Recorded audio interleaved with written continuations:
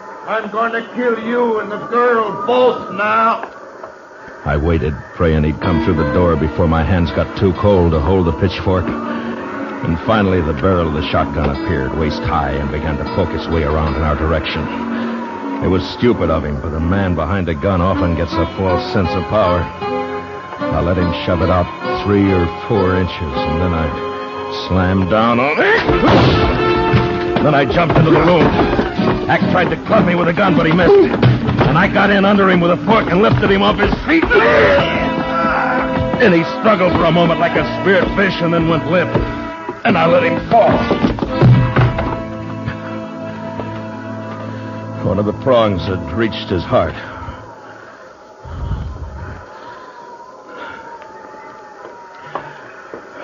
Did you get him, Marshal? Is he dead? Yeah. Light the lamp.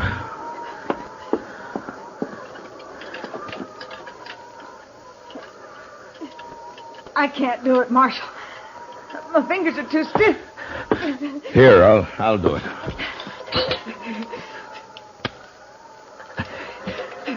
There.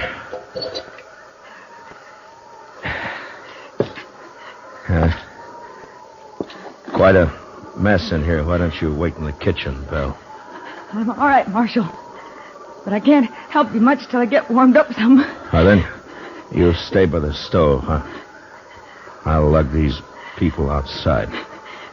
Thank you, Marshal.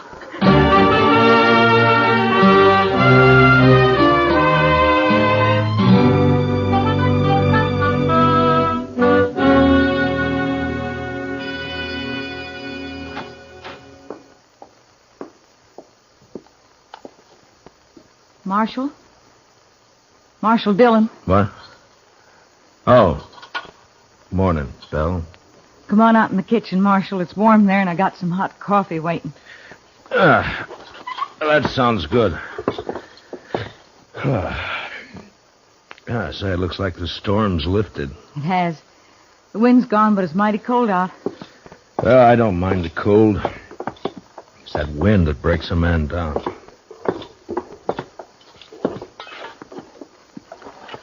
There. Get some of that in you.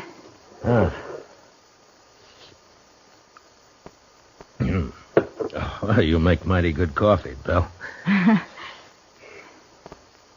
Tell me something, Marshal. Hmm?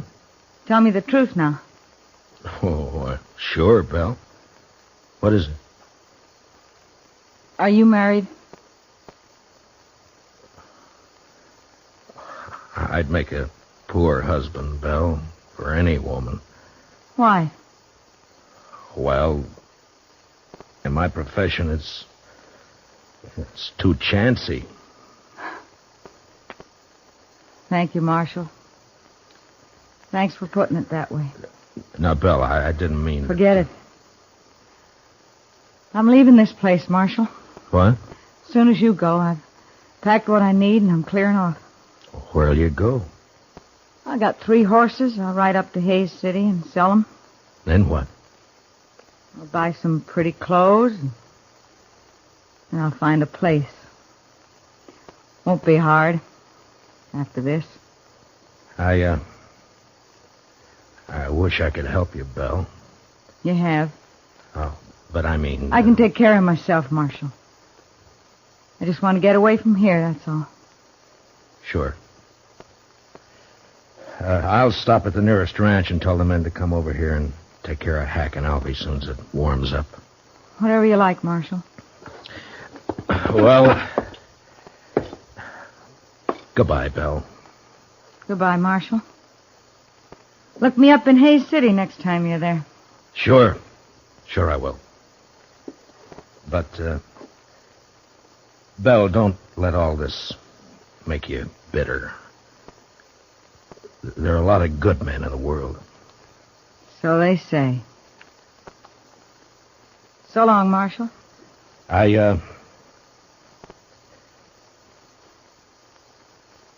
So long, Belle.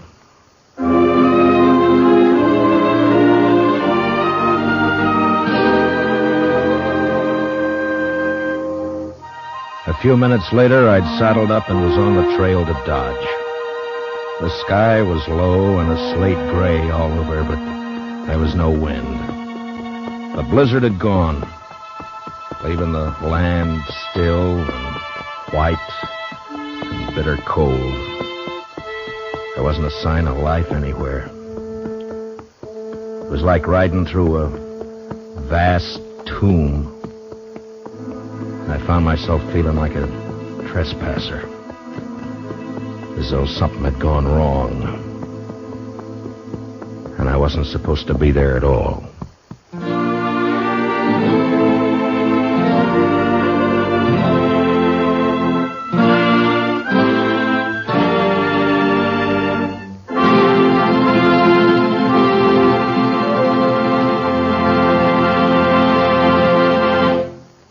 Gunsmoke, under the direction of Norman MacDonald, stars William Conrad as Matt Dillon, U.S. Marshal.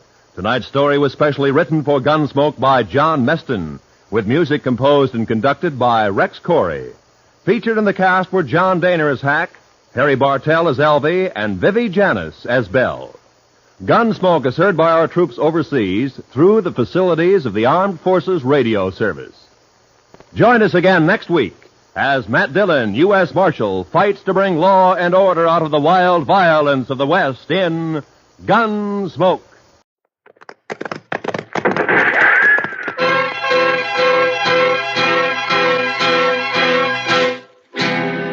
Around Dodge City and in the territory on West, there's just one way to handle the killers and the spoilers, and that's with a U.S. Marshal and the smell of Gunsmoke.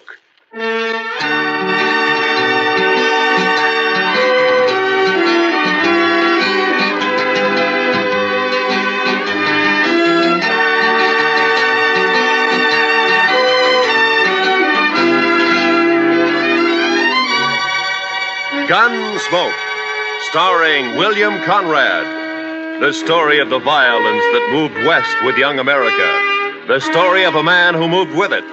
Matt Dillon, United States Marshal.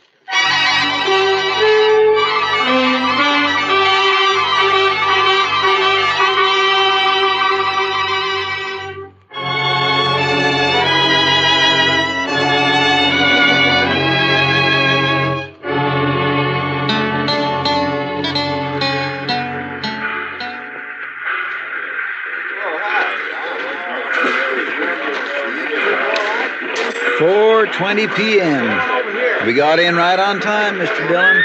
Yeah, the railroad's getting better every month, Chester. Looks like they're going to civilize this prairie yet. Well, I'm glad to hear it. All right, let's go. Well, Abilene sure don't change much. Looks about like it did the last time I was here. Now, we're getting most of the cattle at Dodge now. The boom's leveled off here. Still a rough town, though, I suppose.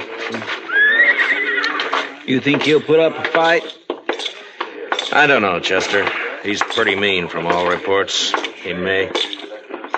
We'll try to avoid it, though. Of course, we're only guessing anyway. He might not even be here. Well, he always heads for Abilene when he gets in trouble. It's his hometown.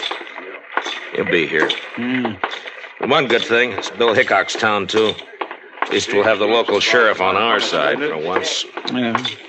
I suppose that's some help. Some help? I'd rather have Wild Bill along than anybody I know. I suppose. Chester, what's the matter with you? You're acting like a man at his own funeral. Mr. Dillon, I've had an uneasy feeling ever since we left Dodge. Kind of a hunch, you might say. It's nonsense. They're going to pick up a killer and take him back for trial. That's all. Maybe. And maybe not.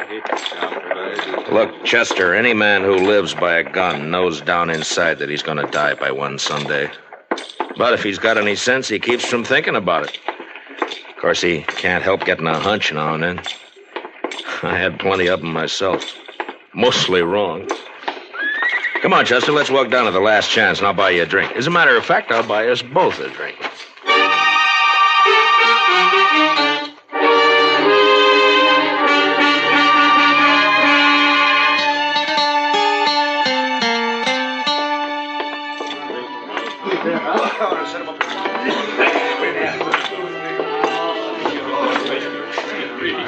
What'll you have, boys?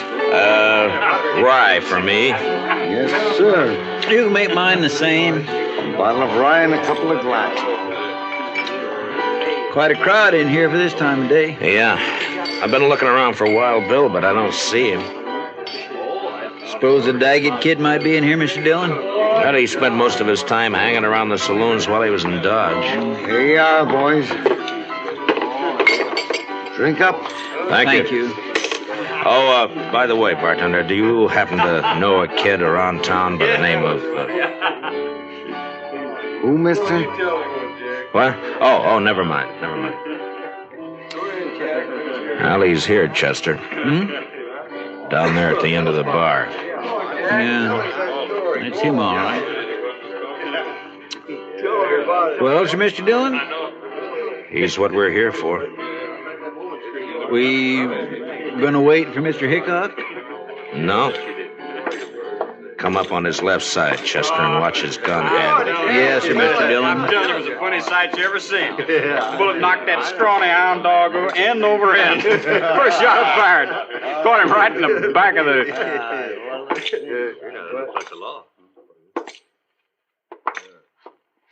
You're Jack Daggett, aren't you? That's right, mister.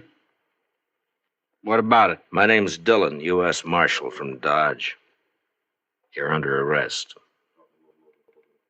You're kind of out of your territory, aren't you?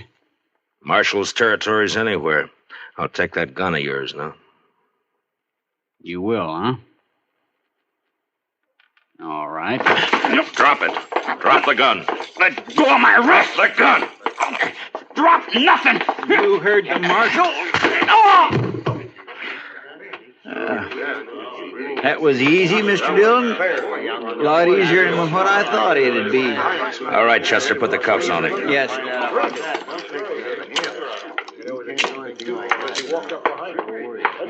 Seems to me your partner acted a little high-handed there, Marshal. It does, huh? Now, he had no call to slug that boy in the head that way. Would you rather I'd have put a bullet in his belly? Chester saved his life, that's all. He was drawing on me. Well, now, if you'd come around and seen me before you started anything, you wouldn't have had this trouble. My name is Rourke. I'm the town constable here. I see. Young Jack here told me all about that shooting out in Dodge. Said they ganged up on him in a poker game, tried to cheat him. Forced him to shoot his way out. That's a good story.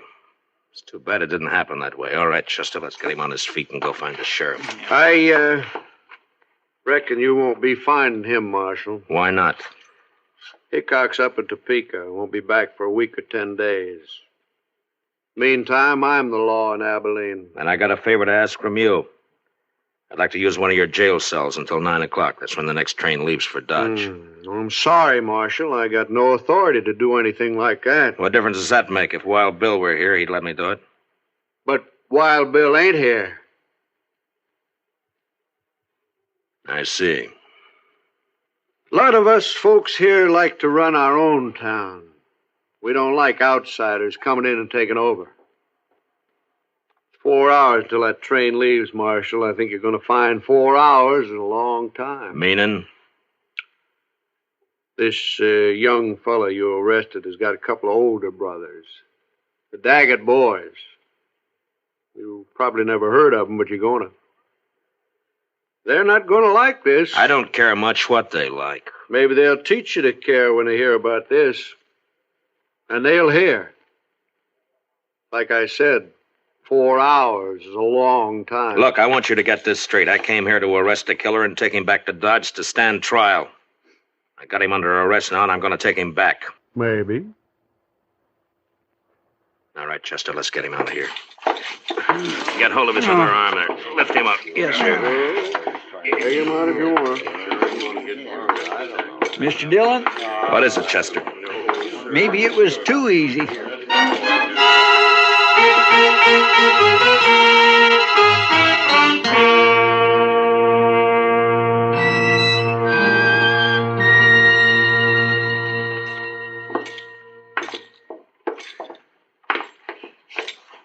Yes, gentlemen. What can I do for you? We'd like to get a room, please. Well, I have a very nice one right at the head of the stair. If you'd care to look at it. That won't be necessary. We'll only need it for about 4 hours until the train leaves for Dodge. Mm-hmm. Well, if you'll just sign the register here. Thank you. My, your friend seems to have suffered quite an injury. Yes, sir. He bumped his head. Oh, really? Well, it's certainly a bad cut just to have had. Boy, that's one of the Daggett boys. Young Jack Daggett. Yeah, that's right. I got him under arrest for murder. Now, where's the room? You arrested Jack Daggett? Right here in Abilene? Yeah. You said the room was up. And you're planning to keep him here at my hotel for the next 4 hours? Well, I can't stand out there on the street with him. Marshal, do you know what's going to happen when the Daggett boys hear about this? No, but I understand they may not like it very much. May not like it. I'm sorry, sir, but you cannot stay here. I will not let my hotel be made the scene of a bloody massacre. Now, just a minute, mister. You've rented me a room. I've signed the register, and I've got the key. I'm going to use that room until 9 o'clock, whether you like it or not. It's the second door at the top of the stairs. Thank you. Come on, Daggett. Move. You heard him, son. Come on. Keep your hands off. There's just one thing, sir. Yeah. It's not a question of your honesty, you understand, but in view of the circumstances, I wonder if you'd mind paying in advance.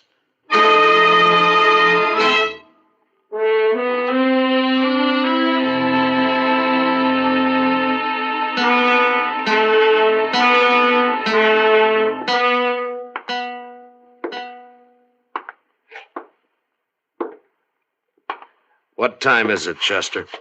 It's 6:23, Mr. Dillon. I thought it was later than that. Yes, sir, I know. He goes pretty slow when you're waiting for something like this. I swear I wished it was 9 o'clock. I wished we were leaving on that train right now. You're not leaving on no train. Not alive. You got a one-track mind, Daggett. So have my brothers, Dillon. What they think about all the time is hands off the Daggets. That goes for you or anybody else. Reckon we ought to stuff a pillow in his mouth, Mr. Dillon? Might not be a bad idea. You won't think it's funny when they come around. But maybe they won't come around. Maybe they decided... Cover the door from the other side, Chester. Yes, sir.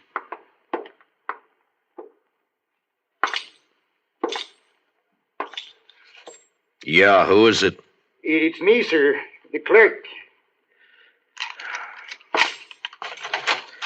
What do you want? It's the Daggett boys. They're across the street at the last chance right now. And you're hoping I'll go over there instead of waiting for them to come here, huh? Well, All right. I'd rather jump them than have it the other way around. Chester, I guess we'll go over and have a talk with him. What about him? Well, he's cuffed hand and foot to a pretty solid iron bed. I don't think he's going anywhere. Bet on it. You ready, Chester? I'm ready whenever you are, Mr. Dillon. All right, let's go.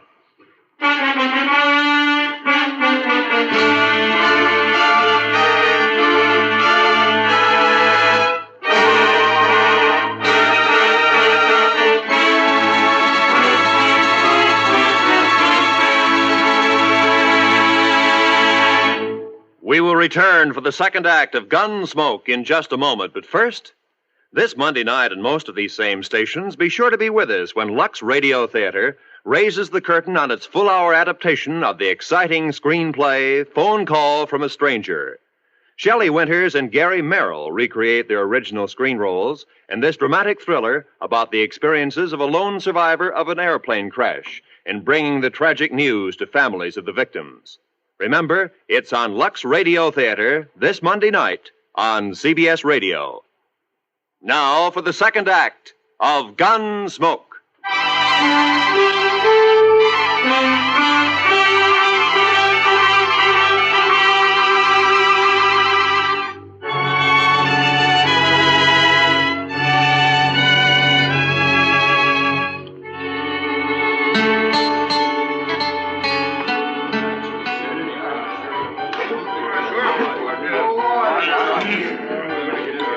That must be them, Mr. Dillon.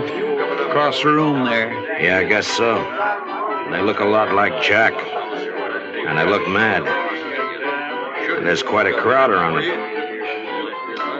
Well, Chester, the only way to get it over is to get it started. Yes, sir. How will we do it, Mr. Dillon? I haven't got a plan, Chester. Just face them down, that's all. Yes, sir. Go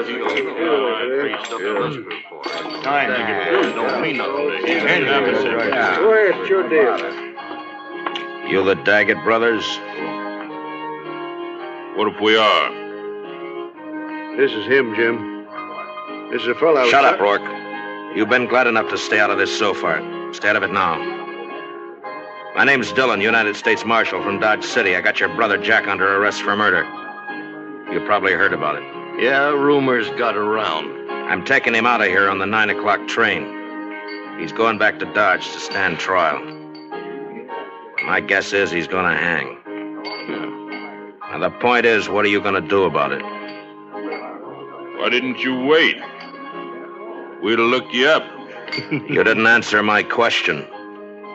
Still 2 hours and a half till 9 o'clock. I reckon we got plenty of time yet. We'll wait. Why wait? What's the matter with now? We'd rather wait. Maybe you're trying to pick up some helpers among this bunch of hangers-on, huh? Well, look at them. Each one trying to sneak behind the man next to him. If you're counting on any help there, you better forget it. You're pushing your luck, Dillon. I don't think so. You boys are full of talk, and that's all. You never even intended to start anything. You're a dirty liar. We're going to do plenty. Now, don't you move, either one of you. You covering my back, Chester? Yes, sir. All right. I'll take that gun. Thank you. Yours, too. Sure. Sure play, Dillon. Where it stands now. Thank you. Here, Chester. Kick those back onto the tables. Yes, sir. All right, folks, just leave them lay, please. Don't nobody touch them. Here, Chester. Now hold on to my gun. All right, Mr. Dillon. Now just keep them off my back. Yes, sir. You. Come here. Sure.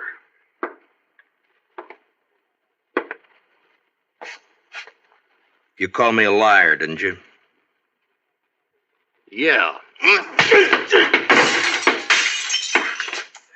Why, you cheap chin horn, you... I get it!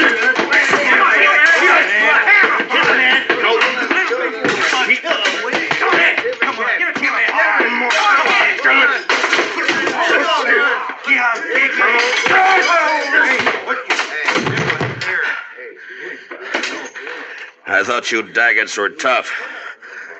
Hey, watch this. All right, you. You're next.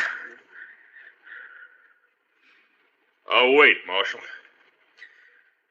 I'll get to you later. You're a no-good coward, Daggett. All right, Chester, I'll take my gun back now. Here you are, sir. Thank you. All right, boys, the show's over. Unless, of course, one of you'd like to take up where the Daggets left off. Any one of you still figuring on helping them try to take my prisoner away from me? No? I didn't think so. You're all fine, upright citizens now, huh? A pride and joy to Constable Rourke here. That's enough, Dillon. I thought I told you boys the show was over. All right, get out. Go on, get out, all of you. Move! All right, let's get out of here.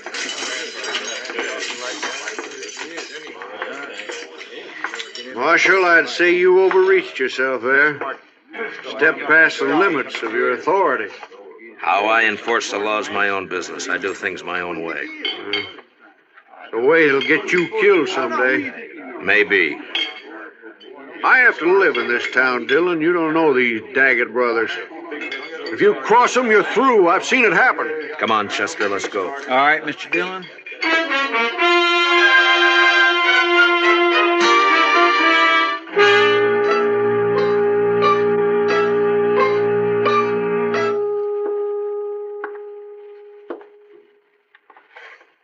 What time is it, Chester? It's 7:45, Mr. Dillon. Yeah, the time's dragging. Yes, sir. It's still an hour and 15 minutes till that train leaves. What difference does it make? You're not going to be on it. Neither one of you are. The way I'm figuring, Jack, we'll all three be on it. You wait and see. You'll never get to that train. My brothers will take care of you. They don't seem to be in any hurry about it. You wait. I sure do wish I hadn't had such an uneasy hunch about this trip. Forget it, Chester. They'll stop you. You just wait.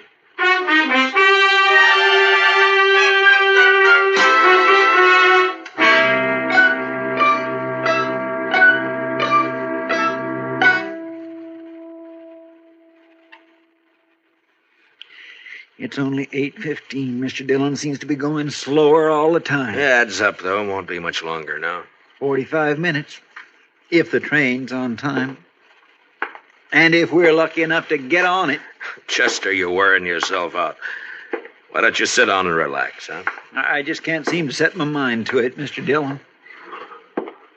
No Daggett will ever leave this town wearing handcuffs as long as the other two are alive. Well, I'd think that's up to them, Jack. Sure. And they'll take care of it, too. I swear and declare, Mr. Dillon, I almost wish they would try something and get it over with. The waiting's always the worst part, Chester. You find out what the worst part is. I could slug him, Mr. Dillon. No, let him talk. Let him talk, Chester. He's only got a few more weeks to do it in. They'll never hang me. I'll never even stand trial. You wait and see.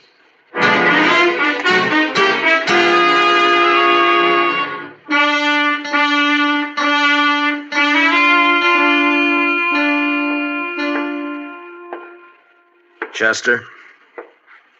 It's 8:30 exactly, Mr. Dillon. All right. Let's get started. A little early, isn't it?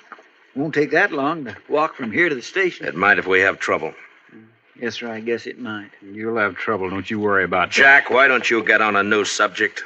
How are we going to take him, Mr. Dillon? Just drag him? If he wants it that way. Otherwise, he'll walk handcuffed to my left wrist.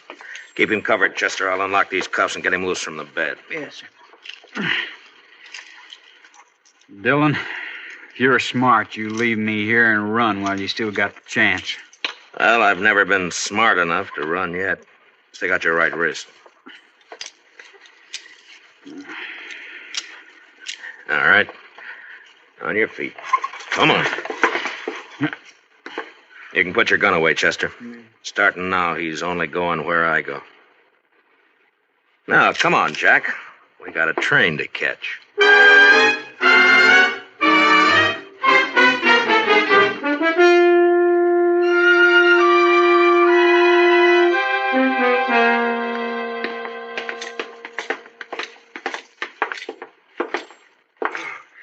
Thank heaven, gentlemen, you're leaving. Yeah, we're leaving. And I want to thank you for your wonderful hospitality. I'll be glad to recommend your hotel to anybody who plans to stop over in Abilene. Oh, I hardly know what to say, Marshal. You simply don't understand. You don't know these Daggett brothers. No offense personally, Jack. I have to live in this town, and I... Come on, Jack. Now, you boys must run quite a bluff. You got everybody in town jumping sideways. You'd be smart if you did, Dillon. Good luck, gentlemen. Best of luck to all of you. All of us. Well, that's hedging his bet. Look there, Mr. Dillon. Not a soul on the street. Quiet as a graveyard. Yeah. They're going to make a play, Chester, somewhere between here and the depot. We can count on that. Yes, sir, I kindly figured they would. Especially after getting beat up over there at the saloon. Well, they would have anyway. And jumping them like that did one good thing. It scared the pack off. At least we only have to worry about the Daggets, not a mob. You'll think it's a mob Shut by up. the time... Now, from here on, you keep your mouth shut. If you don't, so help me, I'll slug you and drag you to the depot. All right, now let's go.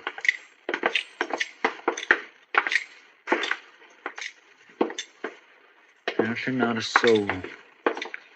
I never thought I'd see the main street of Abilene deserted at this time of night. It's not deserted, Chester. They're inside, behind the shutters. But at least they're staying out of it. I wonder if coyotes are as lonesome as they sound, Mr. Dillon. They couldn't be, Chester. Watch that left side up ahead of us, sir. It's pretty dark along there. Yes, sir. They might jump us from behind. I don't think so. Too many people watching. They gotta keep up their reputation. I hope you're right.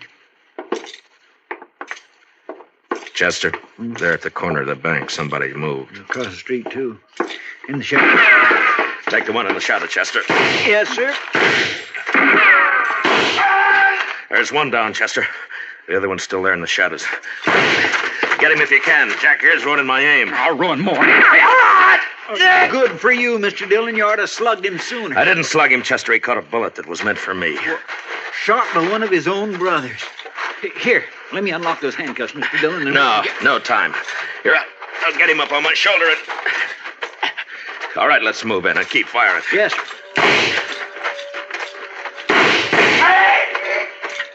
Hold it, Chester. Well, I guess we got the other one. Here, let me get him off my shoulder. Get these handcuffs off.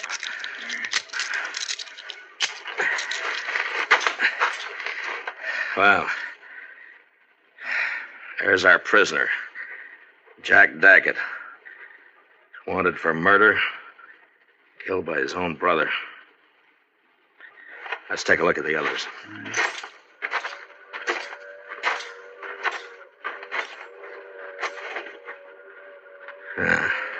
Three men dead. Look down the street there, Mr. Dillon. They're all starting to crawl out of their holes. Sure. They're all on our side now. Oh, come on, Chester. The train's coming. We gotta get on it and get out of here. Yes, sir. Let Rourke clean up this mess. He ought to be good for something. That sounds more lonesome than the coyotes. Gives a man the creeps. Yes, sir, it sure does. Well, you were wrong about that hunch of yours, Chester. It wasn't us. Not this time.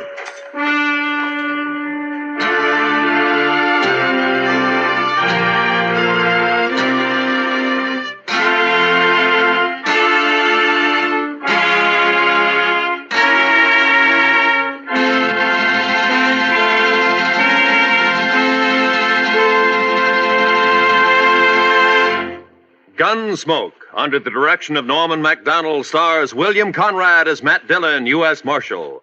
Tonight's story was specially written for Gunsmoke by Les Crutchfield, with music composed and conducted by Rex Corey. Featured in the cast were Sam Edwards and Barney Phillips, with John Daner, Tom Tully, Larry Dobkin, and Jim Nusser. Parley Bear is Chester. Gunsmoke is heard by our troops overseas through the facilities of the Armed Forces Radio Service. Join us again next week as Matt Dillon, U.S. Marshal, fights to bring law and order out of the wild violence of the West in Gunsmoke.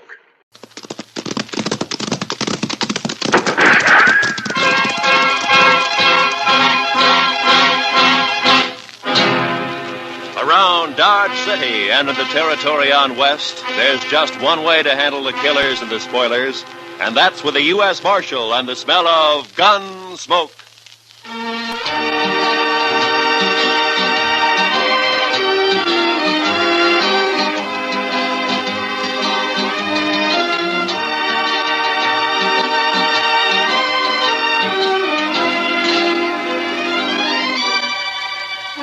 Gunsmoke, starring William Conrad. The story of the violence that moved west with young America.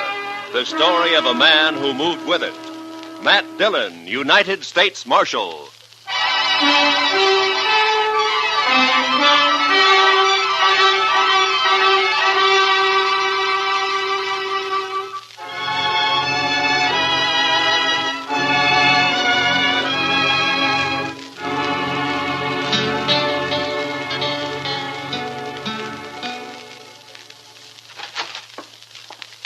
Not up there, Mr. Dillon. He's just plain vanished. There's no note anywhere? You sure of that, Chester? Nothing, sir. I looked again, all over. Well, it's 2 days now. This isn't like Doc.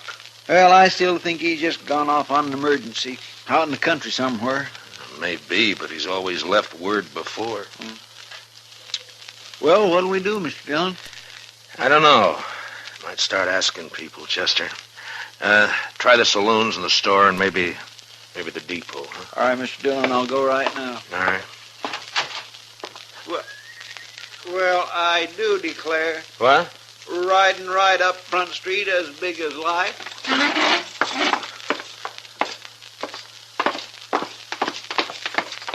Why, that old rascal getting us all worried about him. For the land's sake, you sure are a sight for sore eyes, Doc. Where in the world have you been at, anyway? Here. Hello, Chester. Matt. Hey, you had us worried, Doc. That's so? You've been gone 2 days. I know. Next time, leave word, Doc. I will.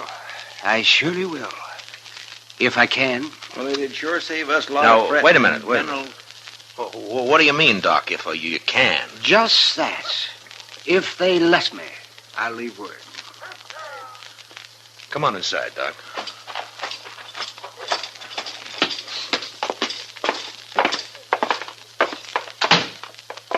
Well, all right, I'm curious, Doc. You want to tell me about it? I can tell you part of it, least important part. I made a promise about the rest. You know how it is, Matt. No, but you tell me. Well, the other night, Wednesday it was, I was peacefully asleep on my couch when a couple of riders tromped right into my office. They said a man was hurt somewhere out past Fort Dodge, so naturally I got up and I went along with them. Well, then why didn't you leave a note and say so? They didn't tell me exactly where we was going, Chester.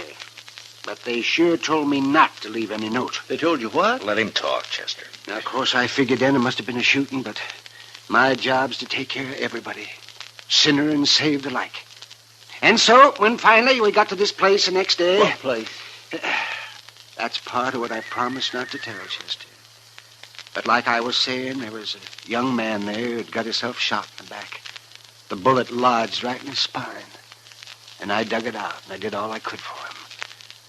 And then I just sat there for quite a spell. And then I put my things away. And I walked out into the other room. So, Doc, how is he? I did what I could. What do you mean? He's dead. The shock of extracting that bullet was too much for him. It's a bad place, the spine there. You killed him, huh, Doc? No, I didn't kill him. He's dead, ain't he? Look, mister, doctors don't kill people. Murderers Watch do. your mouth, Doc. That boy wouldn't have lived more than a couple of days with that bullet where it was. And whoever put it there murdered him. You want me to shut him up? Not yet. Doc, tell me something. You know that boy in there? I do. Sure. And the three of us here, you know any of us? Him. I've seen him around somewheres. Dodge, I guess. Well, that settles it. He ain't walking out of here. Shut up. Know his name, Doc? No, I don't. Of course, it might come to me. Let me think now. You don't understand, Doc. He wants to kill you already. Now you're trying to remember his name. That's just going to make it worse. You can't kill a doctor for following his oath. Oh, no? I shot that boy when he tried to get away, and I shoot you just as Don't be a fool. I'm a doctor. Since there's nothing more I can do here, I got to be available to other patients. I've been away too long. No, what are we arguing about? Sooner we shoot him, the better. What kind of a man are you, anyways? Don't you know I'm the only doctor within 100 miles of Dodge? Right now, it's one too many. Now, wait a minute. I'm kind of thinking the doc's right. He ain't like an ordinary man. But doctor, well, it's almost like he ain't quite human somehow. He's human enough to tell what he knows that hard-headed Marshal they got in Dodge. Then we'll have him on our tail. We'll never get our 20,000. Well, I figure it's us or the doc. I'm not interested in what you figure, mister. Right this minute, there may be some woman having a baby and needing me real bad. There may be several folk needing me for help. He's right. We can't kill him. I can't. You'll do what I say and nothing else, here? Oh. Doc, listen to me. If I let you go, will you promise not to tell about anybody you recognized here? And if I don't? And doctor or no doctor, I'll kill you myself. Yeah, I suppose you would. All right. I'm here as a doctor and nothing else. I promise. Word of honor, Doc? That's my word of honor. Okay, get out. One other thing, Doc. What? You break your word. You tell anybody where this place is or who you saw here, and we'll get to you. We'll kill you no matter where you try to hide. I gave him my word, didn't I? Sure, but don't forget what I said anyway. Don't forget for 1 minute. We'll kill you or die trying.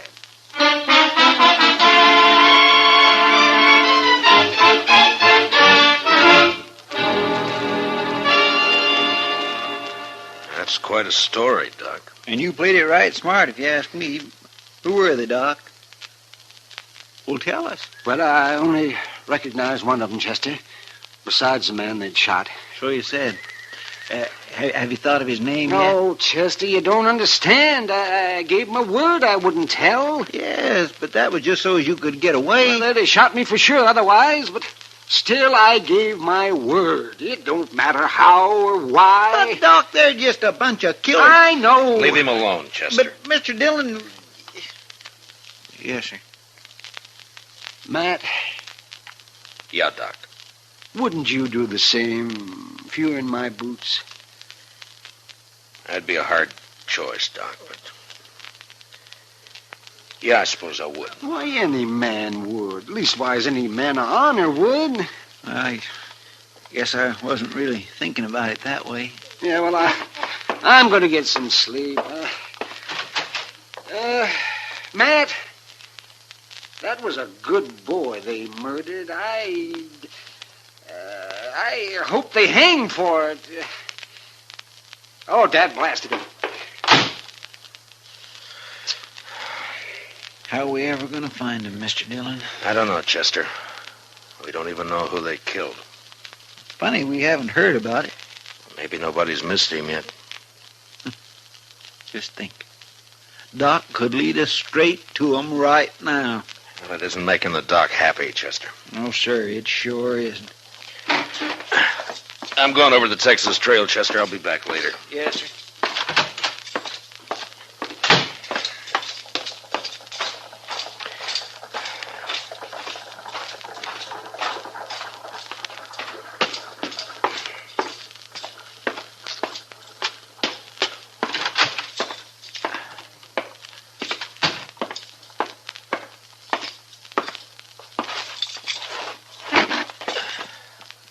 Hey, Sam, bring me over a bottle and a glass, will you? Sure, Marshal. Hello, Matt. Oh, hi, Kitty. You want some help with that bottle?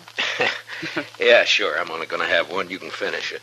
Sit down. Oh, my reputation's bad enough without my trying to get around carrying about a bit of whiskey in me. There you be. Oh, thank you, Sam.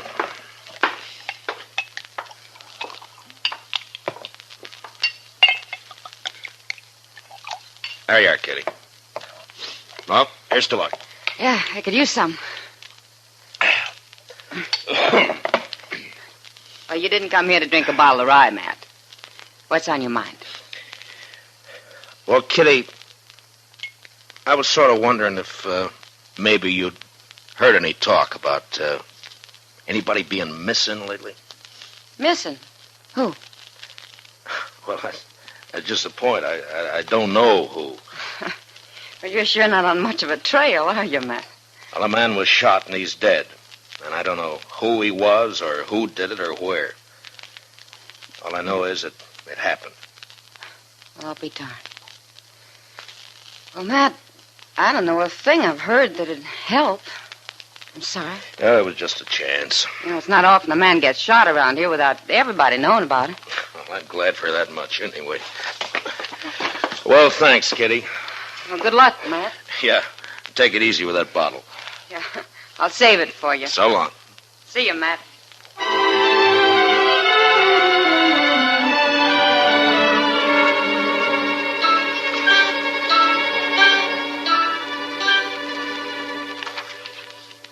Doc's been asleep for 6 straight hours, Mr. Dillon. He sure must have been tired. Yeah. Here, Chester, take these letters down to the depot for me, will you? They got to be in Washington next week. Santa Fe pulls out in an hour, sir. I'll put 'em right in the mail car.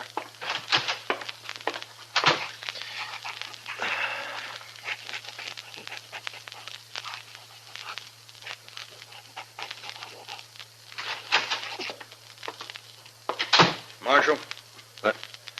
Why, Jake Worth, why, you haven't come into Dodge in the last 6 months that I know of. I'm here now, Marshal. Oh? Trouble, Jake? I'd call it that. Well? You know that cottonwood, the big one down at Brandy Bend? Yeah? There's a hole cut down by the roots at the north side of it. I put a sack in that hole this morning. It's got $20,000 in it. That's a lot of money, Jake, even for you. It isn't if Hank gets back all right. Hank? That's your youngest boy, isn't it, Jake? 18 last month. Yeah. And that's ransom money. Your boy's been kidnapped, huh? He didn't show up the other night, Marshal. Next morning, I found a note tacked on the corral. Said to leave the money or they'd kill him. Well, come on, Jake. We'll try to get there before they pick up the money. No, Marshal, I won't take any chances. They'd shoot him sure if we did that. You should have told me before you left the money. You should have come here first, you know.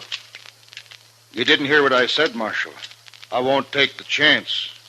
All I want now is for you to watch for anybody who turns up rich around here. Jake, I want you to listen to me. Now, you listen to me, Marshal. Nobody is going to do a thing till Hank's back safe on the ranch.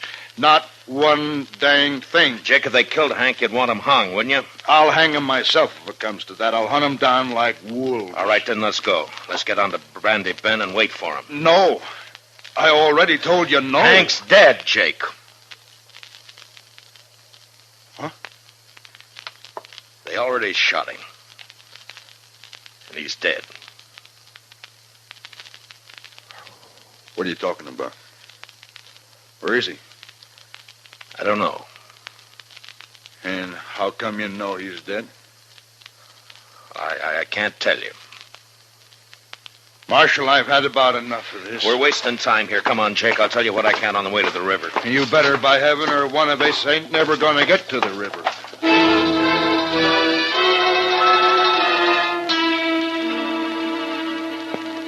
Jake Worth was known as a hard, hot-tempered man, but he was straight as they come. He'd made one fortune in Texas cattle and another in buffalo hides, and now all he wanted was his ranch and his 3 sons to work it with him. The Worths were good men. They didn't cause any trouble, and they worked hard. It was hard to tell Jake, but without mentioning Doc, I said what I could. And when we reached the Arkansas, we hid our horses in a clump of bush and worked our way on foot up to the big cottonwood. And I stood up and walked out into the open. What are you doing, Marshal? You gone crazy? Come on, Jake. No use to hide now. Oh. That's him there, isn't it? That's Hank? I'm afraid so, Jake.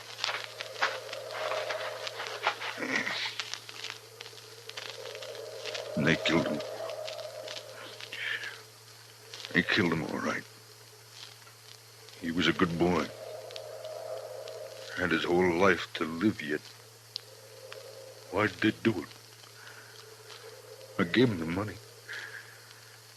Why'd they do it? I'm sorry, Jake. Marshal, I've been kind of confused by all this. I swallowed your story on the way down here. I want the truth now. Every bit of it. That's all I know, Jake. Hank tried to break, and one of them shot him. But we'll get him. I'll take care of myself soon as you tell me who they are. I don't know who they are. Don't lie to me, Marshal. You know a lot you're not telling me. What's going on with you anyway? I've told you all I can, That's Jake. my boy lying there, Marshal. He's been murdered. And if I didn't know you so well, I'd begin to think maybe you had something to do with Now, it just yourself. a minute, Jake. I know you're upset. Then why don't you tell me? Because the man who told me about it had to promise not to name anybody, that's why. What man? Who is he? I'll get it out of him if I have to cut it out. Yeah, I know. That's why I can't tell you who he is. What kind of a lawman are you, anyway? I've told you all I can, Jake. No, you haven't. Marshal, I don't believe your story about nobody promising nothing. You know who done it, and you're going to tell me or Don't try it, Jake. You can't kill me, and you know it. No, I can't. Me and my boys can. And I'm giving you 24 hours to name those men, and then we're coming to Dodge. There'll be blood spilt, Marshal. Jake, I give you my word, I don't know who did it. I don't believe you. I'll help you take your boy home now. No, go on back to Dodge. I'll manage here. You're making a bad mistake, Jake. 24 hours, Marshal. I'll be there. We'll find you wherever you'll be. Jake, I want... So long, Jake.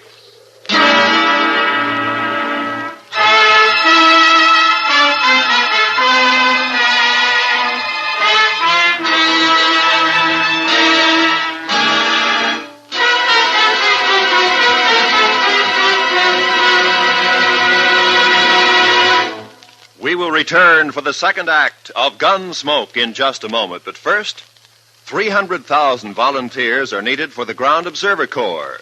This spare time activity serves as a vital supplement of the Air Defense Command radar network, which has certain unavoidable blind spots due to the curvature of the Earth. Men and women from teenage up are urged to become ground observers. Get in touch with your nearest Civil Defense Center. Now for the second act of Gunsmoke.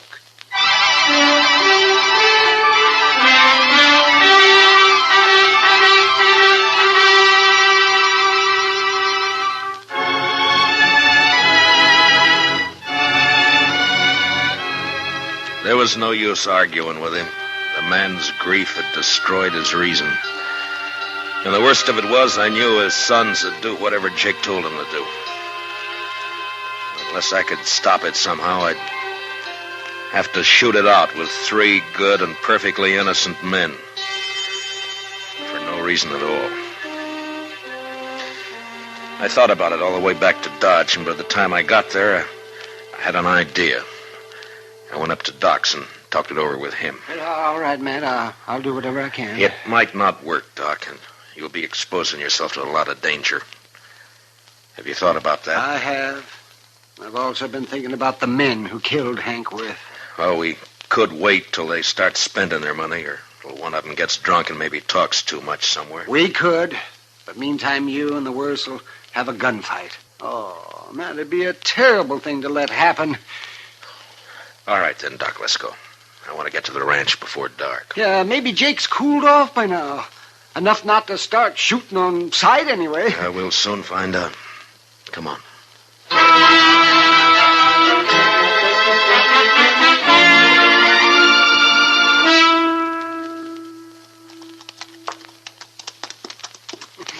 You know, Matt, I haven't been out here since Mrs. Worth died. Oh, that must be 4 or 5 years ago. Well, the place sure has changed, hasn't it? Yeah. I don't see anybody around, do you? Maybe they saw us first. Maybe they're hid out. I hope not. See, Matt, I got an idea. Why don't you take your gun off and hang it around your saddle horn? Then they'll know you come peaceable. I can't take a chance like that, Doc. Not with Jake in his state. But I won't shoot unless I have to. He who lives by the sword. Look, Doc, I'm doing everything I can to avoid this thing. But I'll kill all three of them if I have to. All right, Matt. I understand.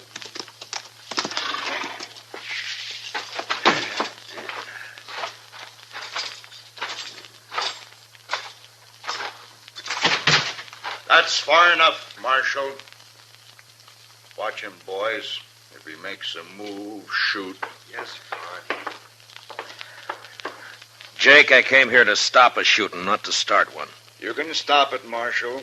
Just tell me who killed my son. If I knew, I'd be on his trail, Jake. I'm not sure of that at all. What's Doc doing here? Tell him, Doc. I took the bullet out of Hank. He died soon after.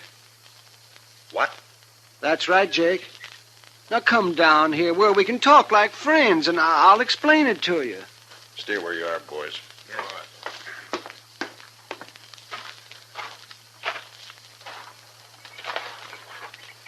All right, Doc, let's hear it.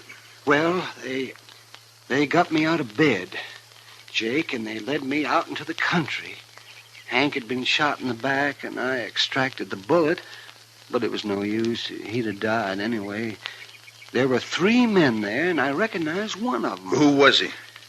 Well, I had to promise I wouldn't tell, Jake, or they'd have killed me. That don't matter now. Think about it a minute, Jake. Doc gave him his word, and you're asking him to break it. Now think about it for a minute. I'm thinking about my boy, too. Hank's dead. You can't help him now. Shot in the back, and the coward who did it's running free. You want to help get him, Jake? Don't ask fool questions, Marshal. Of course I want to get him. Now then listen to me. Those men told Doc if he talked, they'd kill him. Yeah, and they meant it, too. All right, so I got an idea now, Jake. We'll spread it around that Doc has identified the killer. The news will reach him soon enough, and meantime, I'm going to lay low. And I'll have Chester tell everybody that I've ridden out after them. Go on. Then we'll just wait. 1 or 2 or maybe all 3 of them will come into Dodge to kill Doc some night soon. They still might get away. And I'll deputize you and your boys right now, and you can wait for them with us. You'll have to stay hidden like me, of course. We won't mind that. Not if we get a chance at them, we won't. All right, good. Yeah. Funny thing, though. What? A man like Doc here, rather than break his word, he'll make himself a target for those killers. Yeah. Look, Jake, Doc and I are going to go back to Dodge now. I'll see that the story gets started, and in a day or 2, you and your boys can ride in. But separately, though. Otherwise, it might cause talk. I understand. And come straight to Doc's. We'll get there. For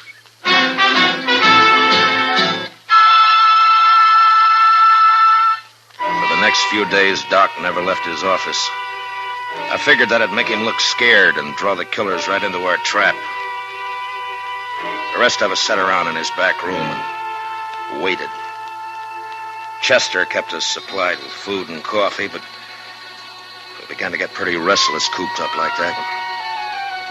And by the 5th night, we were being real careful with one another and over-polite. But on the 6th night, about midnight, we got our game. Mr. Dillon, I think it's them. Where? They just rode up Front Street, 3 of them. They're tying up outside right now. They acted too deliberate-like for ordinary riders, so I run up the back way to tell you. Doc, come on in. What do you want me to do, Matt? Take cover in here and stay out of sight. Yeah, whatever you say, Matt. Let's go downstairs and meet them, Marshal. No, we might just scatter them that way. Now listen. One of them will probably stand guard on the street while the other 2 come up here to get Doc. Chester, you and the 2 boys go down the back way. Jake and I'll wait in the Doc's office. But don't jump that man while we go into action up here. Do you understand? I got it, sir.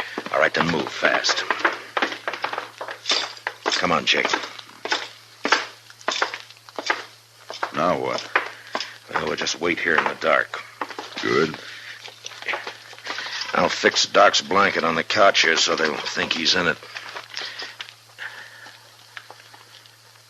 They're on the stairs now. All right, get back in the corner, Jake, or we'll be shooting each other. All right. Quiet now. And don't start shooting till I do.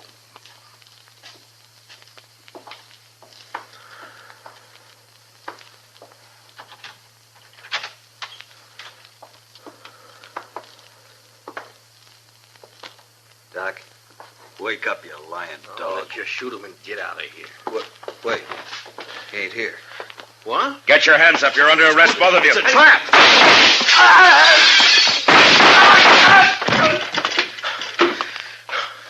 You all right, Jake? I got one of them. I'm all right. Doc? Doc, you can come on out now. Yeah, all right, man. They're dead.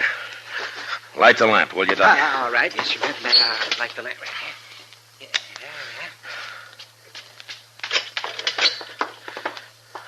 Okay, Mr. Dillon? Yeah, come in, Chester. Well, we got him, Mr. Dillon. He tried to get away when he heard you up here, but he ran smack into one of the Worth boys. He's dead. Yeah. Well, I don't know either one of these men. Doc, you can tell us now. Is one of these the man you recognize? Let me see here. This one here. I remembered later I treated him for a broken nose some time back. I never did know his name, though. He come up on the, up the trail with a herd, I think. It don't matter now, long as they're all dead. Oh, well. Bring the other bodies up, Chester. I'll do the autopsies quick, and I'll get them out of here. It's about time I got something out of all this. Okay, Doc. I'll fetch him. Well, Jake, I'm satisfied, Marshal. Me and the boys will be getting back to the ranch now. Sure. Marshal, Yeah? I doubted you. I'm sorry for that. Forget it, Jake. No. No, it's best I remember. Man shouldn't make mistakes like that. Well, there was no harm done. The way it worked out. I'll buy you a drink before we leave, Marshal.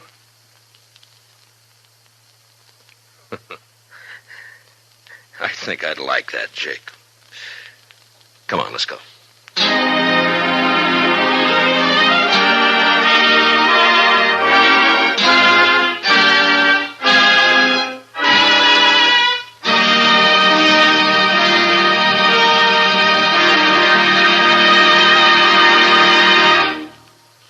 Gunsmoke, under the direction of Norman MacDonald, stars William Conrad as Matt Dillon, U.S. Marshal.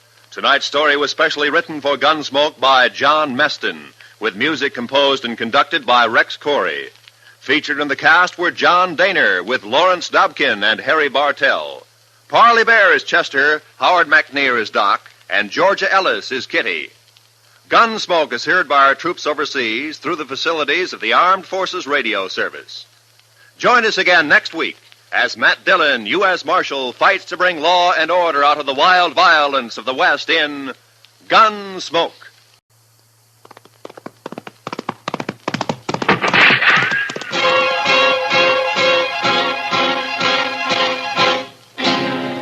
Around Dodge City and in the territory on West, there's just one way to handle the killers and the spoilers, and that's with a U.S. Marshal and the smell of gun smoke.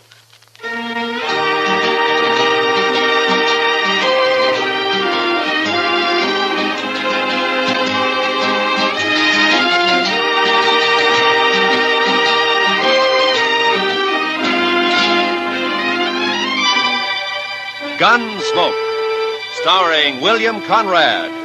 The story of the violence that moved west with young America. The story of a man who moved with it. Matt Dillon, United States Marshal.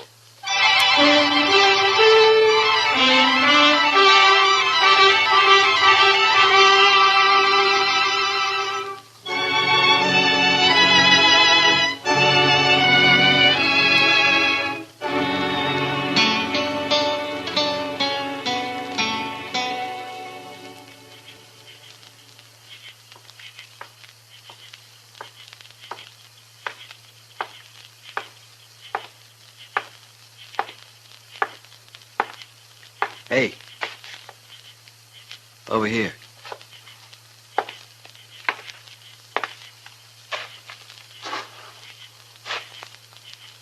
One of the boys said you wanted to see me. Yeah. Better be important, mister. I don't make a habit of coming running with some saddle punk whistles. Maybe you hadn't ought to make a habit of calling people saddle punks. No offense, just an expression. Sure. I came up from the Pecos country. Been here in Dodge about a week. Maybe you've seen me around. I've seen you. I've been talking to people. Oh? Everybody tells me you were a big shot back in Abilene. Had all the games sewed up, 3 or 4 saloons paying off, a couple of hotels and so on. Then the boom busted and you come here, and you got nowhere. Know why? You're talking, you tell me why. Dillon.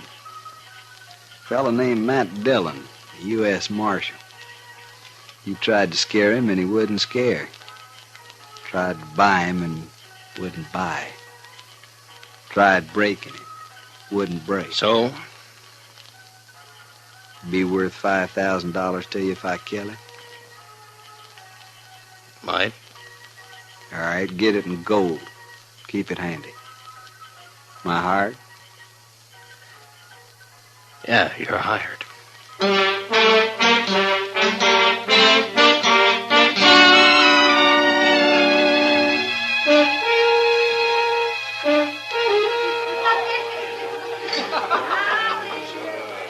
Chester, I know you've been sick and you still got a cold, but is there anything else wrong?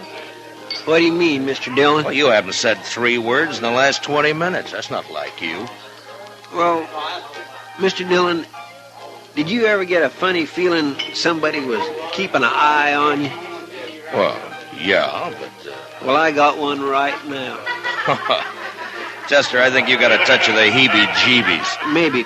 But I tell you, I know there's Well, as far as I can see, there's nobody in the whole place even paying any attention to us. Somebody is. I had the same feeling the day the Butler brothers come back from Santa Fe. Yeah? I didn't even know they was in town, but I knew somebody was getting ready to call us.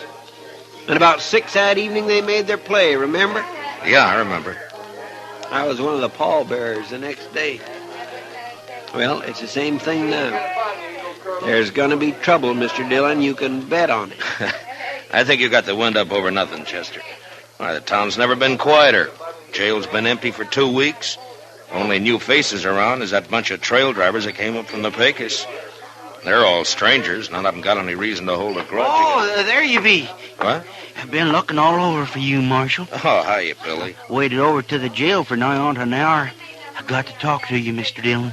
I'm sorry, Billy, but every time I give you money, you buy yourself a bottle and then stay blind drunk for 2 days. It ain't money this time, Mr. Dillon. I got something to tell you. Oh? What? Something I heard. There's a couple fellers talking over to the livery stable. They didn't see me. I was back at the water trough. Sort of, well, resting, you might say. Yeah, I know. Well, you know how it is, Mr. Dillon. A man gets dry in this prairie country and he just What were they talking about, Billy? About you. One of them offered to kill you for $5,000 in gold, and the other one took him up on it. There, what did I tell you? Who were they, Billy? Did you know them? No, sir. It was dark and I didn't recognize their voices. They was already there when I woke up and they left right after that. Well, maybe it was just some kind of a joke. Oh, it didn't sound that way to me. No, sir, it's no joke, Mr. Dillon. I told you I felt it. There's somebody in this room right now, somebody who's been hired to kill you. Yeah, but who? I don't know.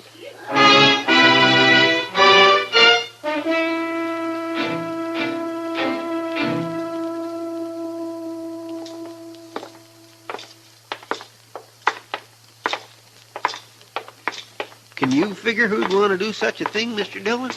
Yeah, I can figure a dozen or two, Chester.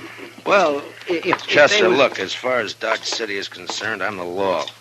And there are plenty of men here who'd think they'd do better without any law. Guess it's nothing personal. Well, personal or not, it's got me jumping sideways at my own shadow. Here we are. Come on.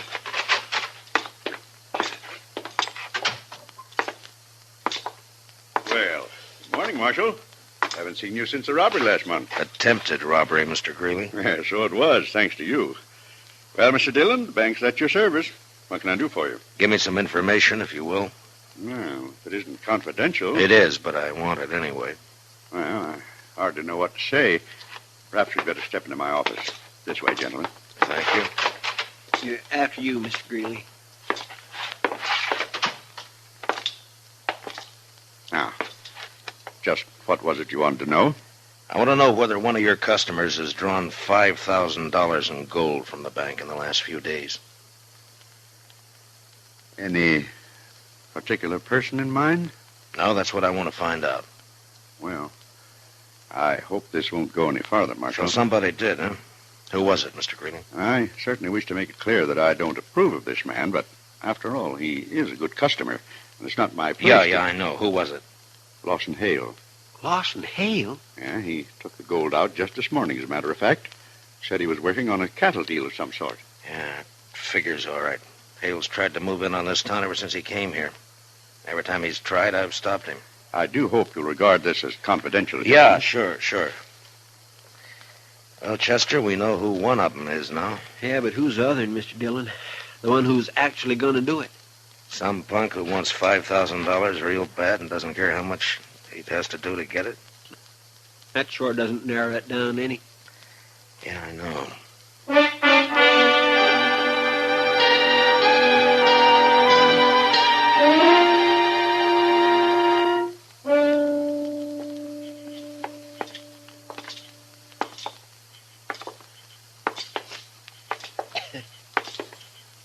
Sure quiet tonight, Mr. Dillon. Yeah? Not many people out. No, not many. The moon is throwing quite a bit of light. Yeah, I guess it is. Kindly makes a target out of a man. Yeah, kind of. If somebody was out to shoot somebody, this would sure be a good night for somebody to do it. I suppose so. Mr. Dillon. Hmm? Do you mind if I make a comment? Well, I thought that's what you were doing, Chester. Let's go on back to the jail and stay off the streets. This way you're just asking for it. Chester, if it's going to come, it's going to come. I'd rather meet it halfway than to sit and wait for it. Asking for it, that's what you're doing. It's been 2 days now. It gets on your nerves. When you go out to bring a man in, you know you may have trouble and you're ready for it, but this way, and not knowing who or when or where or... Yes, sir, well, I understand, Mr. Dillon. It kindly bothers a man. Yeah. Let's walk down the Texas Trail.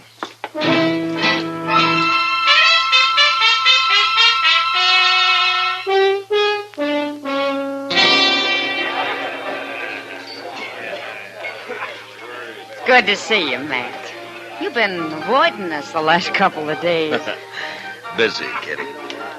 Something bothering you, Matt? Bothering me? Yeah. Whatever gave you an idea like that? Mr. Dillon? What is it, Chester? Lawson Hale just come in. He's down the bar there. Oh, yeah. Maybe you ought to have a talk with him. Well, that's one way. That's the one I haven't tried yet. Excuse us, will you please, Kitty? Well, sure, Matt. Well, whatever it is, be careful, huh? Traveling was wide open. Yeah. I had it right in the palm of my hand. That's so? The minute a trail driver hit town, the boys would grab their pay and they'd head straight. Something I can do for you? Yeah, I want to talk to you, Mr. Hale. Well, I don't see anything stopping you. We'll move down the bar a ways if you don't mind. It's kind of private. Sorry, Marshal. I'm fine right here. I said we'll move down the bar. If it's that important. Pardon me, boys. The Marshal's all head up about you. Oh, sure.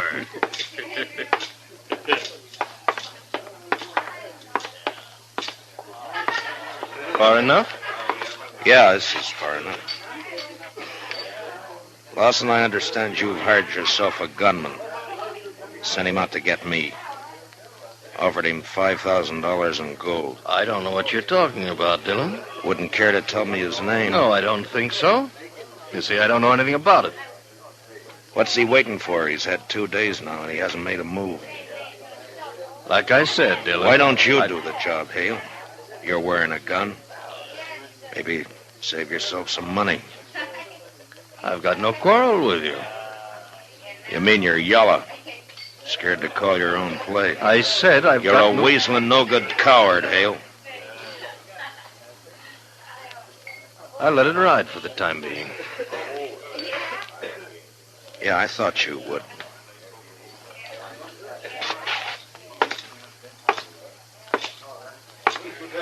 Come on, Chester. Yes, sir. Let's go get some fresh air.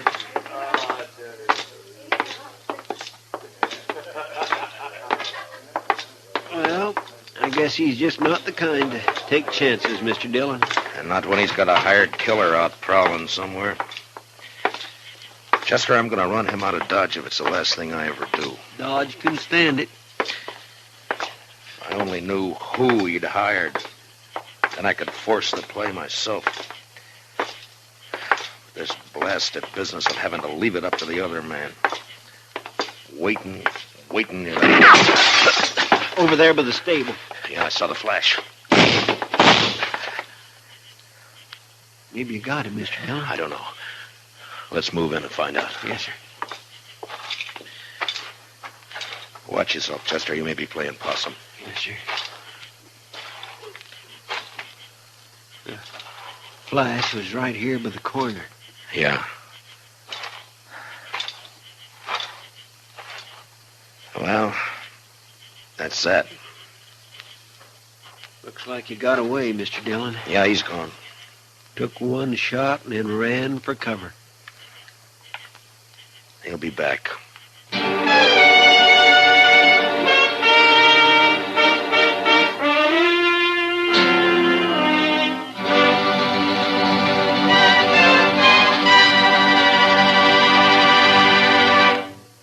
We will return for the second act of Gunsmoke in just a moment. But first, every Sunday afternoon, Robert Trout with the World News brings you up to the minute on CBS Radio. A special feature on this program every Sunday is a flying visit from one of our noted overseas news correspondents. Remember, tomorrow, for well-rounded views of the news at home and everywhere, don't miss Robert Trout with the news of the world on most of these same CBS radio stations. And now for the second act of Gunsmoke.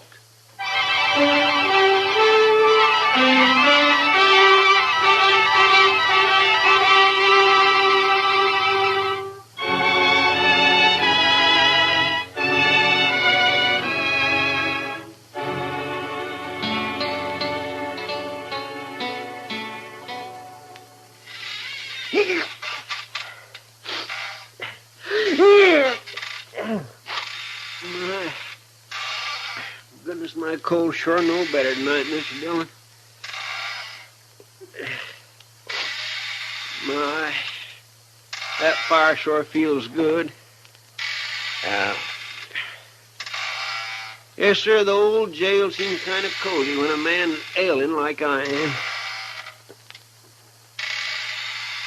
Anyway, it's sure a lot better than prowling those streets waiting for somebody to put a bullet in the back of your neck. Chester, will you stop squeaking the chair?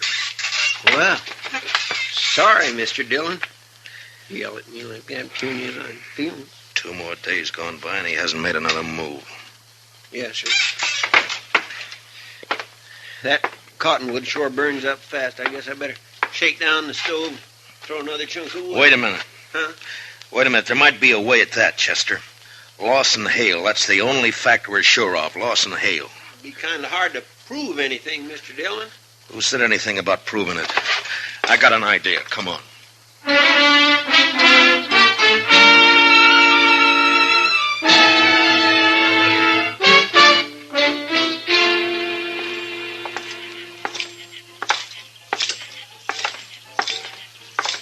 Which one will we try first, Mr. Dillon? The Texas Trail, I guess. He'll either be there or at the Longhorn.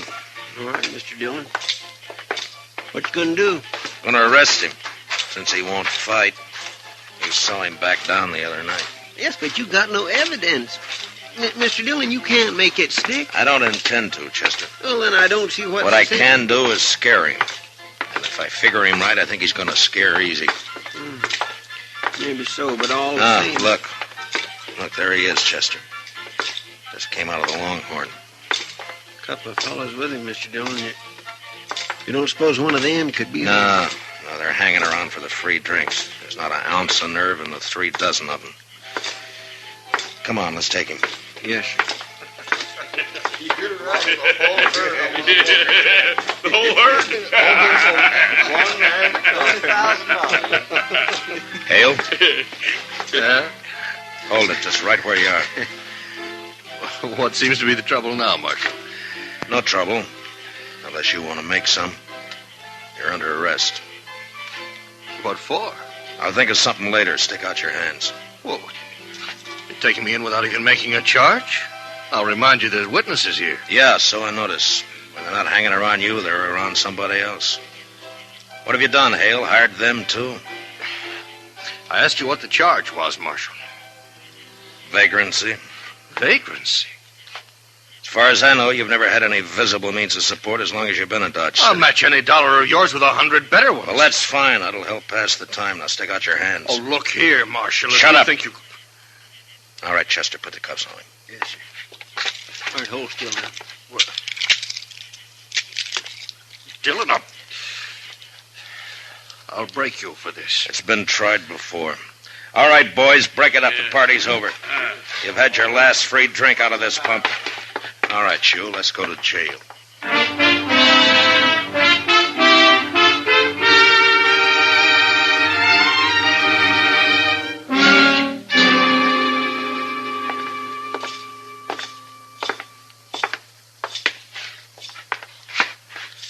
Keep walking, Hale. It's the last cell on the left. I'll break you, Dillon. So help me. Well, you've been trying it for a year. I'm still around. But you won't be after this. I'll take this up. Hold up. Wait till Chester gets the door unlocked. Haven't used this cell for so long, I've almost forgot which pieces. There we are. Vagrancy. I'm living in the best room in the commercial house. Inside, Hale. Now go on, move. No. Now stick your hands up. You won't need those cuffs in here. All right. Make yourself at home. Shut the door, Chester. Yes, sir. Dillon, you've got nothing to hold me on. I'll be out of here by tomorrow noon. Oh, I doubt that. In fact, there's a pretty good chance you'll never get out of that cell. Not alive, at least. What are you talking about? According to the law, I've got a right. The law, huh? You've broken it every chance you've got. Tried to break the men who serve it, like you've tried to do with me, for instance. But when your own neck gets caught, you start hiding behind the law. Nevertheless, all right, fine. Right now, the law out here is kind of sketchy. Some things it covers, some things it doesn't. Well, that's where I come in. Now, this little affair between you and me is one of the things the law doesn't quite cover. So I'm going to run it my way. That kind of talk won't help you any, Dillon. You hired a man to kill me. Offered him $5,000 to get me out of the way. You can't prove that. He's made one try and he's missed. He's still around Dodge. Somewhere waiting, and he's going to try again. But I don't know who he is. So all the odds are with him. That is your problem, Dillon, not mine. I don't know anything about that. You know what'll happen, though, if he does get me. The first thing Chester's going to do is come straight back here to the jail and pump a couple of bullets through these bars here. Huh? Your boy may kill me, Hale, but you're not going to live to profit by it. Oh, he wouldn't do it. Shoot down a helpless... Oh, neither one of you would do it. Chester and I have been friends for a long time. Why don't you ask him whether he'd do it or not? No question about it, Mr. Dillon. Of course I'd do it. Oh, no, you wouldn't. Well, you hired somebody to shoot Mr. Dillon in the back. I don't see where you got any kick coming. Well, there's your answer, Mr. Hale. That's why I arrested you. Come on, Chester. Let's go look the town over. No, it's tonight that he's going... Who's gonna do what? I don't know, Marshal. I don't know anything about it. No, that's too bad. If I knew his name, I'd have a lot better chance, you know. So would you. Well, we'll see you later, Hale. Or anyway, Chester will. No, Dillon, you can't do it. Don't go out. He'll get you short. Dillon, no, wait. I'll tell you his name. All right. He's a trail driver. He came up from the Pecos last week. I doubt if you know him. His name is Ed Granger. Ed Granger? Yeah, I've seen him around the bars. Dark-haired, surly-looking, scar across his cheek. That's him. Of course, I'll deny all of this in court, you understand? Yeah, sure, I understand. Come on, Chester, let's go get him.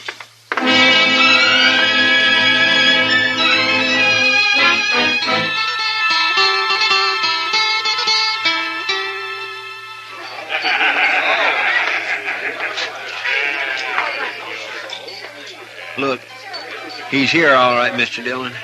Over there by the pine. Yeah, looks like he's by himself. What you gonna do? Arrest him? Well, there's no evidence, Chester. The only way I see is to make it personal.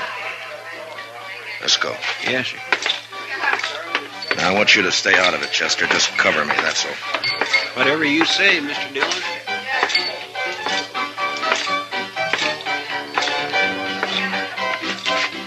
Your name, Ed Granger? Might be. What about it? You know who I am, don't you?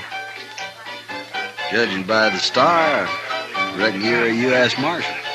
You ought to do better than that. After all, I'm worth $5,000 to you. Yes, sir. Who says so? Lawson Hale. What? Your memory's getting better, huh? I don't know what you're talking about, Marshal. Sure you do. That deal you made with Hale.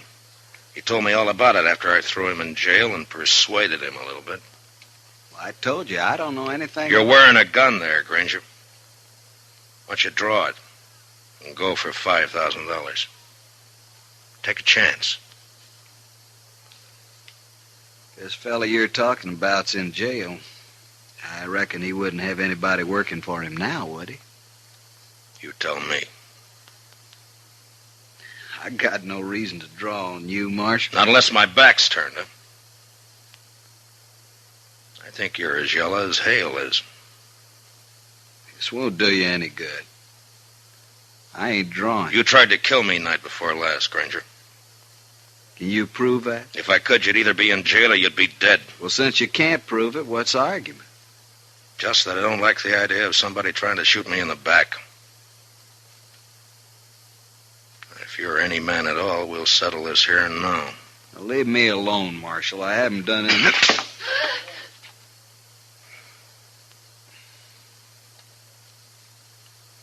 Now, you still figure you got no reason to draw on me? No reason. I ain't drawing. You got 10 minutes to get out of town. And when you're out, stay out. Don't come back now or ever, you understand? Yes, sir. You can start right now.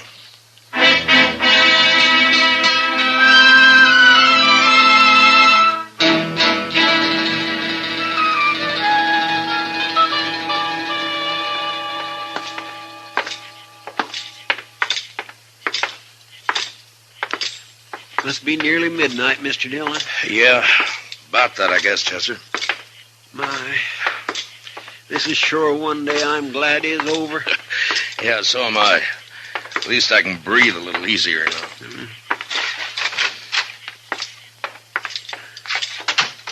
I think I'll get this fire built up a little bit, Mr. Dillon. No, leave it, Chester. Let's go take care of our prisoner first. Huh? Hey, we still haven't got any evidence. What are we going to do about him? Same as with Granger. Turn him loose and run him out of town. We should have done it months ago. You got the keys? Yes, sir. Right here, Mr. Dillon? Huh? What are you looking at?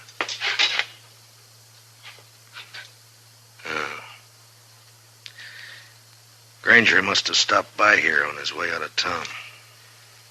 He must have got Hale over at the window for a talk and then grabbed him and cut his throat right there. Yeah. Figured Hale had sold him out, I guess. Got a bulletin on the wire, Chester. Wanted for murder, Ed Granger. All right, sir, Mr. Dillon. I guess Hale got pretty much what he bargained for. He hired himself a killer in order to kill him. He got it.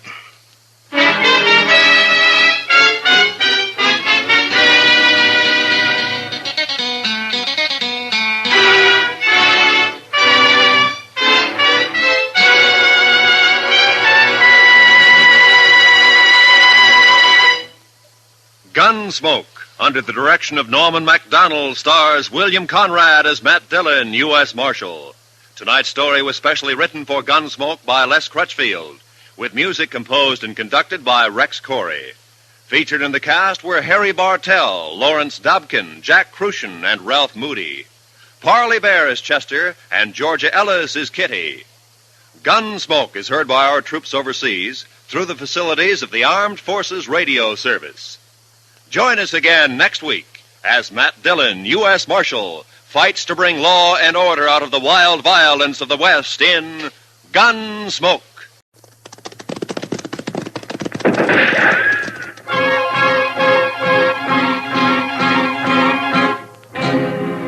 Around Dodge City and in the territory on West, there's just one way to handle the killers and the spoilers, and that's with the U.S. Marshal and the smell of Gunsmoke.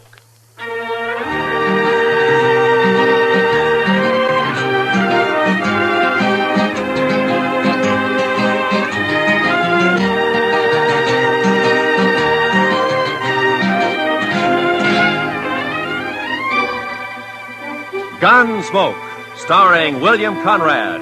The transcribed story of the violence that moved west with young America. The story of a man who moved with it. Matt Dillon, United States Marshal.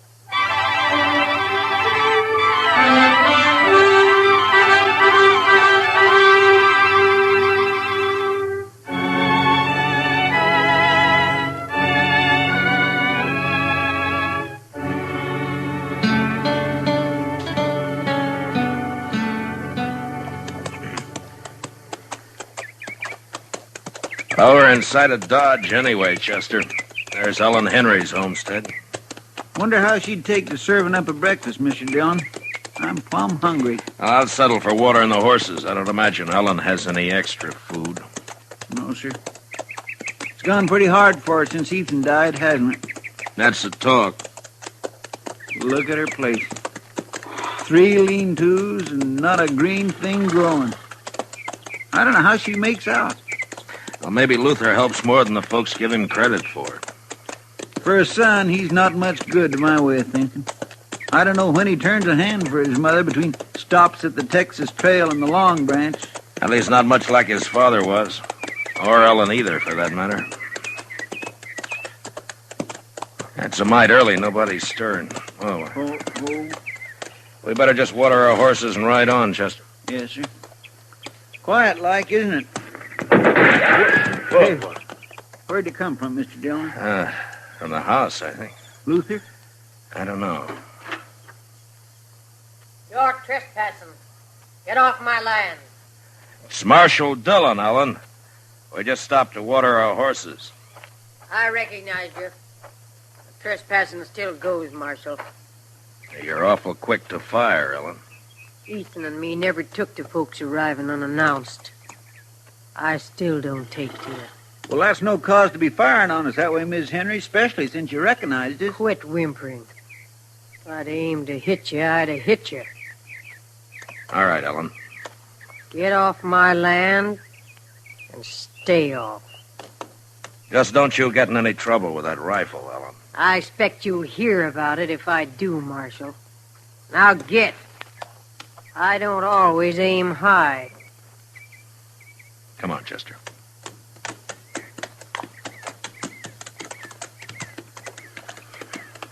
How old did you say she is, Mr. Dillon? She can't be over 40, I guess. If that. She looks like an old woman. 60 or more. She's dried up. Dead inside. Remember when Ethan and her and the boy came out here, Mr. Dillon, right after the war? She's an awful pretty little thing. Mm-hmm. Luther was a little more than a baby then. No, Mr. Dillon, I was just thinking. Ethan was so proud of his homestead and his boy and Ellen. Now he's 5 years dead, the boy's gone bad. His wife and his homestead, they've just dried up. It's kind of sad, ain't it? Yeah, it is. Well, come on, Chester, let's get on into Dodge.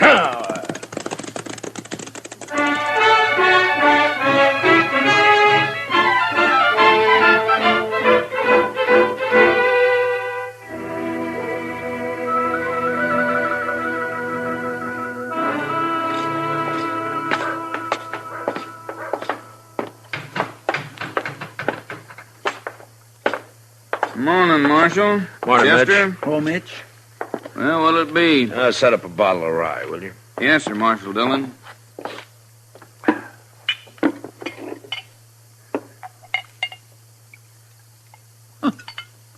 Look, there's Luther over there at the table, alone. Yeah, I saw him. Thanks, Mitch. Wait here, Chester. Yes, sir. Mitch, could I have a little sugar in here?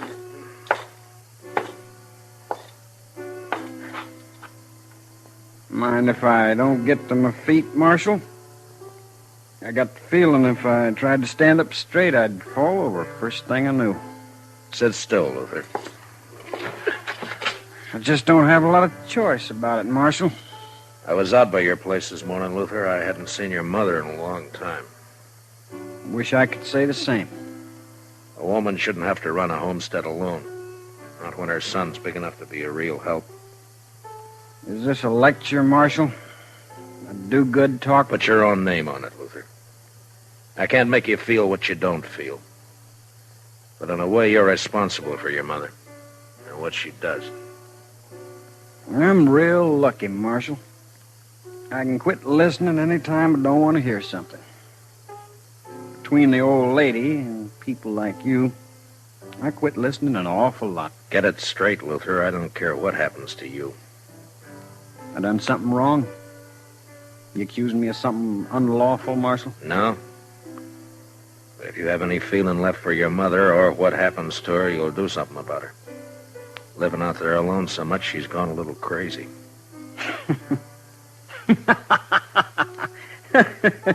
She shot at you. Is that all's concerning you, Marshal? Half the time I do go home, she levels off at me. I got a ride in under fire. Or crawling on my belly. She's crazy, like you said. I swear, she's crazy. Then you ought to bring her into town. Get a keeper for her. Maybe I would. If I cared what happened to her. I don't care. I don't care at all. Well, that's up to you, Luther. Now, that's just another one of them things I didn't hear you say, Marshal.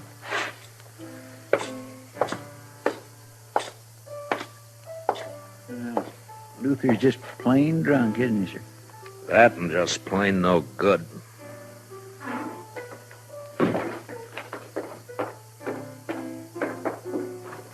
Well, whatever you said drove him right out of here, Mr. Dillon.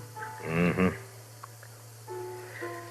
Well, we haven't been in the office since early yesterday, Chester. All right, sir. Only what? Well, sir, Mitch has got a catalog in the back room, and he's not busy, and he says it's just full of things you can order straight from St. Louis. I thought well... You got extra money, have you, Chester? Oh, no, sir. Well, that is not really extra money, Mr. Dillon. It's just that... Well, Mitch swears you can get underwear from this catalog that don't rub your skin raw, and I'd like to take a look at it. All right, Chester, I'll wait. Yes, sir. Thank you. Oh, Marshal. Oh, hello, Cass. Now, what's on your mind? Talk I heard, Marshal. It's private, like maybe we go to your office. We can do our talking here. I thought you was always of a mind to get me inside there, Marshal, where you could turn the key on me. Maybe I will someday, Cass. Now, come on, speak out. Yeah, I heard talk at Luther Henry rode cattle off Carnes' place last night. Saw you talking with him just now. Wondered if you'd heard the same. Haven't heard a thing, Cass. Odd you wouldn't know.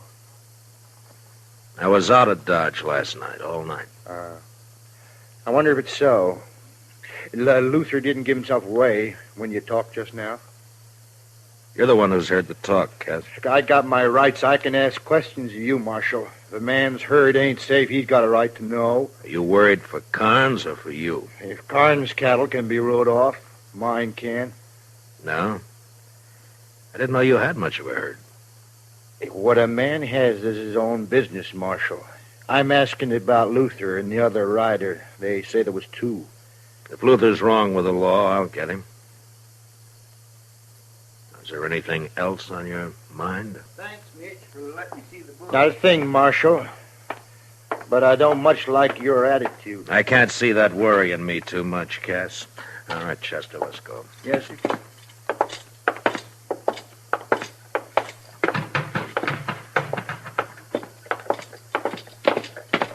Mr. Dillon, I was watching him from the back there. He's a sniveling sort, that Cass. Mm-hmm. Come to think of it, though, I don't know a single bad thing he's done. Know any good he's done? No, sir. Can't say that I do, Mr. Dillon. How about you? Did you find out about your fancy underwear? Yes, sir. All right, now we can tend to business, huh? Come on.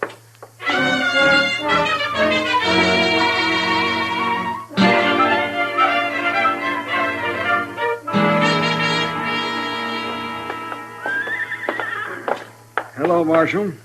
I was waiting for you. Oh, good morning, Mr. Carnes. Howdy, Chester. Well, how do, Mr. Carnes? You got the key, Chester? Yes, sir. Well, I don't see you in town much, Mr. Carnes. Only when I got business, Marshal. No. Well, come on in, won't you?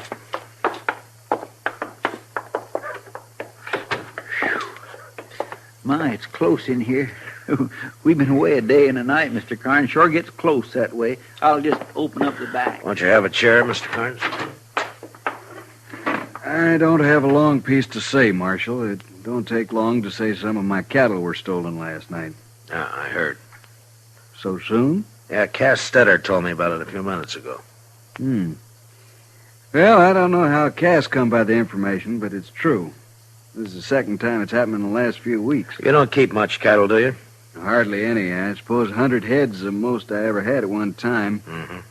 But last night I lost 5 or 6, about the same time before. Cass was of the mind that Luther Henry did it. I don't know, Marshal. One of my hands said Luther was out at my place the other day just looking around. I got no real reason to suspect him.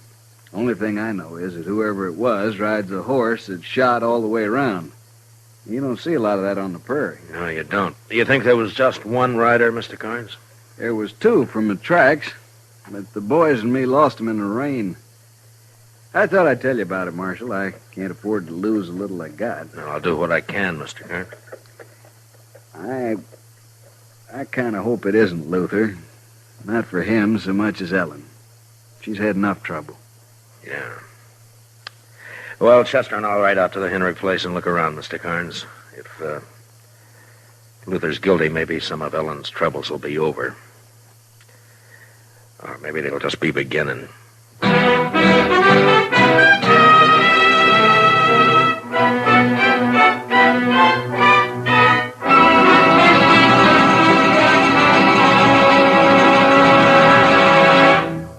We will return for the second act of Gunsmoke in just a moment. But first, in the 17th annual poll of Noted Daily, CBS Radio won 12 first places. The top poll award, Champion of Champions, went to The Jack Benny Show. Best comedian was Eve Arden on Our Miss Brooks. Best comedian, Jack Benny. Best Master of Ceremonies, Bing Crosby. Bing also won the nod as Best Popular Male Vocalist. Doris Day was rated Best Feminine Pop Vocalist. And so it went in all 12 first places. Now for the second act of Gunsmoke.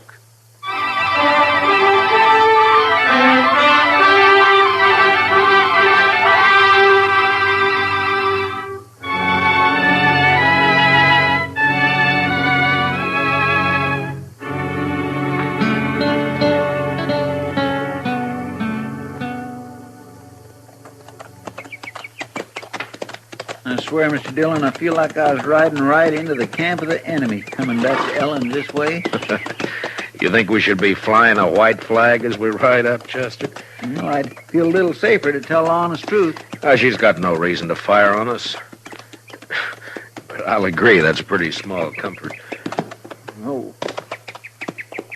Look yonder, Mr. Dillon. I think I saw her peering out. It's all right, Chester. Come on.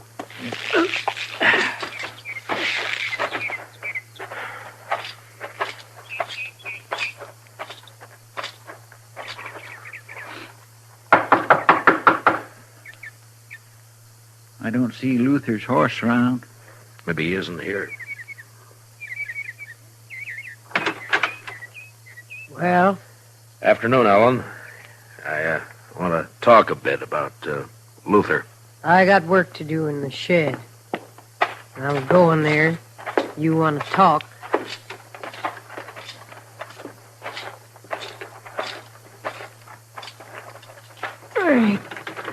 Let me help, Ellen. I'll get it.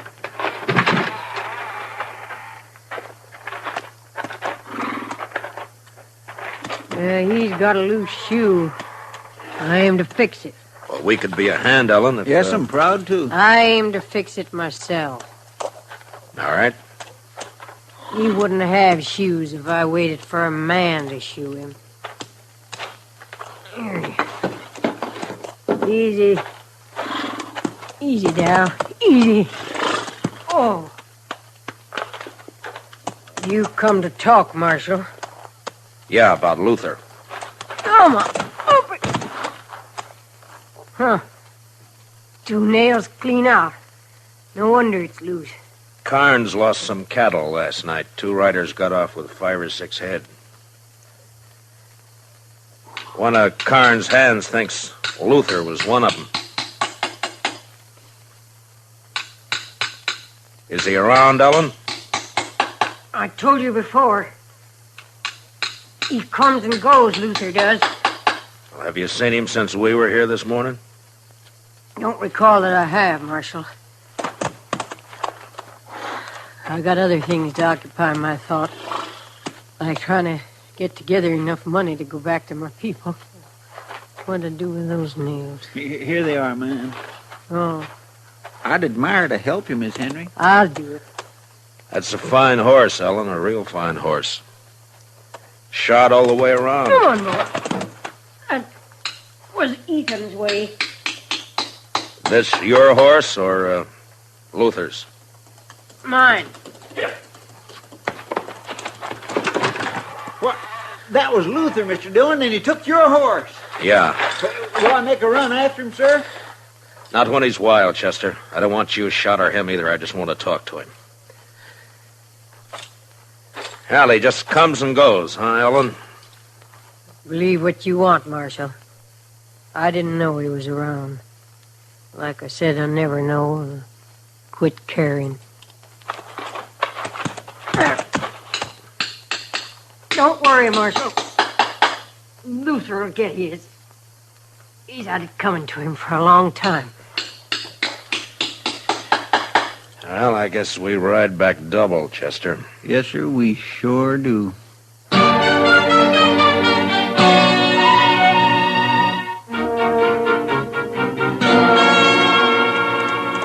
Luther sure cut out quick, Mr. Dillon. Maybe he did run those cattle off Carnes' place last night. Maybe. He's running away from something. Wonder where he'll hide. Everybody around here knows your horse. Oh, he's made a lot of mistakes. He'll make more. Nothing says he's going to turn bright all of a sudden. You're not worried about your horse then, Mr. Dillon? I don't think so, Chester. What kind of a woman is that, Mr. Dillon? Ellen? Yes, sir. I don't know. I'm not much of a hand to understand women, Chester, any woman. I don't know. You think she knew Luther was home all along? Maybe. I just don't understand it, Mr. Dillon. It's not right, somehow, a woman not caring about her own son. You hear her? She said right out, I quit caring. It just don't seem right.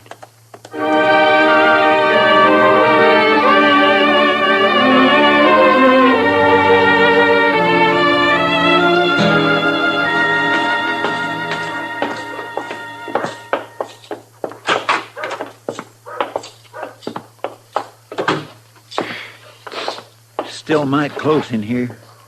I believe I'll leave them back windows up a spell, Mr. Dillon. I think I'll go up to Emil's blacksmith shop, Chester, and see if he has a horse to spare. All right, sir. There's some paperwork to catch up on if you get the time. Yes, sir. Of course, you'll want to write that place in Chicago about your underwear, the first thing. Yes, sir, Mr. Dillon. I'll be back, Chester. Well, I may not need that horse after all. How's that, Mr. Dillon? Ellen Henry's riding up the street, leading my horse. Well, bless my soul, it sure is. There's something thrown across her saddle. Mr. Dillon, it looks like... Wait here, Chester.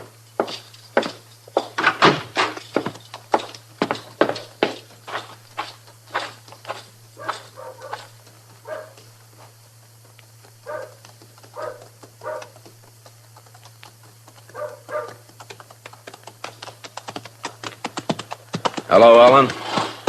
I brought your horse back, Marshal.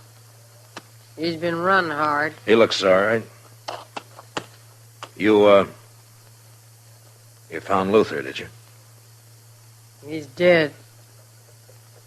You found him dead? He had it coming a long time. Here, I'll lift him down.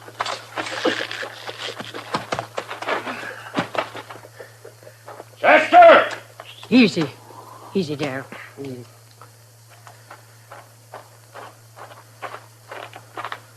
Yes, sir, Mr. Dillon? Chester, take the body up to Doc's, will you? Yes, sir. Miss Henry, I'm real sorry. I'll be going now, Marshal. Well, I'll take my horse then, Ellen. You got any plans for burying Luther? Put him in any ground you like, only don't tell me where it is or when you do it. You know how he died, Ellen? He was shot. Look, it's near dark, Ellen. You could put up in town for the night if you'd... Don't put him near Ethan, Marshal. I wouldn't want that. Come on!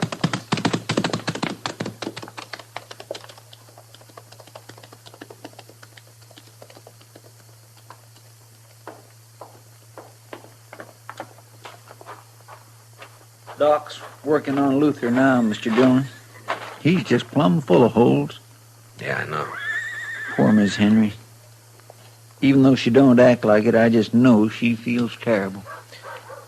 Yeah, she's grieving her heart out. Where are you going, Mr. Dillon? I don't think I expressed my sympathy to poor Miss Henry proper.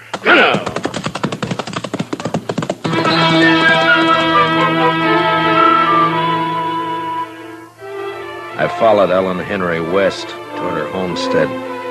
The sun was down now, but I could see her ahead riding hard. There were clouds to the south and the smell of rain on the easy wind that blew in little circles around me. Ellen bore west, and I lost her past a clump of cottonwoods near Carnes' place, so I rode harder. And when I came even with the trees, there was just enough sun ray left to see her head south toward the dark clouds. She wasn't going home. It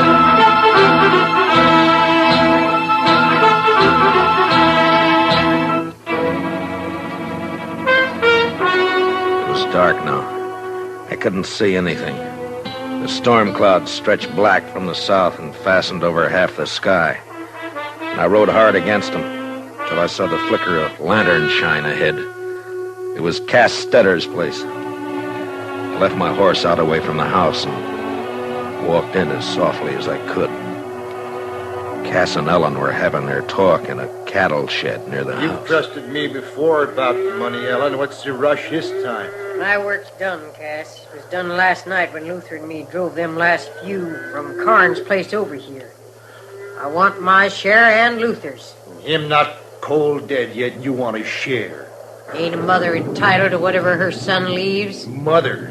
You never had no mother feel for him, and him no love for you either. Huh.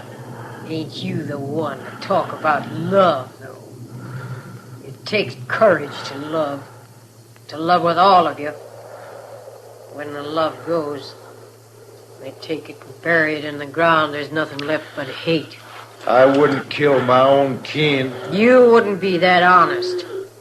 You won't even steal cattle yourself. You buy it off of them as has the courage to ride in and rustle. Yeah, well, how'd it feel, killing your own, Ellen? Like it'll feel killing you, Cass. If you don't give me the money here and now, like nothing at all. Luther's dead and gone because he tipped his hand, showed his face around Karn's place, talked big in the saloons. He was no use. No use at all. There's no woman in you at all. I've been dead 5 years. And your time's running short, too, Cass.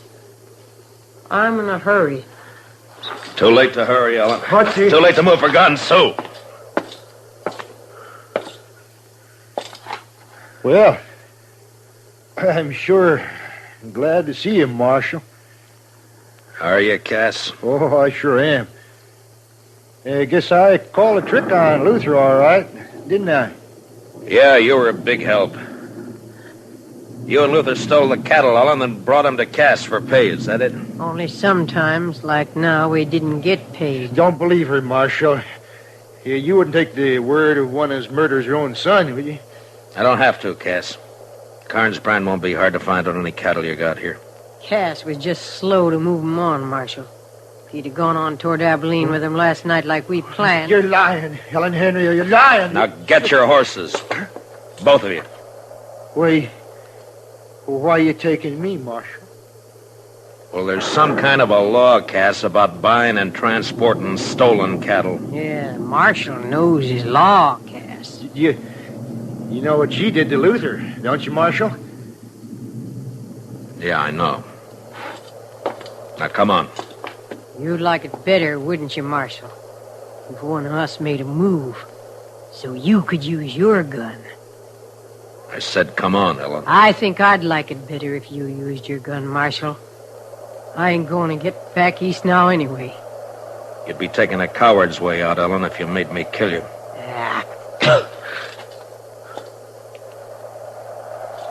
I said, get your horse, Cass. Now make your choice, Ellen. But I don't think Ethan would think much of you. All right, Marshal. I'll go. But mind what I said. Don't put Luther near Ethan. They wasn't the same kind.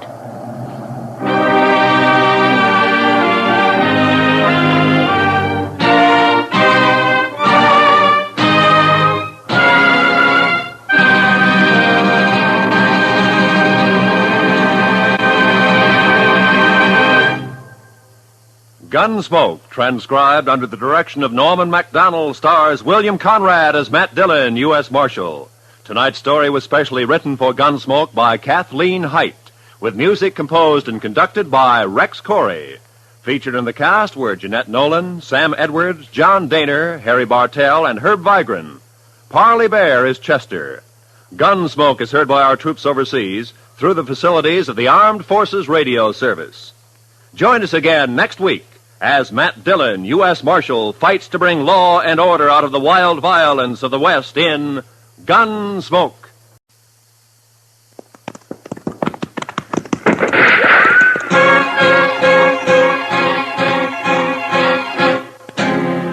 Around Dodge City and in the territory on West, there's just one way to handle the killers and the spoilers, and that's with the U.S. Marshal and the smell of gun smoke.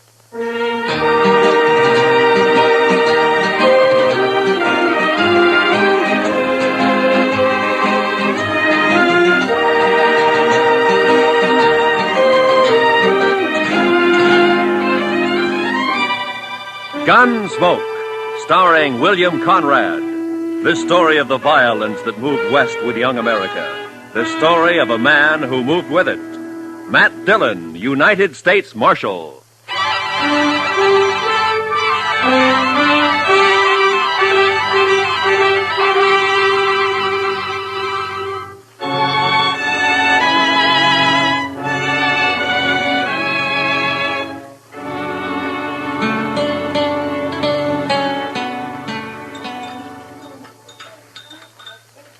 Mr. Dillon, could I give you some more coffee?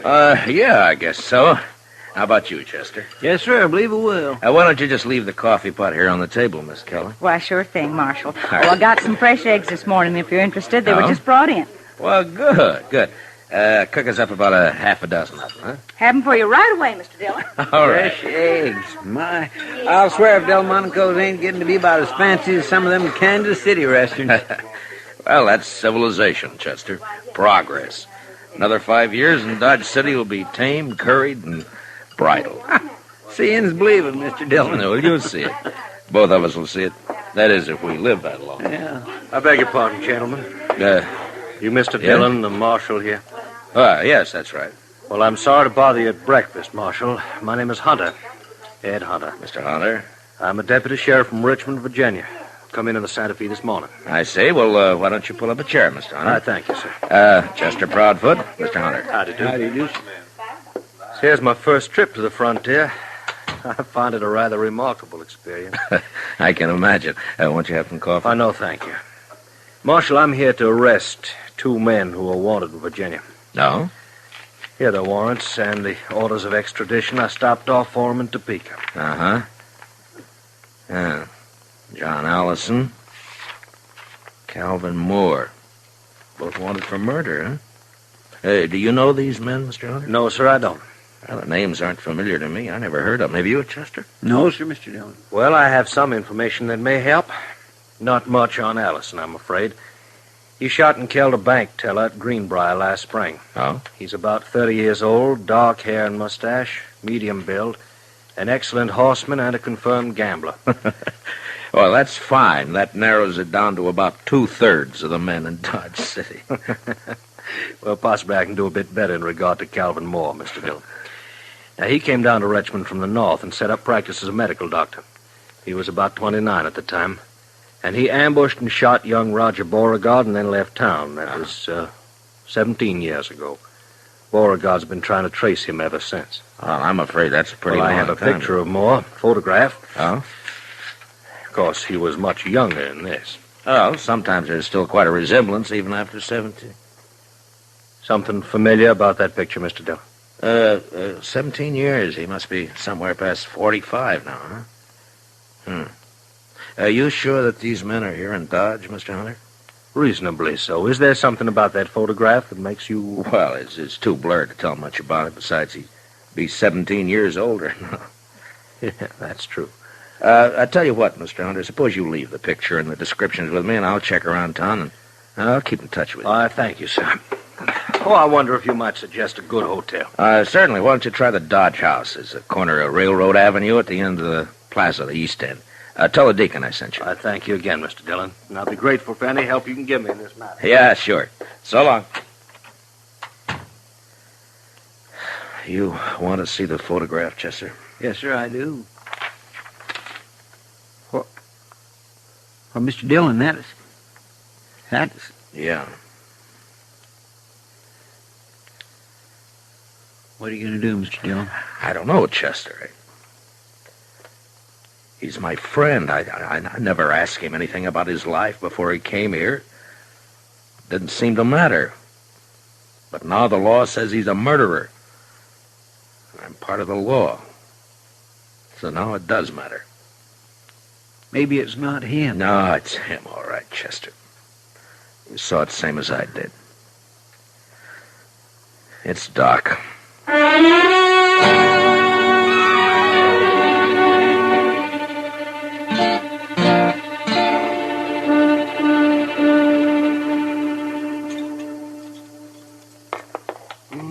Work. This is the first chance I've had this week to clean a few instruments properly.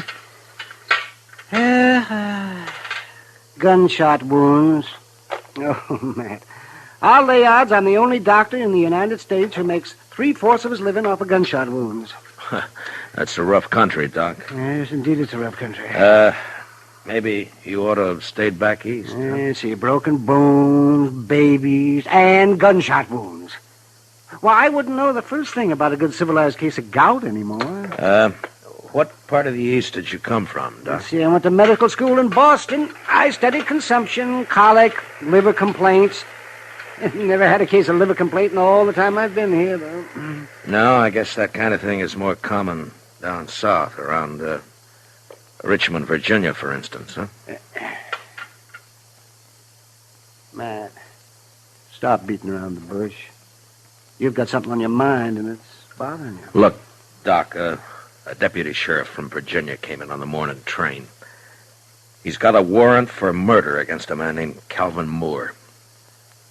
He's got a photograph of Moore taken 17 years ago. Would you like to look at it? All things are taken from us and become portions and parcels of the dreadful past. Are you Calvin Moore? It wasn't murder, Matt. They said it was murder, of course. The Beauregards were an important family. Would you like to tell me about it? Oh, not much to tell, Matt. I'd been in practice in Richmond about a year. There was a girl. Beautiful girl. With spirit and fire and that soft radiance that only southern girls seem to have. Me, that was so long ago. I've been in the South myself now. Roger Beauregard and I were both courting this girl. He was a typical Virginia gentleman, hot-headed, used to having his own way. He started threatening me, warning me. And I laughed it off. Then one day I was coming back from a case, and I ran into Roger on a country road. He had a pair of dueling pistols, and he challenged me. What?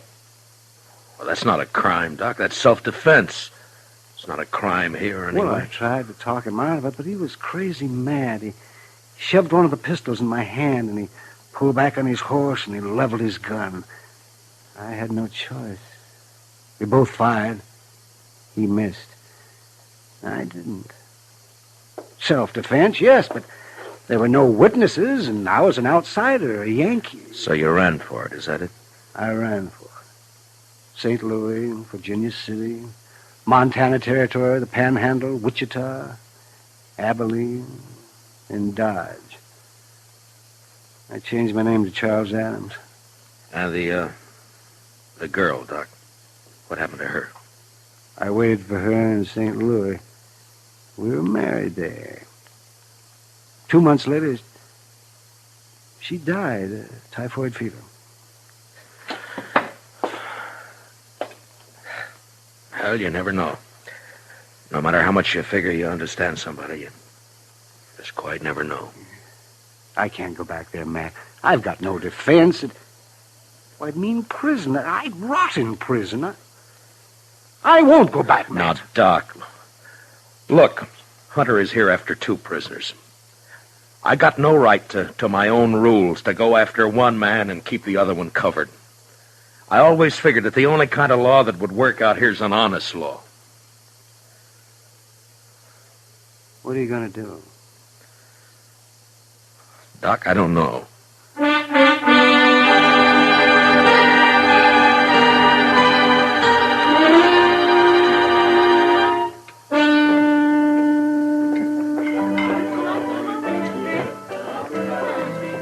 You're late, Matt. I decided you weren't going to stop in tonight. Is Chester around, Kid? Yeah, over there by the faro table. Oh. Matt, what about this Virginian who's been hanging around for the last 2 days? Oh, Hunter? Yeah. He's a deputy sheriff, got a couple of warrants to serve. Why? Well, he's been asking questions. Some of the boys are getting a little skittish. Well, there's no call for it as long as they're not named Allison or Moore. Are you free now, Miss Kitty, or are you busy? What's it look like? Well, I figured maybe he was just killing time. Hiya, Marshal. Bunko? Bought you a drink, Kitty. It's over on the bar. All right. Thanks. Matt, I'll be off in a couple of hours. Drop around. Yeah, maybe. I understand you've got a rival lawman in town, Marshal. Well, there's a deputy here from Virginia, if that's what you mean. I always figured you were the law here. Is he short in this town, Marshal? Say the word, we'll run him out. I ever ask you for help, Bunko? Well, no. When a man's short in Dodge, I'll run him out. No offense, You Marshal. keep your own cinch tight. Don't worry about anybody else, huh? I'll see you, Bunko. I swear I never saw anybody with such bad luck in all my life. My gracious, he ought to swear off Pharaoh and stick the stud. Oh, Chester. The old Jethro Keener. He just lost 3 weeks' pay. And Bunko Benson, sitting right there beside him, mind you, picked up $230. So that's why he's feeling big. Come on, Chester, let's take a walk. Huh? Yes, sir. 3 weeks' pay. Mercy, I never saw such luck. What about Doc, Chester? He turned in a couple hours ago. That's when I came on over here. How's he acting? About as usual. No signs of planning to run out, if that's what you mean, Mr. Dillon. One thing he's doing, though, that he's never done before. He's toting a gun. Good evening, Marshal. Oh, hello, Mr. Hunter. Since you didn't come to me, Mr. Dillon, I've come to you. I'm wondering what progress you've made. Well, I'm still checking. Any results at all, Marshal? Well, I don't have much to go on, you know. Now, Calvin Moore was a doctor by profession. He might still be practicing. I suggest we investigate the local doctors. Well, that wouldn't take long. We've only got one, Doc Adams. How long has he been here? Oh, about 4 years. How old a man is he? Late 40s, I imagine. But he doesn't show much resemblance to that photograph you gave me. Well, maybe you're too used to him to notice the resemblance. Yeah, maybe. I'd like to look him over myself, Marshal. Well, he's pretty busy out on calls most of the time, and... Not all the time. No, not all the time. All right, Mr. Hunter, I'll bring him around.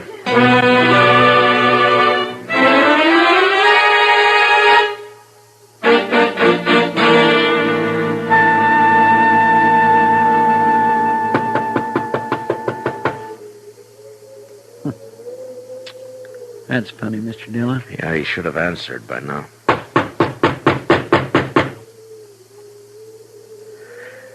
Well, we're wasting our time, Chester. He's gone. Well, now, he might have got called out on a case. Yeah, I know, but I don't... Hey, what? That was across the plaza, down toward the Dodge House. Come on, Chester.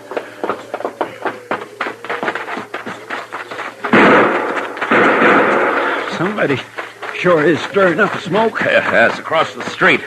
Edge of the railroad yards, I think.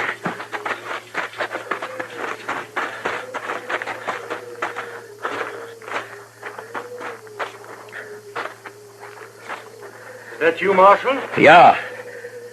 What happened, Mr. Hunter? Somebody tried to kill me. I started into the hotel and they fired from the dock here. I fired back, but he got away.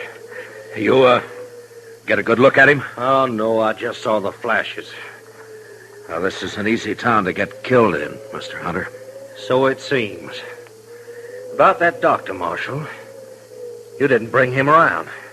Well, he's out on call. Think I want to meet him more than ever now.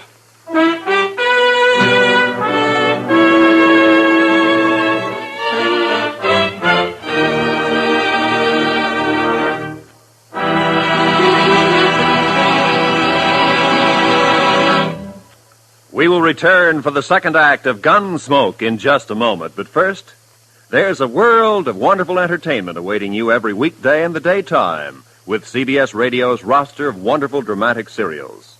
This Monday, listen in. And now, for the second act of Gunsmoke.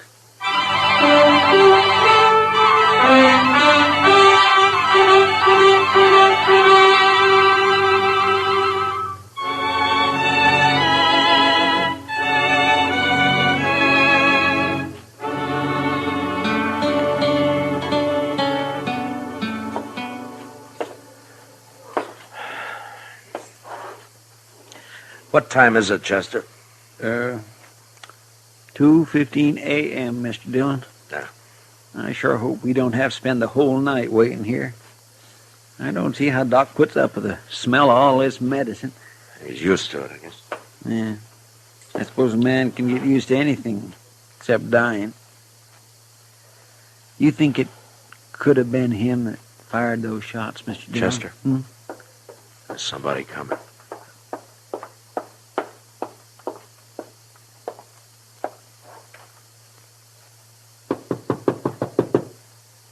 I'll get it.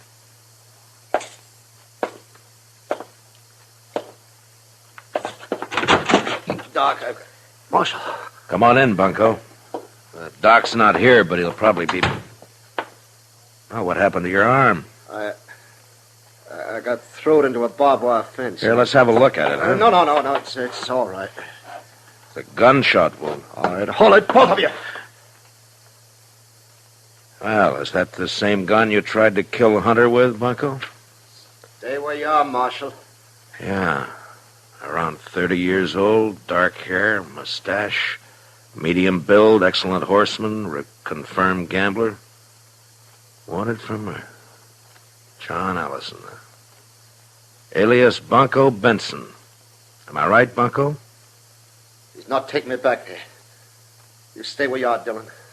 Now, don't be a fool, Bunko. Put away the gun. Stay back. I'm warning you. Bunko, look! All right, Chester, let's get him over to the jail.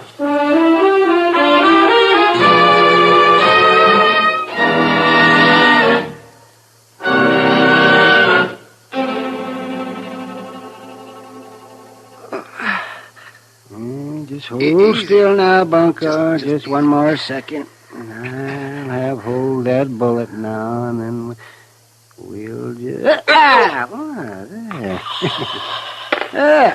add that one to your collection, Matt.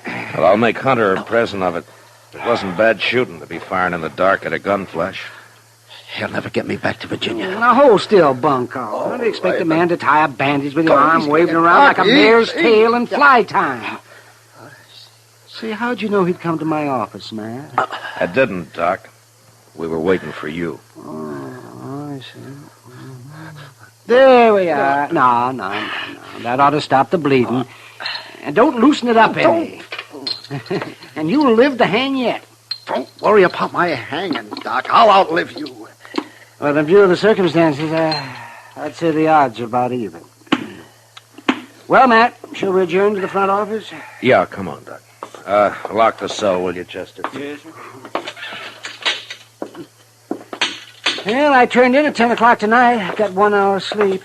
They called me over to Mrs. Behan's. She thought her baby was on the way. False alarm, of course. Usually is the first time. And I got back and I came straight over here. Doc, you were wearing a gun earlier today. What'd you do with it? Oh, I put it back in the drawer where it belonged. I realized I was acting like a fool. Was that where you were waiting in my office? Somebody had tried to kill Hunter, and you thought... Look, Doc, I've tried to think of some way out of this. A way out for both of us. I got one man under arrest back there now, and I can't rightly set myself up as a judge and free the other man. I'd even hoped you'd cut and run for it. You'd get away if you did, you know. Hunter doesn't know the country. I've been running for 17 years, Matt, and it's still caught up with me. I'm too old to run any farther. What are you going to do? I'm a lawman, Doc, right or wrong. Well, then I guess I'm under arrest. Huh? No, I didn't say that. I just said that... Is Doc Adams here? Oh, well, there you are, Doc. Yes, what's the trouble? A fellow over in the railroad yard's asleep on the track. He was drunk, I guess. They were switching cars. You better come, Doc. He's awful bad.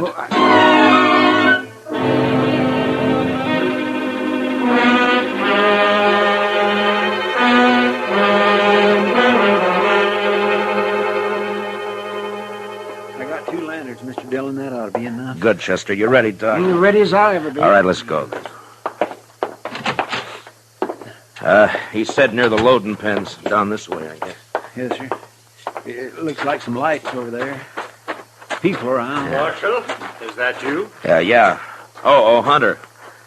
I thought you went to bed hours ago. I'm a light sleeper, Mr. Dillon. I heard there's an accident over in the yards. Thought it might give me a chance to meet your local doctor. Well, I guess you can meet him right now if you want to. Doc, this is Ed Hunter. Doc Adams. How do you do, sir?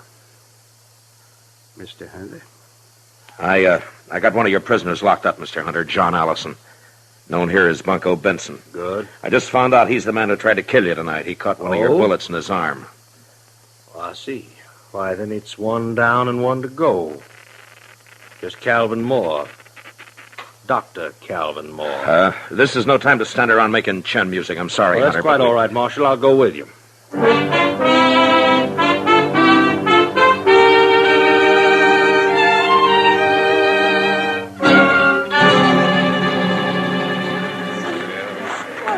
Will you pardon us, please? All right, will you move back and let us through here, please? Here, Doc, this way. Yeah, I'm right with you, Matt. Please stand back now, will you? Give Doc a chance to work. Yes, please, if you please, just stand back. Bad is right. Well, we'll do what we can. Come on. That man who's hurt, Marshal, who is he? Oh, just a drifter. Been around Dodge a couple of years. Calls himself Texas Joe. No friends or family. Nobody knows where he came from. It's the usual story. Easy now, Tex. We'll have you fixed up here in just a couple of shakes. Is that you, Doc? That's right. I told him, get you. Be all right if you got here. Why, sure, it'll be all right. You just lie still now. Yeah. Certainly has to work under primitive conditions. Doc? Yeah. Chester, will you get those lanterns going and give Doc some more light? Yes, Mr. Dillon. Yeah, he's the only real doctor this side of Abilene. Mr. Dillon, is there anything I can do to help? I guess not, Miss Kelly. Thanks anyway. Poor old Tex. Why, he stopped in the restaurant not more than 4 hours ago. I fixed him a meal. You never know. Well, Doc can pull him through if anybody can. Sure he can. Put one of those lanterns on the other side there, Chester. Yes, you They Doc. seem to have a lot of faith in this Dr. Adams. They've got reason to, Mr. Hunter. Matt, could you give me a hand here? Oh, yeah. Yeah, sure, Doc. Lift his head up just a little bit there, Matt. Yeah, all right. Not much of a chance. All I can do is make him comfortable. Marshal Dillon. Now, don't try to talk, Texie. You're going to be all right. You've been decent to me, Marshal. Just a bum, but you treated me square. You and Doc, only friends I got. Sure, Tex. I got one more favor to ask. Could someone read me some scripture? Well, Tex, I just don't recall any of that. Marshal, I know some. Mrs. Kelly, I doubt if you can hear. I can hear. Please. The Lord is my shepherd. I shall not want. He maketh me to lie down in green pastures. He leadeth me beside the still waters. Mrs. Kelly. He restoreth my soul. Mrs. Kelly. I think that's enough. Poor soul.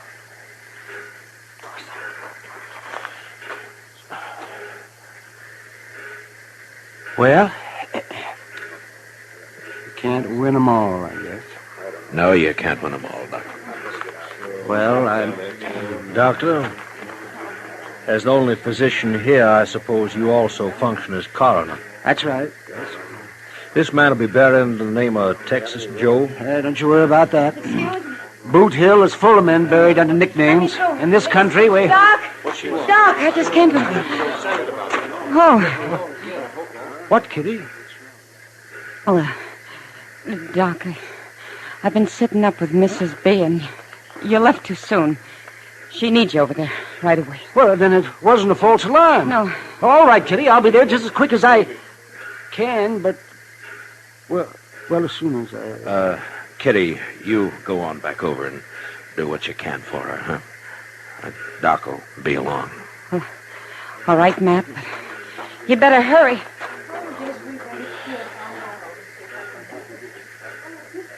Well, Mr. Hunter, Gentlemen, this seems to have been my lucky night.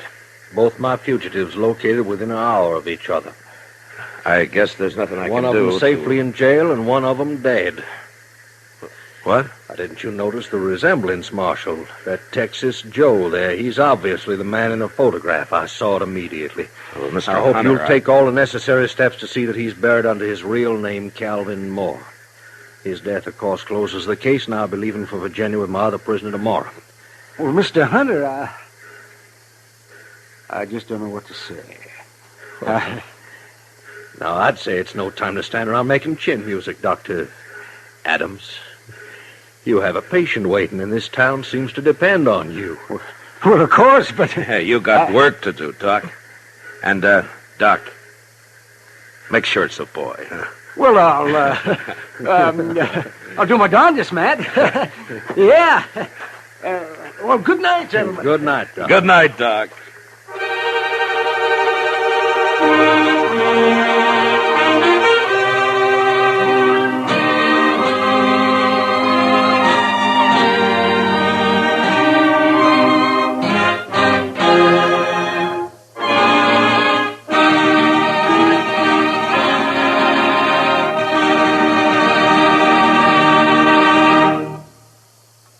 Gunsmoke, under the direction of Norman MacDonald, stars William Conrad as Matt Dillon, U.S. Marshal.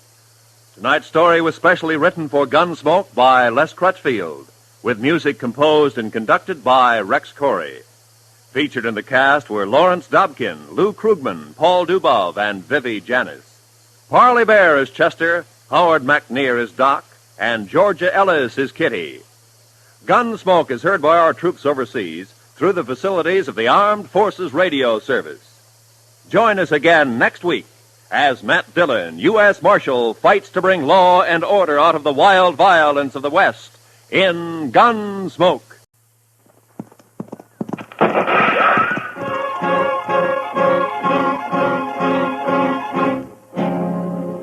Around Dodge City and in the territory on West, there's just one way to handle the killers and the spoilers, and that's with a U.S. Marshal and the smell of gun smoke.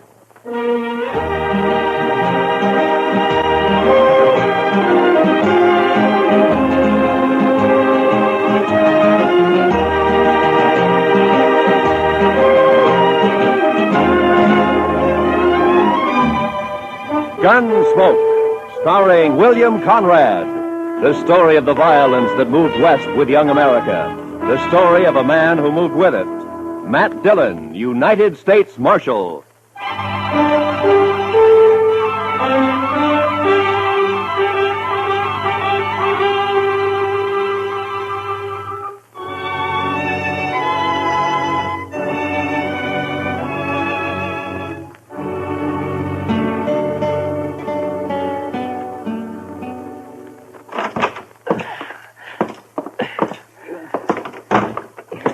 Is he heavy, Matt? Oh, somehow it was easier carrying him up to your office and back down, Doc. Where are you going to put me, Mr. Dillon? Yeah, well, on the couch here, I guess.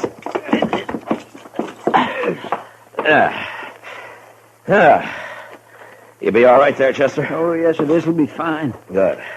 I'm sure sorry I'm so much trouble. Chester, next time, try to land on just one foot.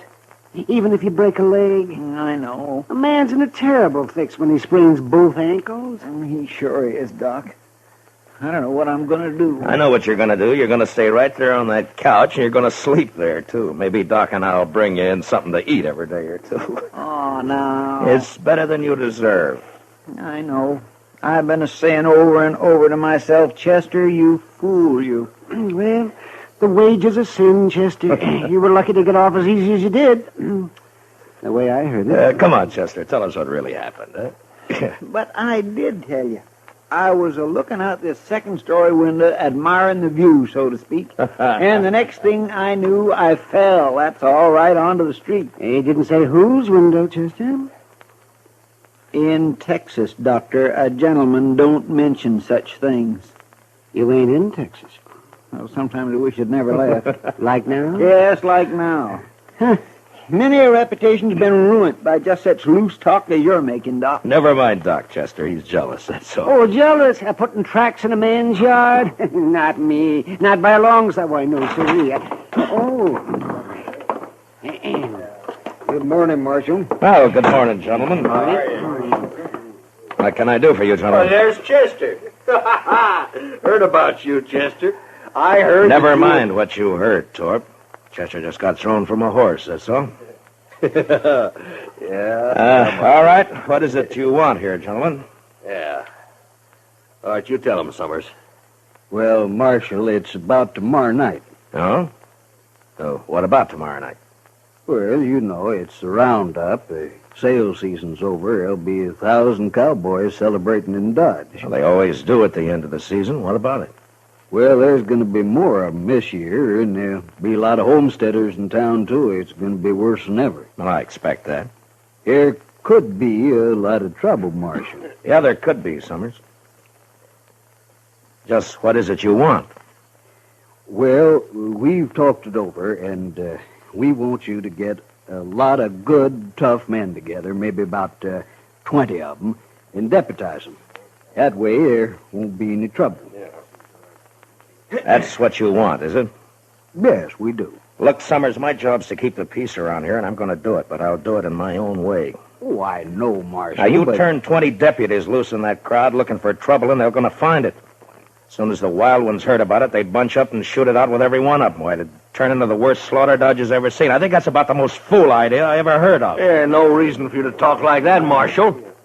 I think it's a good idea. I sure don't want my place wrecked just 'cause you're mule-headed. You're a gambler, Torp.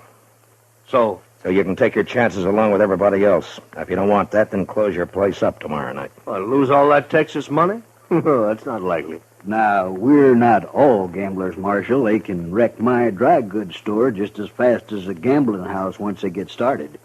And it's up to you. That's right. It is up to me. And we're going to leave it that way. Then you won't do anything. I'll do everything I can. I don't know, Marshal. Look, Summers, I know you've got your doubts about me. That's natural. Some people think I'm too lax with Front Street. Some think I'm too severe.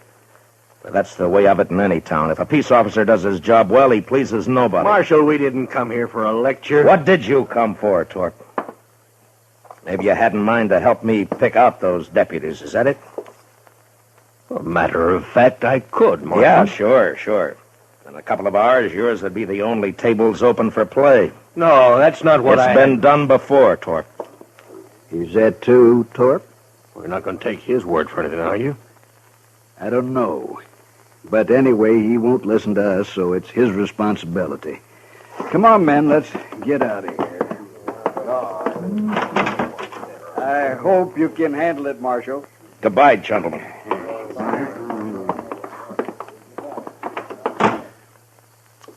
That Torp is no good. He is just plain no good, Mr. Dillon. Well, now, I know one man that got skinned at his place, and Torp gave him back $20 so he wouldn't be broke. Oh? Just how much did this man lose, Doc? Oh, well, $500-600, they said. Then he... Oh, yeah, I see what you mean, man. I'm sure not going to be much good to you tomorrow night, Mr. Dillon. No, you can watch the jail right here, Chester. I know, but you just got to get somebody to help you out on the street. At least one man, anyway. You can't be everywhere at once. Yeah, by tomorrow night, Dodge will be overrun with trail boys and homesteaders, all looking for satisfaction. No, I wouldn't ask any man to face that. I know a few fellows who'd do it, and so do you, Mr. Dillon. Yeah, maybe, but I wouldn't ask anybody. How many were killed last year, man? I don't remember, Doc. Well, I do. 6, that's what. We buried them all in the saddle blankets, all except one. I remember he didn't even own a blanket. Why, then he was sure out of luck all the way around, wasn't he? Come on, Doc, let's go get some dinner. Huh? All right. We'll bring you a piece of bread, Chester. Maybe. I want a steak. Rare. How come you're so hungry, Chester? Were you in such a hurry to get over there last night you didn't take time for supper? Mr. Dillon, I will answer no more questions about last night, and that is final. Well, we'll bring you something. Yeah, I don't know if we should, though, Matt. A man can think about his sins better on an empty stomach. Close the door, will you?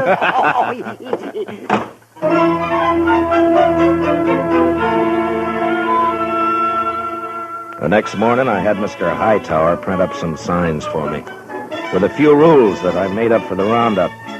They were fair and reasonable, and I hoped they'd be accepted without question. The principal restrictions were that there was to be no shooting and no reckless riding in the streets. That afternoon, I went from saloon to saloon and left a sign at each one. The Texas Trail was my last stop, and there I sat down with Kitty for a short beer. Town's beginning to fill up, Matt. Yeah, it'll be swamped to the dashboard by dark. You, expect trouble tonight? I always expect trouble, Kitty. Yeah, I know. Matt, I heard something. Yeah? I heard Torp and a few of his men cut cards last night. So? I don't know who it came out for, but Low Man is supposed to kill you. Oh. When? Tonight, I suppose. Why's Torp after you, Matt? Torp says he wants an open town, Kitty. But what he's really after is somebody who'll close down every game but his. Who's this, man? What? Rough-looking traveler headed this way. Well, I'll be. Why, it's Zell Matlock. Zell! You old badger. How are you? Zell, it's been a long time. Hey, a long time. Here, man. come on over here. Sit down. Sure. I'd like for you to meet Kitty. Kitty, this is Zell Matlock. This is Kitty. Glad to know you, man. Just rode into Dodge an hour ago. Yeah, it's your first time in it, Zell. Hey, would you like a beer? Huh? Don't mind. Good. I aimed to get drunk tonight, but before I got started, I thought I'd look up the peace officer and shoot him. I'd be sure to tangle with him before the night's out. I always figure it's safer to do it sober, so... he half means that, kid. So I asked around and found out the man's name is Matt Dillon, United States Marshal. I've seen it all now. Well, I hope you're not disappointed. I'll tell you, Miss Kitty, I knew Matt Dillon before he got civilized. Why, we had to tie his leg up to give him a haircut when he came to town. Don't you believe a word that he says, kid. Yeah, the wilder the coat, the better the horse, Matt. Mm-hmm. But you was all right. The only trouble with you was that fool honest streak you always had. Are you rich now, Zell? Nobody's rich on the Mexican border. Land of sunshine and pinto beans. I hired out to a general over in Chihuahua 3 years ago. I lost 20 pounds and was lucky to get back at all. Well, haven't you learned to stay out of Mexico yet? No, I met the man he wanted me to shoot and turned out to be a better fellow than the general. So I told him I'd been hired to kill him and then rode for the border. The general lost 3 soldiers who tried to stop me from swimming the Rio Bravo. You must be pretty handy with a gun, Zell. Yeah, just fair, ma'am. But when I take my gun out, I go right ahead and use it. Some people stop and think for half a second. There's a roundup in Dodge tonight. Matt's handling it alone. Kitty, what the... Yeah, no, hold it, man. I heard about it. I heard all about it, and that's why I'm here. To say hello and sign on for a night's pleasure. Give me a star, Matt. I've killed on the side of the law before. I don't believe that, and anyway, I don't want any killings here. No, I was joshing you, Matt. I know what you want. It's true. I was sheriff in Tascosa for 6 months. You what? Yeah, it's in the record. Well, they caught up with me there, but I'd already done such a good job taming the place that the governor pardoned me. I won't kill anybody tonight that don't need killing. All right, I believe you so. But I won't ask any man to come in when it's as rough as this roundup may be. Well, you didn't ask me. Any other objection? Well, the men don't know you around here, Zell. No telling how they'd take to a stranger. First night I ran Tascosa, nobody knew me either. I'm not green at this business. Yeah, but man. It's my job. Why should you get mixed up in it? Well, I also heard somebody's planning a party for you tonight. Oh, you did, huh? I've owed you something for a long time, Matt. Oh, that's got nothing to do with Yeah, it. it has. You got no right not to let me pay it back a little. Now there's a chance to. Yeah, you're just as crazy as you ever were. That's better. Well, come on, let's go find me a badge before it gets dark. Sure nice to have met you, Miss Kitty. Well, good luck, Zell. I'll see you later, Matt. Yeah, sure. So long, Kitty.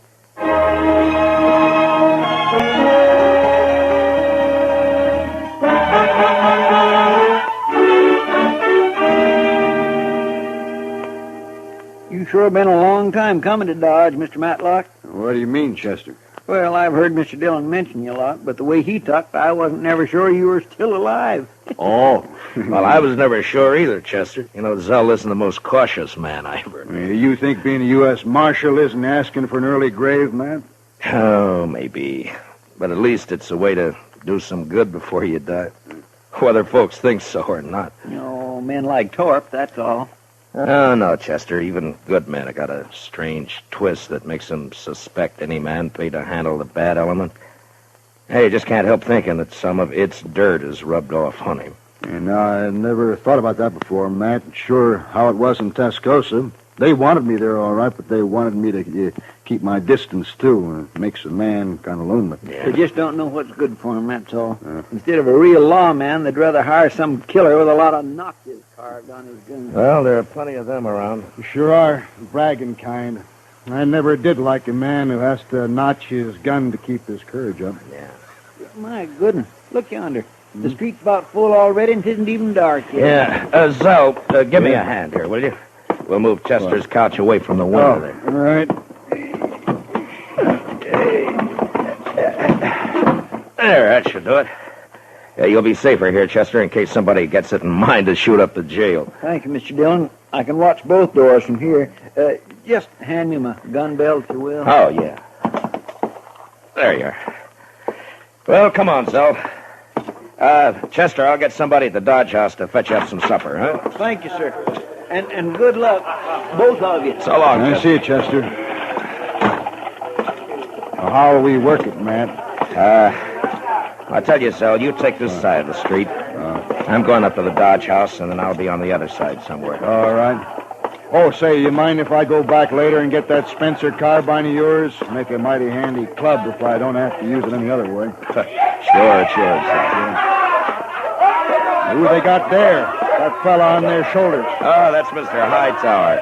He runs the printing press here. Shall we stop it? Oh, no. They're just carrying him into the Longhorn to make him stand some drinks. Oh. They like Hightower. They won't hurt him. Well, I guess that sort of officially opens this here roundup, huh? Yeah, I guess it does. Well, I'll leave you here, Zell. Yeah, sure, man. And, Zell, I want to thank you for what you're doing tonight. I ain't done nothing yet, but I'll do plenty if someone shoots you in the back. I can promise that. Yeah. Well, I'll see you later. Sure, Matt.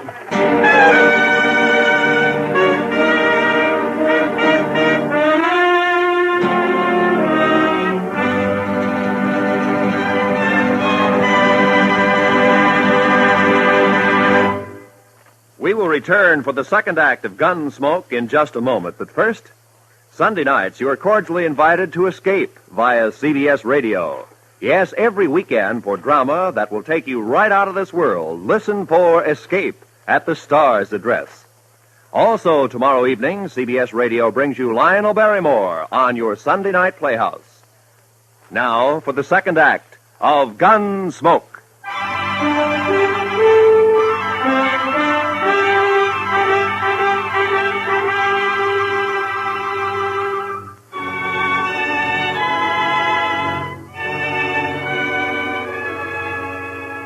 When I came out of the Dodge House, Front Street was so full that if anybody had been shot, the crowd would have carried him along like one of the living.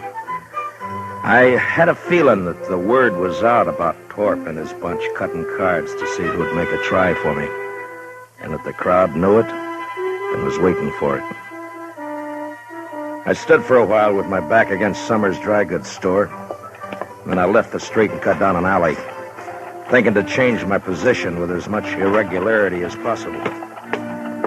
I was passing the back door of the Texas Trail when I heard the first shot of the night. I entered the saloon from the rear and made my way into the crowd. It's all right, Marshal. There's no fight. It's not all right, Sam. I made a rule that there'd be no shooting for any reason. All right. Who fired that shot? Oh, it's outside. It was Torp, Marshal. He just took a shot at the moon, that's all. Yeah.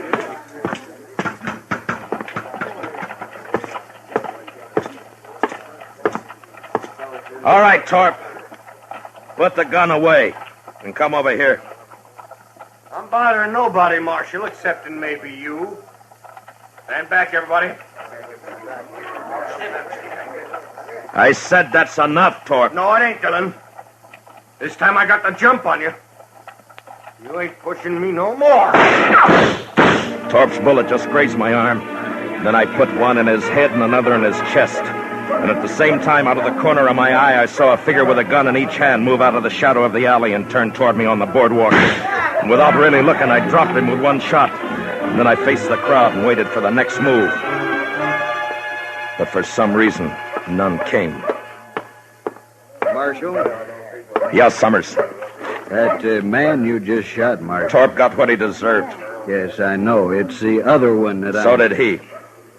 Marshal, you'd better go take a look at that man. He's dying. Who is he? I don't know him, Marshal, but you do. What? He's wearing a star. No. No.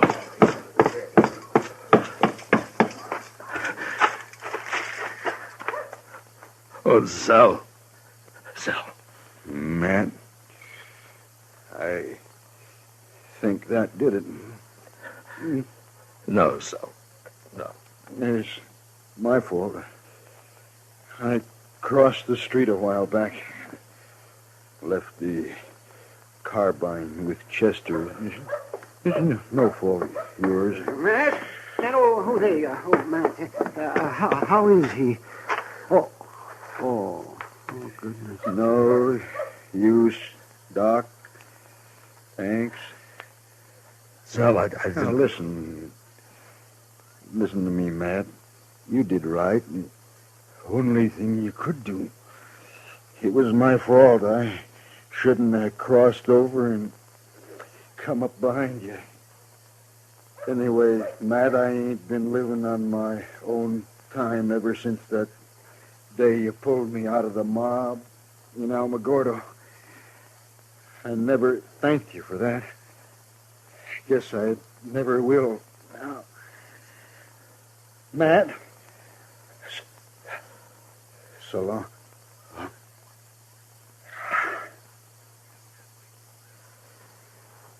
Well, I'll find someone to carry him over to your office, Matt. No. I'll carry him.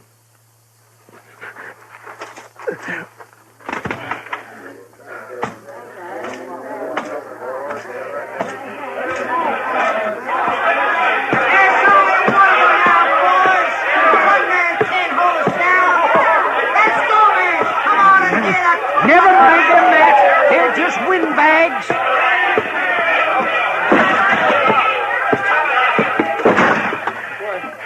Mr. Dillon, what happened? I heard the shooting. Put a blanket on the floor there, Doc. Yeah, sure. Yeah, spread it out right here. He's dead, Chester. Well, who shot him, sir? I shot him, Chester. I didn't know it was him. I'm sorry, Mr. Dillon. It sounds like they're going to hoorah the town after all, Matt. Sure does. No, they're not. It's going to be kind of hard to stop now, isn't it, Matt? Maybe. You taking a shotgun, Mr. Dillon? Matt, why don't you just let them fight each other? What are you going to do? I'm going to close Front Street. You're going to close... Oh, no, The what? party's over in Dodge. Mr. Dillon, you can't do that. There'll be trouble if I don't. The mob's tasted blood now. They'll shoot you sure as I'm a-laying here. Will they? All right, I can't stop you, but I sure do wish I could go with you. Yeah, Matt, I'll go. Maybe if they see me, they won't be so quick. Thanks, but this isn't your job, either one of you, but thanks.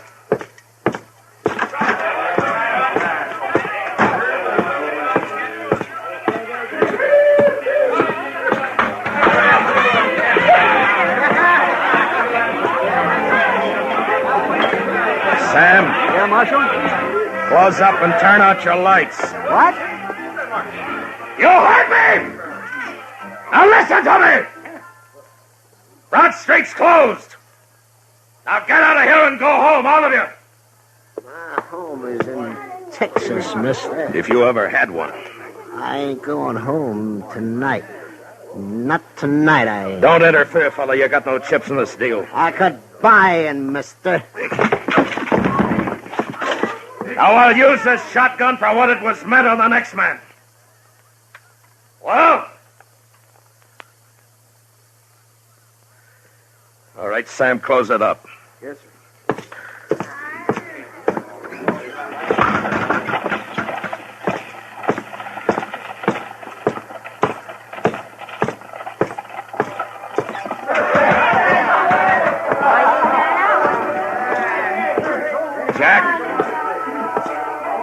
Jack! What do you want, Marshal? The street's closed. Put out your lights. Huh? You heard me. Lock the place up. No, I ain't gonna do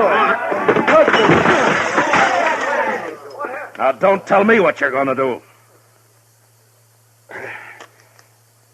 All right, boys.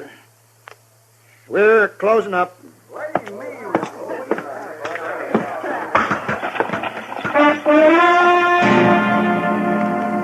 That took care of the Texas Trail and the Longhorn, and I moved on through the Oasis and the Olive Fraganza, then to the smaller bars that infested the outskirts of town. When I came back up Front Street, the crowd had thinned, its fever broken.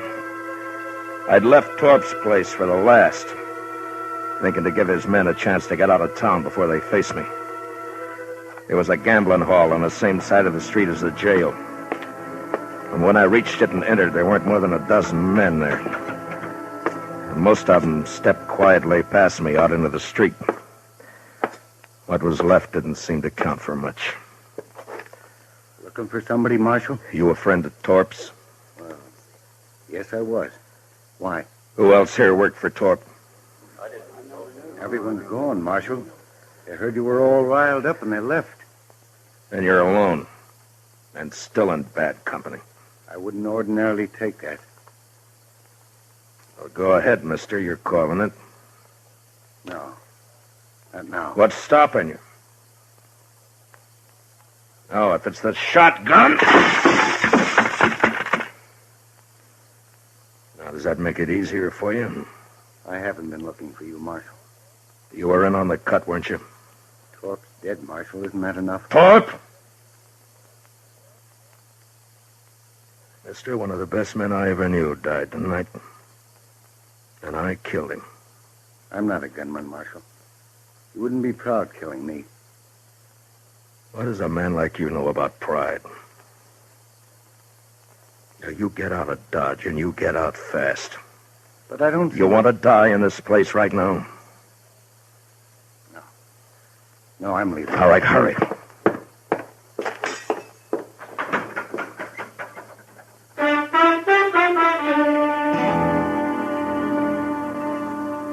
The rest of the night, I walked the dark, empty street alone. And just before dawn, I got a spring wagon and loaded Zell onto it. A couple of hours later, I buried him out by the Arkansas in a little grove of cottonwoods. Maybe I should have put a marker on his grave, but I didn't.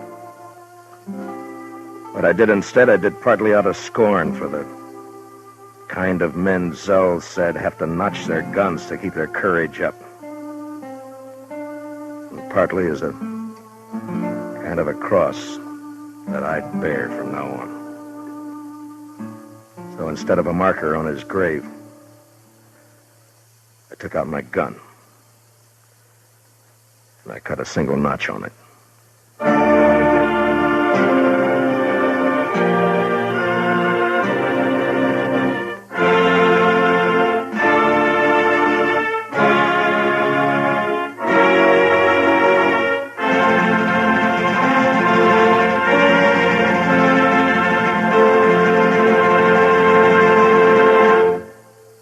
Gunsmoke, under the direction of Norman MacDonald, stars William Conrad as Matt Dillon, U.S. Marshal. Tonight's story was specially written for Gunsmoke by John Meston, with music composed and conducted by Rex Corey.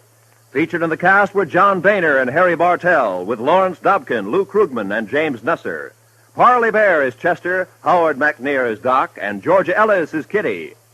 Gunsmoke is heard by our troops overseas through the facilities of the Armed Forces Radio Service. Join us again next week as Matt Dillon, U.S. Marshal, fights to bring law and order out of the wild violence of the West in Gunsmoke.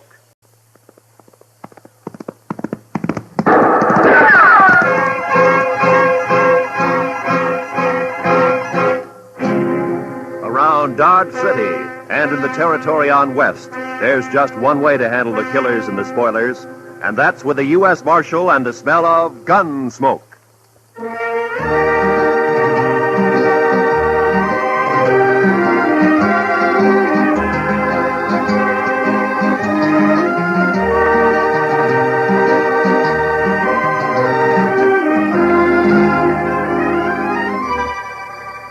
Gunsmoke, starring William Conrad. The story of the violence that moved west with young America. The story of a man who moved with it. Matt Dillon, United States Marshal.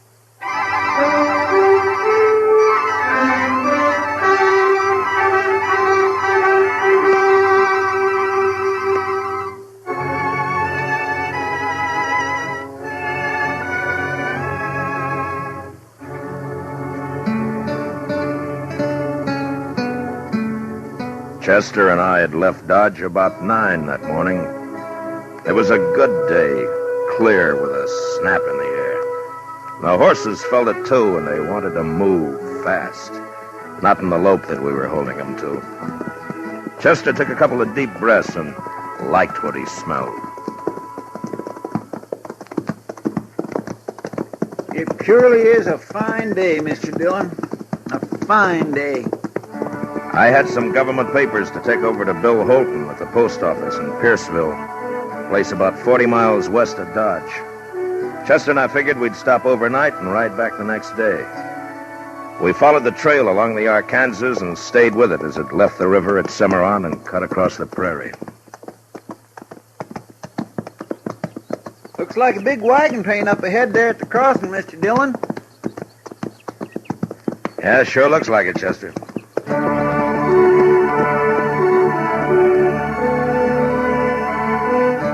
Chester was right. The dust cloud we'd seen became 30 and more wagons taking the Cimarron crossing. It was a shortcut of the Santa Fe Trail leading on southwest toward Raton Pass. We passed them, and our trail swung back to the Arkansas again. We rested, watered the horses a couple of times, and by afternoon we could see the warehouse, the store, and the post office, and a few of the other buildings of the town.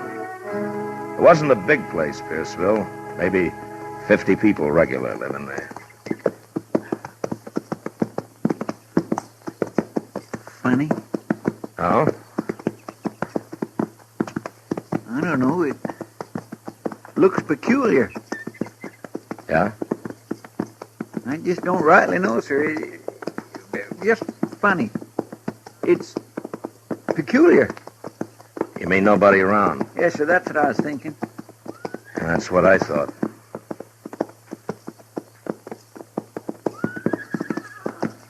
Mr. Dillon, what do you figure them horses are doing down there? It ain't right they should wander around like that without it.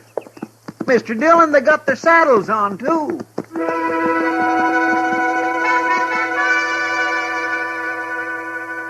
The horses were down the street, and as they heard us, their heads jerked up and they wheeled about and trotted off away and around out of sight.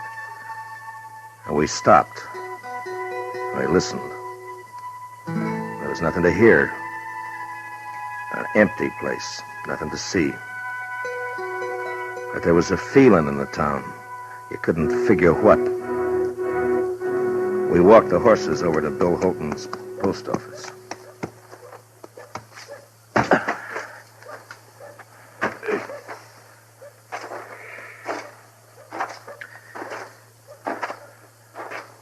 You think maybe everybody in town is sick, Mr. Dillon? No. Or maybe dead? No, couldn't be that. No crows nor buzzards.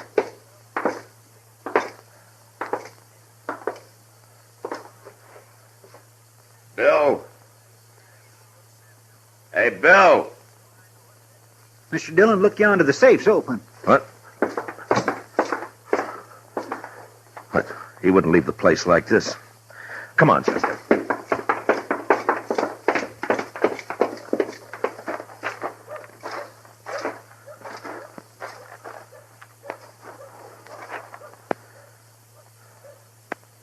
Sure is a funny thing, Mr. Dillon.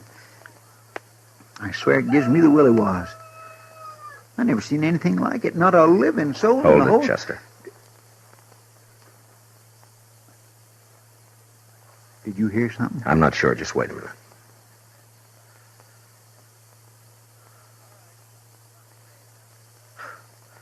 Thought I heard a kid crying. I didn't... Hey! Is there anybody around? Maybe we ought to try the store, Mr. Dillon, huh? Hey, all right, keep your eyes open, Chester. Yes, sir. We'll take a look in the saloon first.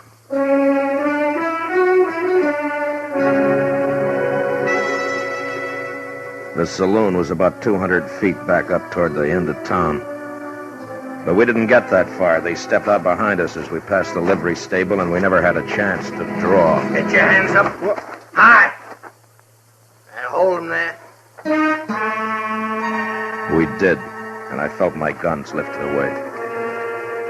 And then we got a look at what had crawled into Pierceville. There were 3 of them, and they were killers.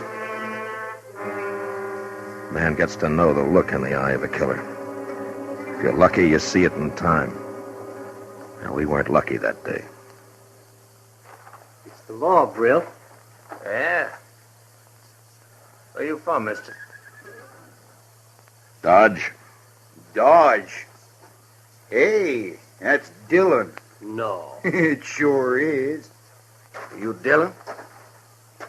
Marshal Dillon from Dodge? Yeah. Okay. You dirty... Shut up, you...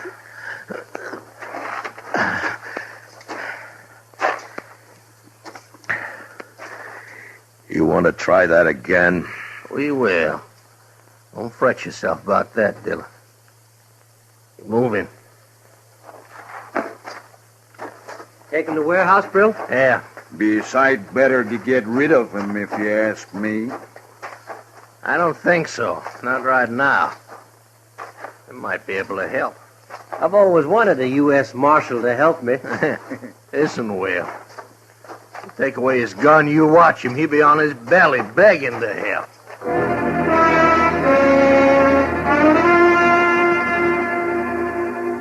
They took us to the warehouse, and we found out what had happened to the folks who lived in Pierceville. They were all in there.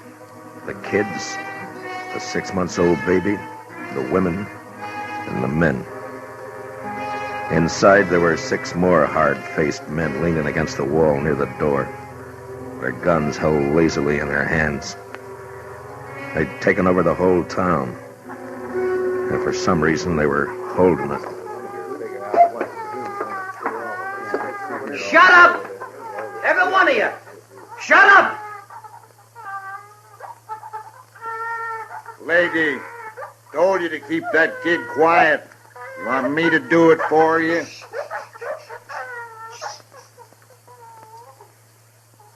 Mr. Dillon, Be you quiet, know what Chester. Yes. Now, asking you again. Which one of you shot my kid brother? You hear what I'm saying? Which one? All right. Maybe you know this fellow just walked in here with his pal. He's a U.S. Marshal out of Dodge. His name is Dillon.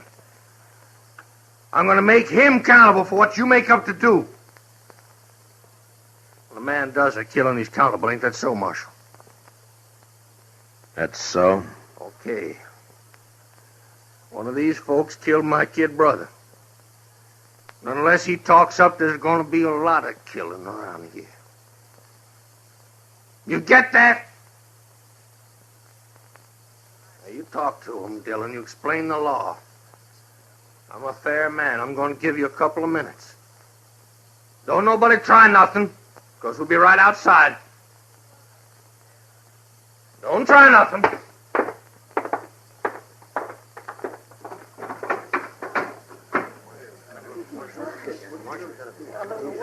Chester, there's Bill Holton over there. Come on. Help us, Marshal.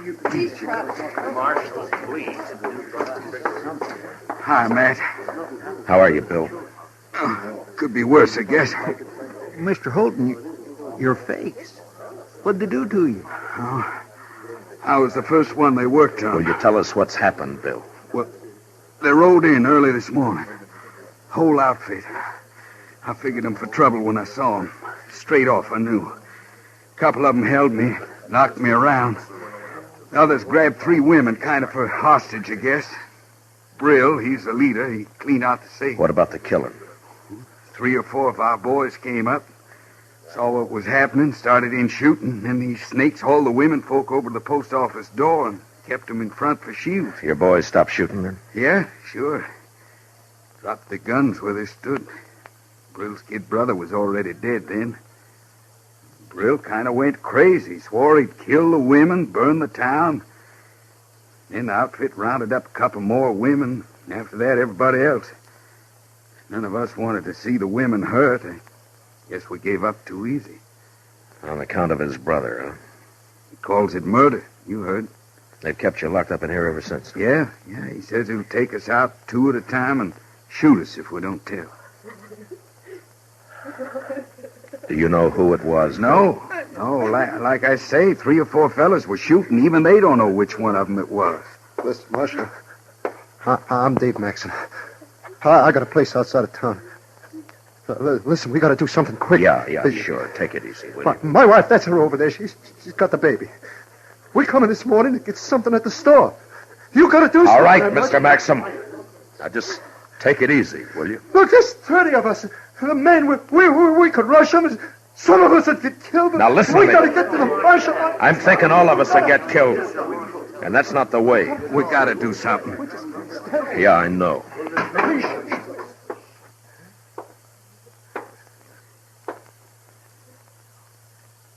Okay, what's it gonna be? Dillon, step over here.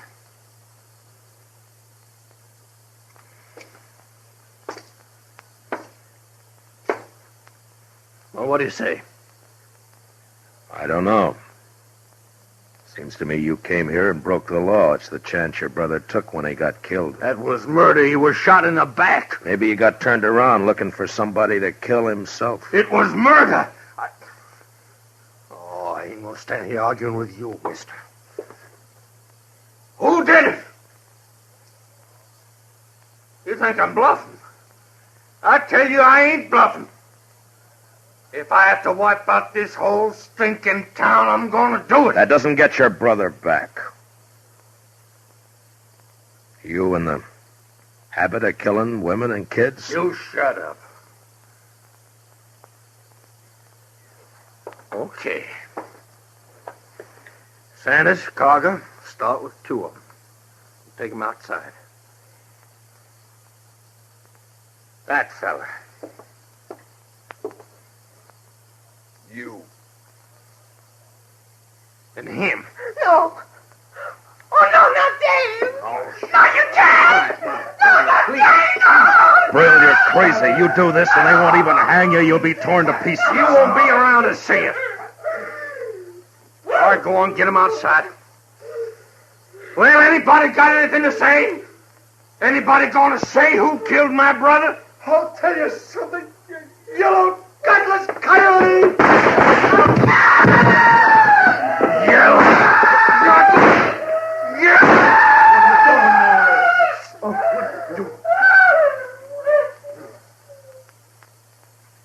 Anybody else? Okay. He don't count.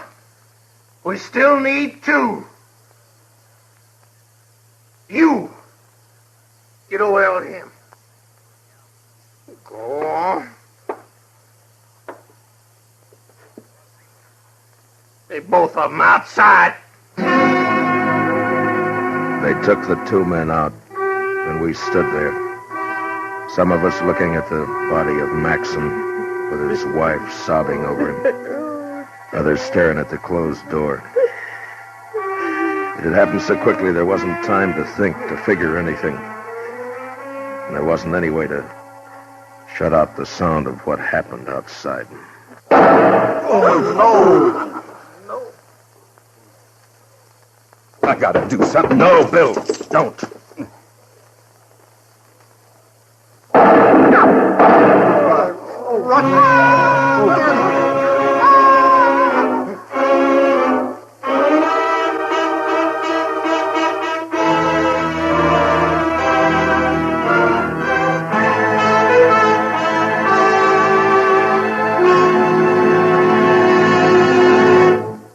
We will return for the second act of Gunsmoke in just a moment. But first, a skid can be tragic if the road is wet or icy. A faulty windshield wiper that's a nuisance in a shower can be your nemesis in a snowstorm. The sum and substance of our message being, take extra care when you're driving under winter conditions. Make sure your car is prepared for winter, and then drive it with twice your usual caution. Now, for the second act of Gunsmoke.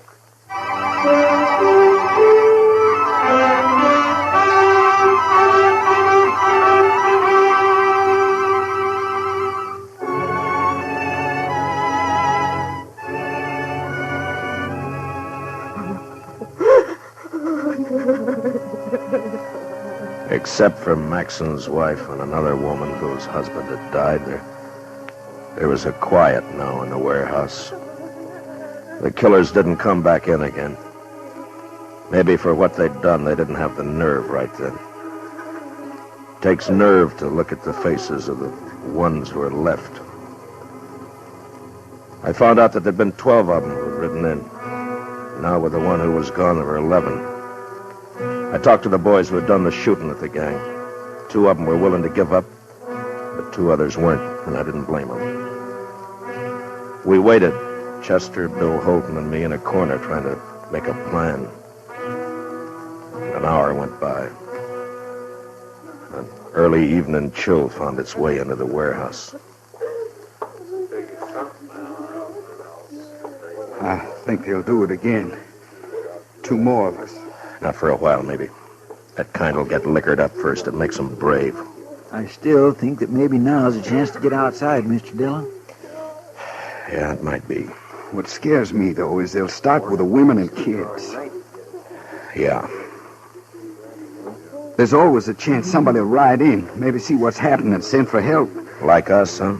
Mm-mm. Besides, it'll take too long. Mr. Dillon, let me try it.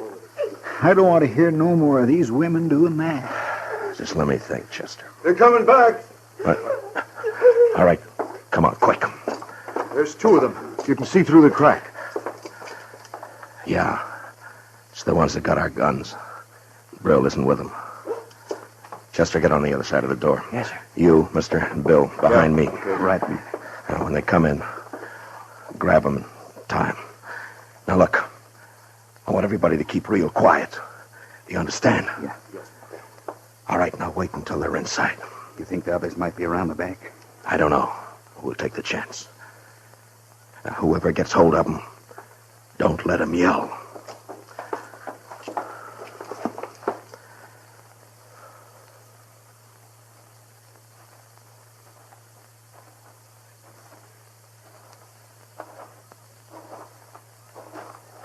Hey, let me have a drink, will you? Here. What do you think? What? In there. How should I know? We shouldn't hang around too long. I figure we ought to start riding. Well, you know Brill. It was the kid. He thought a lot of them. Yeah. Hey, there's one woman in there, though. Did you see her? Tall one? No, with the old man. pretty one. The little. Oh, yeah. Yeah.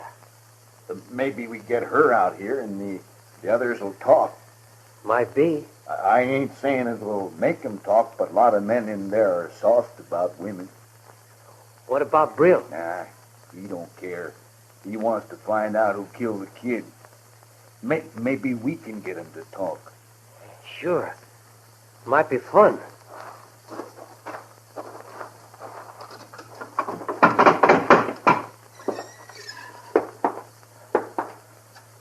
Hey, miss. No, you. Over there. Come on. We won't hurt you. We want to talk to you outside. Come on.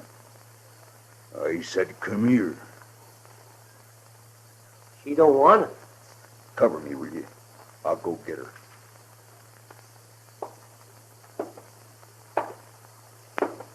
All right, now.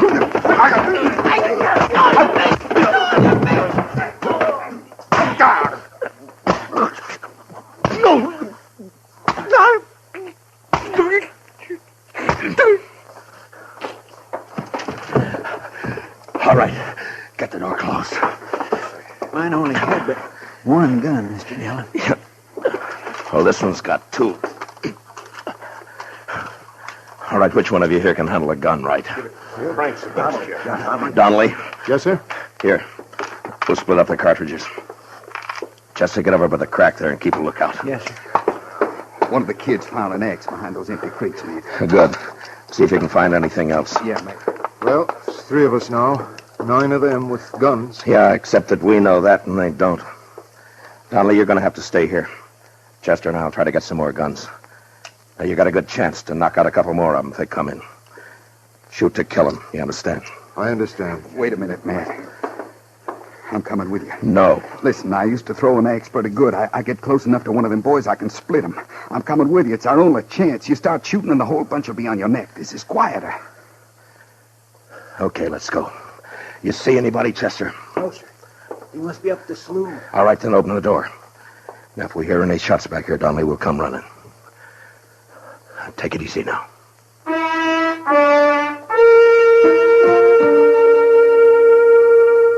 We got outside and made a run over to some dugouts. Up the street, we could hear the killers still drinking their courage back. If there'd just been the 3 of us against them, we might have taken a chance, but with the women and kids in the warehouse, we couldn't do that. We'd have to pick them off if we could, one by one. And the first shot we fired, there was going to be trouble. Out to the left of the warehouse in the evening shade, I saw the bodies of the 2 men they'd shot down. A dog was moving around, whimpering. A couple of minutes went by, and then we started around the back and made our way up behind the saloon. If we get in by the back door, Mr. Dillon, you think we could surprise them? We can't take the chance, Chester. Not with only 2 guns. They get us, and you know what'll happen. Yes, sir. One of them's coming out. Look. Yeah? It's the fella shot Dave Maxon. He's heading this way. You think he's... Oh. Bill? Yeah? Think you can get him from here? A little closer, maybe. Not from here. He's got 2 guns on him. We need them. Stay in line with the post. We'll cover you. Okay. I saw Holden's big fist tighten around the axe handle. They moved out and down the alley in line with the post. The killer never looked up. He just stood there, head down, swaying a bit. Then Holden stopped. His arm raised up and back. And the axe caught a gleam of light and must have thrown it into the killer's eye. He had just time to look up and see the thing before it caught him square.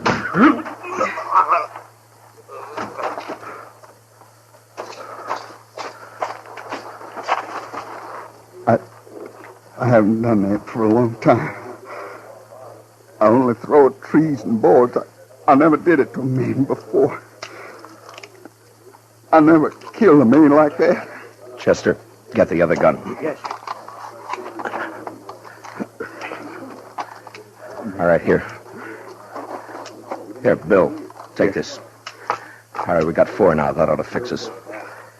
Now, look, I don't like what we're going to do, but it's the safest way. We go in there shooting, get them fast. In the leg, anywhere. Try not to kill, but don't give them a chance to shoot back. Yes, sir. Sure, man. You okay, Bill? You want to wait a minute? I'm okay.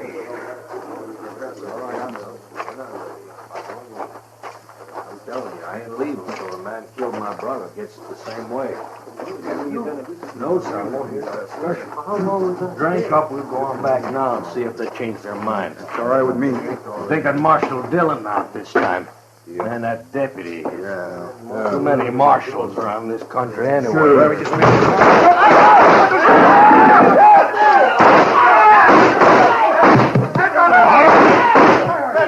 All right, that's enough. That's enough. Keep your hands where they are, Brill. All right, Chester, take their guns. Yes, sir. I'm arresting you for murder, Brill. The rest of them with you. Killed my brother. Got him in the back. My brother, they murdered him. You know something? If I wasn't a marshal, I'd do the same thing to you right now. It's too bad I can't. I hope it hurts when they hang you, Brill.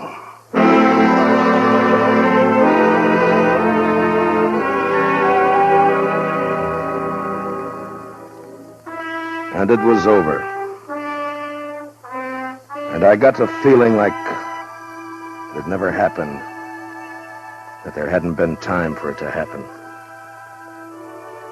But the dead men's women knew that it wasn't a dream. The next day, a half a dozen of the fellows, Chester and myself, took the outlaws back to Dodge. Most of them had been hit back in the saloon. One died in Cimarron before we could get him to the dock. But not Brill. He was alive when he went to Hayes City with the rest of the boys. I was there when they tried him. And I was there when they hanged him.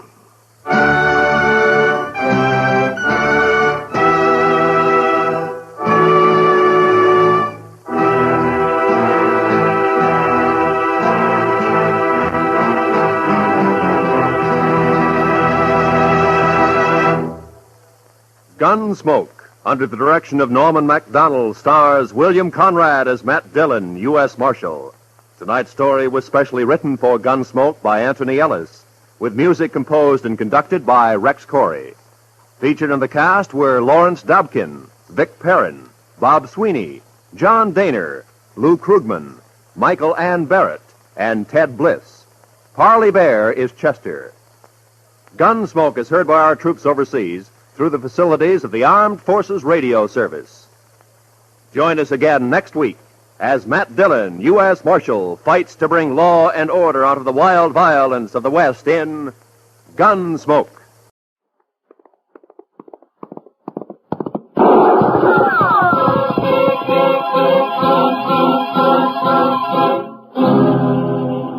Around Dodge City and in the territory on West, there's just one way to handle the killers and the spoilers.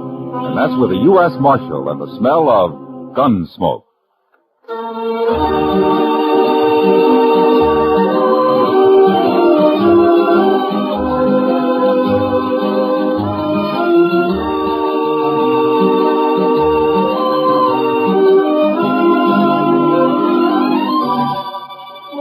Gunsmoke, starring William Conrad. The story of the violence that moved west with young America. The story of a man who moved with it. Matt Dillon, United States Marshal.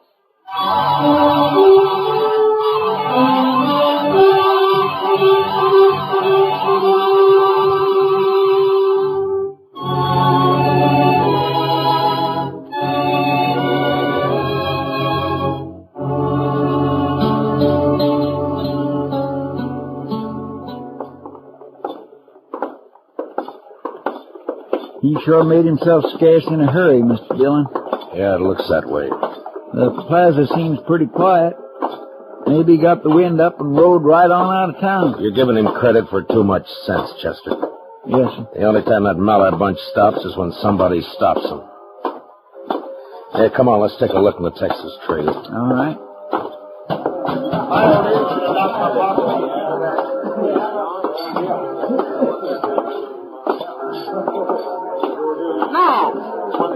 Something wrong? Kitty, I'm looking for Billy Mallard. Ah. Has he been around? Take a look at the mirror back of the bar. He's shot up half the town already and passed the word out that he's going to shoot up the rest of it before midnight. When was he here? Half an hour ago, Matt. Drunk, mean. I can't stand him or his father. Maybe they do own half of Texas, but I hate them. Well, they're Texans, Miss Kitty, and that means they've always got to be Chester. I told the Mellors when they brought their cattle up here last year that they'd have to act civilized. Come on, Chester. Sounded like it's up at the west end of the plaza. Yeah. It's probably the Occidental. Oh, just a second, Marshal. What? Oh, what is it, Mr. Colby? About those pistol shots, Marshal. I reckon that's young Billy Mallard kicking up his heels. Well, in about 5 minutes, he's going to be kicking them up in jail. No. Let's not be hasty, Marshal Dillon. We have to think of the best interests of Dodge City in a situation like this. What? Those Mallards are mighty important people, you know. Own one of the biggest ranches in Texas.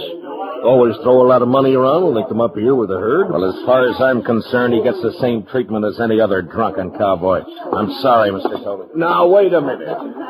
All you're going to do is antagonize them. They'll turn their drives east from now on. They'll ship their stock out of Hays City or Abilene. And you can't arrest Billy anyways. He's got that gunman, Tom Wayne, and 30, 40 Mallard Ranch riders back of him. Look, I'll argue with you later. I got a job to do. Dillon, you can't do that. Chester, let's go pick him up.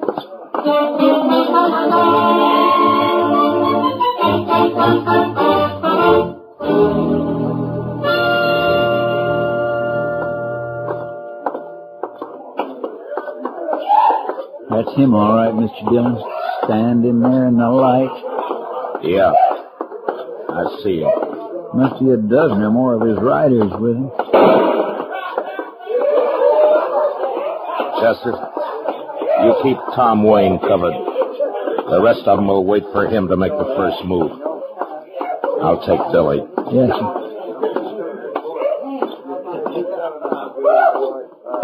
Mallard! Ah. Well, now, what do we got here? Local marshal, huh? Put the gun away, Mallard. Why don't you try to put it away for me, Marshal? All right. Mr. Wayne, you'll keep your hands still and in plain sight. I said put the gun away, Billy. You're talking mighty big, Marshal. For a man with empty hands. That 10 star of yours makes a good target. I got me a whole collection of stars like that. That's far enough. You better hold it right where you are.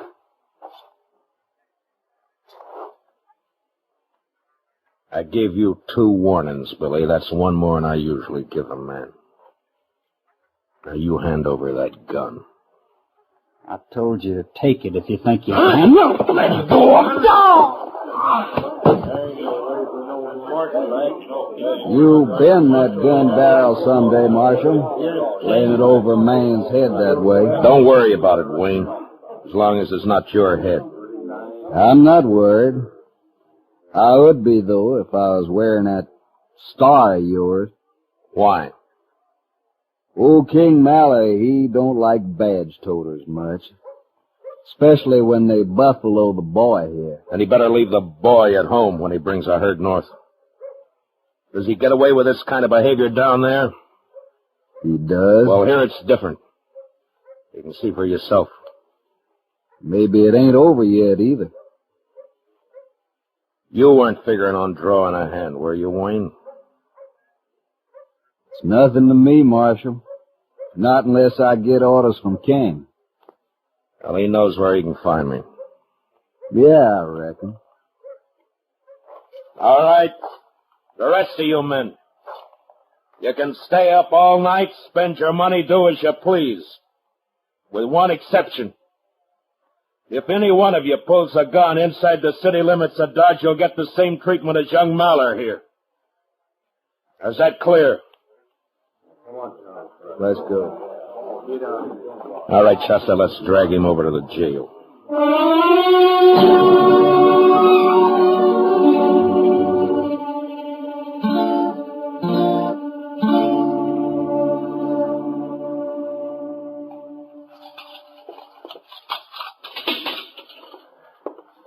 There you are, Mr. Dillon. All right, in you go, Billy. Sure he is out cold. Well, it's better than having a bullet in the stomach. That's what he was asking for. He certainly was.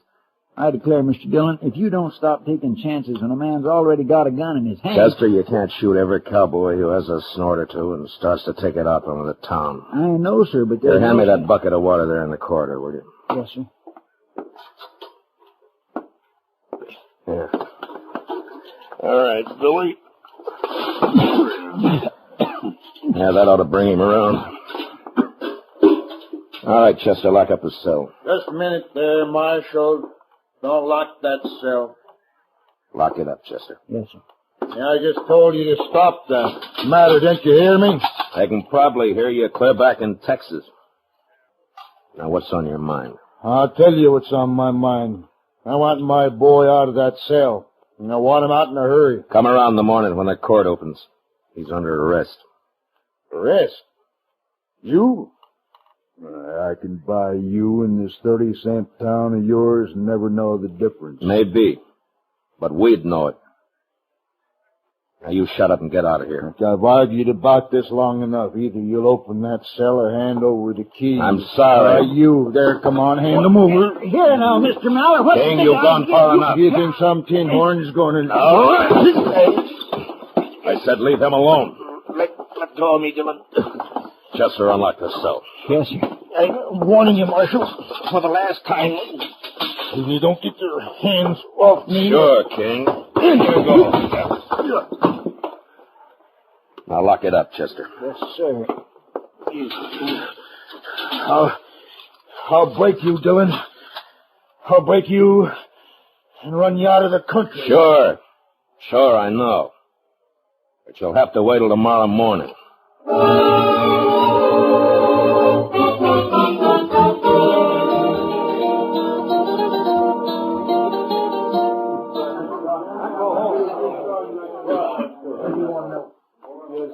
Kind of quiet around town, Mr. Dillon, with them Mallers locked up.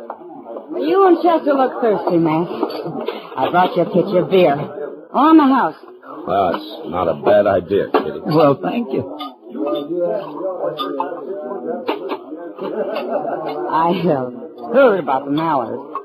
They ought to be locked up in the same cell. They're two of a kind. Well, Kitty, I don't know. Kid always has had his way paid for him by the old man's money. I don't know who's more to blame. Excuse me, Kitty. Uh-huh. But I don't know exactly what I'm supposed to do here. Well, you'll learn, honey. Oh, Matt, I don't think you've met Nora Beale. Huh? Matt Dillon, Nora, in the Chester Proudfoot. Proud to know you. How do you do, ma'am?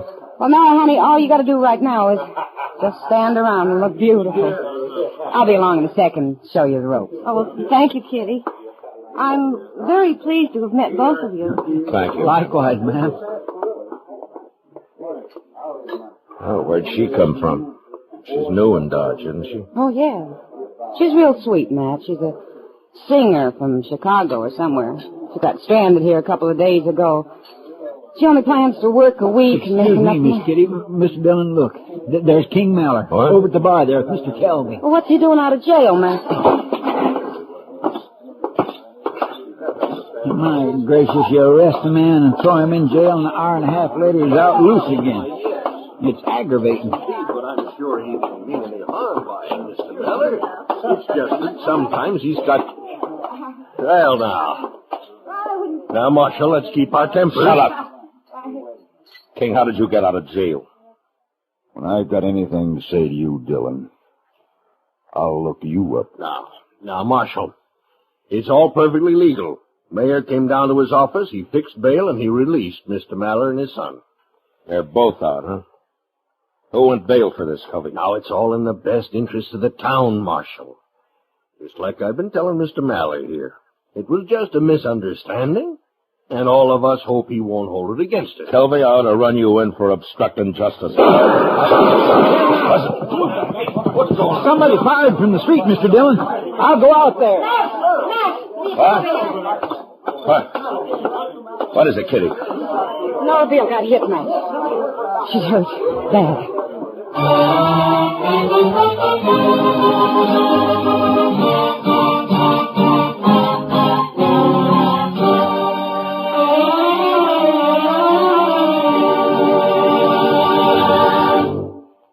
We will return for the second act of Gunsmoke in just a moment, but first, giving medical and welfare assistance to our armed forces and veterans, collecting much-needed blood, training our citizens for service in case of a national emergency, and always on the spot first with disaster relief, these are some of the many services of the American Red Cross. But this all costs money, $85 million this year. So please answer the call. Give generously to the Red Cross. Now for the second act of Gunsmoke.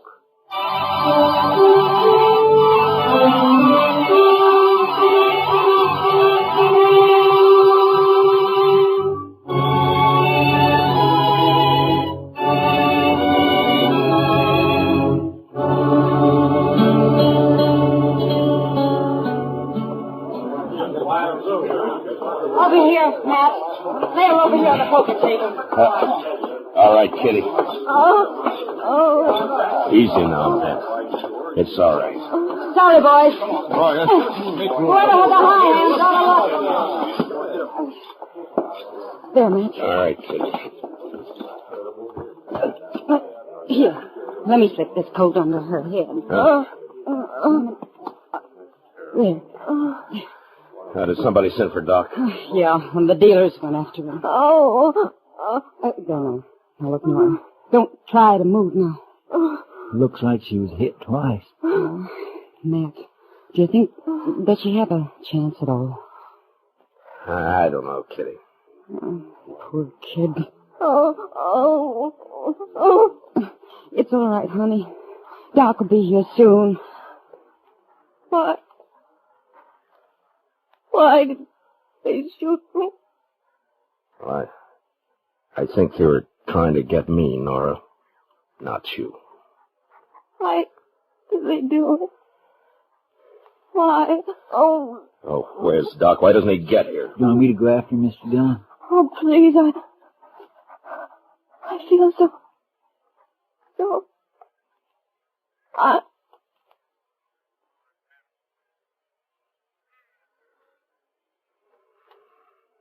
No, Chester, there's no need for Doc to hurry now. Matt, she was so... Yeah. Well, Doc can take care of it when he gets here.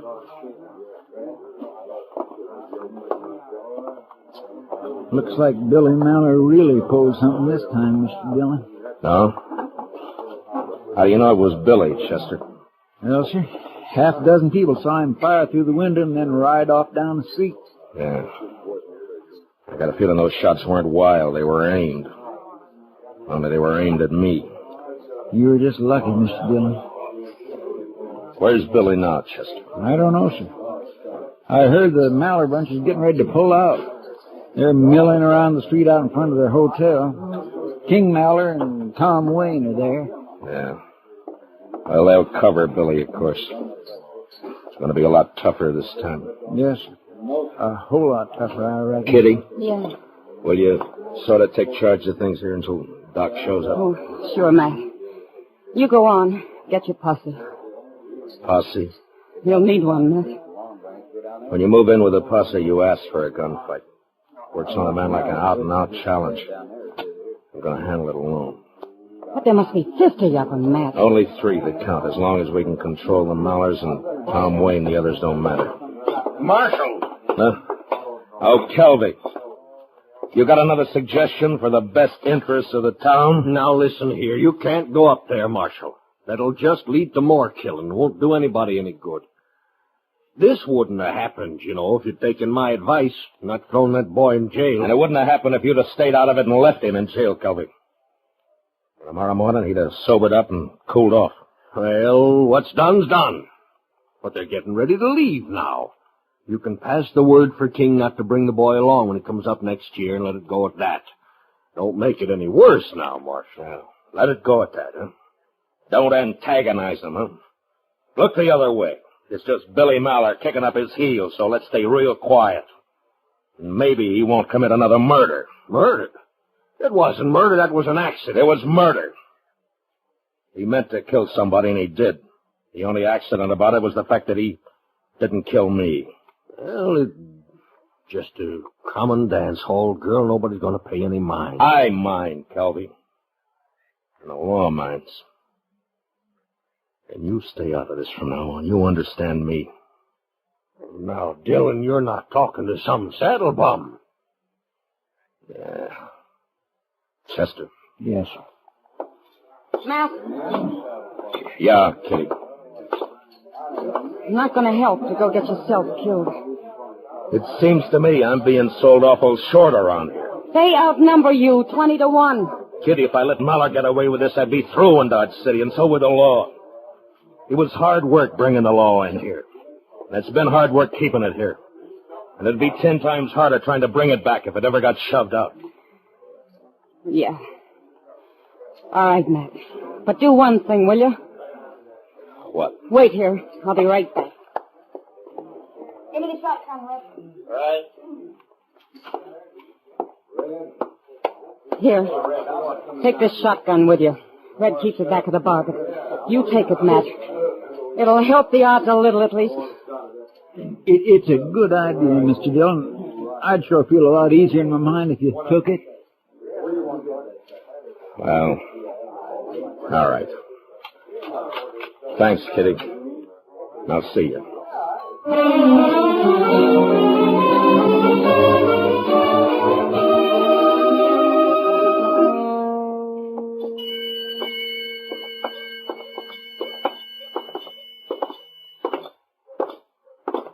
She was a pretty little thing. Yeah. Seems a shame.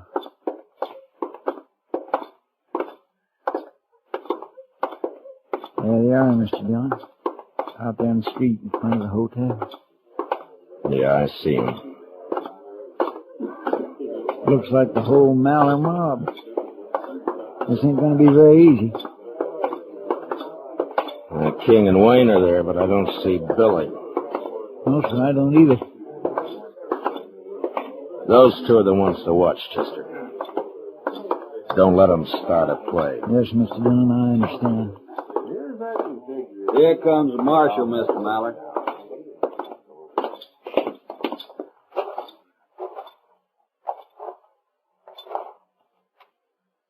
King, I want that boy of yours. What's he charged this time, Dillon? Murder? That girl died, man. She died. Now, where's Billy? Where'd you get the idea he had anything to do with it? Half a dozen people saw him fire the shots from the street. Well, I say he wasn't near that spot. Well, don't say it to me. Say it in court. Now, where is he, King? Marshal, there's 40 of my riders standing here in the street. Every one of them packing a gun. I suppose you just turn around and start walking. I said, where's Billy? All I got to do is give the word, Dillon. These boys will drop you right in your tracks. You're not giving anybody the word, King. Huh? Buckshot's got a pretty fair spread. Now, at the first sign of any move by this bunch, and I'll get you and Wayne with one blast. Now, you better warn him, King. Dillon, you're barking up the wrong tree here. Billy rode out of town, headed south. That's his horse tied there at the rail, isn't it? All right, where is he, King? Inside the hotel? Now, look, Marshal, there's no call for all this. Maybe Billy did get a little bit out of line. He's always been a high-spirited young'un, but there's no reason for us to lose our heads. You know you got no case against him. Every one of my men here will swear he wasn't anywhere near that shoot. They'll get their chance at the trial. Well, now, that's just the trouble. We can't hang around here waiting for a trial. It's costing me money, but I'm willing to spend quite a bit, Marshal, to avoid the inconvenience. Never mind, King. Don't be a fool, Marshal. Shut up. Wayne, move over a little closer to him. All right, that's it right there. All right. The rest of you men fish your guns out and drop them on the ground. Now, slow and easy. No sudden moves. Watch him, Chester. Yes, sir, I am.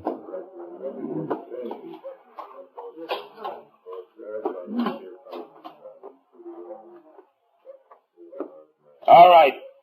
Back up now, out into the street, away from those guns. A whole bunch of you.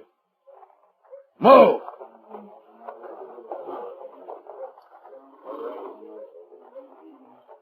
Here, Chester, take the shotgun. Keep him covered. Yes, sir. Hold it now. Just like you are. Nobody will get hurt. Dillon, what you gonna do? I'm going in the hotel and bring out that kid. Watch him, Chester. Yes, sir, Mr. Dillon.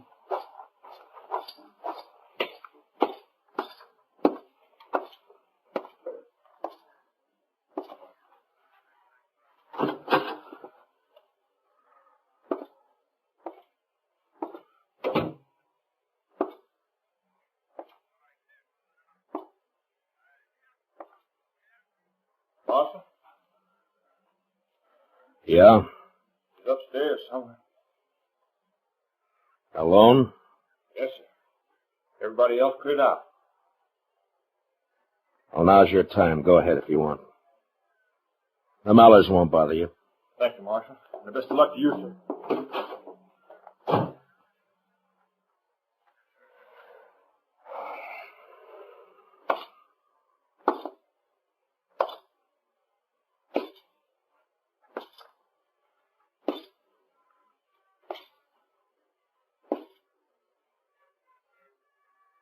Billy?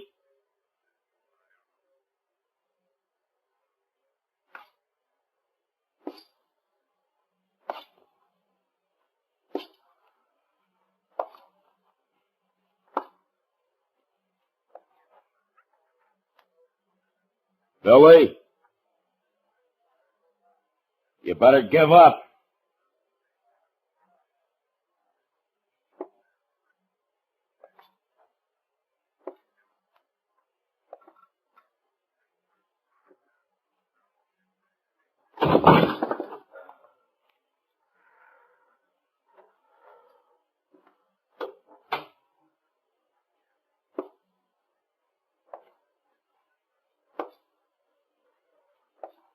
Billy, you haven't got a chance if you know what's going. Now hold it, Billy. Throw your gun out into the hall. I'm gonna kill you, Dillon.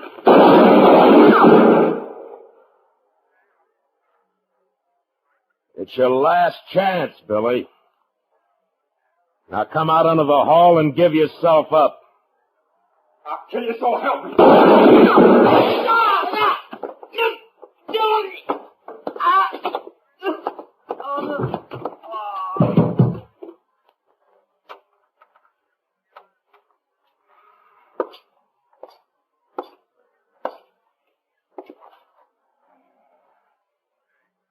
Fool kid.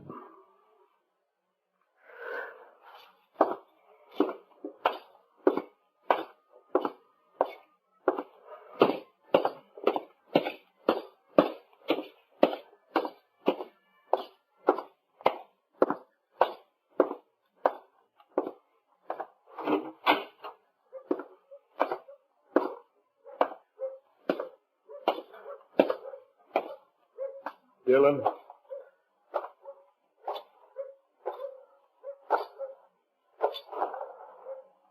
Dillon, was that... Is he dead? Yeah. I gave him 2 chances. He wouldn't take them. Yeah. Headstrong. Or was worse. Guess maybe I didn't bring him up right. It's too late to worry about that now.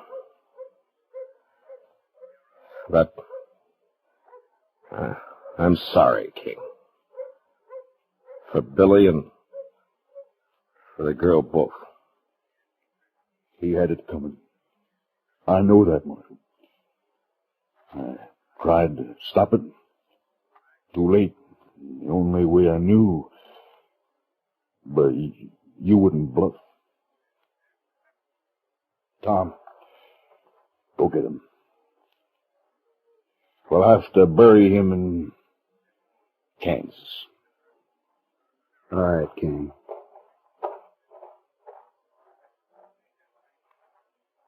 We'll be leaving Dodge right after.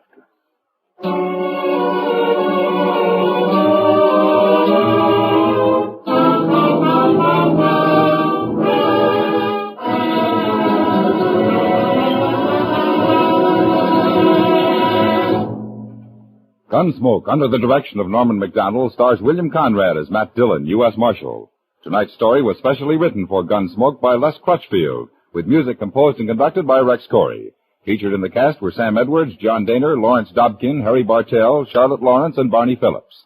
Parley Bear is Chester, and Georgia Ellis is Kitty. Gunsmoke is heard by our troops overseas through the facilities of the Armed Forces Radio Service. Join us again next week as Matt Dillon, U.S. Marshal, fights to bring law and order out of the wild violence of the West in Gunsmoke.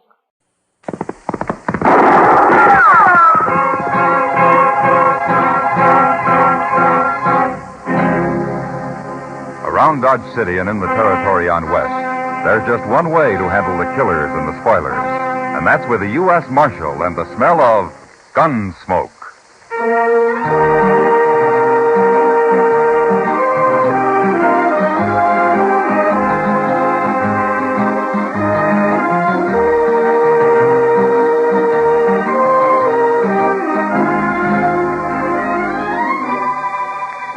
Gunsmoke, starring William Conrad. The story of the violence that moved west with young America.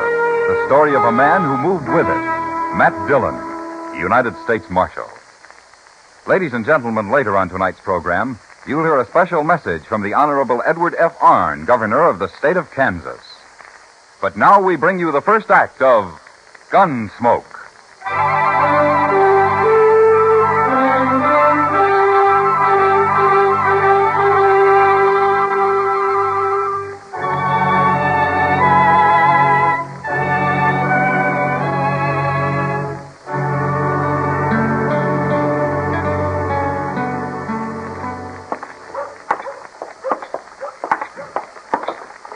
I'll swear it's going to be spring before we know it, Mr. Dillon. Well, this weather won't hold, Chester.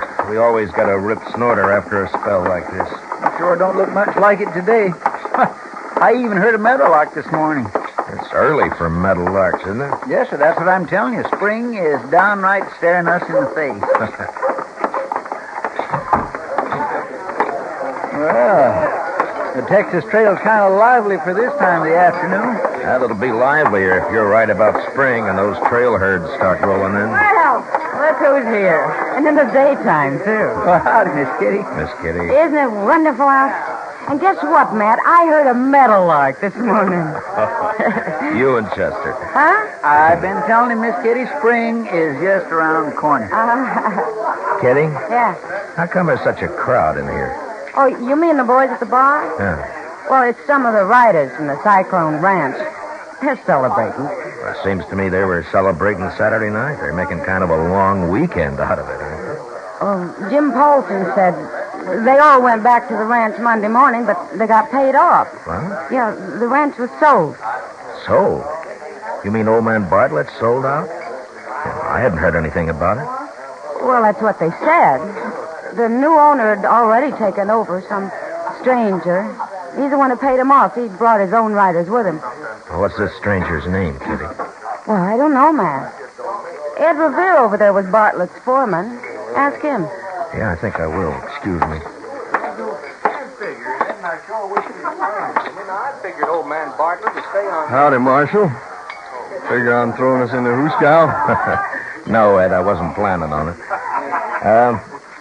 Do you happen to know where I can find old man Bartlett? Well, afraid you're out of luck.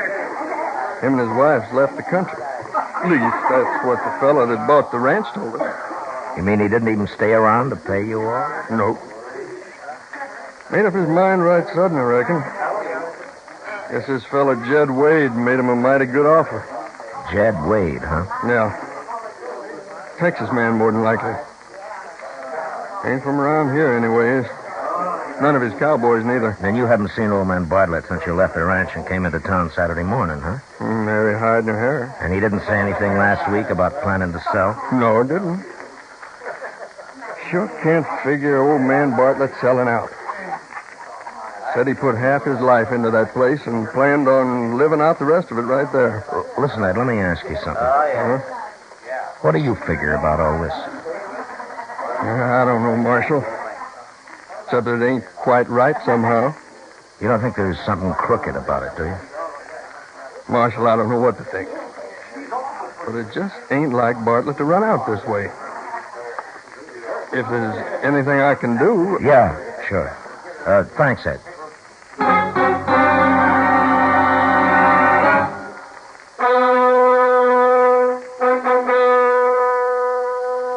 Marshal, I don't even have to look it up in the records. There's been no deed of sale on the Cyclone Ranch filed in this office. If there had, I'd know about it. Yeah, well, all right, thanks. That's all I wanted to know. Furthermore, there won't be one filed. Old man Bartlett will live out his life and die right there. You take it from me. Yeah, well, that's what I figured. Mr. Dillon? Oh, come on in, Chester. Sorry to interrupt, Mr. Mifflin. Oh, quite all right, sir. I believe our business is completed. Yeah. What'd you find out, Chester? I checked the depot and the stage lines, Mr. Dillon, and nobody in town hasn't seen neither one of them since last week. Mm-hmm. Well, all right, Chester. I guess we better ride out to the ranch.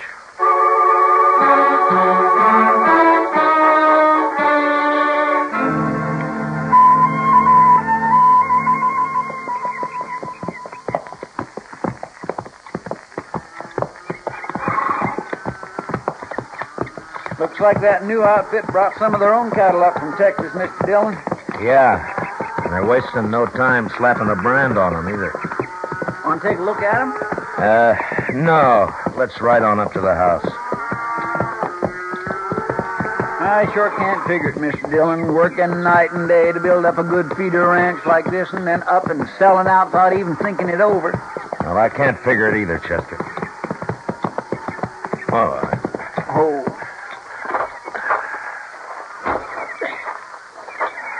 My golly, it sure is a fine ranch. We ain't hiring anybody. Better mount up and ride. Are you Jed Wade? Name's Dallas. I'm the range boss. Matt Dillon, U.S. Marshal. Mr. Wade here? He's out in the barn. What do you want to see him about? Well, suppose I take that up with him, huh? And suppose you turn around and hightail it out of here. Whenever Jed's got business with the law, he'll come to you. Now, look, mister. You hadn't ought to talk to visitors that way. Jed don't want strangers hanging around, Miss Wade. And he don't want you talking to strangers either. You better go on back in the house. I guess I know better than you what my own son wants. I'm the only one that understands him. You come right on inside, gentlemen.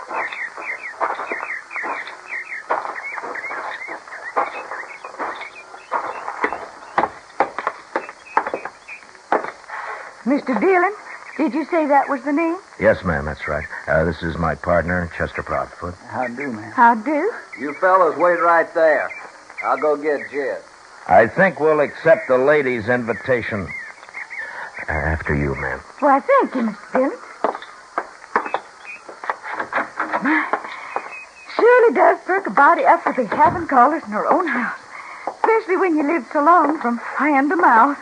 I understand that you're new here, man. Oh, yes. Yes, we were camped for 3 weeks down along the river. Nary a caller, just living in a wagon. Oh, do be seated, gentlemen. Thank you. Ain't this a real pretty place now? Why, when Jed and Dallas rode back to camp Sunday morning and said they just bought a real bargain, I couldn't dream they meant something like this. A body just can't figure why the owners would ever want to sell it and leave. Would you gentlemen care for some cold buttermilk? No, thank you, ma'am. You didn't meet the owners yourself then, huh? No. They're already gone when I came over. Oh, you mustn't mind Dallas, Mr. Dillon. He's really a good boy at heart. Him and Jed just picked up a habit of talking mean like that sometimes, and seems like people just don't understand it. Mr. Dillon, Jed ain't got himself into some kind of trouble again, has he? Again, Mrs. Wade? Well, it's like I said. People just don't understand Jed lots of times. It ain't easy to bring up a boy alone, and a body don't always know what's the right way to do and what's not. But Jed's real good-hearted down underneath. Once you understand him like I do, why, the way he even talks to me sometimes would make you think that he was... Well, son, What did I tell you about mouthing off to strangers? But I was Go back, get in the kitchen. Well, all right, son. You say so?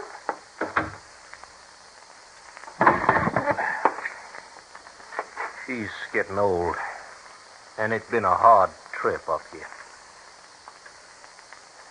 Dallas told me you was here, Marshal. What can I do for you? What do you want? I'd like to see your bill of sale for this ranch, Mr. Wade. What for? Well, I'll tell you after I see it. Are you trying to accuse me of something? Not if you got a bill of sale signed by old man Bartlett. Well? All right, Marshal.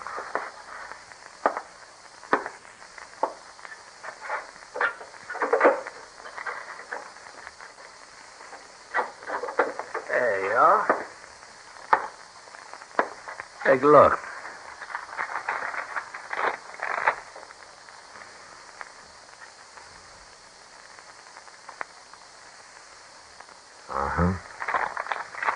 Satisfied now? Where did the Bartletts go, Mr. Wade? They said they was leaving the country, and that's all I know about it. Yeah, you want to give me back my bill of sale now? Well, I'd like to take it into town and check the signature, if you don't mind. Go ahead. It'll check. And then you got nothing to worry about, have you? Nary thing, Marshal. Now, I don't know what's on your mind. But you're barking up the wrong tree.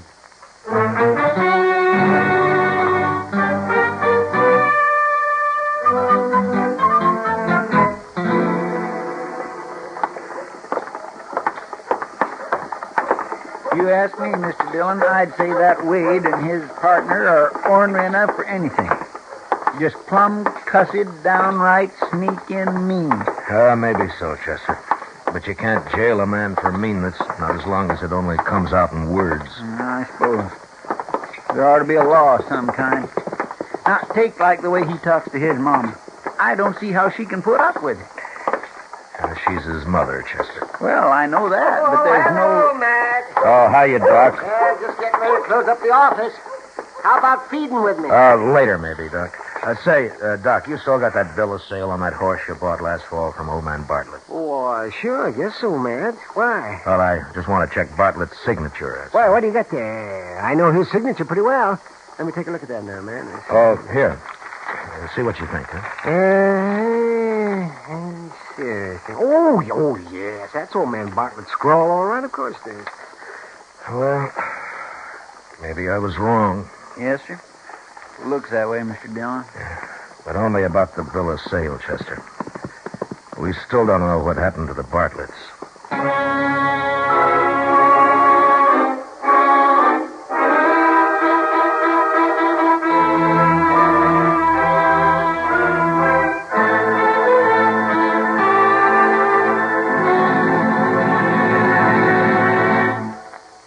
At this time, it is with great pride that Gunsmoke is able to bring you a specially recorded message by the Honorable Edward F. Arnn, Governor of the state of Kansas. Ladies and gentlemen, Governor Arn. It's a real pleasure for me on behalf of Kansans everywhere to congratulate the CBS radio network, the writers, producers, directors, actors, and technicians on the splendid job you are doing with Gunsmoke. Here is real adult Western drama, without the usual horse opera cliches portraying an era and community of Kansas that graphically marked the formative years of our great state. Let me point out, however, the Dodge City of today is a far cry from the Dodge City so vividly brought to life in Gunsmoke. From those early pioneer and frontier days, Dodge City has developed into one of the fine cities of our state, industrially, agriculturally, and historically. The folks of Dodge City, and indeed all the people of this great sunflower state, thank you for a good job well done. Thank you, Governor Arn. And now the second act of Gunsmoke.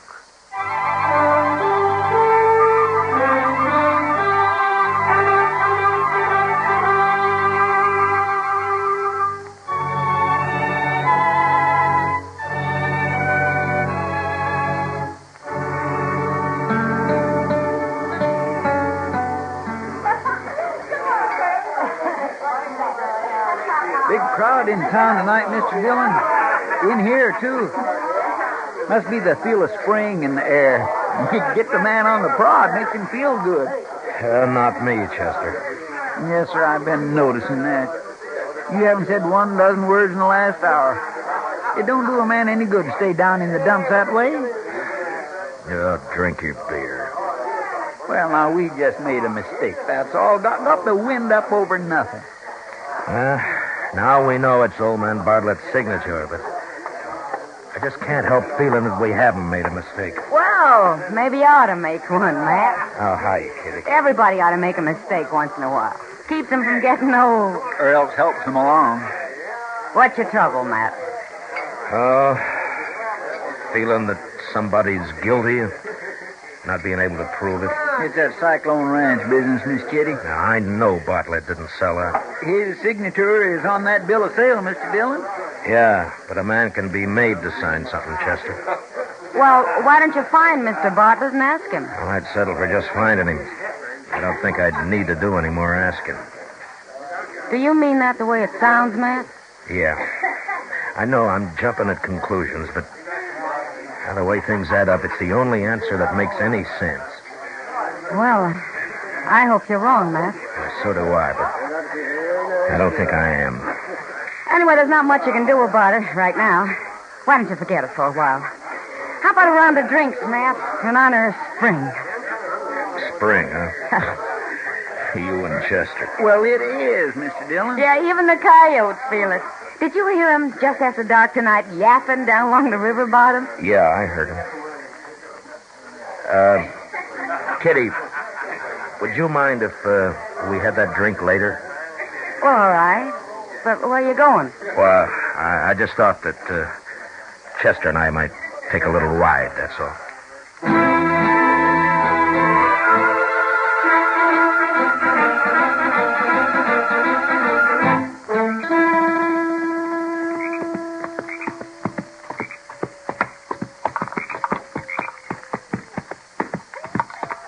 Hold up a minute, Chester. Yes.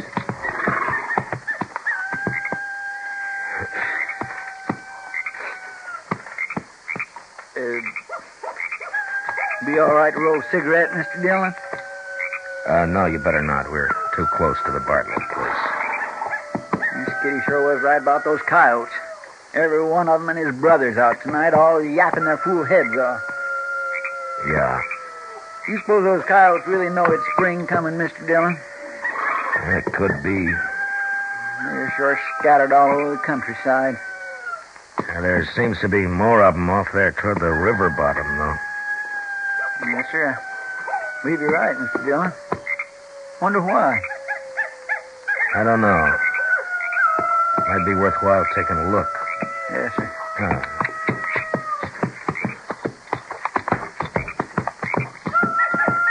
You know, it sounds to me like most of those coyotes are up around those river bluffs there by the bend. Yes, Mr. Dillon, I believe it does just that. Come on, Chester, let's ride over that way. They're on the other side of that willow thicket. All right.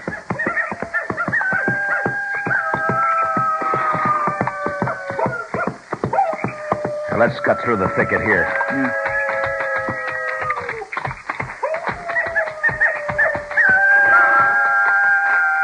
They must be awful interested in something, or they sure wouldn't let us get this close.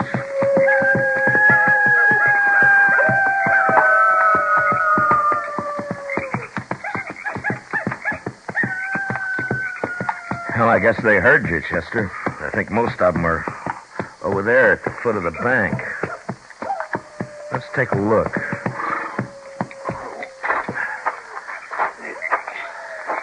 Come on. Chunk of the bank's caved off there, Mr. Dillon. Yeah. Yeah, but the coyotes didn't do it. They've been trying to dig something up, not bury it. I wish there was more moonlight. Yes, sir.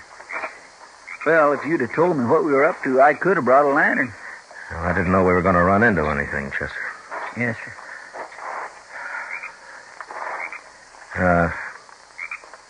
See if you can find a stick and let's scratch around in this loose dirt, huh? All right, sir.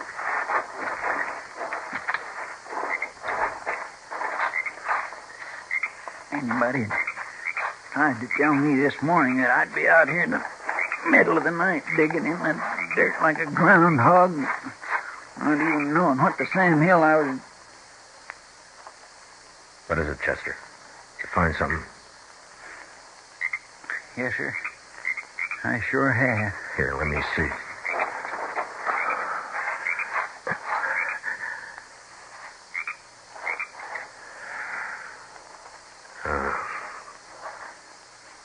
Mighty lucky hunch you had, Mr. Dillon. Well, now we know why nobody saw the Bartletts leave town. They killed him. They killed both of them. Yeah. After they made him sign that bill of sale. Hit the dirt, Chester. They came from the edge of the bank up there. Watch for the next flash. Is that you, Wade? Just to the left of that sumac, Mr. Dillon. Yeah, I saw it. You're under arrest for murder, Wade.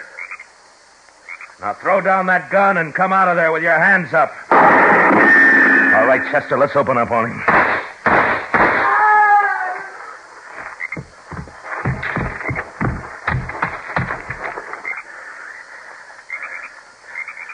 Careful, Chester. He may be faking it. Yes, sir.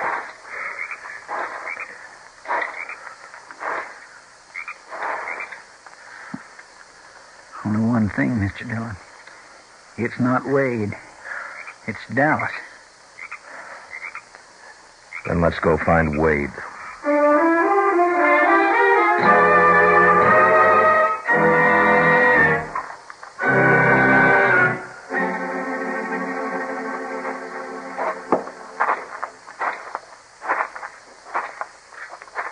Ranch is dark. Looks like they're all in bed. It may be easier that way. Yes, sir. I wish there was some way of keeping his mother out of it. I don't see how it can be. Dallas? Is that you? Did you scare the coyotes away? I heard the shooting and I... It's not Dallas, ma'am. Why, it's the marshal and Mr. Proudfoot. At this time of night. Well, this is quite a surprise. Yes, ma'am, I reckon so. Is Jed here? Well, I guess so. Maybe he's out in the barn or somewhere. What's wrong, Mr. Dillon? I sure do hope Jed ain't in some kind of trouble. I just want to talk to him, Miss Wade. Now, why don't you go on back in the house, huh?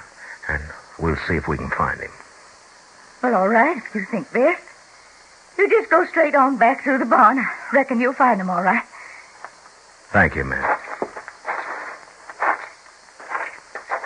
It's not going to be easy. Yeah, I know. Keep yourself covered. I will. Sounds like he's working back there. Yeah. Bartlett put up enough prairie hay here to last for 3 years. Right on back, Dallas. Just about got these here running irons finished. Dallas won't be needing any running irons, Wade, or anything else. He's dead. We found where you buried the Bartletts. That's where that shooting was. You and Dallas. You're under arrest for murder, Wade. And if you make a move, you're going to end up the same way Dallas did. How could I do anything, Marshal? I got no gun. I noticed it hanging on the wall there behind you. You leave it there. Sure. Now lay down that hammer and stick out your wrist. Sure. Anything you say. He smashed the lantern, Mr. Dillon. Don't watch it, Chester. He'll have his gun now. Get back, Chester. Get back toward the door. I can't see a thing in all this smoke. That haze is dry as powder. This burn's going to go up like a tinderbox. Wade, you haven't got a chance. Now come on out of there while you still can. Why don't you come back here and get me? You crazy fool. Come on out now. The heat's getting awful bad, Mr. Dillon. Yeah, I know. Back toward the door, Chester. We're going to have to get out of here. Let's go on. Take it in. Hold tight, Chester.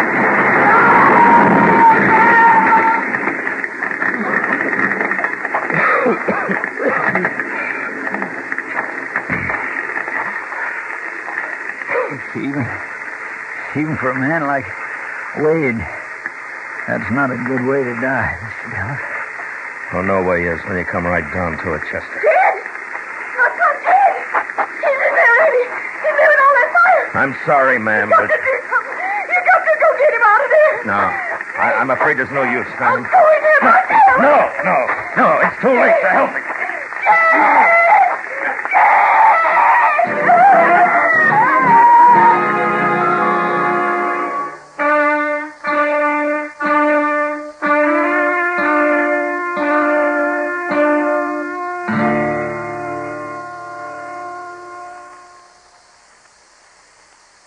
I always knowed it was going to end like this sometime. I always knowed it. I'm sorry, Miss Wade. Jed done something real bad, didn't he, Mr. Dillon? Him and Dallas. That's why you come back here. Yes, ma'am, I'm afraid so. They killed the people who owned this ranch. They buried them down along the riverbank. Those boys done a lot of bad things, Mr. Dillon. But I don't hold with killing. I'm sorry it had to happen this way, ma'am. Mr. Dillon, I'd like to ask a favor. Oh, why, certainly, ma'am. I come out here in a wagon. It's out back of the house. Now that it's getting light, if you'd hitch up my team to it, I'd like to go back to town with you. Chester? Yes, Mr. Dillon, I'll do it. I'll just take what I brought, Mr. Dillon. Nothing else. Well, just as you like, ma'am. It's all in the trunk. Funny thing. I never did unpack it.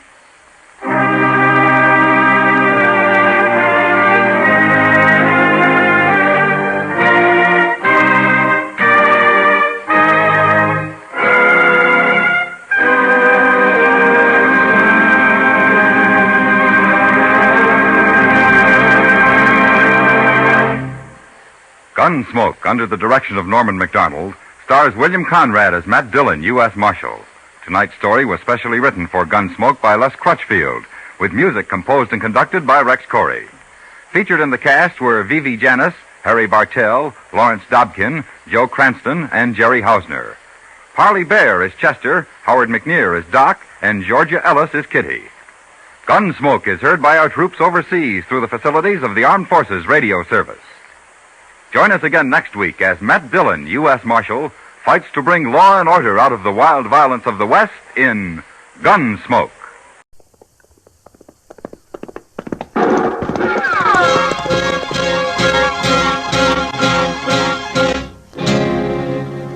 Around around Dodge City and in the territory on West, there's just one way to handle the killers and the spoilers, and that's with a U.S. Marshal and the smell of Gunsmoke.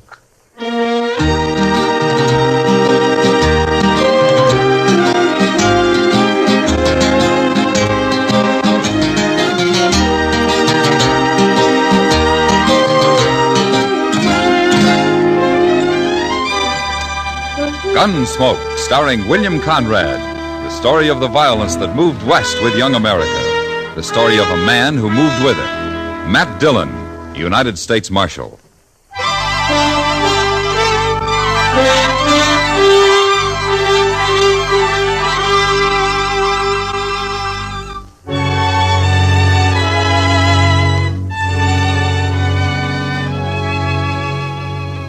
Chester had been helping me with some paperwork after the regular day ended, and we didn't get through until about 10 o'clock. And we were both kind of tired.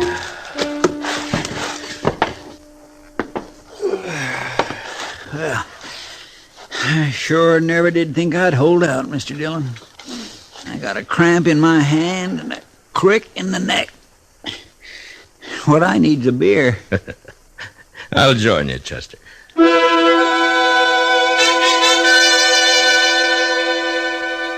I locked up the office and walked down to the Texas Trail with Chester. I guess the best thing that could be said for the night was that it was still. Not cold, not warm. Somewhere in that between that makes you wish it'd be one thing or the other. Or maybe it was because we were tired that it didn't feel right. The bar wasn't crowded, and right off, Kitty came over to our table with beer.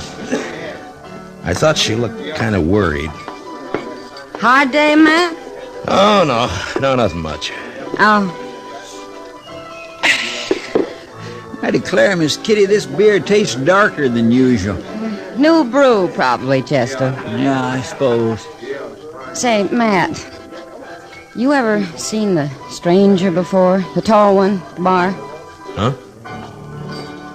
No. My heavens, Mr. Dillon, he is a lofty man, and that's for sure. Look at him stretch out. Yeah. What about him, Kitty? Well, I don't know. Sam gave me the eye a bit ago, just before you came in. Huh? You trying to make trouble? Sam's not sure. Fella's been drinking straight for more than 2 hours, and he doesn't say anything. He just looks like he's getting ready. Maybe waiting for something. Yeah. Is the woman with him? Yeah.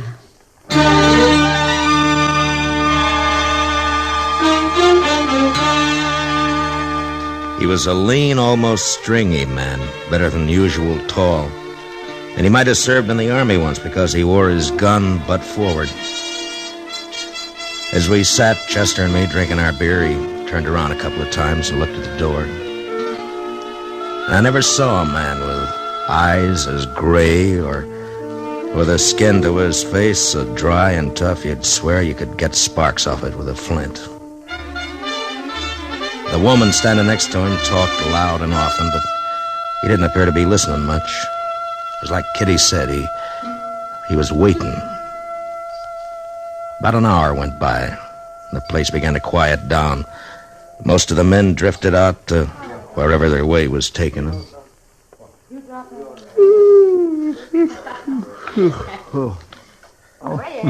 Excuse me, Mr. Dillon. You want to get on back, Chester? Well, yes, sir, I was thinking about it. This beer is so dark, it's making me sleepy. Well, you go ahead. I'll see you in the morning. You staying? Yeah, for a while, I think. On account of that tall fella? Yeah, maybe. Guess I'll get a little whiskey and sugar. Might keep me awake. No, you go on, Chester. It's all right. Jack, how long you If it's all the same to you, Mr. Dillon, I ain't sleepy. But, Jack, Okay. I'm tired. There's a hotel down the way, miss. That could put you up. You. Shut up. Nobody asked you. Oh, now, Jackie, you ain't got no call to talk to the man like that. He's just being helpful. Say, Mr. Dillon. Chester, be quiet. Honey, I'm tired. I want to go to bed. Trip on the stage and traveling all day. I swear I've never been so... Talk too much. Be quiet. Stay in here with me. But Jack... You've been talking ever since we come in here. Stop or I'm going to hit you. Might not be a bad thing if you did, Mr. Dillon. If there's anything in this world I hate, it's a woman who does nothing but clobber her guns. Kitty. I bet he is miserable to be wed to, though. What do you reckon's ailing him? I don't know, Chester. You're still here, huh, Matt? Yeah. Sit down a minute, will you, Kitty? Yeah, sure. You, don't know their names, do you? No. They came in on the 6 o'clock stage from Oklahoma territory. That's all I know. She's been talking a lot, but mostly about clothes and liquor. He don't say anything. Yeah. You think they're married? She's wearing a ring. Mm-hmm. I've never seen a man drink as much, Matt. It's like water with him. Honey. Hey, you. Honey. Yeah. Excuse me, Matt. Yeah, sure. What do you want to drink? Huh? Sure. Huh? You want whiskey and sugar, don't you? Thank you, honey. Sure. Where do you think you're going? I'm going to freshen up, Jack. Hmm. I'm coming right back. See you do.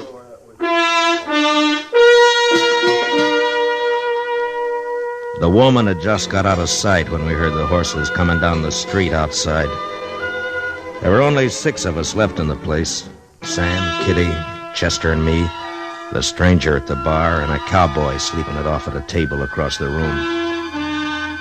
The tall man called Jack, with the sound of the horses, turned to the door, and there was a gun in his hand. You fellas at the table. Get up. Come over here. What?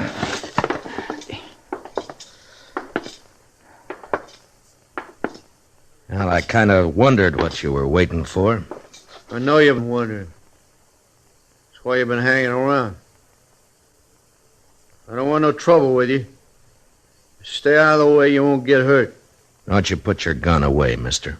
Don't bother me. There's trouble coming through that door any minute. Put it back. I don't allow gunplay in Dodge. What you allow ain't up to you now, mister. If you're in trouble, it's my job to protect you and your wife. This is private trouble. You want part of it, I'll give it to you right now. In the belly. Jack, they're here, outside. Yeah, I know. We can get out the back. I ain't running no more. You either. Come on, get behind the bar. Yeah, honey. You 2 fellas unhitch your belts. Leave them lay where they fall. Go on. Honey, you give me a gun, will you? I'll give you one. Wait a minute. Okay. You 2 get around behind the bar. All right. At the end. You and the lady. Well, listen, you can't shoot up this place. Sam, do what he says. Chester and I did as we were told and got behind the bar along with Kitty and Sam.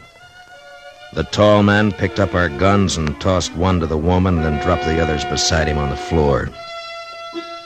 And then we waited. All of us behind the bar, except for the cowboy drunk asleep at the table. I only had that mirror in for a month. It's going to be busted for sure. Honey, we should have kept going. Got the train in the morning further west. We had to stop somewhere. This is as good a place as any. Listen, mister, I'm going over and get the boy sleeping at the table there. He's going to get hurt. You move an inch from where you're at and I'll shoot you. Now shut up, all of you. I hear him out there. Yeah. Start shooting when that door swings in. Mr. Dillon, Stay down, Kitty. Don't worry, Matt. As I can figure. Stopped off the dog. They'll be in the saloon. Sure. Oh, I know, Farrell. Well, come on. Might as well start looking in here. Yeah, Okay. Let's do it, right? There it is.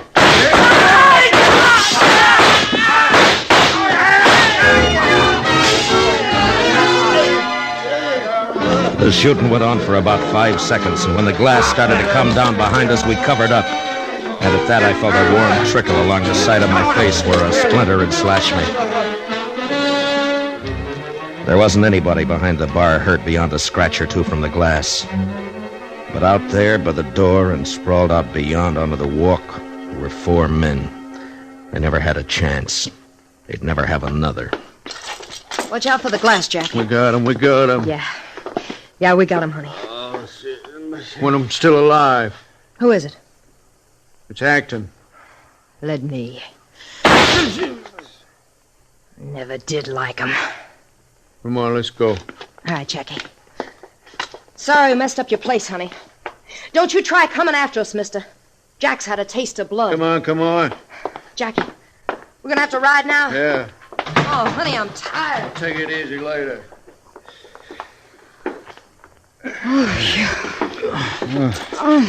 Are you all right, Kitty? No, I think so. Look at that mirror. Just look at it. Chester, get some guns from the office. Saddle up and get back here, huh? Yes, sir. Yeah, all right now, folks. There's just been a little shooting, that's all. Everything's going to be just... Kitty, get Doc, quick. What is it, Matt? This man isn't dead. Huh? Well, go on. Hurry up, will you? Well, yeah, sure.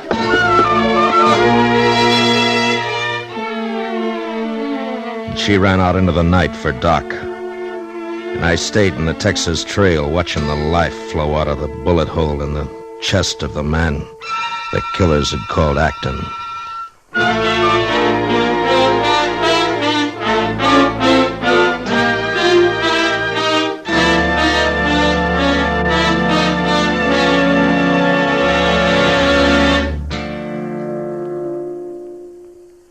We will return for the second act of Gunsmoke in just a moment. But first, you can help your fighting men and our children win the fight for life if you act now. On the battlefront, our fighting men need blood to replace the precious substance they have so valiantly lost. Only through contributions to your Red Cross fund drive can we keep up that lifeline of blood to our wounded men. But time is running out. Give now. Your Red Cross must also have funds to transform blood into anti-polio serum. The polio season is just around the corner. Red Cross Gamma Globulin is the one weapon that will spare our children from death or the crippling paralysis of polio this summer. Polio won't wait. Your community, your neighbors, perhaps your own child, can be saved from the horrible effects of the dread disease if we do something now. Your Red Cross will not distribute the anti-polio serum. It will be sent to critical areas by government health agencies. There will not be enough to protect every child this year, but many thousands will be spared polio paralysis this summer because you gave to your Red Cross. When your Red Cross Fund volunteer calls, give generously. Do it today. You give, they live.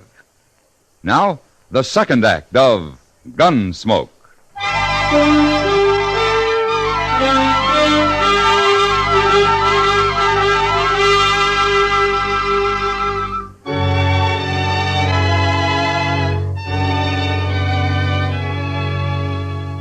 His eyes were open, but he didn't see me.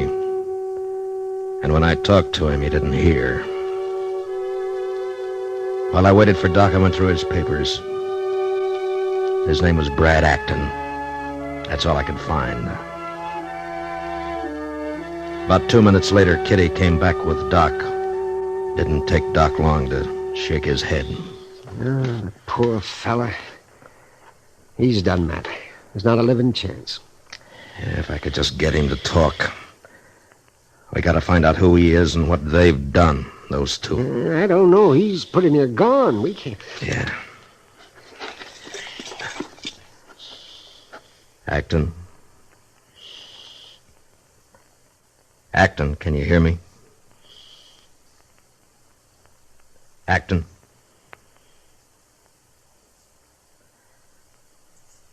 Acton! Acton, that fella, Jack Farrow. He and the woman. What did they do? Oh, there's no use. Matt, he Acton. can't say nothing. Now listen to me, Acton. Matt. Acton, who are they? Why did they shoot you? He's trying, the poor devil. He Come on.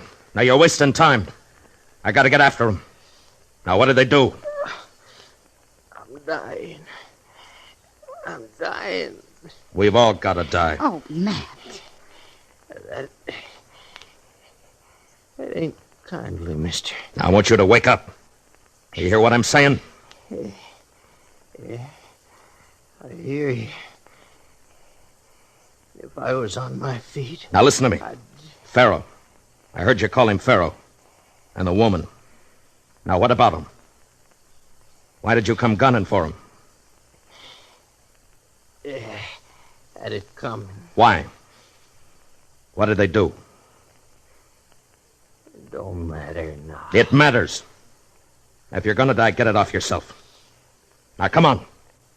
You and your pals there. If you did nothing wrong, you'll die more comfortable. Oh, Matt, let him be. It's not Matt, fair. don't. What about it, Acton? Matt, now you That's can't... enough, Doc! Acton!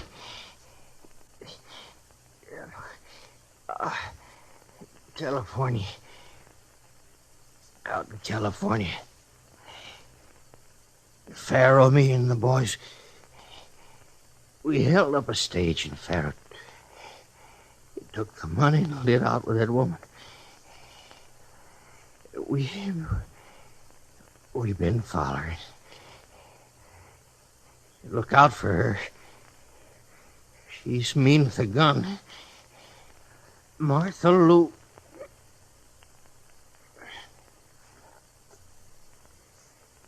Yeah, he's gone, Matt. Yeah. I guess you had to do it that way, Matt. But... But what? Nothing. All set, Mr. Dillon. All right, Chester. You going after him, Matt? Why not? They done murder, haven't they?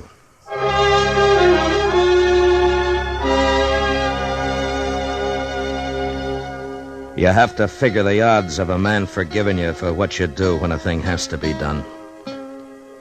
And then you split the difference, and depending on the reasons for doing it, you feel better or worse. I had to do what I did because I had to find out about them. But it didn't help. Even if he was a gunman, I'd given no peace to a dying man. And for that he had to die harder. A man a long way from home.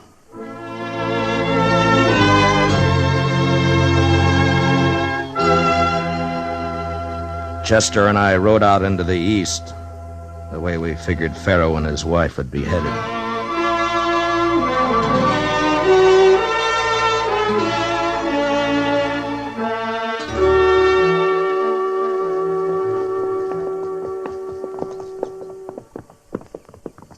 Sun's coming up, Mr. Dillon. I got eyes. Yes, sir.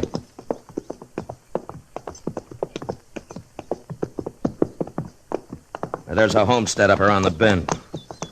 We'll stop and find out if they've seen anything.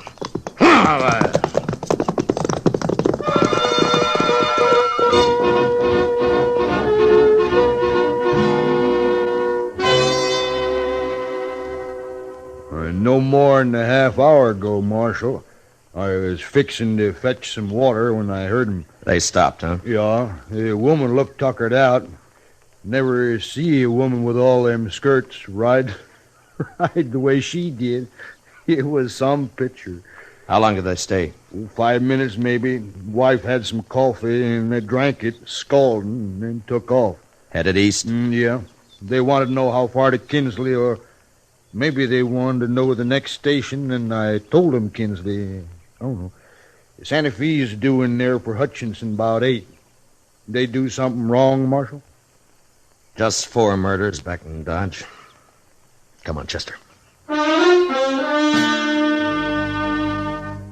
Pharaohs had enough start on us that if they got the train in Kinsley before we caught up, we'd have to use the telegraph and hope they could be stopped further down the line. With killers like that, there'd be a lot of shooting. And I figured it was my job to be there when it happened. We rode hard. It lacked a couple of minutes before 8 when we saw the smoke of the engine. We still had a couple of miles to go to reach the station, and she was moving out when we got there. I swung aboard and held out a hand for Chester. My, running like that give me a stitch in the side. And the puffs. Take it easy, Chester. I sure wish we'd have had time to find out if they's on this train, Mr. Dillon. If they ain't, we've lost them good. Oh, we'll see.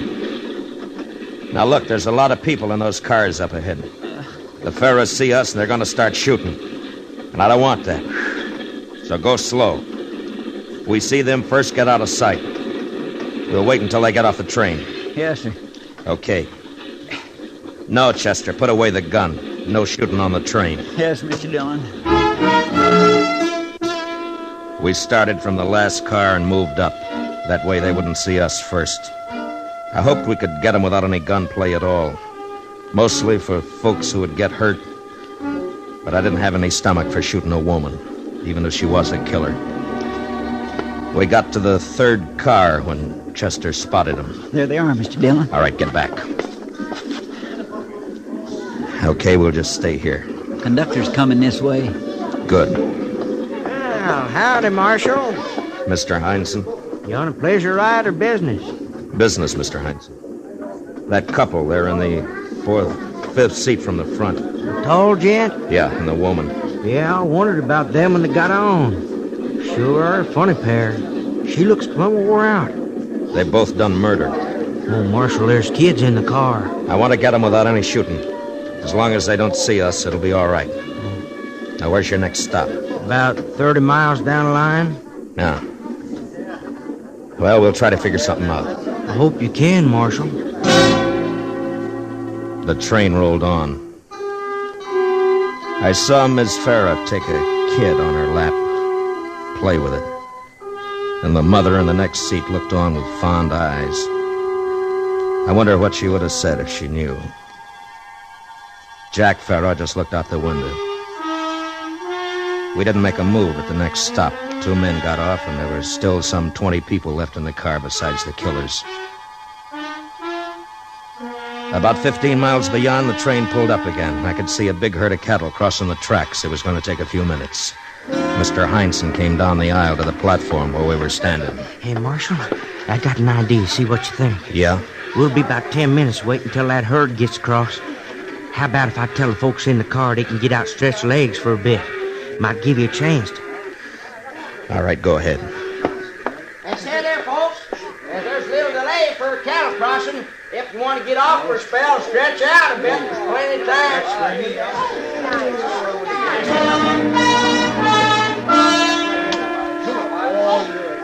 We watched. Slowly, one at a time, they made up their minds. The women glad to let the kids work off steam. The men to size up strange land or somebody else's herd. And they straggled out. There was one old couple that wouldn't move, though. And I saw Mr. Heinzen making an eye and a shrug at me. And then they changed their minds and hobbled off. And I'd left the car empty except for the Pharaohs, Chester, Mr. Heinzen, and me.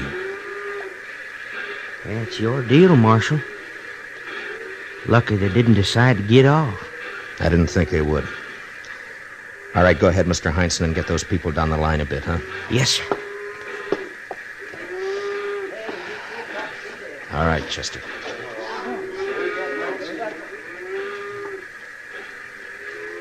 This ain't nothing like California, Jackie. I never seen anything so flat. How far you think it goes like this? I don't know. You know, I think I'm gonna take me a nap. You wanna take my gun for a while? Dig him in the rib. Hold on to it. Oh, honey. I said hold on to it. All right, get your hands up, both of you high, and don't turn around. But she must have had her gun already in her hand, wanting to give it to Farah to hold. She was fast. 1 minute she was upright in the seat, and then she was gone. Firing at us from behind the seat.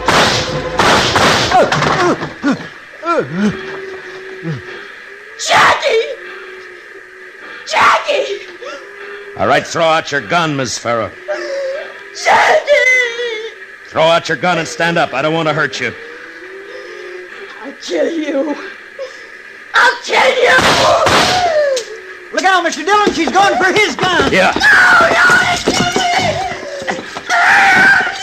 Chester, give me a hand, will you? Now stop it. Stop it. I'm Johnny! Stop it. I'll kill you!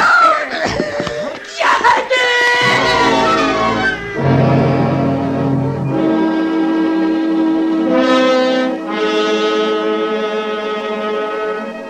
She was like a crazy woman. It took both of us to hold her, and we couldn't even do that right until we had her handcuffed to the seat. And then she shut up. She just sat there looking at her husband's body. When we got off at the next stop to wait for the next train back to Dodge, Jack Farrow was taken away in a wagon to be buried. His wife stood by the tracks watching it as it moved off. And it wasn't until the wagon became a dust cloud out on the plain that she started to cry.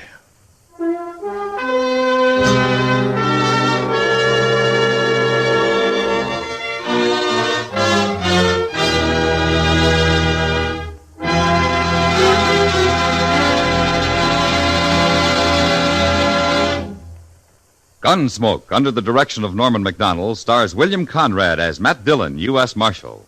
Tonight's story was specially written for Gunsmoke by Anthony Ellis, with music composed and conducted by Rex Corey. Featured in the cast were Michael Ann Barrett and Tom Tully, with John Daner, Lawrence Dobkin, and Jack Crucian. Parley Bear is Chester, Howard McNear is Doc, and Georgia Ellis is Kitty. Gunsmoke is heard by our troops overseas through the facilities of the Armed Forces Radio Service. Join us again next week as Matt Dillon, U.S. Marshal, fights to bring law and order out of the wild violence of the West in Gunsmoke.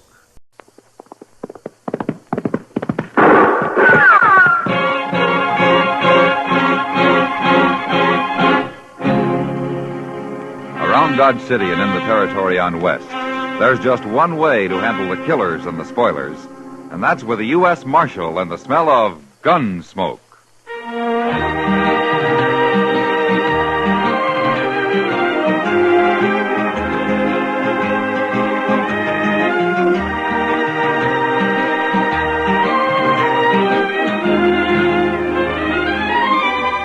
Gunsmoke, starring William Conrad, the story of the violence that moved west with young America, the story of a man who moved with it, Matt Dillon, United States Marshal.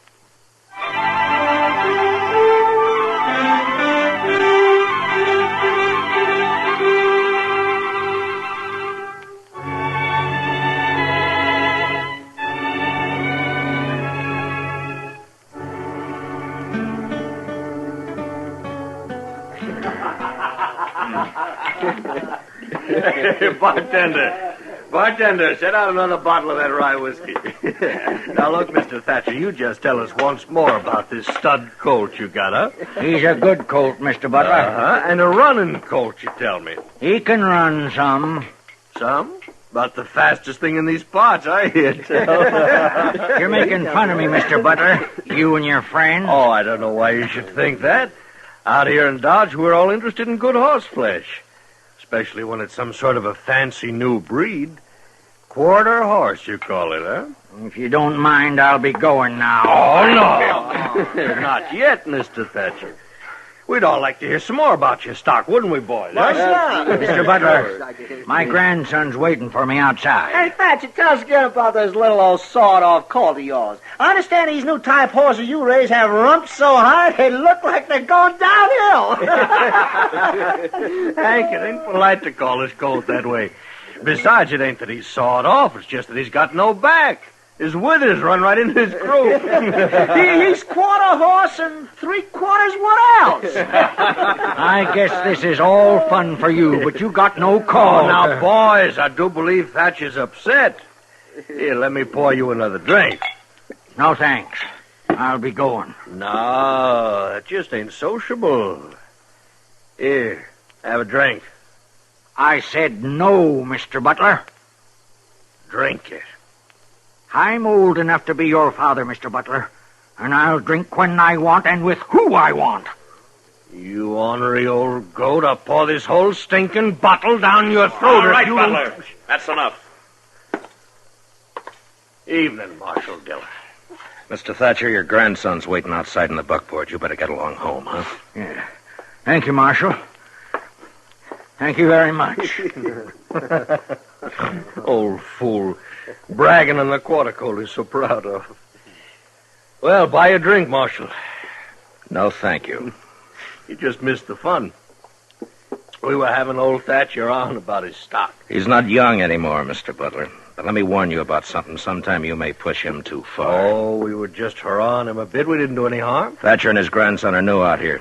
You find your fun somewhere else, Butler. Why don't you leave him be? Matt? You know, when you torment an old man like that, it makes you cheap.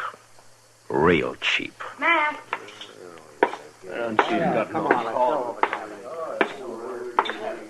Sit down, Matt. You could buy me a drink if you wanted. Yeah, sure. Sam, send over a drink for Miss Kitty, will you? I have to drink alone.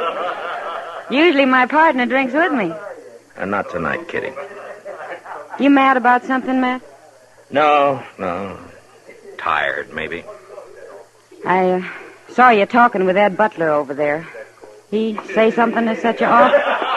Yeah, maybe that's it, Kitty. I don't know. Oh, thanks, Sam. There you are.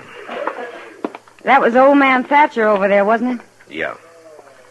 Whenever he comes in here, Butler gets him started on this new breed of horse Thatcher's got. Is that what it was tonight? Yeah, that's what it was. Happens every time he comes to town, Matt. He's an old man, Kitty. There's no way he can fight back. Well, Matt, it's not your worry. You can't keep Butler off his back any more than I can. They're like vultures circling a buffalo that's hurt, just waiting for the time when he finally goes down so they can settle for a meal.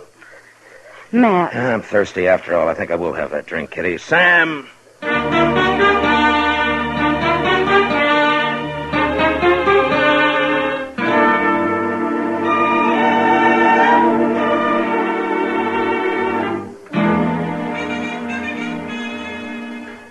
Chester, if you'd run these papers over to Mr. Hightower. Yes, sir, Mr. Dillon. Another wanted poster on Johnny Ringo. Mr. Hightower's waiting for him, Chester. Yes, sir, but Johnny Ringo's out in Arizona. He never comes back this way. Chester? Yes, sir, Mr. Dillon. I'll take him right over. Oh, is there anything for me to do while I'm down at the other end of the plaza? No, nothing I know of. Well, then I'll just wait around down at the depot then, Mr. Dillon, if it's all right. The morning train's due in from St. Louis in half hour. All right, Chester. Marshal Dillon? Oh, good morning, Mr. Thatcher. Got a minute to spare? I have a favor to ask. Yeah, certainly. Come on in. Mr. Hightower's waiting, Chester. Yes, sir. Well, sit down, Mr. Thatcher. First of all, Marshal, I want to thank you for what you did last night over at the Texas Trail. Oh, Butler and his crowd just had too much to drink, that's all. Well, maybe I did, too. Once I start, it's hard to stop. Then I get to arguing.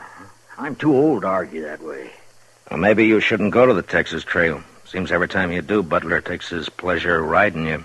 Well, it's that I wanted to talk to you about.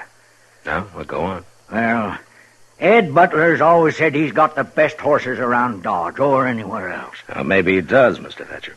Mine are better. Well, I don't know anything about your stock. Marshal Dillon, Ed Butler's having breakfast right down the street at the Dodge House. I want you to walk down there with me. Now, look, Mr. Thatcher, I don't want to mix up in any personal problems between you and Ed. Well, this ain't completely personal, Marshal. Save maybe in a way. I come to you because I figure you're the one man in Dodge with nothing to gain. And you'll be honest. I got something here. I want you to take it. No? It's the deed to my ranch. Why are you giving it to me? I want you to hold that deed and come with me to meet Ed Butler. I'm going to challenge him to a grudge race. My quarter coat against the best horse he's got. You mean you're putting up your ranch on this race? Yes, sir. And I want you to hold the stakes. Look, it's no business of mine, but you could lose, you know. No, sir. I don't figure I can. Mr. Thatcher, you and your grandson have been over here from Missouri better than a year now. Now, you know how these people are, men such as Butler and the rest. There's nothing more fun than ragging somebody. Somebody who fights back but isn't too strong. You're trying to lecture me, Marshal. Well, it's because you're new here that they're making it rough for you. You just don't know the ways yet. It's no good, Marshal. Look, Mr. Thatcher, you're putting up everything you got on this race. Now, what makes you so sure you can win? What's so special about this stud colt that you've raised? He's a little special in most every way, Marshal. His daddy was Cold Deck, and his mother was the best mare in Missouri. Oh, I know why Butler and the others laugh at him. Compared to some horses, he looks like a bulldog beside a greyhound. His head's short, and he carries it too low. He's built too close to the ground, with bulging muscles and short legs. But I'll tell you one thing. He's just gone 4, and as he stands now, he's the most horse west of St. Louis. And there are some like him in Texas now. And if I have any say, one day quarter horses will be all over the West. When a man gets to be my age, Marshal Dillon, he's got to stand behind what he believes. And I believe in this little horse. He's sleepy and he's quiet, but he can unwind like lightning. Yeah, you got a feel for horses, haven't you, Mr. Thatcher? It ain't much of a man talks one way and thinks another. Will you walk with me down to the Dodge house? Yeah. Yeah, I'll walk with you.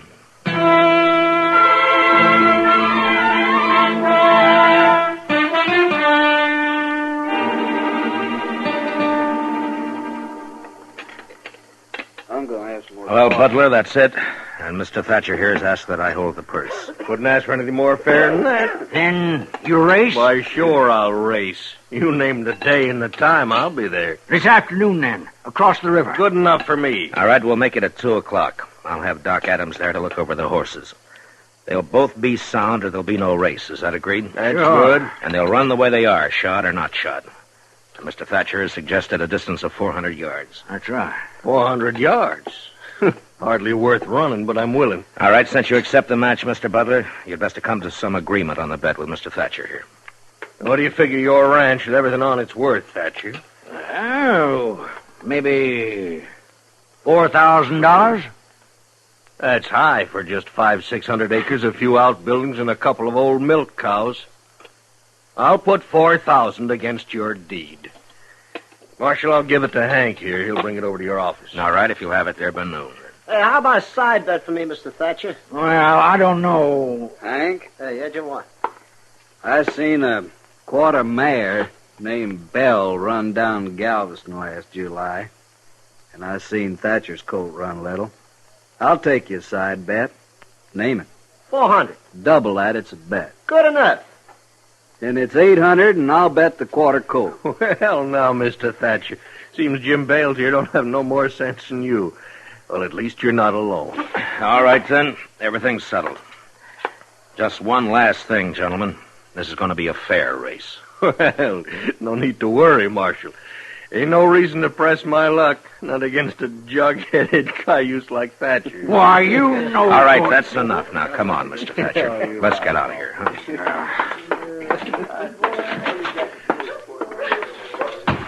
Now, why don't you go on home? I'm going back to the office. You think I'm just an old fool, don't you?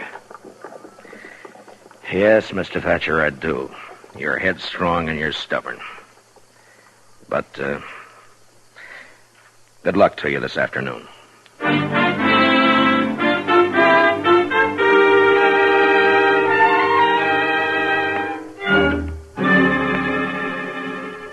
You know, Matt, there have been horse races in Dodge before, lots of times. But I've never seen one where so many people got concerned. Why, the whole town's in on it. Everybody's betting one way or another. Yeah, I know. And I don't like it, Doc. Well, there's nothing wrong with that, is there? Now, people lack an excuse to celebrate. And this afternoon there'll be whiskey running to help them. Whiskey and horses don't mix when there's money changing hands. Matt, are you worried about Thatcher putting his ranch up on the race? He could lose his ranch, Doc. Oh. Well, doesn't he have a chance? I don't know. I don't think so. Mr. Dillon? Yeah, what is it, Chester? Oh, hello, Doc. Well, Chester, huh? Say, I was down at the bridge a few minutes back watching for Butler to take his horse across. I wanted to know which one he was running. Well? And I didn't recognize the horse. I thought probably it'd be his sorrel, but it wasn't. It was a horse I ain't never seen before. What horse is it, Chester? Ed Butler ain't putting in no cow pony, Mr. Dillon. He's running a thoroughbred. Well, he's got no chance at all now. Is that it, man? Mr. Thatcher's betting everything he has on this quarter horse of his to beat a cow pony. Now Butler's running a pure racing horse, a thoroughbred. Well, it's past 1. Let's get over to the other side of the river.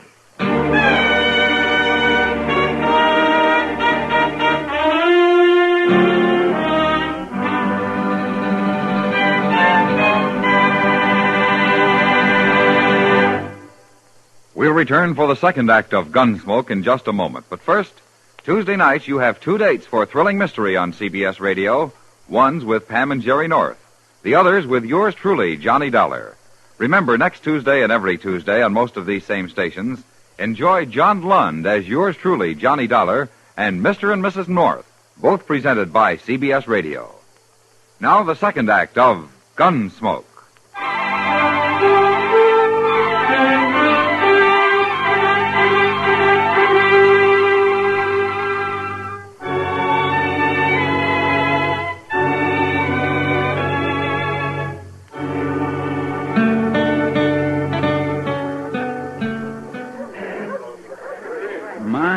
Looks like half a Dodge is over here, Mr. Dillon. Yeah, maybe more than that. Chester, see if you can find Ed Butler and old man Thatcher and bring him over here, huh? Yes, sir.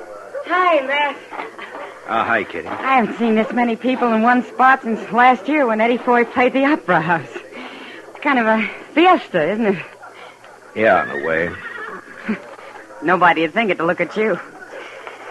Where's the finish line going to be, Matt? I want to see good. Back up there about 50 yards. Oh, well, I'll go up and find me a place. Yeah, okay. Matt! Oh, Matt! Yeah, Doc. Oh, here you are. Well, I've looked over both horses. They seem sound enough. Good. I don't get much call to check horses anymore. Mostly it's babies these days. Or maybe a gunshot wound. Doc, who's going to ride for Butler and Thatcher, you know? Well, Butler's got Hank Thomas, and I think Thatcher's grandson's going to ride for him. Well, I hope the boy knows what he's doing. I think he does, Matt. He's got spurs and a switch. Well, that'll help. See, Matt, Thatcher's getting all liquored up. Well, that's his affair, isn't it, Doc? Yeah, but he's got a skinful. You know how edgy he gets when he's that way? I sent Chester for him. He should be along any minute. The whole crowd seems kind of excited and nervy. Maybe I'll pick up some business out there, huh? That's not funny, Doc. I'm sorry, man. Mr. Dillon, I found Mr. Butler, but I couldn't... Marshal. Where's Thatcher? Oh, I wouldn't know. Last time I saw him, he was pouring down some red-eye. Preparing for the loss, maybe. Well, Mr. Hightower and Doc here are going to act as judges along with me. Chester will fire the starting gun. It's all terrible fancy for just a whim of that old fool Thatcher's, ain't it? You may call me an old fool now, Butler, but it'll be different after the race. You're drunk, Thatcher. Any law say a man can't win a horse race if he's drunk? Oh, what's the matter? Need courage to bring your horse out here to the flat? All right, stay out of it, Butler. Mr. Thatcher's your grandson all set? Yes, sir, Marshal.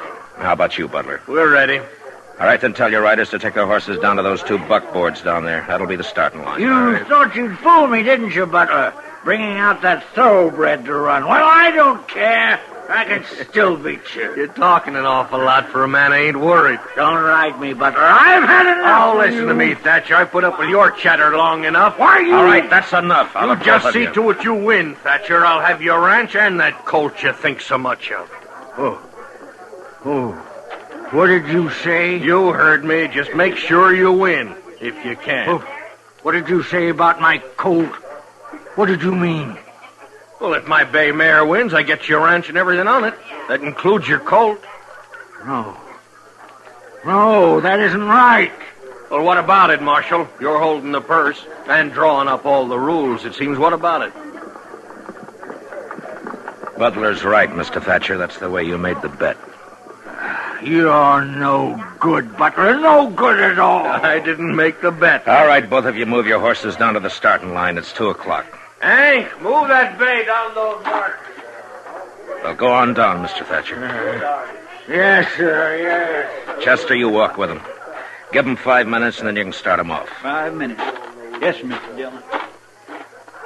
Well, I was right. Wasn't I, Mac? Thatcher's been drinking some.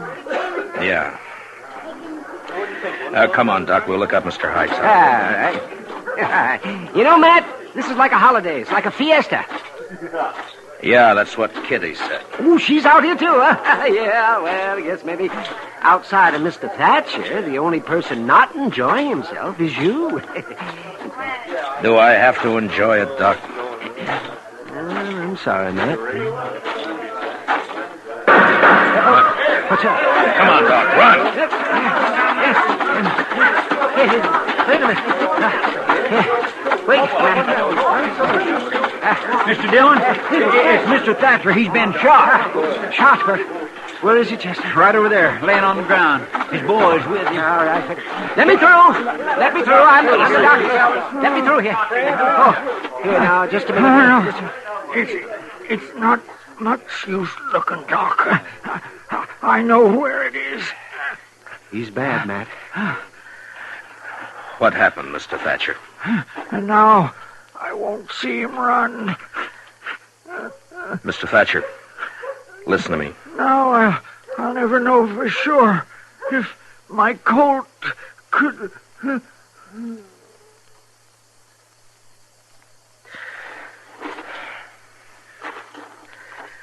What happened, Chester? You were with him? Mr. Dillon, I don't know. I was walking along, not thinking anything particular. Thatcher and Butler was up ahead, and then Thatcher drew on Butler, tried to shoot him. I shot him, if that's what you want to know, Marshal. It was self-defense, Marshal. That's what it was, Mr. Dillon. But still, He was drunk. man, You saw that for yourself. Then he tried to kill me. That's right, Marshal. What it says is right. That's the way it happened, Mr. Dillon. Suppose now that forfeits the race, don't it, Marshal? Doc, will you take care of...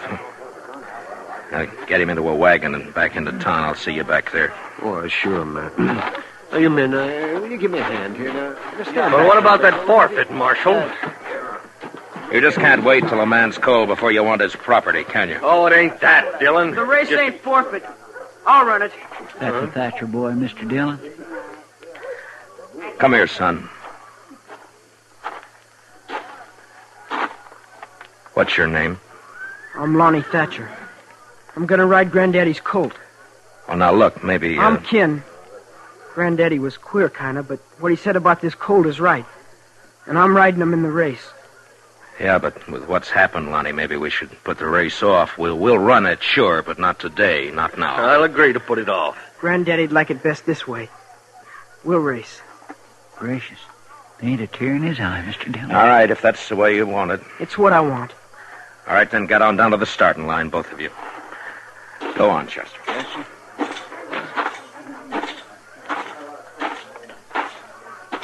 I was looking for you, Marshal. Are we going to have the race? Yeah. That's a good thing, you know. There'd be a lot of people disappointed if it didn't come off. And we wouldn't want that, would we, Mr. Hightower? How's that? The killing's hardly enough to make the day complete, is it? No, Marshal, I didn't mean anything wrong. It's just... Yeah, sure. Just forget it. Move on up to the finish line. I'll get a couple of these riders to clear the lane. All right, Mr. Dillon. You there. Would you ride down toward the start and make everybody move back and clear a lane, huh? All right, everybody. Well, will you get back, please? Or would you clear the lane, please? Please move back. All you people there. Move back. That's it. Well, it's time, Marshal. Yeah. What's Chester waiting for? It looks like the colt's acting up. I've never seen two different breed of horses run against each other. And that colt's kicking up a storm. Could make a good column for the paper, maybe. Come on. Get a hold of him, kid. Don't you think it'd make a good column, Marshal? Hey, there they go, Matt. Look at that boy ride, Matt. Come on, kid.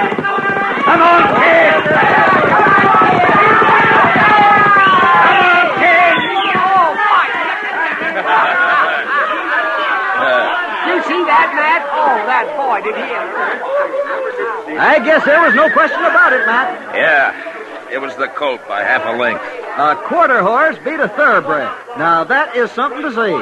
And it's a new kind of horse in these parts. Well, Marshal, you should be happy. Because the boy won? And for that I am happy, yeah. Well, I got no complaint, Marshal. It was fair and square. If you gentlemen will excuse me, I want to get back to the office. Sure, Mr. Hightower. Marshal. Yeah? Look, Marshal, about what happened this afternoon. About Thatcher. I didn't really hold anything against the old man. I'm sorry it happened. I told you sometime you'd push him too far. Now he's dead. Well, after all, Marshal, he drew first. Oh, I'm not saying you're a murderer, Butler. But you're small inside. The only feeling I got for you is contempt. You're responsible for the death of that man today, and yet there's nothing I can do about it. You're blaming me for everything? It's not you. I guess it's just people. Good day, Mr. Butler.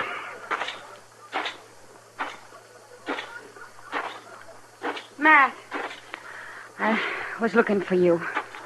Where's Lonnie Thatcher, Kitty? Standing over there by his horse, crying. Maybe you ought to talk to him, Matt. I'm going to. Well, he doesn't want to see anybody. Some of us tried talking to him, and he just walked away. I'll see you later. Hey, boy, you better walk that horse. Any horseman who knows he shouldn't be standing around after running like that. Yes, sir. All right.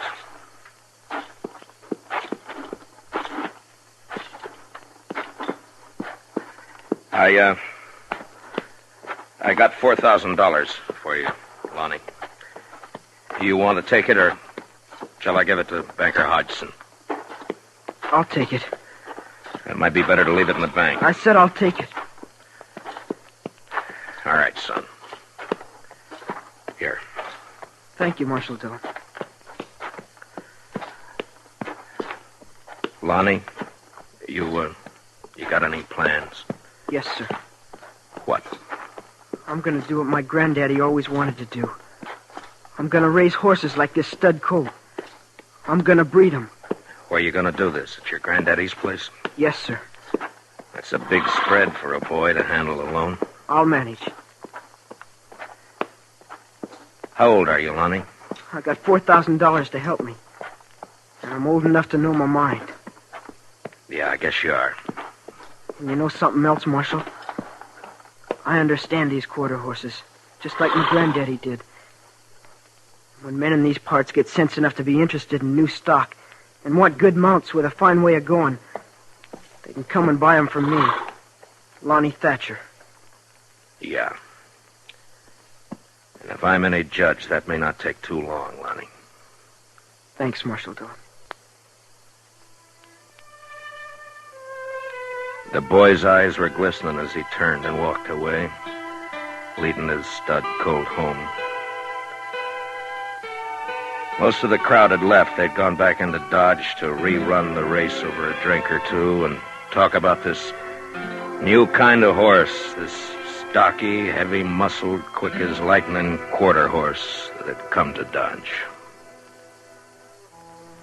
And now it was getting darker because of some clouds building up over in the northwest. And when I looked again, the boy and his horse had almost vanished from sight.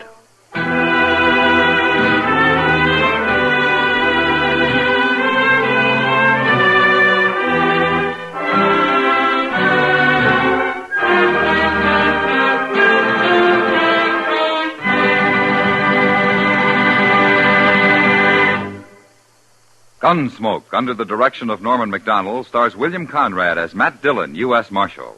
The special music is composed and conducted by Rex Corey. Featured in the cast were Lawrence Dobkin and Joe Carnes, with Johnny McGovern, Harry Bartell, and Luke Krugman. Harley Bear as Chester, Howard McNear as Doc, and Georgia Ellis as Kitty. Gunsmoke is heard by our troops overseas through the facilities of the Armed Forces Radio Service. Join us again next week as Matt Dillon, U.S. Marshal, fights to bring law and order out of the wild violence of the West in Gunsmoke.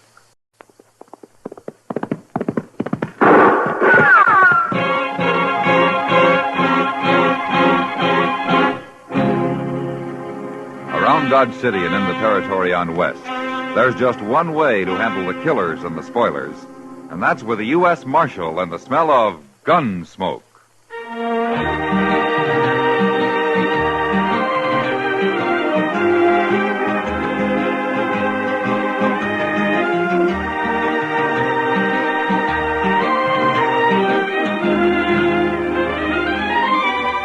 Gunsmoke, starring William Conrad.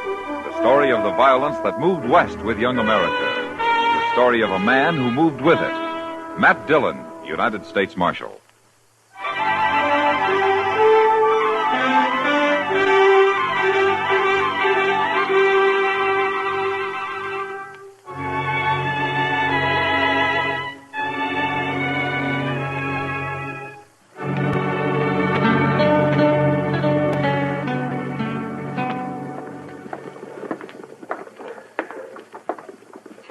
Mind if I sit here and watch the plaza with you, Mr. Dillon? Hmm? Oh, sure. Sit down, Chester. Sit down. I got spring fever, I guess. Yeah, I guess everybody has it. That'll change soon enough. It will? Sure. As soon as the first trail herd hits Dodge. Yeah, I suppose. Them Texas cowboys. Mr. Dillon, they all ought to be hobbled and have one arm tied behind their back all the time they're here. No, I don't know, Chester. They're just troublemakers, sir. They're bad enough at home, but they're worse away from it. Well, there are plenty of bad men who never saw Texas. Yes, and there are darn few Texans who ain't bad. Where'd you say you're from, Chester? Well, Waco. But that don't change my opinion one bit, Mr. Dillon. In fact, it just proves I know what I'm talking about. Yeah, here comes a Texan now, Chester. Look at his rig. Yes, sir, it sure is. Now, what's he doing here? Looking for somebody to shoot, according to you. You know him? No, sir, I don't. But then most everybody I knew in Texas has been hung by now. I'm looking for the U.S. Marshal. You're wearing a star, so maybe you're him. Sit down, stranger. You Matt Dillon? That's my name. All right. I'm Phil Jacks. I'm with a herd of 3,000 San Saba cattle about 5 days' drive from here. Name of the trail boss is Dolph Quince. Dolph Quince? He was up here last year. Give him my regards, will you? You give them to him, Marshal. Well, I'll be glad to. He'll be here in about 5 days, you say? He will if we don't run into any more trouble. Said for you to ride back with me, Marshal. No? Well, did he say why? No.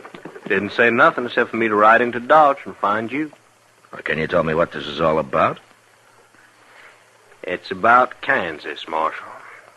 Kansas? We don't like it. Well, for heaven's sake, if you don't like it, why don't you stay in Texas? Instead of coming up here raising all kinds of trouble, getting people's backs up, drinking, shooting, carrying I haven't on. even said hello to you, mister. Oh, I know it, and let's leave it that way. Chester, what's got into you, anyway? It's been mighty peaceful around here lately, sir. Now the first Texas herd ain't even over the horizon, and already there's trouble. Why don't you people drive your old mossy horned steers to California, anyway? Why'd you leave Texas, mister? What? I know a Texan when I see one. You all riled up because you don't like Kansas anybody else does. Yes, and I don't like Texas, neither. Texas is sure rough on women and dogs, ain't it? My gracious, I ain't heard that since I was a boy. All right, you got me pegged. I'll shut up. Oh, now we're getting someplace. You ready to go, Marshal? Well, Dolph Quince is a good man. He wouldn't have sent you here without a reason. Yeah, but Mr. Dillon, you Chester, can't go suppose you take Jacks over to the Dodge House for a good feed, huh? Looks like he could use it. I'll get ready and I'll meet you there in about an hour, huh? Yes, sir, but what about me? Well, like you say, there won't be any trouble till the Texans arrive. I'd like for you to stay here anyway. Yes, sir, Mr. Dillon. Come on, Jax. It's just down the street. Oh, don't shoot him, Chester. I'll never find that herd alone. I ain't to buy him a drink first, Marshal, and just temper him down a little. Now, say, that's not a bad idea at all. Take your pick, Mr. Jax. We have a goodly number of very choice saloons here in Dodge.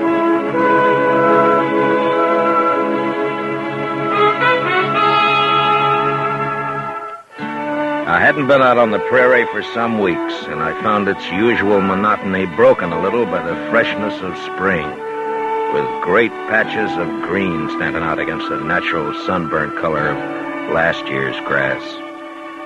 We rode over about 30 miles of it before dark, and Jax figured we'd find the San Saba herd by evening the next day. And sure enough, an hour or two after we'd crossed the Cimarron next afternoon, we spotted the herd's dust ahead of us. We rode up to the chuck wagon just as the cook was hollering for the men to come and get it.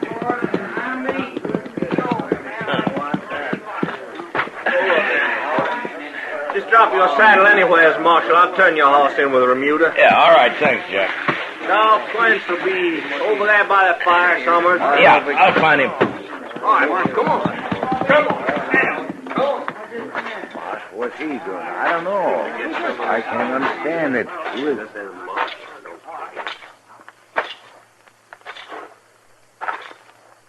Hello, Dolph. How are you, Marshal? There's fresh meat in camp. Ask the cook for a plate. Thank you. Yeah, I'll go with you. I need some more coffee.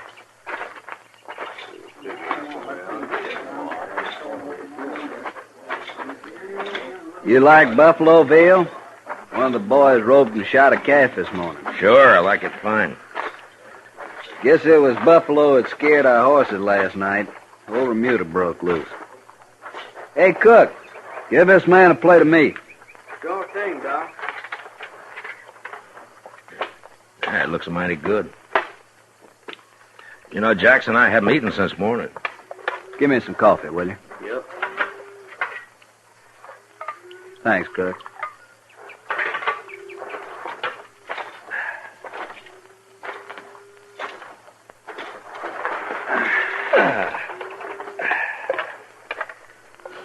Nesta woman came to the bed ground before daylight this morning. Oh? Yeah, I had a boy with her driving a wagon. Asked if we had any little calves that had been dropped during the night. Well, she probably picks up calves from all the herds that pass this way, huh? Yeah, we'd have to get rid of them anyway, so I let her have them. Even if she was a Kansan. Oh? Where was her husband? Dead, according to the boy. Oh, I see. You know, if there'd been a Kansas man asked for calves, I don't think I could have talked these boys into allowing it. Oh, is that so? It sure is, Marshal. Say, you got any tobacco? Mine's a mite dry. Oh, yeah, sure. Oh. There you are. Here. Fix yourself a smoke. Thanks, Marshal. Tell me, Dolph, have you seen any Kansas Jayhawkers on the way up?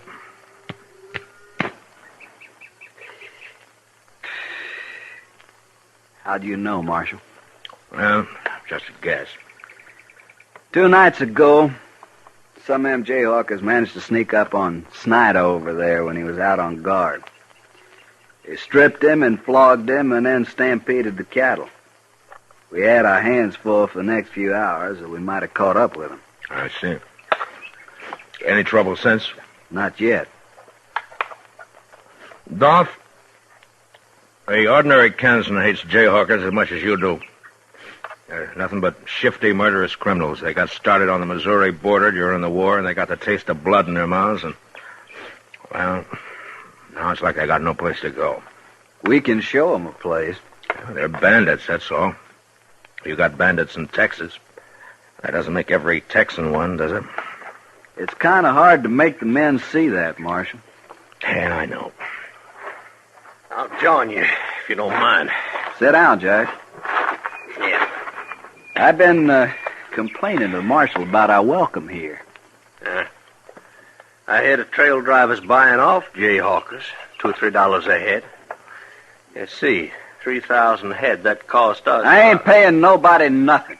Well, they ain't asked us yet, but I'll kill the first one I see anyway. Maybe they won't bother you again, huh? Marshal, every dollar I got's in these cattle and all the money my relatives and friends could raise, too. We've come a long way from San Saba, and we're almost to Dodge. I'd hate to lose now. Well, Dolph, I don't know quite what I can do. Raise a posse? No, not for this sort of work. There'll be herds coming up from now into September. What about the army? Well, they're out chasing the Indians, as usual. Well, figured that had to ask anyways. One reason I wanted you to come down here was to ride with us a few days, get to know the boys a little. They're in a bad temper, and when they hit Dodge, they're going to be looking for Kansas scalps. I'll ride with you. I figured you would.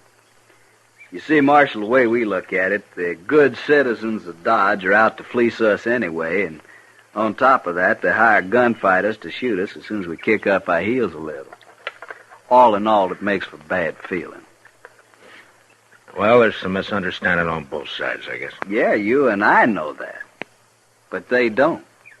Oh, say, Dolph, I nearly forgot. What? A stranger rode up the Remuda over there and asked for a job. I told him to eat first.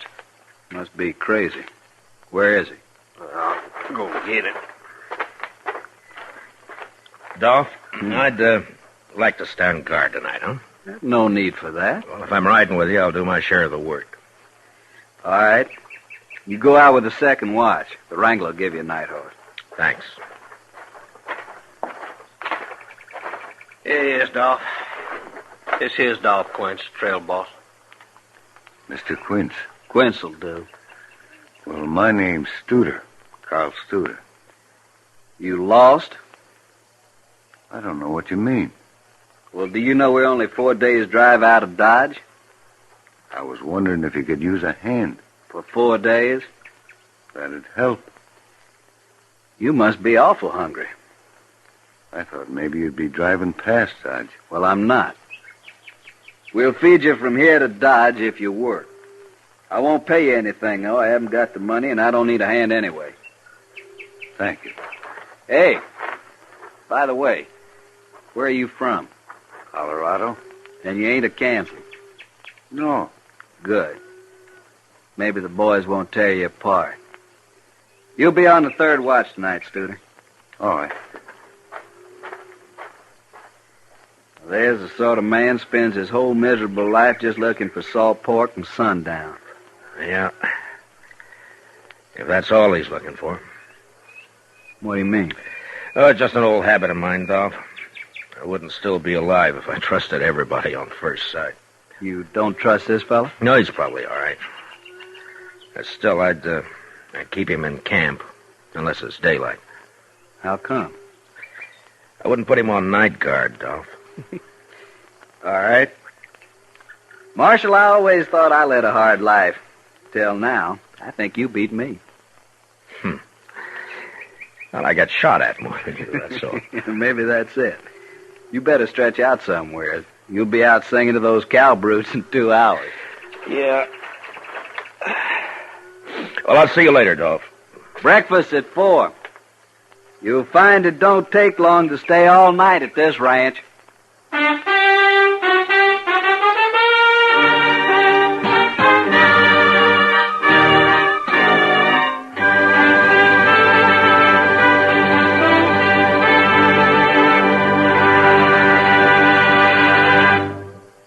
We will return for the second act of Gunsmoke in just a moment. But first, right now, our country is engaged in an all-out effort to fight aggression and preserve our democratic freedom. The future of America concerns us all. That's why we should all help to make that future as bright as possible. By buying United States savings bonds, you can help make American freedom secure, and at the same time, you'll be automatically saving for your own financial security. Buy an extra bond for your future and Uncle Sam's. Now the second act of Gunsmoke.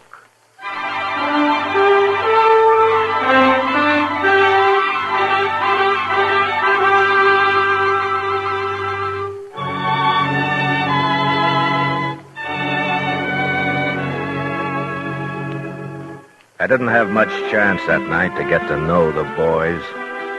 On guard, 2 of us rode around the herd in opposite directions. singing or humming a little to let the cattle know where we were. And after 2 hours, we were relieved by the third watch. But at breakfast the next morning, the men treated me a little less like a gunfighter hired to shoot them when they got to Dodge. After the cattle had grazed for a few miles and we got them on the trail, I started to forget I was a lawman myself. Jax and I were right in the swing of the herd when Dolph Quint loped up behind us. Hey, how's it feel to be a trail hand, Marshal? There's nothing to it. If I could sleep all winter like you do. When would you spend your money? I already offered to trade jobs with the Marshal. Dolph, you know where I found him in Dodge. Hanging a horse thief, I hope. Yeah, not likely. Sitting idle in a chair, taking in the sun like an old man. Don't let it fool you, Jax. I've seen him move. Hey, you two crossed the Cimarron yesterday. What's it like?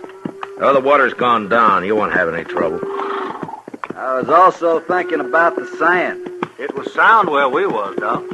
Then we'll cross right there. You go up ahead and ride point, Jax. Lead us to it. Take that new fella Studer with you. I don't need him. I want him up front where I can see him. Okay. Hit him off. First crossing I tried last year had a quicksand bottom. It would bog a saddle blank. Nah. Did you lose many cattle? 30 head. Couldn't even dig their tails out. Yeah. You know, Dolph, I sometimes wonder if it's worth it to you, driving cattle up here. Texas is bankrupt, Marshal. The war broke us. All we got is these wild longhorn cattle. Yeah, I know. But maybe there'll be an easier way someday. We'd starve waiting for the railroad. I suppose so. Anyway, this San Saba herd of yours is the first to reach Dodge this year. The prices are high. You ought to profit $20 a head. I hope so. What's Dodge like now? Been a year since I was there. Well, it's double its size. They got a new restaurant, a place called Delmonico's. Got about 5 new saloons. Well. A new barber shop. With money in your pocket, Dodge could offer high-class entertainment. Almost anything you want. The boys will be glad to know. Hey, it's up ahead. Come on, hurry! Look, we got a blanket. It's starting to stampede. Yeah. Is that Jack's horse running loose? Yeah. There's Jack's lying on the ground. They shot him, Marshal. Yeah. The man with the blanket, that's Studer. I'm going after him, Dolph. You take care of Jack's. There go the cattle. Head off. Get him, Marshal. Get him alive. I'll get him.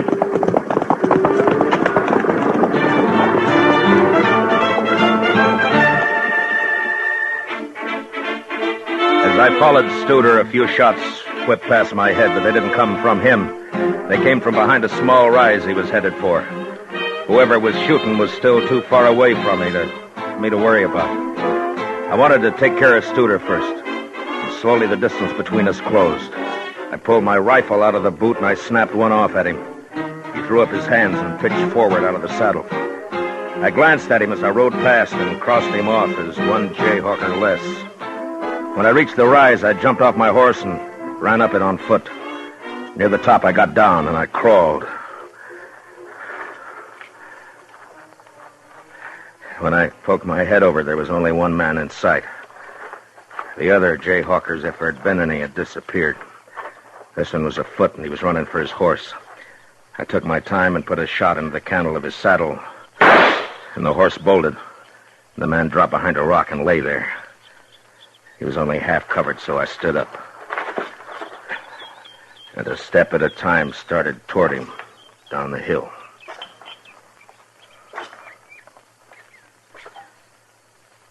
That's far enough, mister. Go on back. You're in pistol range now.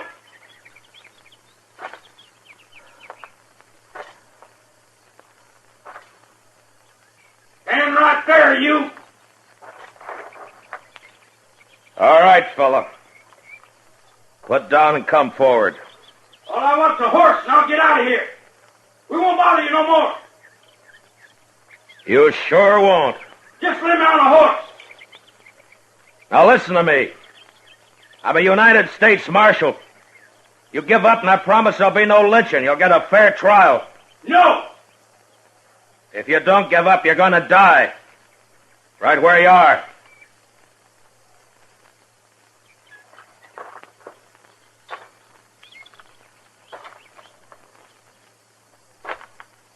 Let it go, I'm warning you. I'm coming after you.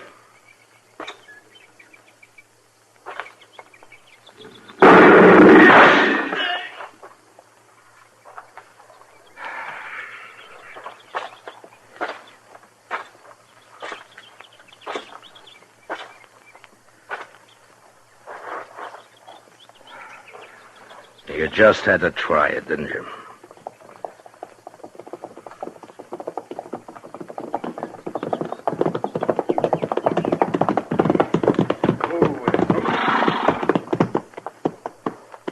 You leave a bloody trail, Marshal.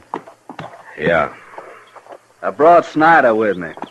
After the whipping they gave him the other night, I figured he deserved to be in on this. Guess I'm too late. Looks like the marshal's done taking care of everybody. Be glad you don't have to kill a man, son. I don't think I'd mind, Marshal. Yeah, I know. Tell me, Dolph, how's Jax? Dead. No. Studer shot him in the back of the head. He was a good man. The boys have got the lead cattle turned. We'll let them mill around for an hour and then graze them out. Good. I left my horse over the rise there, Snyder. Would you get him for me, please? Yeah, sure.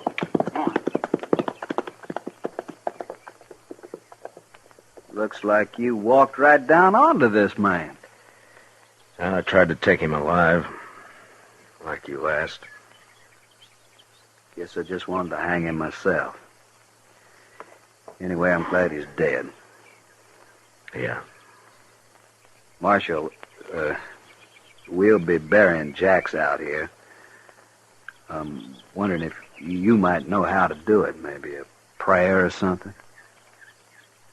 Well, I'm not... Yeah, I'll try, Dolph. Let's get back in.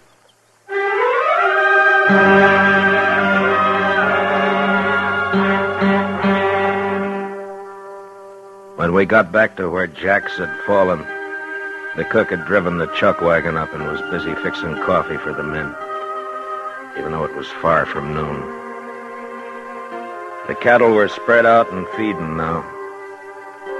And one by one, the men rode up, sober and quiet, with just a glance at Jax where he lay covered by his saddle blanket. A grave was soon dug, and with the end gate of the chuck wagon for a headstone, Phil Jax was placed in the ground and covered with prairie earth. Their hats in their hands, the Texas men watched in silence.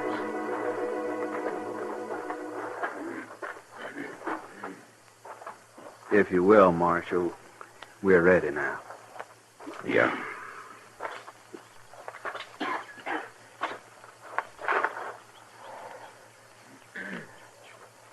We brought nothing into this world.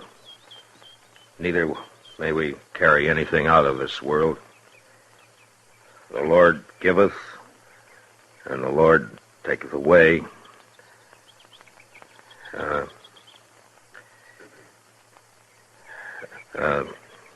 Even as it pleaseth the Lord. Yeah. Even as it pleaseth the Lord, so cometh things to pass.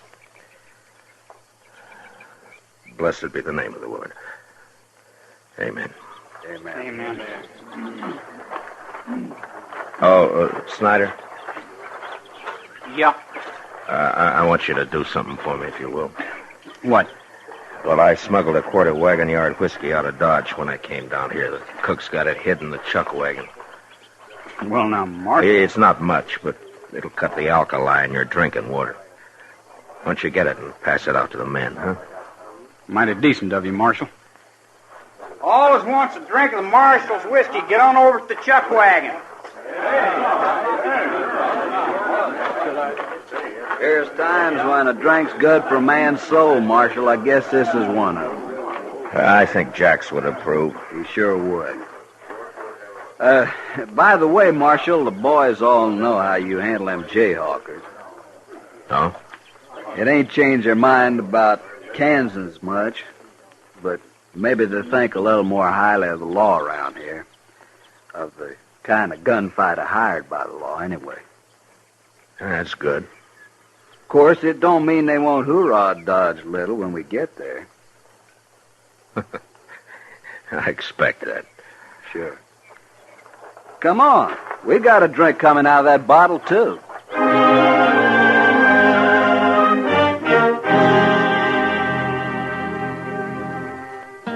3 days later, the San Saba herd reached Mulberry Creek, about 10 miles south of Dodge. Dolph Quince decided to hold it there, and we got it sold. So I said goodbye to the men and rode on into Dodge ahead of them. We'd meet again. In the plaza, at the Texas Trail, at the Alafraganza. And I was sure of one thing. Short of gunplay, that particular bunch of Texas cowboys, they're going to be allowed to hoorah Dodge unmolested.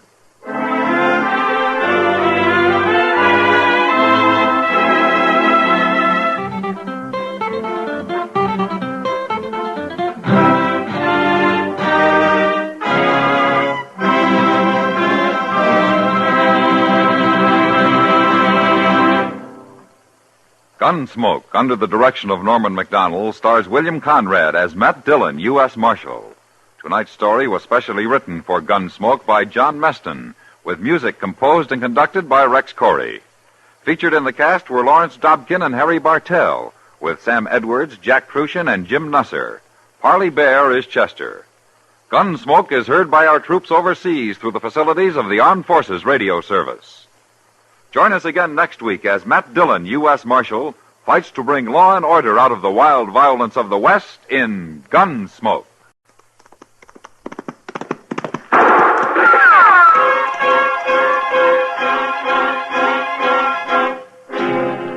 Around Dodge City and in the territory on West, there's just one way to handle the killers and the spoilers, and that's with a U.S. Marshal and the smell of Gunsmoke.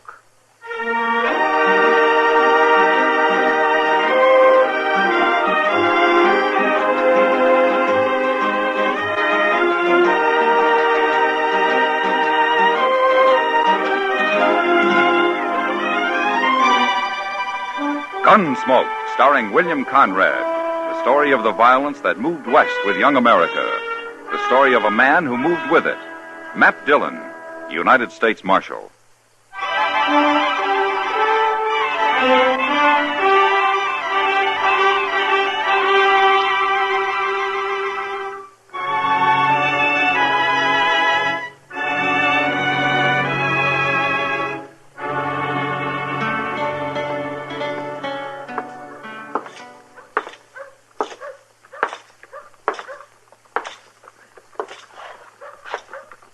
Chester. Bissell's in the barber shop, Mr. Dillon. There's 3 of his boys waiting outside and a couple more in with him. All right. You think we might better take care of them separate than all together, Mr. Dillon? Can't take care of them at all, Chester, unless they do something.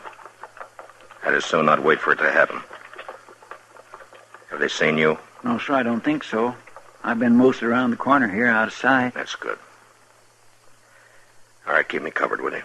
Now, here, you ain't going in there alone. Yeah. Now, you can't do that. They take one look at your badge and they'll draw. I don't think there'll be any shooting, Chester. Yes, sir.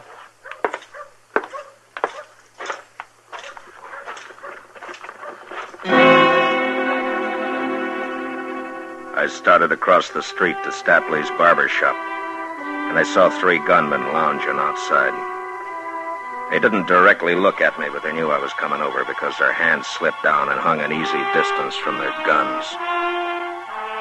One of them I recognized as Buffalo Mason, a cowboy who found more money working for Frank Bissell as a gunman than driving cattle up from Texas. The other two I'd never seen, but I knew the kind. By the time I'd crossed the street, they'd moved. Stood on either side of the door. You want something, Marshal? I hear your friend Frank Bissell's inside. It might be. Seems to me I told you weren't to show your nose around here again, Mason. You remember? Not rightly, Marshal. Did you say that? Yeah, I said that.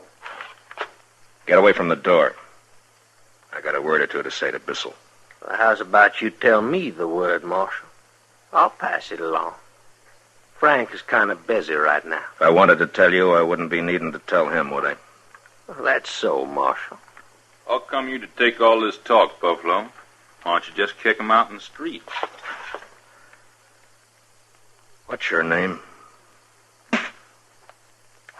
Hey, man! Joe. All right, you two.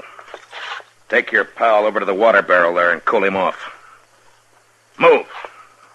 Come get his shoulder, Buffalo.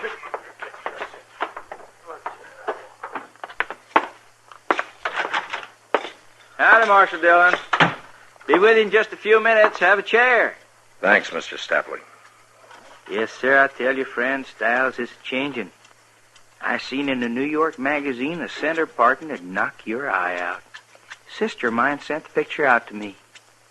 Now, you sure you wouldn't like me to try it? Just cut it like I told you. Yes, sir. You're the customer.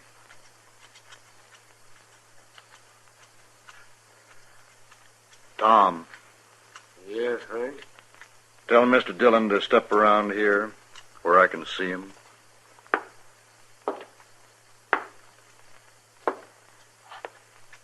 You hear what Frank says, mister? I heard him.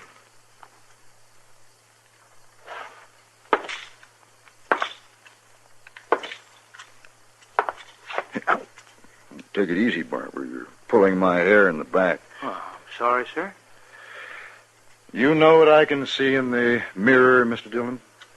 A lot of things, I guess. I can see outside the door. I saw a friend of mine out there a minute ago. And I saw a fella whip him on the head with his 6-gun. That's funny. I saw the same thing. My friends don't like being buffaloed. Well, they should have done something about it. They should. Maybe they will. Maybe. Now, I got something to say, Bissell. Bissell? Frank Bissell? Keep on cutting, Barber. I ain't cut no killer's hair. No, sir. If I'd known who you was, I never... You heard him. Finish. It's all right, Mr. Stapley. You go ahead. Yes, sir. I know your reputation, Bissell, but right now I got no cause to arrest you. So far as I know, you're clean in this territory. Yeah? But you're not staying here. As soon as you're through in that chair, you and your pals are getting out of Dodge. Well, we just got here, Mr. Dillon. We thought we'd put over for a spell. Here you got mighty fine entertainment here. It doesn't start till after nightfall, and you're going to be gone by then. Funny thing, Mr. Dillon, I've heard a lot of talk about you. Buffalo Mason says he had a run-in with you a few months back. I thought you were a different man to what I see. So? So, you're not much. Kind of windy, but not much. Tom, give the marshal a $5 piece and show him the door. That's for your duty, Mr. Dillon. Are you all through with him, Mr. Stapley? Yes, sir. I'm all through. Okay. Now get up out of that chair, Bissell. I knew what they meant about Frank Bissell when I saw him smile as he got out of his chair. It was the smile of a man who says one thing with his lips and another with his eyes. He reached down to his holster and then around to his pocket, pulled out a bill and passed it to the barber. He'd made his move like he wanted to get me to draw. And when I didn't bite, he pulled his hat off the peg and came over to me. The two boys with him went past us, and waited by the door. It's like I say, Mr. Dillon, my boys and I are here for some resting and playing. Now, if you want a private little war, you can start gunning for us any time you want. But you'll have to start it.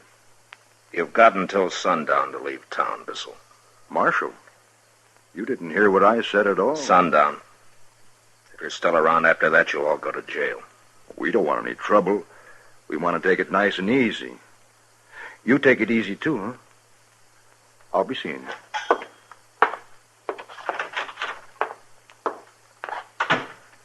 That was him, wasn't it, Marshal? That was Frank Bissell. The Frank Bissell. Oh, Mr. Dillon, if you shot him in here, I could have put up a sign. Yes, sir. I sure could. Frank Bissell, shot and killed here by Marshal... I'm sorry I couldn't oblige you, Mr. Stapling. Good day.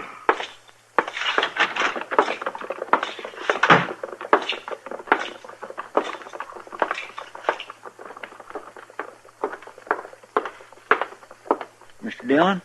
Yeah, Chester. They're getting out, huh? I didn't think it'd be as easy It as isn't. that. Yes, sir, but look, they're riding right I gave on. them until sundown. Oh, that's about 2 hours. Hey, you know, Mr. Dillon, in 2 hours, them boys can do an awful lot of trouble. They try and there's going to be trouble. Yes, sir. You want me to follow her and see where they go? No. Now, we'll wait back at the office. On the way back, I stopped at the saloons and told the boys to send out word if Bissell and his gang came in after sundown. I told them I'd be waiting in the office. When I got to the Texas Trail, Kitty was leaning against the bar, singing. A half a dozen cowboys were standing around, drinking, but listening quietly. It was a kind of a sad song. Home on the range, where the deer and the antelope play, where seldom is heard a discouraging word, and the skies are not cloudy all day.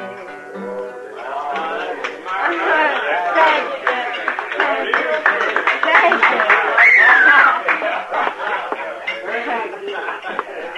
Hi, Matt. Chester. Evening, Miss Kitty. Kitty? Well, never heard that song before. Well, I haven't either. Fellow was in a while back, brought it by. He wrote out the words for me. It's nice, isn't it? Yeah, it's fine. Say, Kitty, there might be a little trouble tonight. Oh? Yeah, Frank Bissell and his boys are in town. I heard. It's all over town. I know. Let me know if they come in, will you? Sure, Matt. Okay. I'll see you. So long. So long.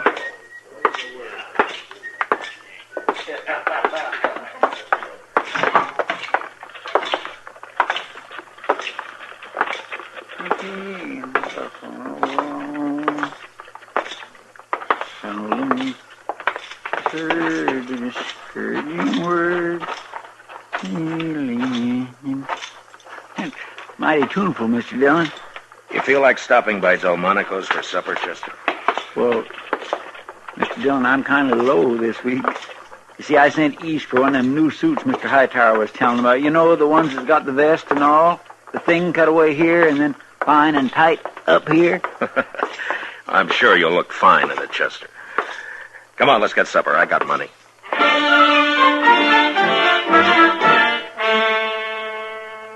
It was about sundown when we got through supper. I'd gone in Delmonico's mostly with the idea that Bissell would head there himself.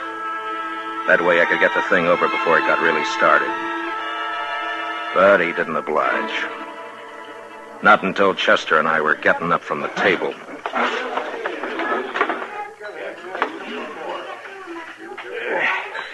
My gracious, Mr. Dillon. I feel swole up like an overfed puppy dog. You look like one. Mr. Dillon, look. Coming in. Yeah, I see him. All right, let's go. Man, I'm hungry. I could eat me one of...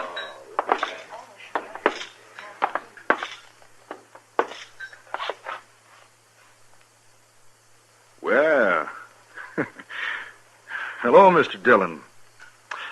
Say, how's the food in here?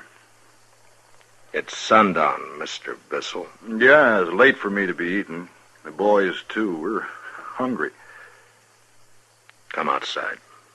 Mr. Dillon, we just came in for a nice, quiet meal. You don't want trouble with all these people in here, Mr. Bissell. Now, you do as I say. Outside, come on, huh? You want to start trouble, Marshal? Buffalo, where's your manners? There's women folk in here that might get hurt if shooting started. Frank, you heard... You heard what I said. Besides, Mr. Dillon isn't going to do anything. He's just got to make noise like he does. So those people will think he's doing his job. Well, Mr. Dillon, I sure would like to stay and talk, but... All right. All right, go ahead and eat, Bissell. I'll be waiting for you outside. Sure. You do that, Mr. Dillon. You wait for me outside.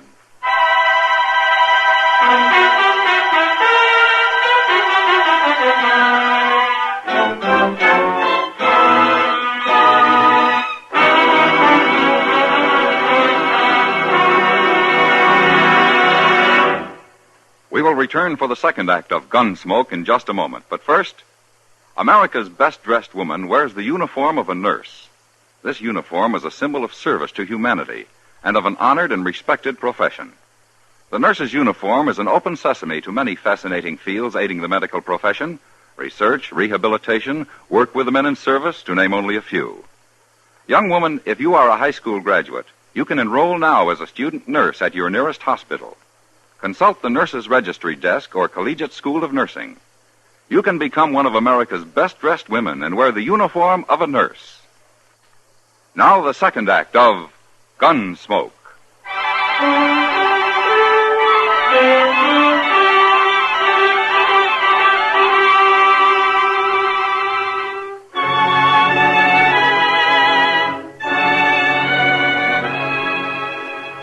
I knew there'd be a lot of talk in Dodge.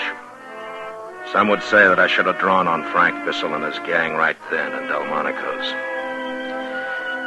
Well, I had my own opinion about that.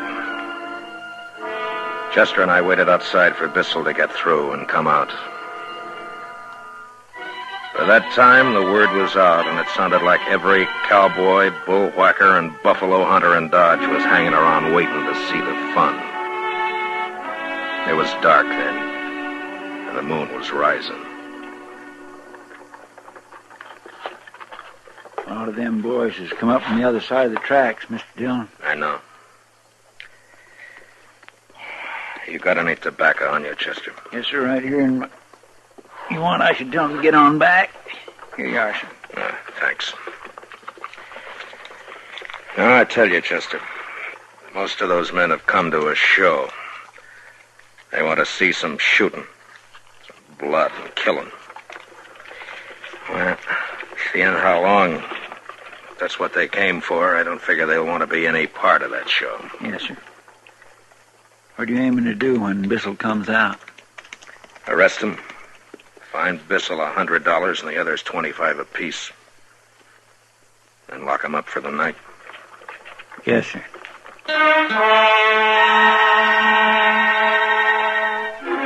The crowd got bigger, and it got quieter, too.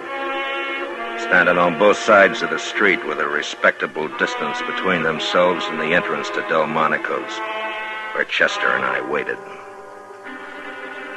It was going on 8:30 when the door opened, and Frank Bissell stepped out, his boys following after him.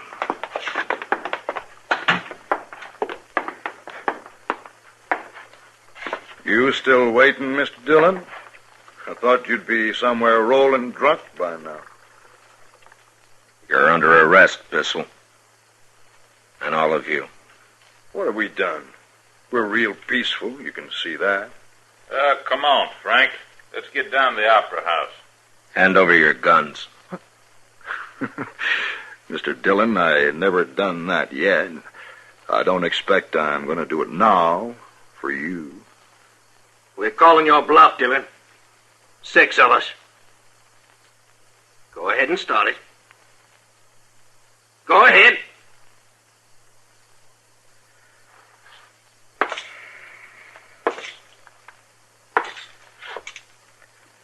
I don't want any killing, Bissell. Now you come in quietly. No, Mr. Dillon. I'd made up my mind even before he answered because I knew he wouldn't back down. And the crowd was watching. And in that same second, through the window of the restaurant, I saw the figures of 2 women and a child making for the door. They were right in line with any shooting I might do. Bissell and the others were directly in front of them. And now they had their guns drawn. And mine was still in its holster.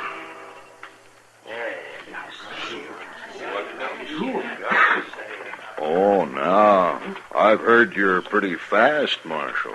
With talk, Frank. Lots of talk, that's all. Sure. Now, you be a good fellow and go about your business. We're going down to the Opera House. Don't come looking around because next time we might have to be real painful with you.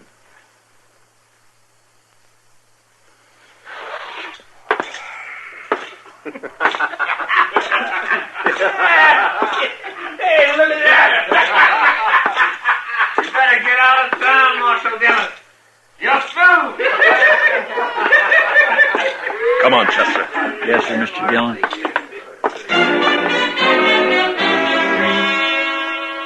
I'd made 2 mistakes. First going to Delmonico's and figuring I could bluff him out of town without any shooting. And then not getting Bissell away from the restaurant door before calling him. And it wasn't good. A lot of drifters in Dodge were going to take advantage of the situation before the night was out. Law officers don't live long when they make mistakes. Chester and I headed for the Texas Trail. You gonna let them get away with that, Mr. Dillon? For a while. My gracious, Mr. Dillon, they spit right in your eye, every one of them. You ain't gonna take it, are you? I made a mistake, Chester. Now I gotta make it right. Yes, sir, I know, but this will be all over town. Mr. Dillon, will you tell me why you didn't draw and get it done? I had my reasons, Chester.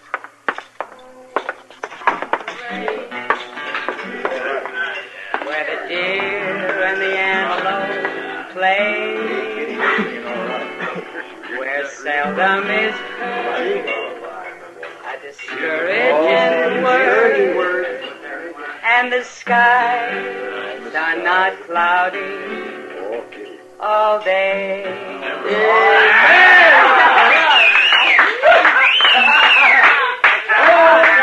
Matt, I heard you were waiting for Bissell over at Delmonico's. I was worried. Everything's fine, Kitty. No, it ain't fine, Miss Kitty. That Frank Bissell drawed on Mr. Dillon and... And what, Chester? You said you had your reasons, Mr. Dillon. Join us for a beer, Kitty? Sure, Matt. You didn't get him out of town? No, not yet. Oh. They liked the song. Did you hear?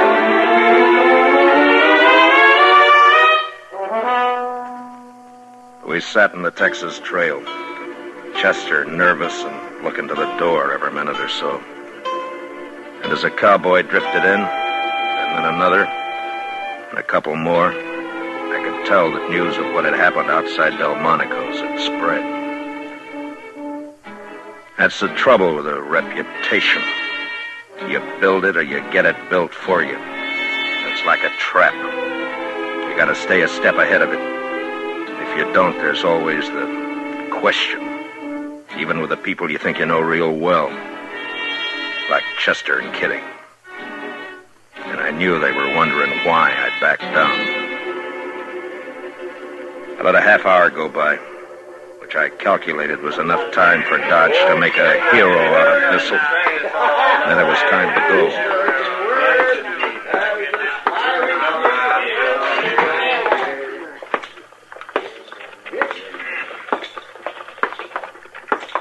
Where are we going, Mr. Dillon?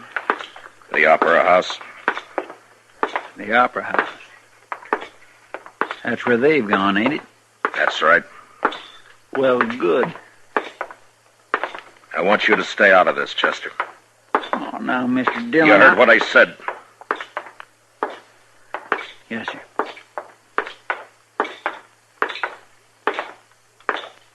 Mr. Dillon? Yeah. Nothing.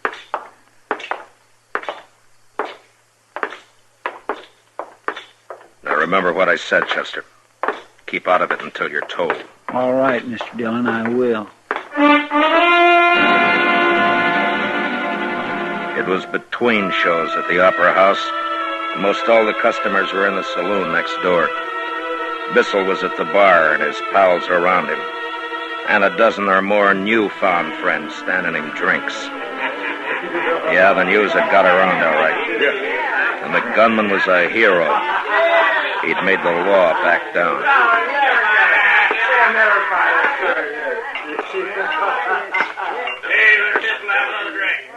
Look who's here, boys. Hey, Frank. Look here. Marshal Dillon. Didn't I get through telling you a while back? Are you drunk, Bissell? I never get drunk, Mr. Dillon. Well, I'm glad to hear it. All right, you other men, get away from the bar, quick. You six stay where you are. I'm telling you. Now, anybody who wants to stay with Bissell and his gang's going to get hurt. Now, you move.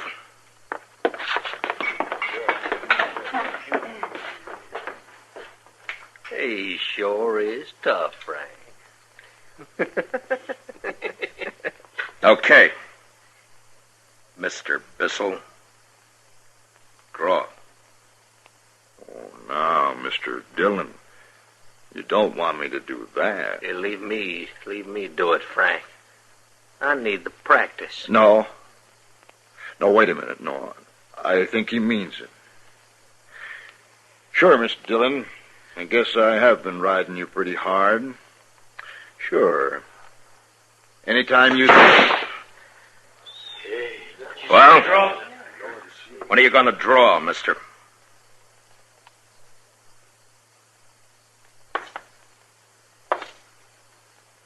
I'm going to tell you something. I could have hit you in the belly as easy as making a hole in the wall. But I don't like killing. Now, you're under arrest, all of you. Chester. Yes, sir. Keep them with their arms up. Yes, sir. Now, you. Take off your guns, Bissell. I said take off your guns and do it now. All right, put them on the bar.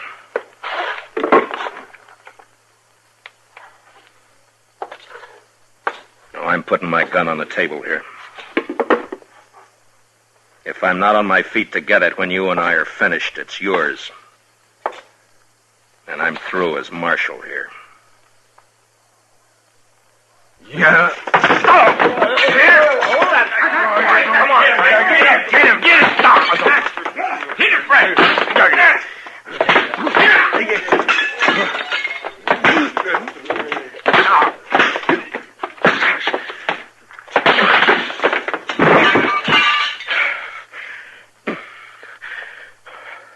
Mason, you pick him up. You help him. We're all going down to the jail. Carry him with you.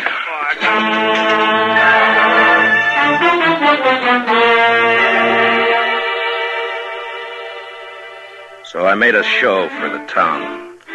And a lot of big words to go with it, and they swallowed it. And Bissell and his gang lost everything, including their conceit. We put them in jail overnight, and the next morning each man was fined $25, Bissell $100. And they rode out of Dodge. I'd be a liar if I didn't admit I did a little more than my job when I threw my gun away and worked Bissell over with my fists. He was a hard man, and I might have lost. Except that I had my reputation to think about.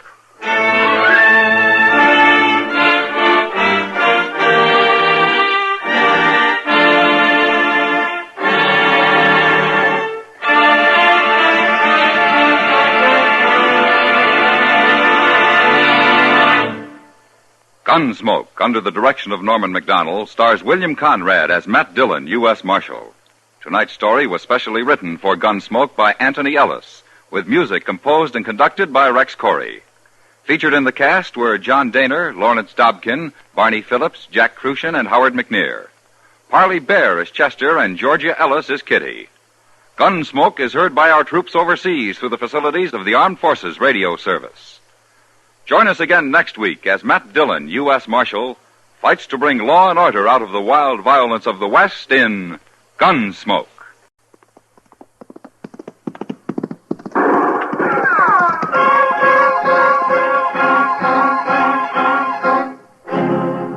Around Dodge City and in the territory on West, there's just one way to handle the killers and the spoilers, and that's with the U.S. Marshal and the smell of gun smoke.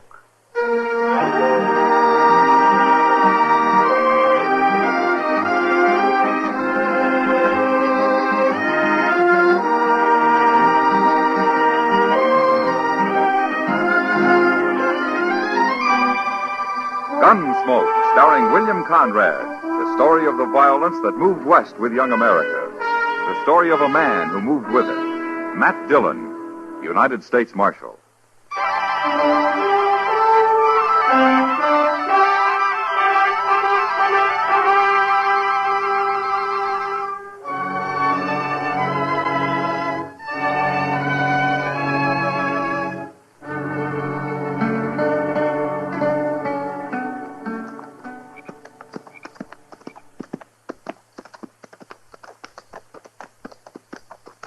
Boss.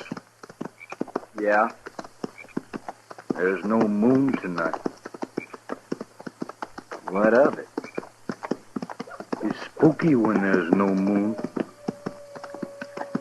You afraid of something, Orlo? Of me? You. What are you afraid of? Of course, I ain't been much afraid of anything since the Second Battle of Bull Run. That so? Oh. I took my first bullet at Manassas Gap. I thought sure I'd die, but I didn't. That's nothing. When I got shot on the Chattahoochee River over in Georgia, I knew I wouldn't die. How'd you know? I just knew, that's all. Weren't you afraid? Afraid of what? Dying. I've never been afraid to die. Well, I'm not afraid. Not anymore. Not since Bull Run. And what's all this about there being no moon, Orlo? I said I'm not afraid to die. I didn't say I'm not afraid of anything. Oh, shut up. Okay.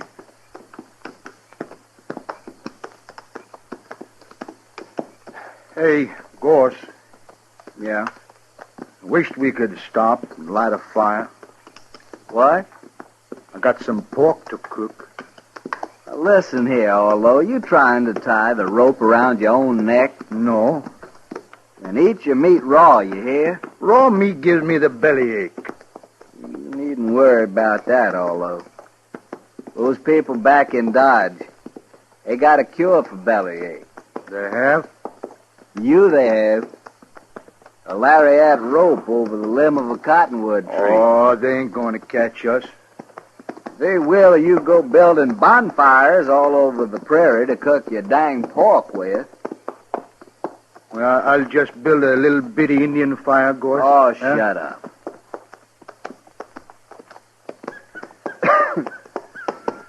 Orlo? Look over there.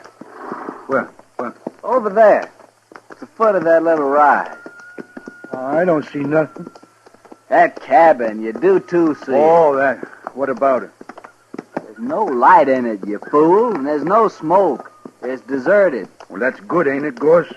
Nobody to tell the posse which way we went. How do you know they got a posse? Well, they should have. Anyways, we'll sleep in that cabin. If somebody does come along, we can fight them off from there. Yeah. Come on. Come on. Come on.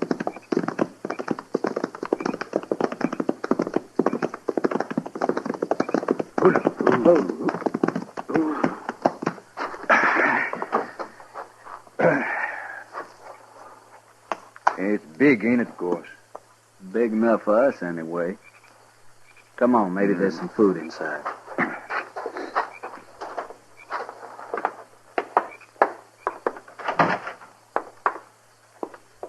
Hey, wait.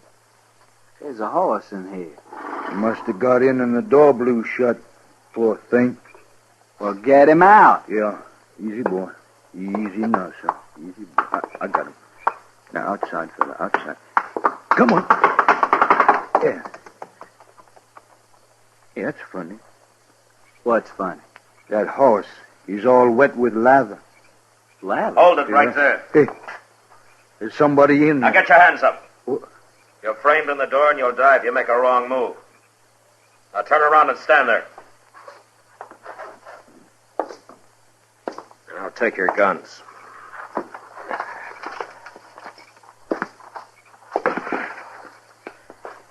Who are you, mister? All right, get outside. Slow.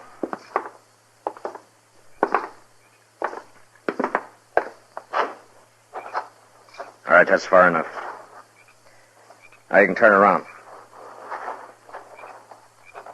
All right, you, what's your name? Orlo. Orlo what? Just Orlo. And you? William Goss, but I don't use the William.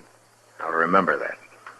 Look, mister, we don't mean no harm. We just thought your cabin was deserted and we could sleep in there tonight. It's deserted, but you won't be sleeping anywhere tonight. Now, mister, you got no right You'll to... sleep in Dodge when we get there. Oh, no. No, we can't go back to Dodge. No? Why can't you? Well, you see, we shot a man that day. Orlo. This morning it was. Orlo, you shut up. But, Gorse, you know we can't go back. I'll shut you up. Hold it, Gorse. Well, he always did talk too much. The war made him like that, mister. He was all right before the war.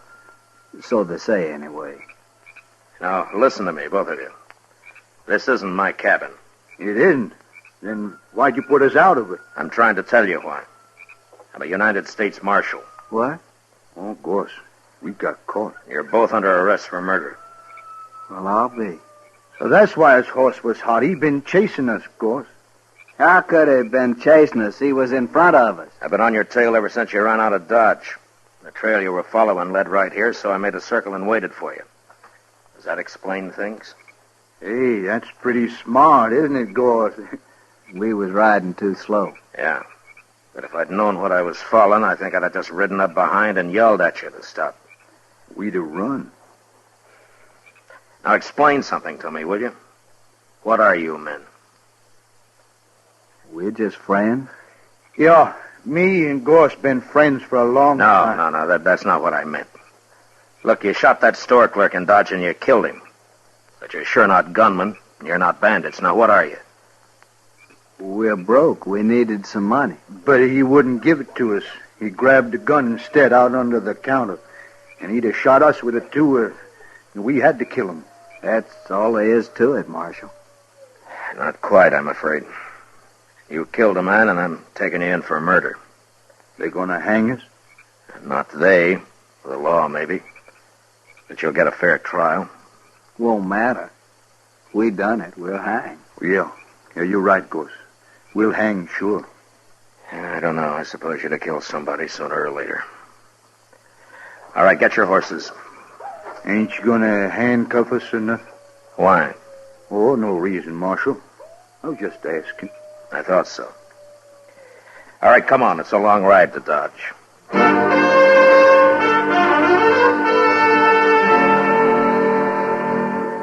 It took all night to ride back to Dodge, but I didn't have to watch my prisoners any more than if they'd been a couple of riders I'd thrown in with on the trail.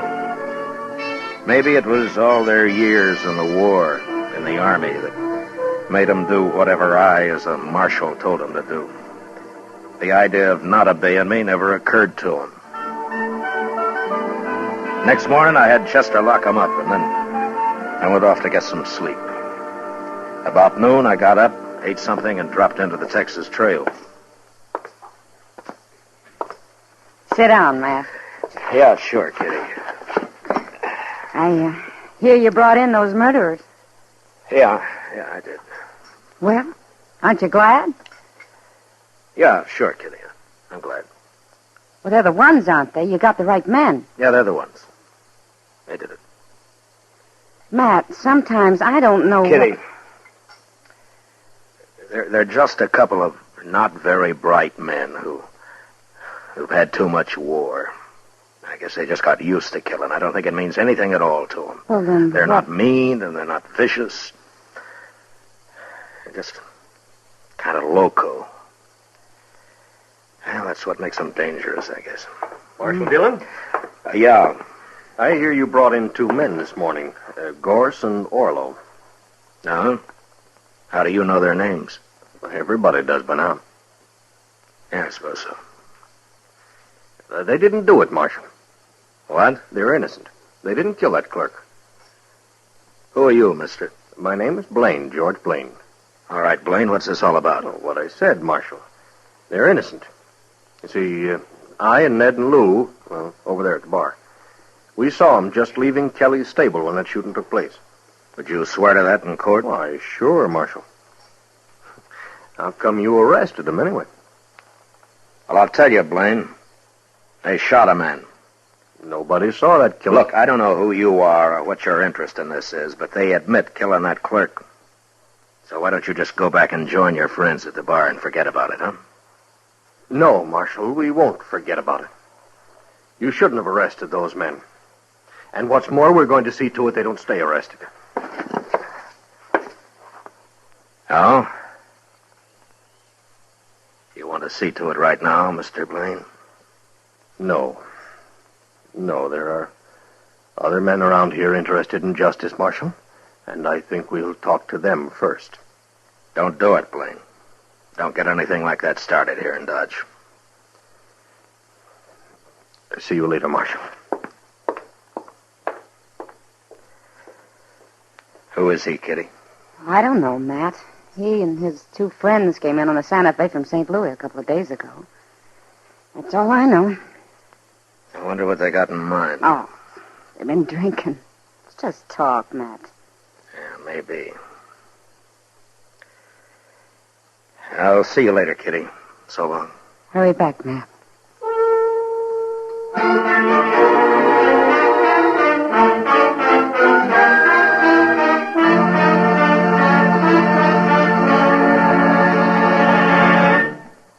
We will return for the second act of Gunsmoke in just a moment. But first, tomorrow night, CBS Radio's Escape dramatizes a romantic conflict titled El Guitarrero, which means the guitarist. It concerns a Mexican musician who resorts to traditional and some surprising methods to protect his marriage when an American poet tries to steal his wife. Remember, it's tomorrow night on Escape, presented on most of these same stations by CBS Radio. El Guitarrero. Now the second act of Gunsmoke.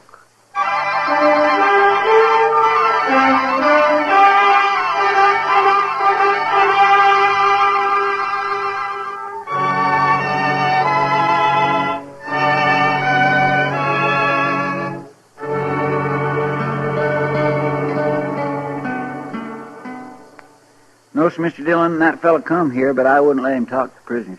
Was he alone, or did he have his 2 friends with him, Chester? Oh, he was alone, sir. But I did notice a couple of men waiting around outside now that you mention it. You, haven't heard anything about this Blaine or his friends the last day or so, have you? No, sir. Nobody's mentioned them. Around me, anyway. Well, it sure stumps me. You think maybe they're going to cause trouble, Mr. Dillon? I don't know, Chester. They might try, but it'd be easier to stop if I knew what was behind it. Yes, sir. Yeah, mobs have tried to open this jail before, but to lynch somebody, not to turn them loose. Mighty curious, all right. Well, Chester, I'm going to have a talk with the prisoners. Maybe they might know something. Well, it's worth a try, sir. Yeah.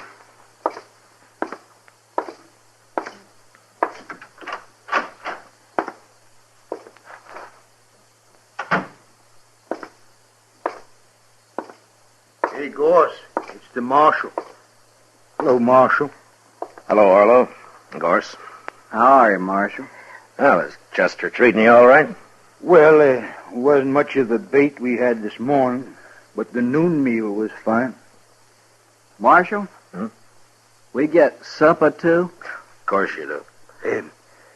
When they gonna hang us, Marshal? Well, Orlo, you haven't been tried yet. Nothing's going to happen until you have a trial. How long will that take, Marshal? Well, what difference it make, Gorse, as long as we get fed every day? Listen, you men, I want to ask you something. Sure, Marshal. Have you ever heard of a man named Blaine? He's tall, has black hair. Wasn't that the fella's name who was here this morning, Orlo? Yeah, that's right. Blaine. Here this morning? Chester said he kept him out of here. Oh, he come around back, outside, talked through the window there. Seemed like a nice fella. Sort of crazy, though. Now, why do you say that, Orlo? What'd he want? Oh, he kept saying he had witnesses and all like that. Said we're innocent. We shouldn't be in here. Well, what'd you tell him? Well, we told him how you caught us and what we did and all. We told him there wasn't any witnesses we could see. Just us. And that clerk. But we killed him. Sure, but Blaine was saying him and his friends saw us down by some corral or something. I don't know. He was all mixed up. Tell me, have either one of you ever seen this Blaine before? Oh, no, Marshal. Never laid eyes on him. And that's the truth. That's right, Marshal.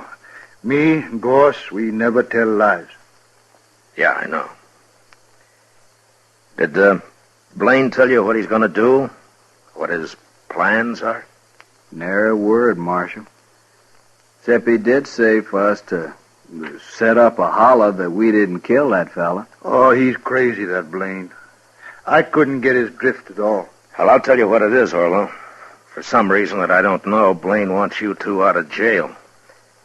He may come here with a mob and try and get you out. Well, he can't do that. We're under arrest here. Yeah, I know. But he might try. What'll we do about it, Marshal? Nothing, Gorse, nothing. I'll handle it. Sure, Marshal. Let me know if you need anything, huh? Oh, we're fine, Marshal. Thanks just the same. Sure. Okay. I'll see you later, then.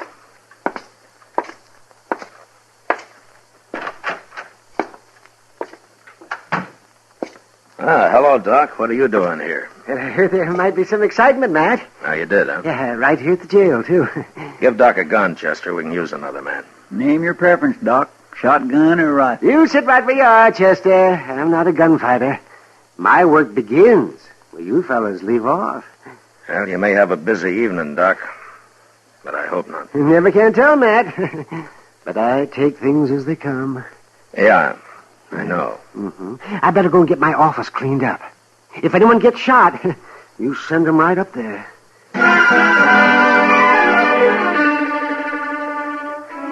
It doesn't improve a man's temper to spend the afternoon sitting around and waiting for a mob to form. A mob that's going to head his way when it gets its spirits high enough. Chester and I didn't talk much. We just sat and waited. Long about dusk, we saw a couple of dozen men gather in the middle of the plaza. Then Blaine appeared, and he began haranguing them. And the crowd grew. In a little while, it started moving down Front Street, down toward the jail, and us. Looks like everybody in Dodge is taking an interest, Mr. Dillon. We'll use shotguns, Chester. I never saw a mob yet that was eager to jump a shotgun. Yes, sir.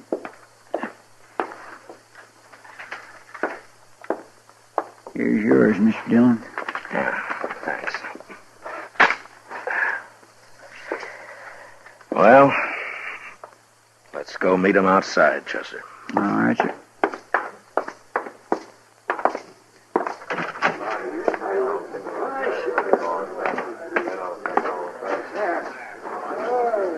Here, this is good enough. Pretty big crowd coming, Mr. Dillon. Maybe most of them are just curious. I sure am, anyway. What do you mean, sir? Well, I haven't got this Blaine figured, that's all.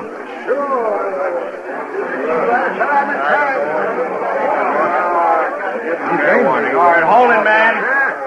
Hold in, man. I'll see if I can talk some sense into the marshal first. Well, Marshal, I was right. There seem to be a lot of men in Dodge interested in justice. We want Orlo and Gorse out of that jail, Marshal. We want them freed. Aren't you going to say anything, Marshal? I don't see your two partners, Blaine, whatever their names are. Don't you worry about them, Marshal. Now, you tell us. You going to turn those prisoners loose, or do you want us to do it? Well, speak up, Marshal. Which way is it going to be? All right.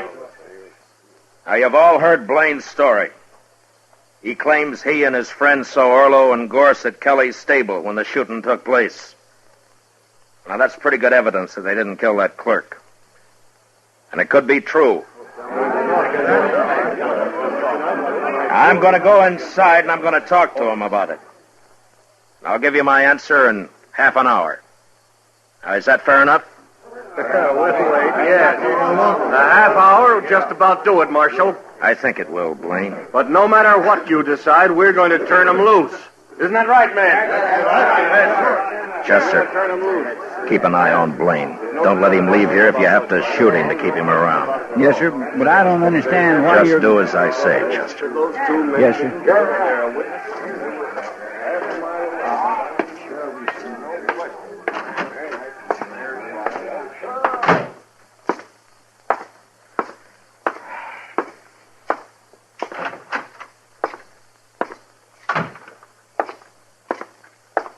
What's doing, Marshal? I don't know, Gorse, but I just might find out. This Dodge is a mighty strange place, wanting to turn prisoners loose. Yeah.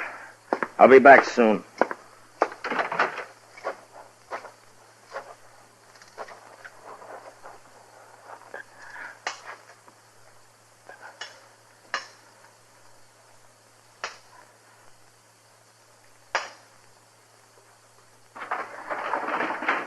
Matt! What are you up to? You're going to break my window with those rocks. Get on here, Doc. I need you and hurry. Huh? Oh, why, sure, Matt. Stand out of the window here, and I'll climb down on top of you. It's only a few feet. Okay. All right, come on, hurry. Yeah, well, what's this all about, Matt? Where we're going? We're going to the express company first. Well, what for? It's closed. Maybe not. It's not quite 6. Everybody in Dodge is out there in the street. I was watching from my front window. Not quite everybody, Doc. Blaine's 2 friends aren't there. Yeah, right. Well, what do you I'm mean? working on a hunch, Doc. If I'm right, I want you as a witness. And we'll go back and show that mob what fools they are. Yeah, whatever you say, Matt. But I haven't got a gun. Don't worry, I'll do the shooting.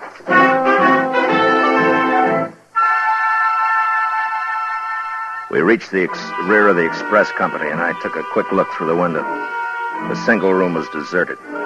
And the only other place would be the bank, if I was right. And I was.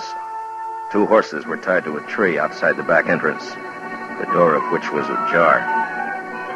I made Doc get around the corner of the building where he'd be safe. And I stood close to the door and waited.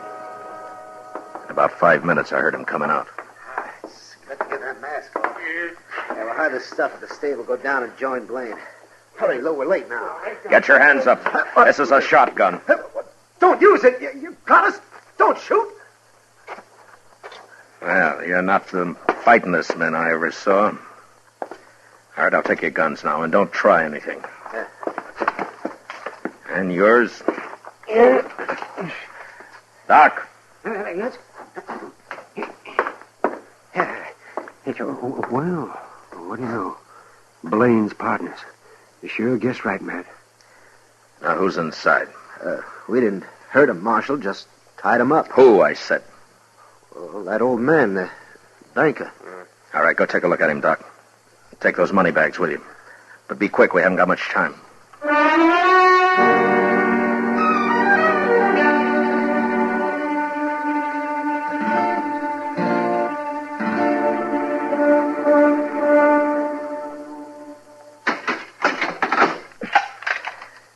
I'll have company for you shortly, gentlemen, so you just sit quiet, huh? Blaine's going to be mighty surprised at this. Come on, Doc.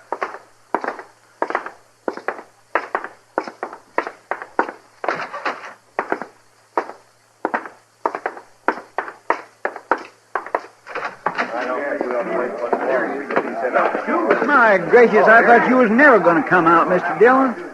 Well, Marshal, are you going to be smart? Are you going to turn them loose? You're under arrest, Blaine. What? Marshal, don't be a fool. You aren't arresting anybody. Is he, man? Tell him who I just locked up, Doc. All right. That's right, man. Marshal just arrested Blaine's two friends. What? You make one move and I'll cut you in half, Blaine. All right, go ahead, Doc. I was right there with him. Caught him up the street, raiding the bank. They're locked up inside right now. Well, they're no friends of mine. We've been drinking together, that's all. And besides, I wasn't anywhere near that bank. I was right here. Yeah. You men saw me here. And you got nearly everybody else in town here, too, Blaine. So your partners could work unmolested. Take his gun, Chester. Yes, sir. All right. All right. All right, you men. Now, you've made fools enough of yourselves for one evening. Now, you go back where you came from and stay there. Now, go on. Inside, Blaine. Your friends are waiting for you.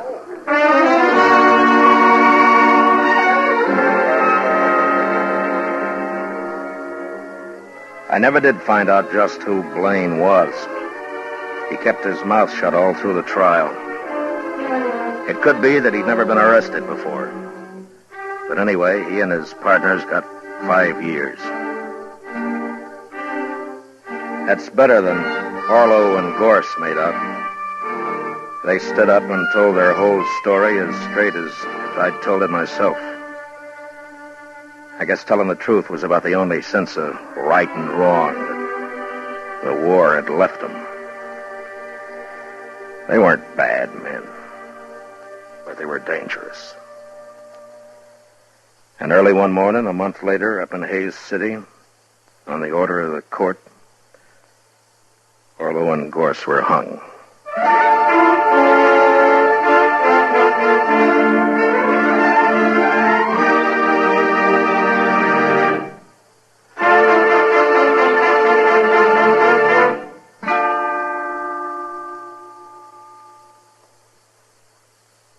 Gunsmoke, under the direction of Norman MacDonald, stars William Conrad as Matt Dillon, U.S. Marshal. Tonight's story was specially written for Gunsmoke by John Meston, with music composed and conducted by Rex Corey. Featured in the cast were John Daner and Harry Bartell, with Lawrence Dobkin and Lou Krugman. Parley Bear as Chester, Howard McNear as Doc, and Georgia Ellis as Kitty. Gunsmoke is heard by our troops overseas through the facilities of the Armed Forces Radio Service. Join us again next week as Matt Dillon, U.S. Marshal, fights to bring law and order out of the wild violence of the West in Gunsmoke.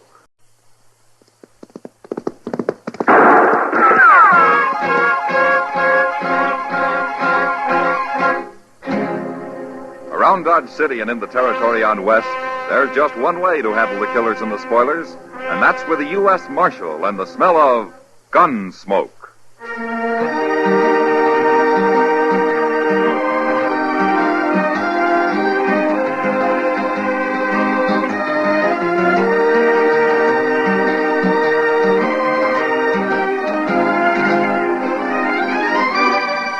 Gunsmoke, starring William Conrad, the story of the violence that moved west with young America. The story of a man who moved with it, Matt Dillon, United States Marshal.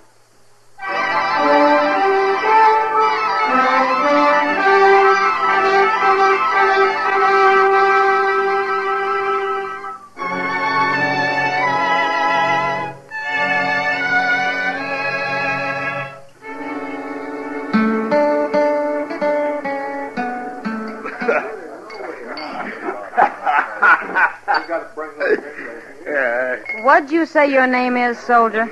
Gallagher. That's my name. All right, Gallagher. Now, don't you think you've had enough? It isn't even night yet. I'll never have enough.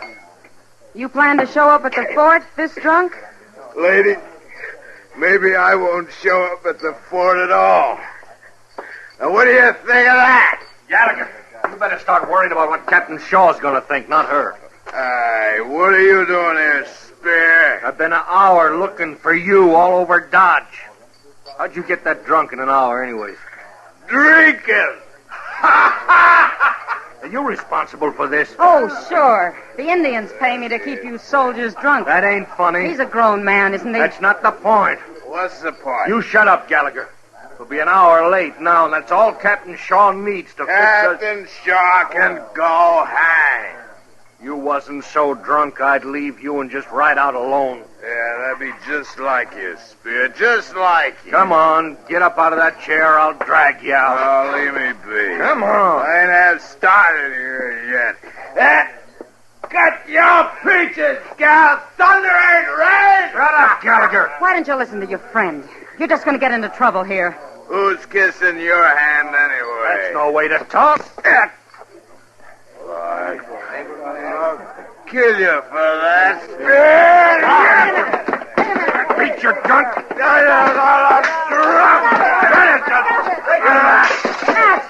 Matt, make him stop. All right. You want the same treatment, soldier? Huh? I had nothing to do with it, Marshal. What? He was drunk.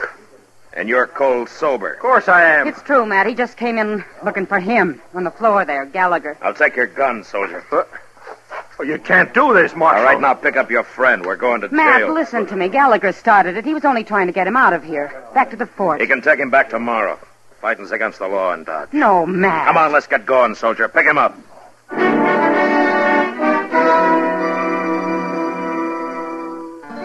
The past week, we'd had nothing but trouble in Dodge.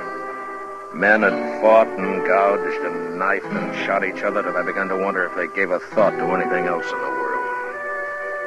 It had set my temper on edge, and I suppose I'd become as bull-headed as they were. Anyway, I threw the soldiers in jail and went off to supper and forgot about them. For some reason, the town was reasonably peaceful that night. The change sort of took the edge off of me. Next morning, I felt half human for the first time in days. I turned that cowboy loose early, Mr. Dillon. He seemed tolerably repentant. Well, he should be, Chester. But those two soldiers look pretty glum. What are you going to do with them, sir? Oh, yeah. Well, you better go back and let him out, huh, Chester? We'll have the army in here looking for him if we don't. Yes, sir.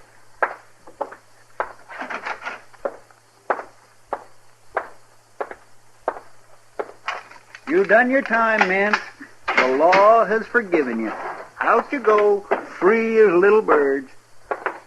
Oh, that sunlight will blind me this morning. We ain't about done our time, mister. In real trouble now. Oh, why do you say that? 'Cause it's true.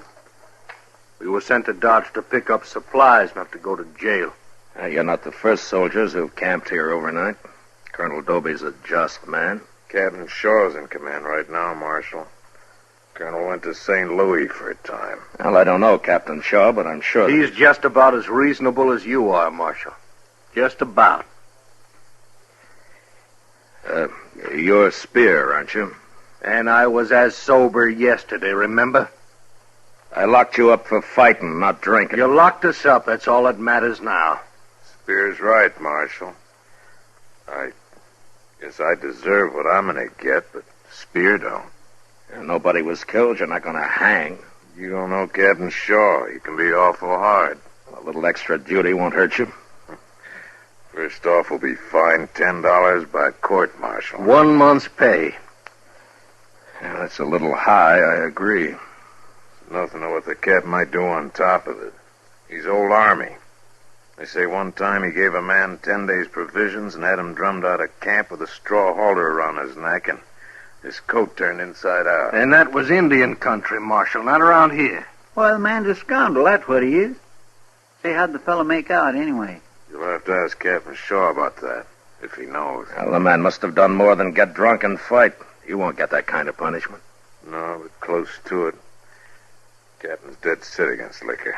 Not a man in the company's been allowed to drop since Colonel Dobie left. Is that so? Sure is. Look, Marshal, I got it coming, but Spear here, all he done was try to get me back to the fort. You gotta try to do something about it. Never mind, Gallagher. He won't do nothing. Spear, I guess I was a little hasty locking you up. I'm sorry about it. So am I. All right. What can I do? Ride out and explain it to Captain Shaw. I don't like interfering in Army matters. But, all right, I'll do it. You will? Yeah, but I can't today. Well, tomorrow won't be too late. I'll be out there tomorrow afternoon. I don't know whether to trust you or not, Marshal. And you'll have to find out if you can, Mr. Spear. Yeah. You can't blame him much, Marshal, but I sure hope you do it. All right, boys, you're late enough now. You better get going. Come on, Spear.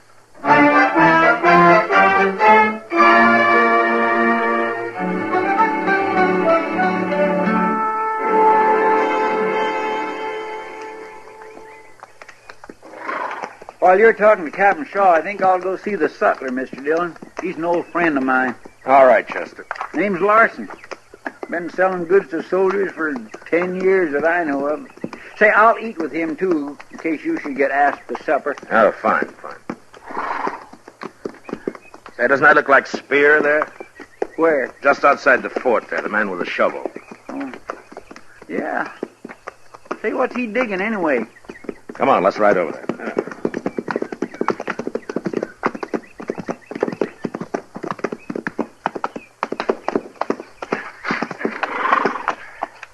Hello, Spear. You're too late, Marshal. Why? What's happened? We've already been tried, that's what.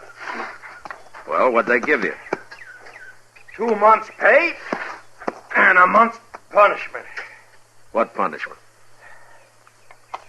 I don't know, Marshal. The captain will work on that from day to day. He's got lots of ideas. Is this one of them? Digging that hole out here? It isn't exactly a hole, mister. It's a grave. A grave? Whose grave? Mine. Oh, now, wait a minute, Spear. Well, it's for me or somebody like me. That's what he said. Ask him about. There comes the guard. I gotta keep busy. All right, I'll talk to you later, Spear. I won't be hard to find.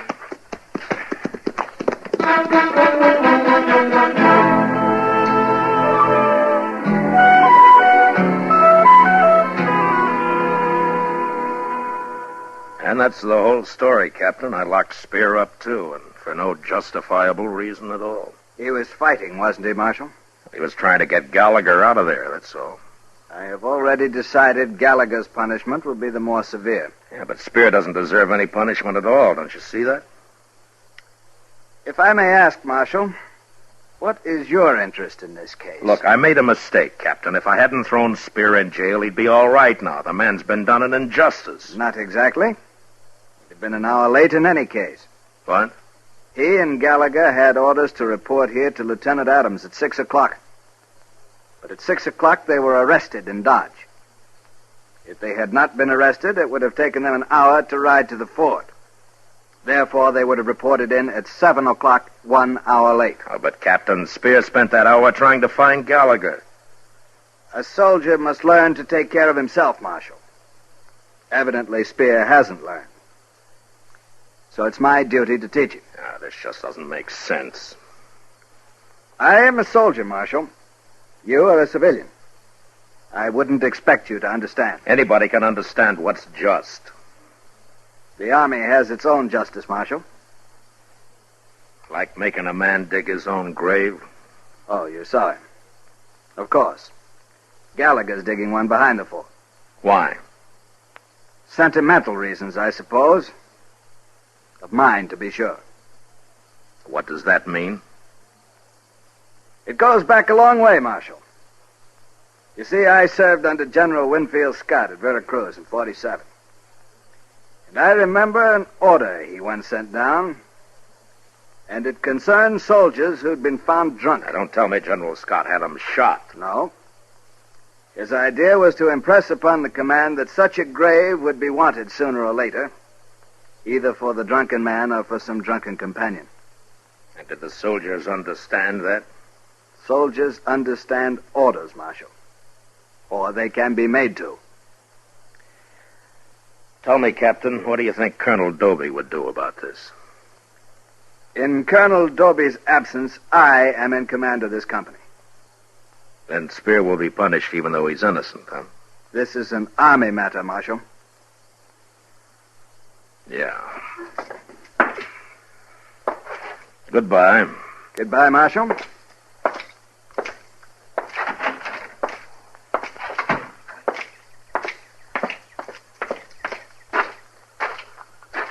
Marshal Dillon. Huh? Yeah. I'm Lieutenant Adams.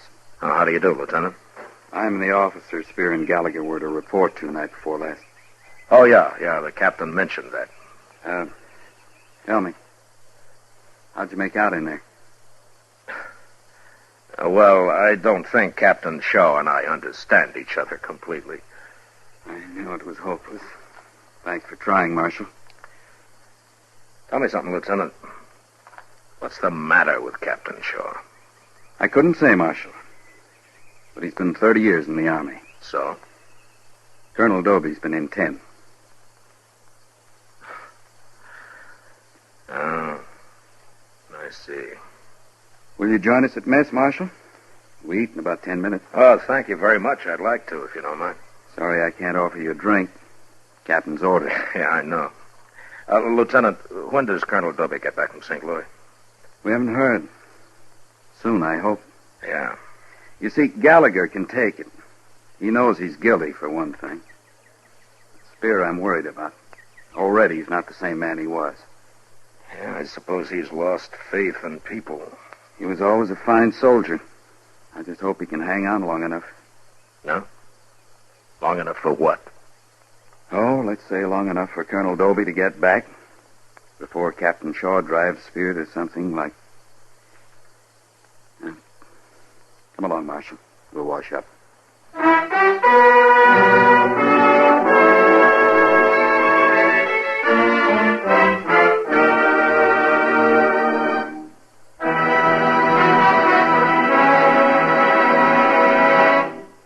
We will return for the second act of Gunsmoke in just a moment. But first, this Monday night, hear CBS Radio's Suspense, starring Herbert Marshall in The Man Within by Graham Greene. Also Monday night on most of these same stations, the Lux Radio Theater presents Betty Hutton and Gene Barry in a delightful musical comedy, Somebody Loves Me. Now the second act of Gunsmoke.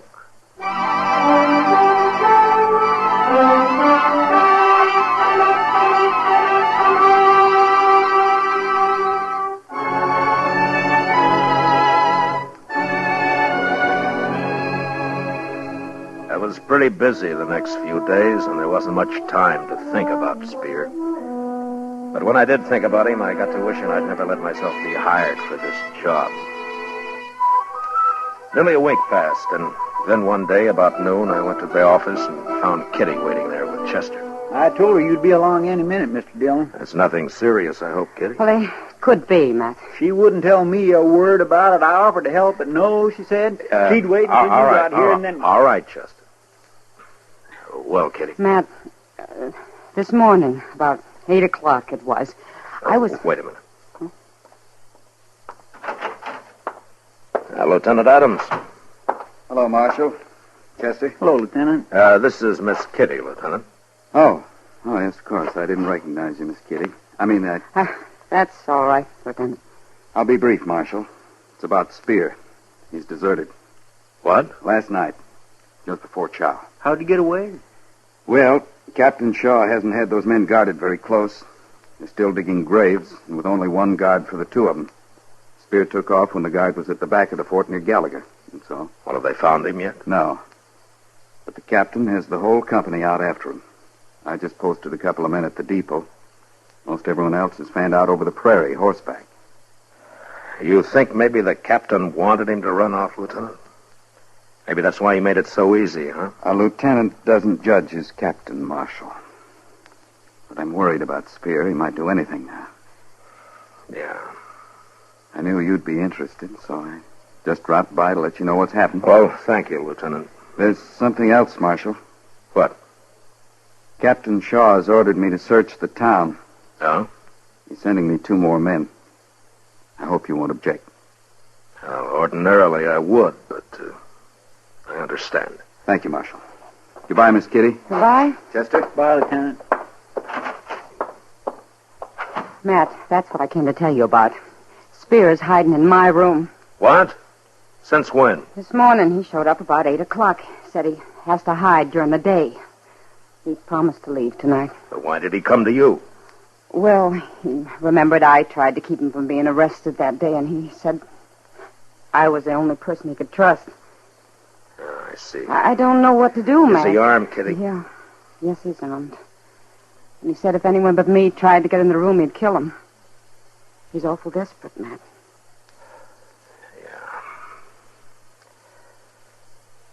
He's got to turn himself in, Kitty. After the way he's been treated... They'll catch him anyway, sooner or later. He's got to face this thing on his own free will. If he doesn't, it'll ruin him inside. He won't be any good again. You understand what I mean? Yeah, I think I do. All right, then go tell him. I can't, Matt. I'm not a man. He wouldn't listen to me. All right, I'll go. You can't. He'll shoot you as soon as you open that door. Well, look, you'll have to help us trick him, Kitty. No, please, Matt. He trusts me. You want to help him, don't you? Yeah. All right. Chester, go out and buy a big bag of groceries and hurry. Groceries? Yes, sir, Mr. Dillon. We'll wait for you here.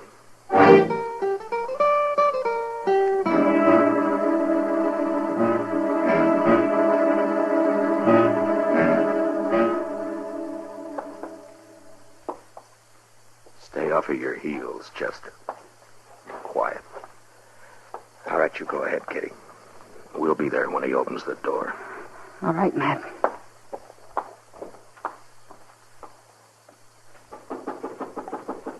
It's me, Kitty. Open the door. I can't hold all these groceries much longer. All right, come on in quick. Take this. My arm's breaking. All right, I got it. Hey!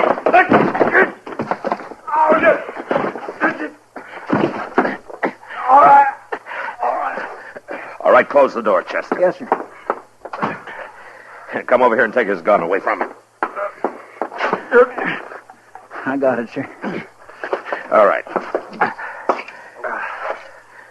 All right, now get up. I said get up. Now sit in that chair. And don't try anything. I hope you're real proud, Kitty. Now, wait a minute, Spear. Nobody's betrayed you. We're trying to help you, that's all. Why don't you just shoot me, Marshal, and have it over with? Spear, you've got a bad deal all around, but the trouble you're in right now is your own doing. You're the one put me in jail. I'm talking about your deserting. Well, what about it? I'm just telling you, you're responsible for that yourself. And you're the only one who can square it. Give yourself up. Give myself up? You mean you're not taking me in? I got nothing to do with it. This is between you and the Army. Please, Spear, do it. He's right. You mean I can walk out of here right now? And you won't stop me? That's right. Why are you doing this, Marshal? Spear, I've been told that you're a good soldier. But right now you're in trouble. And you and I are both responsible for it. I shouldn't have thrown you in jail, and you shouldn't have deserted. Well, so? I'll do my part, and I think you'll do yours. You'll do yours by turning yourself in. I don't know, Marshal. Yeah, what, Chester? Down there in the street. Lieutenant Adams and 2 soldiers, and they're headed right in here. Give myself up, huh? You got it planned pretty neat, Marshal. Maybe the Army will give you a reward for this, huh? Maybe they'll Adams fix said he was going to search the town. That's all I know about. And followed you right here, didn't he? You sure trust me. All right, shut up a minute. Kitty, is that a closet there? Is it empty? Look, well, almost, yeah. All right, Spear, I'll prove that I trust you. They won't find you till you're ready to give yourself up. Now get in that closet and hurry. You mean it? Here, take my gun with you. Now do you think I mean it? Your gun? Go on, take it. Oh, but I didn't mean... All right, hurry up, get in there. Mr. Dillon, are you sure you are to take a chance like that? Open the door, Kitty.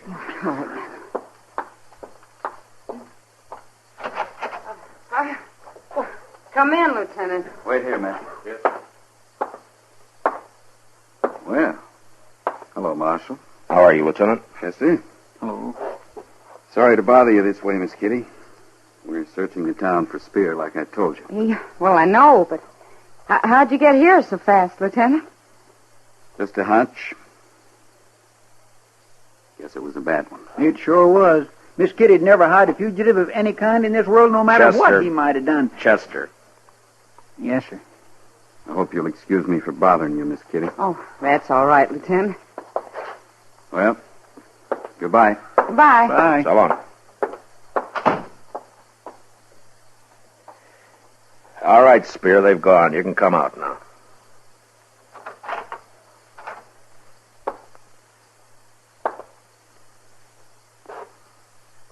Well? Here's your gun, Marshal. Thank you. We'll leave you here, and I'll send Lieutenant Adams back alone. That is, if you've decided. Okay, Marshal. Oh, that's fine. You're doing the right thing, Spear. Chester, give him his gun. Yes, sir. Here you are. Thanks. Come on, Kitty. Chester. Mr. Marshal. Yeah? I'll be all right now, Marshal. No matter what that captain thinks of. Sure you will, Spear. Good luck to you. Thanks, Marshal. I thank you.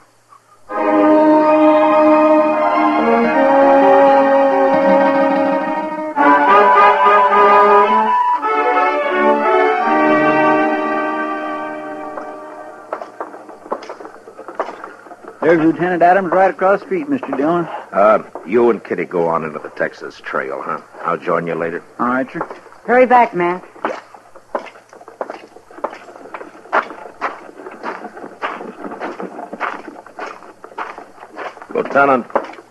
Lieutenant Adams. Yes, Marshal. Where are your men? Oh, they're scouting the Alafraganza there. I don't think they'll find him, though. You don't?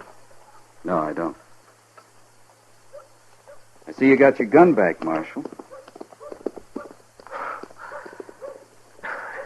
You don't miss much, do you? I kind of wondered at first why you didn't have it upstairs there. And?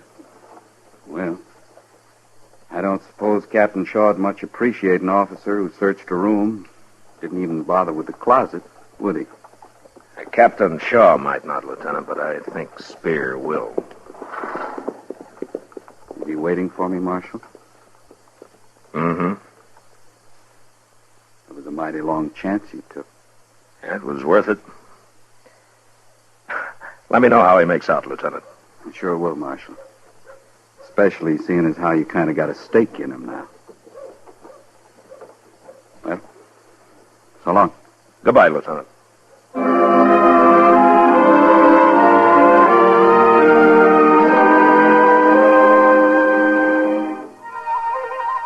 I heard later that Spear was treated rough for the next few days, but that he took it fine. And then Colonel Doby returned to his command, and he decided that Spear had been punished enough. 2 weeks later, Lieutenant Adams, accompanied only by Spear, was ordered on a scouting mission down toward the Cimarron. It may have been Indians, or it may have been the river, but neither man was seen or heard of again. Yesterday, I received a message from Colonel Doby. A formation is to be held at Fort Dodge, honoring those 2 good soldiers. The colonel thought I might want to be there.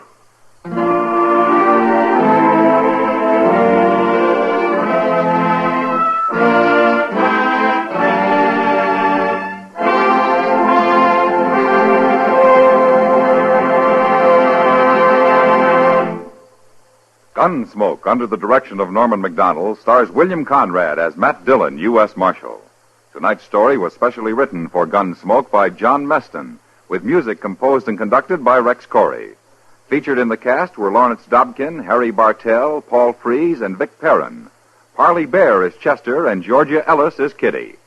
Gunsmoke is heard by our troops overseas through the facilities of the Armed Forces Radio Service. Join us again next week as Matt Dillon, U.S. Marshal, fights to bring law and order out of the wild violence of the West in Gunsmoke.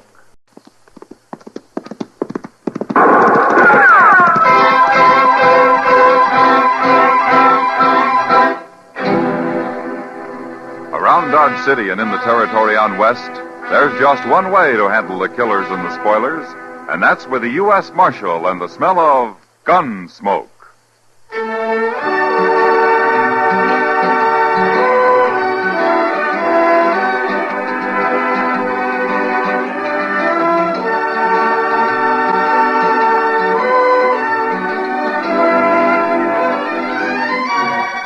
Gunsmoke, starring William Conrad. The story of the violence that moved west with young America. The story of a man who moved with it. Matt Dillon, United States Marshal.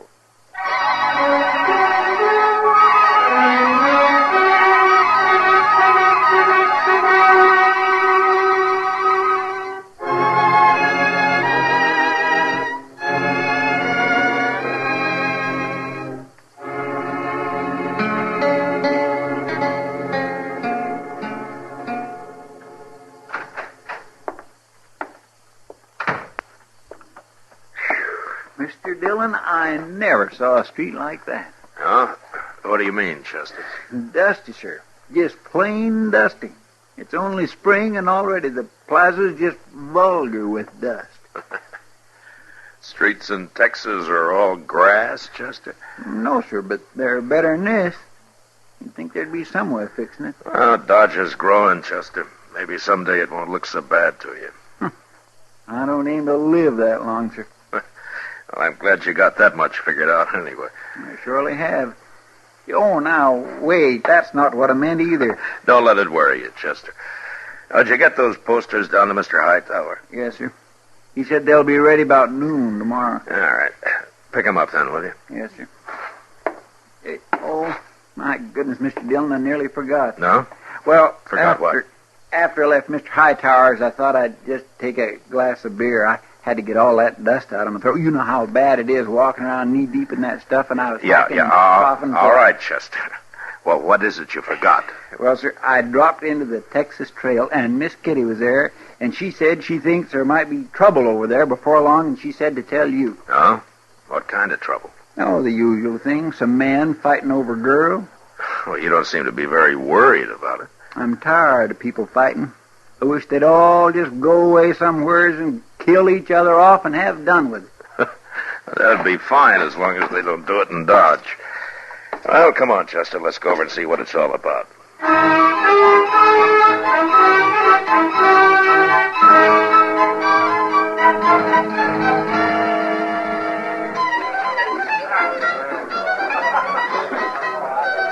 Tacetta's a new girl, Matt. She's shy as a flower. I don't know what she's doing here anyway. How do you know the name of the man? Dorgan, he says. I tried to get her away from him, but I think she's too scared. Maybe she likes him. Did you ever think of that? I hope not. Anyway, he won't let anyone else dance with her. Those two over at the bar near Chester there. They've tried twice. I know one of those men. The tall one. His name's Horn. Who is he? Yeah, he's a gunman. Pretty fast, too, so I've heard. Well, I was over there with Tacetta last time they came up, and somehow, from the way they talked, I got the feeling they're more interested in Dorgan than her. Oh, you mean they're trying to draw him into a fight? That's my guess, Matt. All right, Kitty. I'll see what I can do.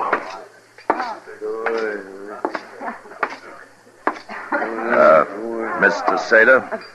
Yes? I'm Matt Dillon. I'd be proud if you'd dance with me. Well, I don't think I'd better. Now, go ahead to say it. It's all right. You can dance with him. Mr. Dorgan, you told those others that I could. Hello, Marshal. Hello, Horn. This here is Watson. Howdy, Marshal. How are you? Well, what's on your mind, Horn? He just wanted to let you know, Marshal, if there's any trouble here, we ain't responsible. Leave me alone, there won't be any trouble. All we want, Marshal, is our turn with the girl here, and Dorgan's had her hogged the whole evening. And that ain't fair, and that's all. What's funny, Marshal? You sound like a man at a church social. I'm trying to be peaceable about it, that's all. I've seen you when you didn't try, Horn. What are you looking for, an excuse to work this man into a gunfight? Yeah, he sure is, Marshal. I ain't gonna take much more from him or Watson either. What's the real trouble between you? There's no trouble, Marshal. We just want to dance with that girl. That's all. Mm-hmm. You want to tell me, Dorgan? Nothing, Marshal, nothing. All right. Tacetta. Yes, sir. Go over there and sit with Kitty, will you? Now, wait a minute, Marshal. Tacetta's my girl. I've been buying her drinks. She's staying right here. Go ahead, Tacetta. Go on over with Kitty. I don't know which one. You just go, Tacetta. Nobody will stop you. Well, all right, then. Thank you for the drinks, Mr. Dorgan. Go on, beat it. Chester. You got a great way of handling things is all I can say. What is it, Mr. Dillon? Take their guns, Chester. Oh, no, you don't. Shut up, Watson. Were you going to let him do that? We ain't looking for trouble. You're smarter than I figured, Horn. Am I, Marshal? Get him, Chester. Yes, sir. All right. Your guns will be at the jail.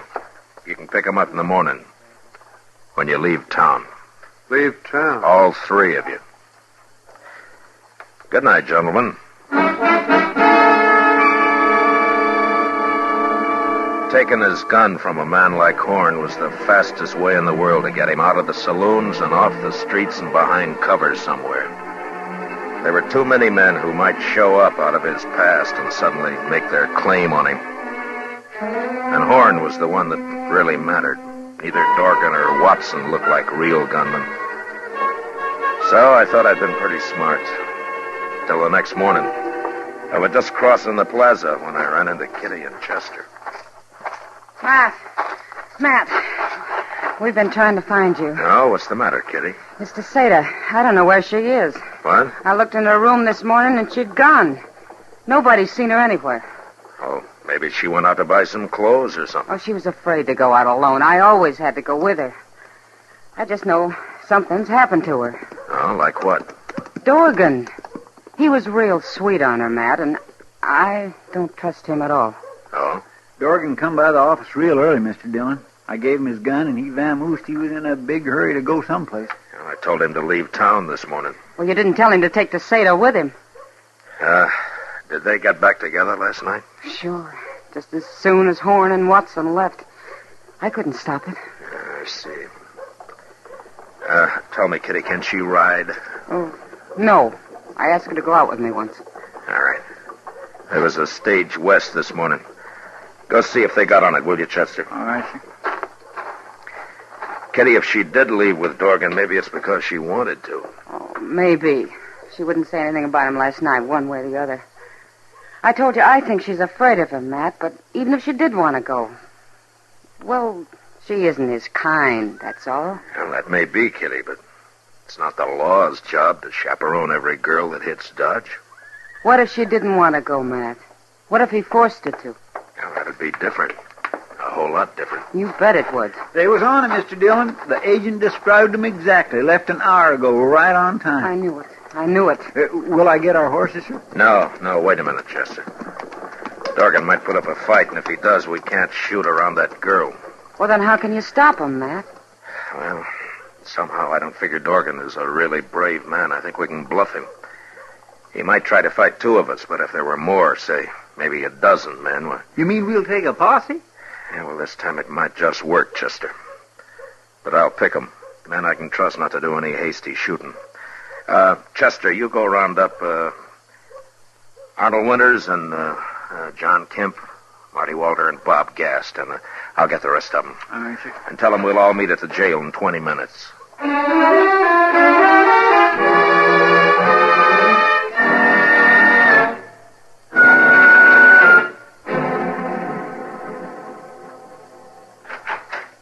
Everybody's here, Mr. Dillon. All right, I'm coming, Chester.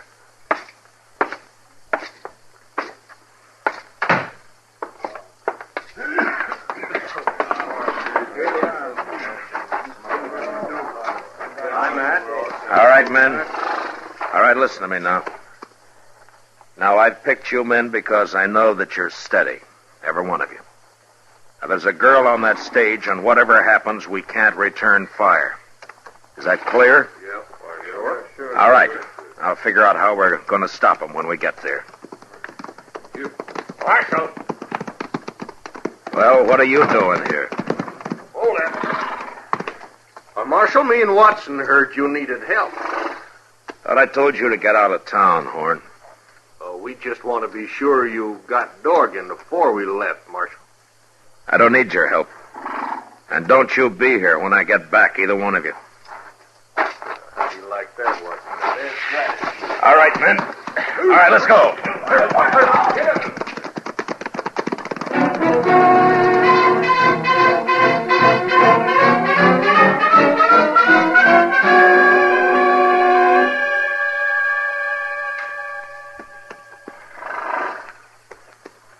It's a-coming, Mr. Dillon. All right, Chester. Men, spread out in a half circle. When the stage comes out of those cottonwoods, Chester and I'll ride forward and stop her. And then you close in around us. We got it. All right, let's go.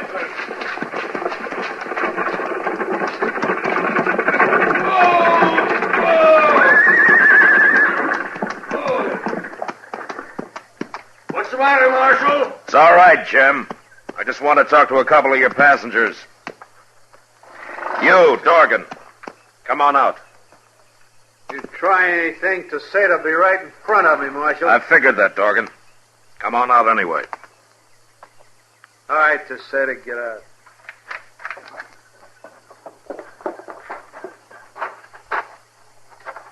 You stand right here, Tacetta, and don't move.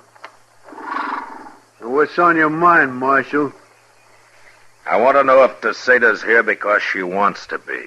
That's all. Tell him, Tacetta.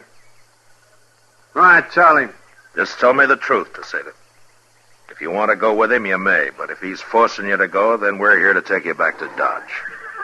You wouldn't want her death on your conscience, would you, Marshal? Oh, no, please don't kill me. I'll tell it. I came because I wanted to. There. That's a good answer, Tacetta. And go on back to Dodge and leave us alone. I guess you didn't hear the same thing I did, Dorgan. I'm warning you, You Marshal. haven't got a chance. How long do you think you can use her for cover? Now, I got 12 men here, Dorgan, and we'll follow you from here to California if necessary. Isn't that right, men? And if she should get killed, I'll just let you imagine what we'll do to you. Now, you drop your gun belt right where you are and step forward. And do it now. All right, get his gun, Chester. Yes, sir. All right, one of you men get rid of your guns and put Dorgan up behind you. Mr. Dillon, what are we going to do with Tacetta? She can't ride anyway, especially in those clothes. Well, the Bledsoe place is a couple of miles from here. Go over there and borrow their buckboard, Chester, and for your trouble, we'll let you drive her back to town. Yes, sir. My. Well, you wait right here, Mr. Tacetta, and I'll be back in no time at all.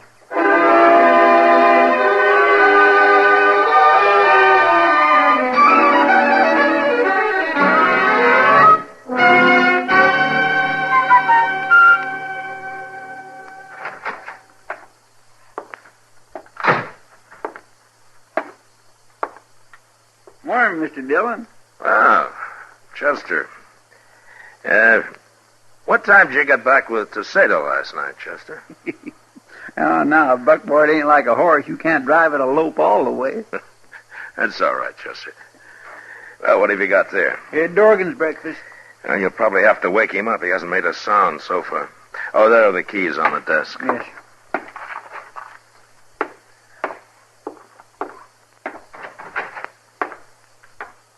Mr. Dillon? Yeah? Come here, quick. What? Open the cell, Chester. Hurry. He might still be alive.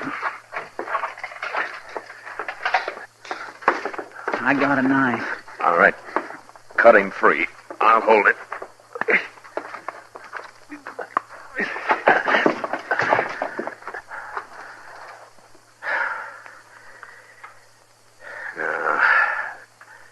He's been dead a long time. Now, who'd have thought he'd go hang himself? He didn't, Chester. What? There's no rope in his cell. Somebody called him over here to the window. Knocked him in the head and slipped the rope around his neck and tied him tight to the bars. This isn't suicide, it's murder. Horn and that fellow Watson, they did it. Well, they're the only ones I know who've been wanting him dead. Will we go arrest him? Yeah, they just go free again. I got no evidence the court would accept. I'll bet those two don't think any more of strangling a man than shooting a wolf and throwing his skin over a fence. Yeah, they're killers, Chester. But right now they got nobody to kill. Except maybe me.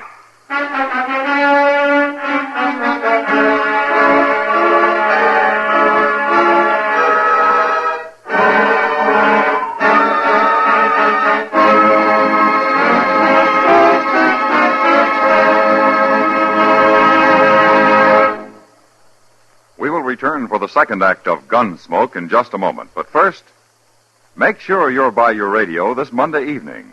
For CBS Radio's Monday evening dramatic shows, the Lux Radio Theater and Suspense are putting on two of their top shows of the season. Suspense has a new writer, William Shakespeare by name, and they're staging his wonderful tale of love, vengeance, and murder, Othello, with Richard Widmark as the star. And our Lux Radio Theater is bringing you the charming nostalgic story, Wait Till the Sun Shines Nellie, with David Wayne and Gene Peters in their original movie roles.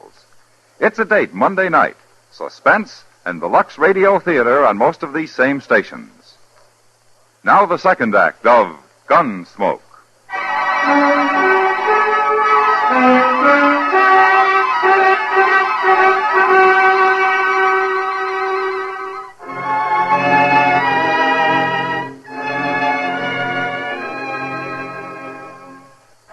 When I found out that Horn and Watson were still in Dodge, I figured that they were probably waiting for me to run them out. That they'd be glad for the excuse if I did. Leaving Dorgan's murder behind them. Instead, I did nothing and I said nothing. Hoping it'd sand their nerves some. Maybe drive them to a bottle and some loose talk. That night, pretending there was nothing in the world on our minds, Chester and I walked into the Texas Trail. Sure is crowded tonight, Mr. Dillon. Yeah. Say, there's Tacetta. See her? You're like a fall hog after ripe acorns, Chester. Well, now, my gracious, it wouldn't be polite for me not to say hello, would it? I'll see you later.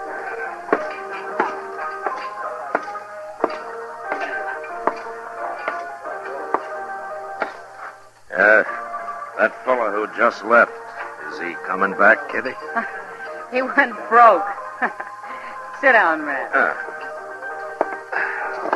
You drinking? No, not tonight. Oh, expecting trouble, huh? Yeah, maybe. Look at Chester and Tacetta there. I sure wish this place were quieter. I'd give anything to know what they're saying. It may get noisier. What? Look over there. Watson just came in. Oh. Say, he's drunk, Matt. He's real drunk. Yeah. He's just going to start trouble again. Look, he spotted Tacetta. I don't see Horn. Horn hasn't been in tonight. I said I was gonna dance with her. You're a loco drunk, Watson. Get out of here and leave the lady alone. What lady? You take that back. Matt? Are you from Texas, mister? Yeah. Yes, I am. Well, now, if I was from Texas, I'd certainly keep it to myself. You're wrong, Watson. There's a lot of good, decent people in Texas. Maybe, since you left. It's a wonder you can even get a woman like this. Don't you be judging the people of Texas. Matt!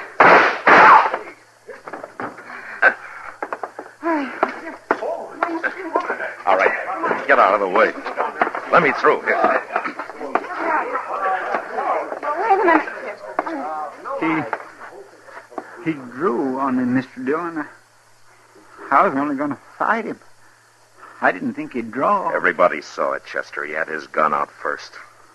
I shot him twice. He didn't even fire.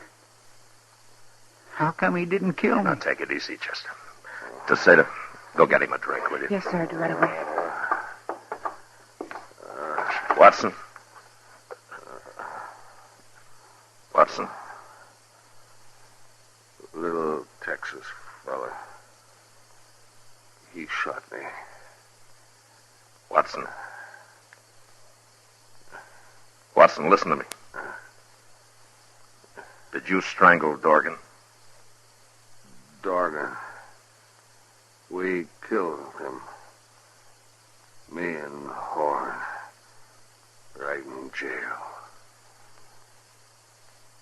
There it comes.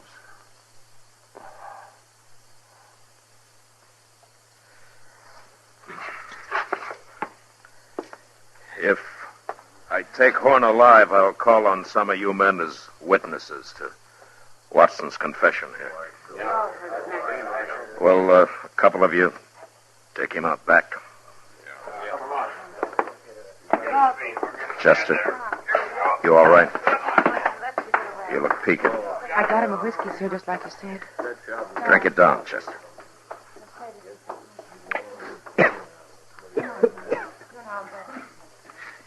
Mr. Dillon? Yeah. Mr. Dillon, if he hadn't have been drunk, I couldn't have shot him. Well, that may be, Chester. But don't forget one thing. Drunk as he was, he drew to kill you. If you'd given him another second, he would have. You had to shoot him. It was self-defense, pure and simple. Yes, sir. That's sure true, but Now, you stay here for a while. I'll be out in the plaza. Tacetta, get me one more drink.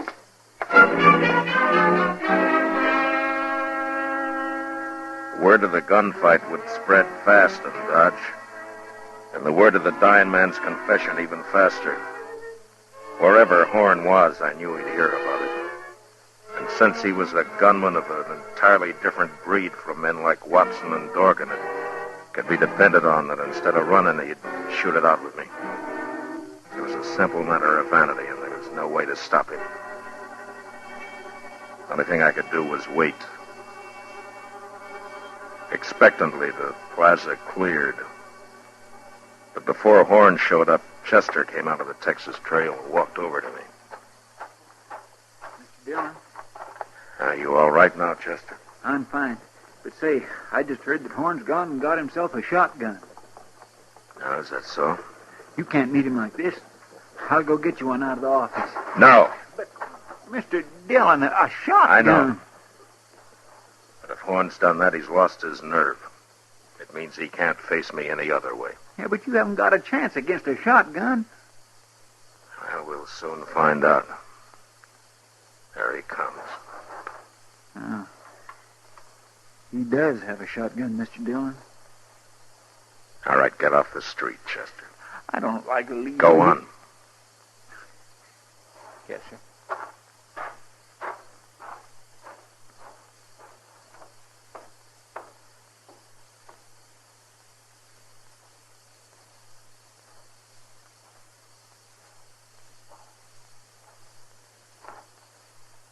Evening, Marshal. You're well armed, Horn. Yeah, ain't I? This is the first time, isn't it? First time what?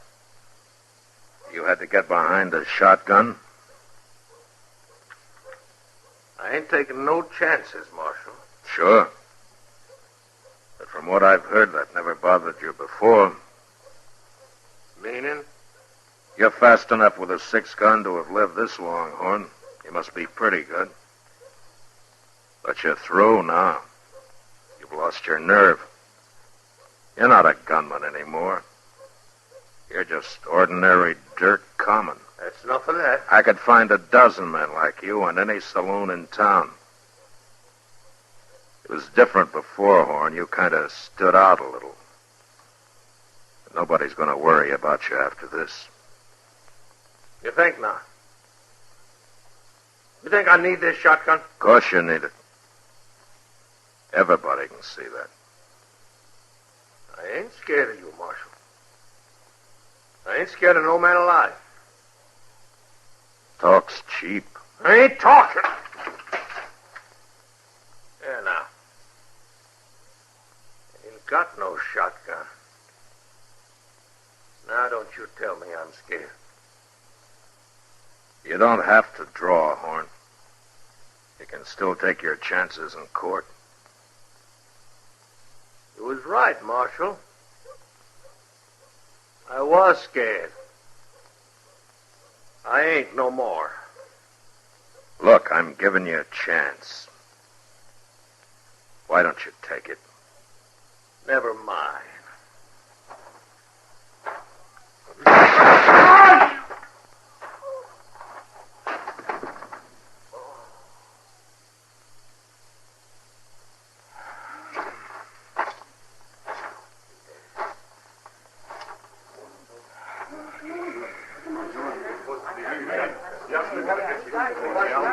You all right, Mr. Dillon?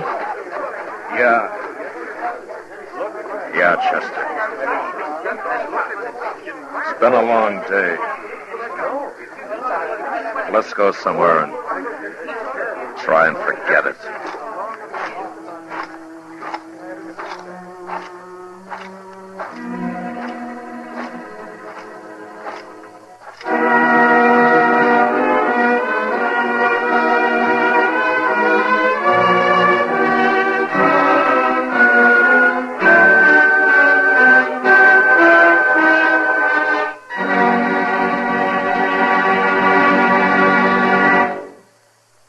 Gunsmoke, under the direction of Norman MacDonald, stars William Conrad as Matt Dillon, U.S. Marshal. Tonight's story was especially written for Gunsmoke by John Meston, with music composed and conducted by Rex Corey. Featured in the cast were Tom Tully, Lawrence Dobkin, Paul Dubov, and Lillian Baeff. Harley Bear is Chester, and Georgia Ellis is Kitty. Gunsmoke is heard by our troops overseas through the facilities of the Armed Forces Radio Service. Join us again next week as Matt Dillon, U.S. Marshal, fights to bring law and order out of the wild violence of the West in Gunsmoke.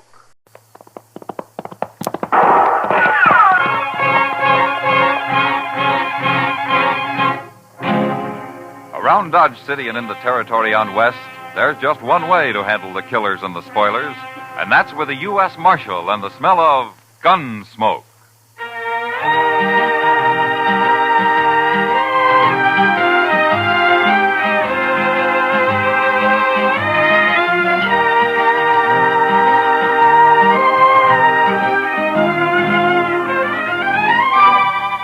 Gunsmoke, starring William Conrad. The story of the violence that moved west with young America. The story of a man who moved with it. Matt Dillon, United States Marshal.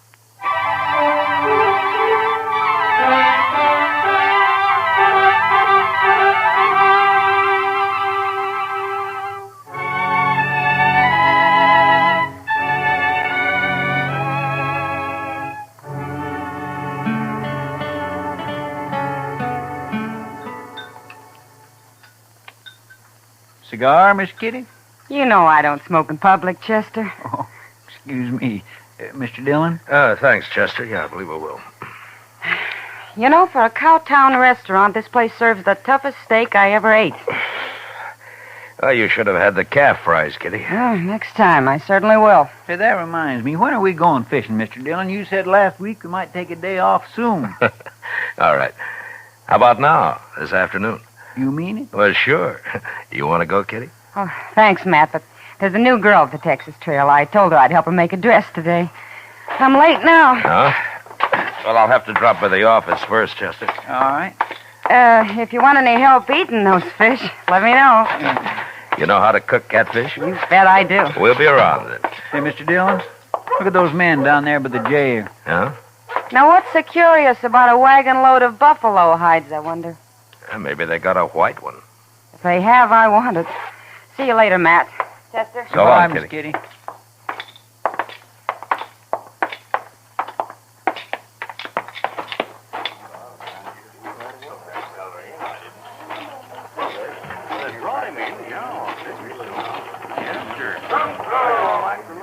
This your wagon, mister?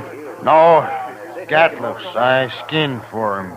Oh, what are you doing here? What's the crowd for? Just curious. The other skinner got hurt, and we brought him into the dock. Oh? What happens? He hurt bad? Bad enough. Gatliff didn't see any sense in bringing him into town at all. Me and the cook, we made him, though. Oh? Here's Gatliff now. Chester, go up to Doc's. Maybe I can help, huh? All right, sir. How is he? Doc will take care of everything, Toby. Never mind that. How is he? Dead. Now, let's drive these hides on down the shed. I want to get them sold and pick up our supplies. Come on. Just a minute, Gatliff. Some other time, Marshal. I'm busy. So am I. But you come into my office anyway. I want to talk to you. All this busy, bothering people. That's my office right over there. You and the cook go get them hides unloaded, Toby. I'll be right along. Yeah.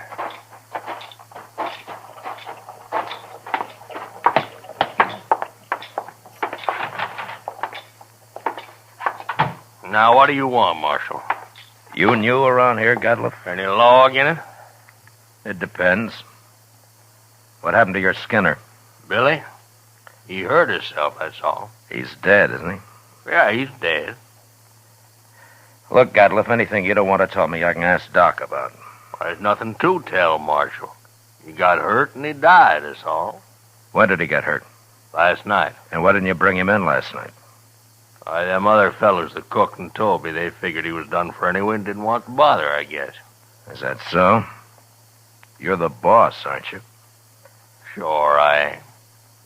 But you know how men are when they get out in camp, Marshal. You don't want to push them too far. They get touchy, kind of. What happened to him, Gatliff? How'd he get hurt? I don't rightly know, Marshal. He was alone in camp, and when we got there, he'd gone and burnt himself. Burned? Burned with what? Hot lead, Marshal. Spilt it all over him. Oh, you mean lead for bullets, huh? That's it. Cooking up lead in a fry pan. That was one of Billy's chores, to make my bullets. He always was a mite clumsy. He sure messed himself up this time. There must have been a lot of lead. 50, 60 pound, I reckon. Oh, there you are, Mr. Gatliff. Doc Adams is looking for you. What does he want? Well, see, that man of yours, Doc's all through with him. He says you can bury him now. Oh, no. I ain't paying for no burial. He's just a skinner I hired. Don't even know his last name. You're his boss, aren't you? You brought him in. And that's all I'm going to do for him. I ain't paying you $1. Not $1. Nobody's asking you to pay me. But you can't just leave the man in Doc's office. Somebody's got to bury him. He's just a bum who worked for me. He's not my father. Oh, all the stingy Hold it, things Chester. All right, Gatliff. We'll take care of him. You can go now. He caused me trouble enough. I don't want to hear any more about him ever. Well, that's about the most unfeeling man I ever did come across. What about that Skinner, Chester? Tell me. Oh, I swear it was terrible, Mr. Dillon. He was burned all over his head and his face and across his chest. Doc said he don't know how that fellow lived as long as he did. Could he talk? Oh, Doc told me he couldn't say a word. Well, how do you suppose it happened? Why, hot lead. Had a whole pan full of it, from what I hear. Yeah, 50 or 60 pounds of it. That much? Well, I can believe it. I can't. What man's going to pick up 60 pounds of molten lead and spill it in his own face? That's the most stupid story I ever heard. Well, say now, I hadn't thought of that. Mr. Dillon, you're right. Of course, there's another way it could have happened. What's that? Somebody could have pushed his face down into it. Oh, my goodness. Who? I don't know. Gatliff, or maybe Toby. You know where Toby went? Well, no, I don't. But him and the cook probably went over to the Oliver Ganza to drink up their wages. All right. Go do something about burying that man, Chester, will you? I'll be back later. All right, sir. I'll tend to it.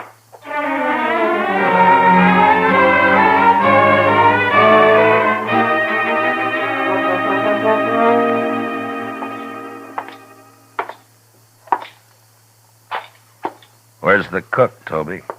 Oh, hello, Marshal. Cook, he went to get him some boots while he still had the money. Come on over to a table. I'll buy you a drink. You will? I mean, sure, Marshal, sure. Sam, set out a bottle of rye and another glass. Yes, sir.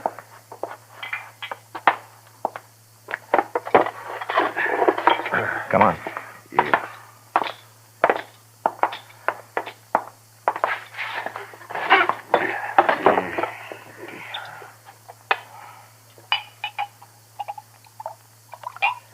Here you are.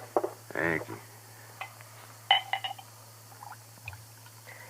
Well, here's to your friend, Billy.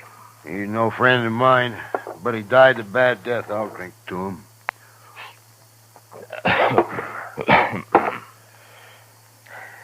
Tell me something, Toby. How did he and Gatliff get on? You see Gatliff's eyes, Marshal? Yeah, I did. He's got powder specks shot into them. They look like turkey eggs. Yeah? You don't get on with a man like that. Yeah. Well, why do you work for him, then? Marshal, I get 25 cents a hide, and I can skin over 20 buffalo a day. But I've worked for hunters who couldn't kill enough to keep up with me. Gatliff's a good hunter. And that's the only reason at all I work for him. Now, if he's such a good hunter, how come I've never seen him in Dodge before? The man's greedy, Marshal. He's downright wicked about money. He figures he can save time and make more money by selling his hides to buyer's agents on the prairie. He gets less out there, but he can kill and sell more that way. That Gatliff never stops killing buffalo. He came in with a load of hides today.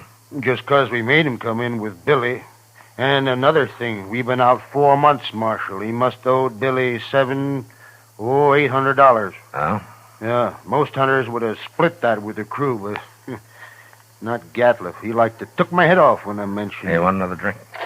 Oh, yeah, sure. Tell me about the accident, huh? Well, Billy was melting lead in a fry pan, and the way I figured he must have tripped somehow, fallen smack into it, and when we rode in, we found him rolling around on the ground. That's all I know. When who rode in? Me and the cook. The cook skins on days Billy's making bullets. Now, where was Gatliff? Oh, he went in just ahead of us. How long ahead of you? Not long, maybe about 20 minutes. Then he found Billy first, is that it? Yeah, so he did. Hey, I hadn't thought of that before, Marshal. So that's why you've been asking so many questions. Well, I wasn't sure, Toby, but I expect you're telling the truth. The cook backed up your story. Sure, I'm telling the truth. That's what happened, all right. Yeah, Gatliff killed him. He murdered him. Any idea why he would? Well, sure I do. There's only one thing Gatliff wants, and that's money. He killed Billy just so he wouldn't have to pay him his wages due. Yeah, maybe. Why don't you arrest him, Marshal? There's no real evidence, Toby, not at all. And it's bad for the law if I arrest a man and later he goes free. Unless he's innocent, of course. He ain't innocent. How come this didn't occur to you before, Toby? Well, I don't know, Marshal. I sure don't. You going back out on the prairie with him? I ain't afraid of him. I'll be sleeping with one eye open from now on. It'd be a pleasure to kill him after what he done. Self-defense, of course, Marshal. Yeah. But if you let on you're suspicious, he'll sure try to kill you. Not me. He can do his killing on somebody else. The cook, maybe? I ain't even going to tell the cook. Yeah. You'll be leaving in the morning, I suppose. About dawn, I reckon, soon as Gatliff hires a new skinner. Now, the bottle's yours, Toby. Oh? And, good luck. Well, I sure do. Thank you, Marshal.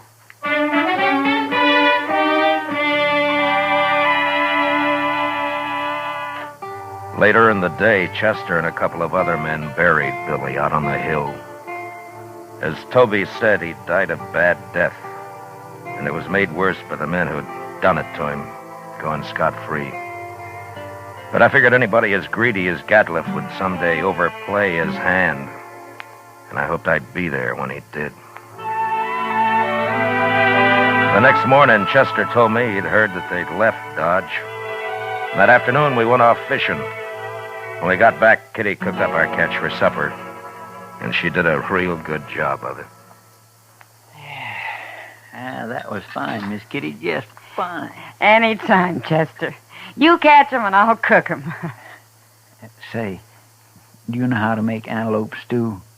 I've made it. And sourdough biscuits? Of course. Oh, my goodness. Chester, you sound like you're about to propose. Oh, my gracious. No, Mr. Dillon, my... Why, Chester, I always kind of hoped. Well, I didn't mean... Well, that is... I mean... Well, mercy, well, who'd marry me anyway? You ever ask anyone to, Chester? Well, yes, ma'am, once I did. Well, what'd she say? She said she would. She said, yeah. Oh, what happened? Marshal Dillon here. Yeah, come on in, mister. They sent me after you, Marshal. Nestor camp across the river. Oh, what's the trouble? Man got knifed over there. Killed. Oh, was it just a fight or what? They don't know who knifed him, Marshal. Come on, Chester. Thanks for the supper, Kitty. Sure, Matt.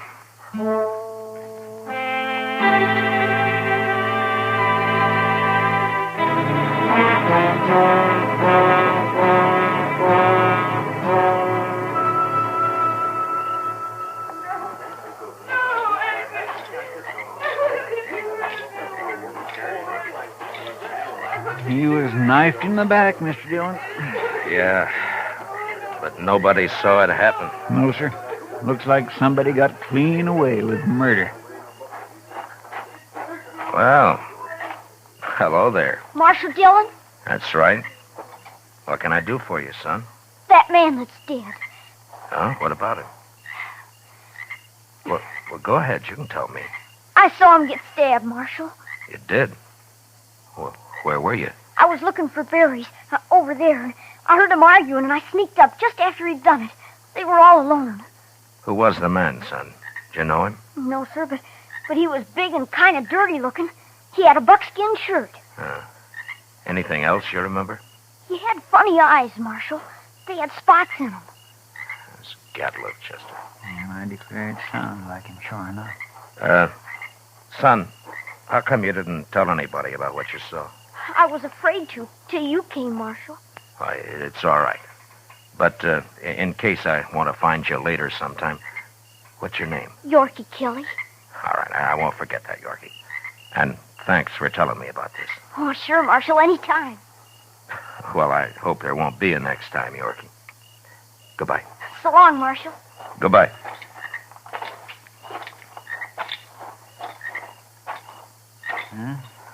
Guess it was Gatliffe, all right. Yeah. Seemed like a dangerous sort of man to be running loose. No, I got him now, Chester. As soon as I find him. I hope so, Mr. Dillon. I certainly do hope so.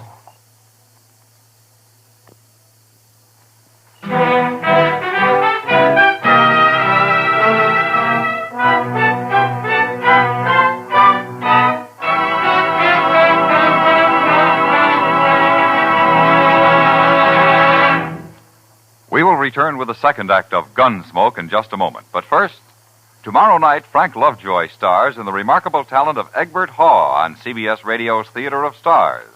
Also tomorrow night, hear Lionel Barrymore on your Hall of Fame Playhouse.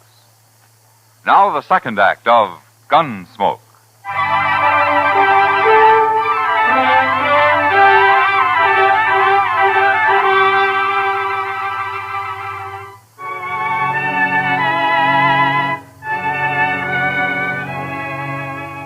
Since Gatliffe would figure nobody had seen him, it wasn't likely that he'd run.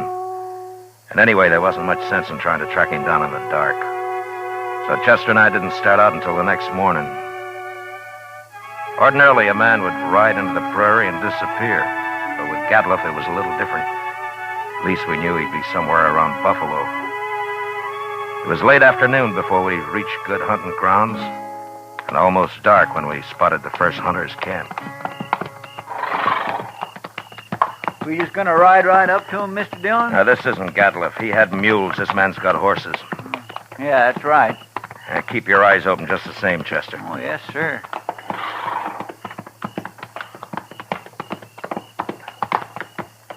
Get down, stranger. Thank you. Supper will be ready. Cook, throw some more tongue in that stew pot. Don't like buffalo tongue. You'll go mighty hungry in this camp. Oh, thanks, mister. Hey, you're a lawman. Matt Dillon. I'm a U.S. Marshal. My name's Tom Mercer. How are you? This is Chester Proudfoot. How'd you do? Mr. Mercer? Come over by the wagon, sit down. Supper'll take a little longer now. Anyway, my skinners won't be in for a while yet.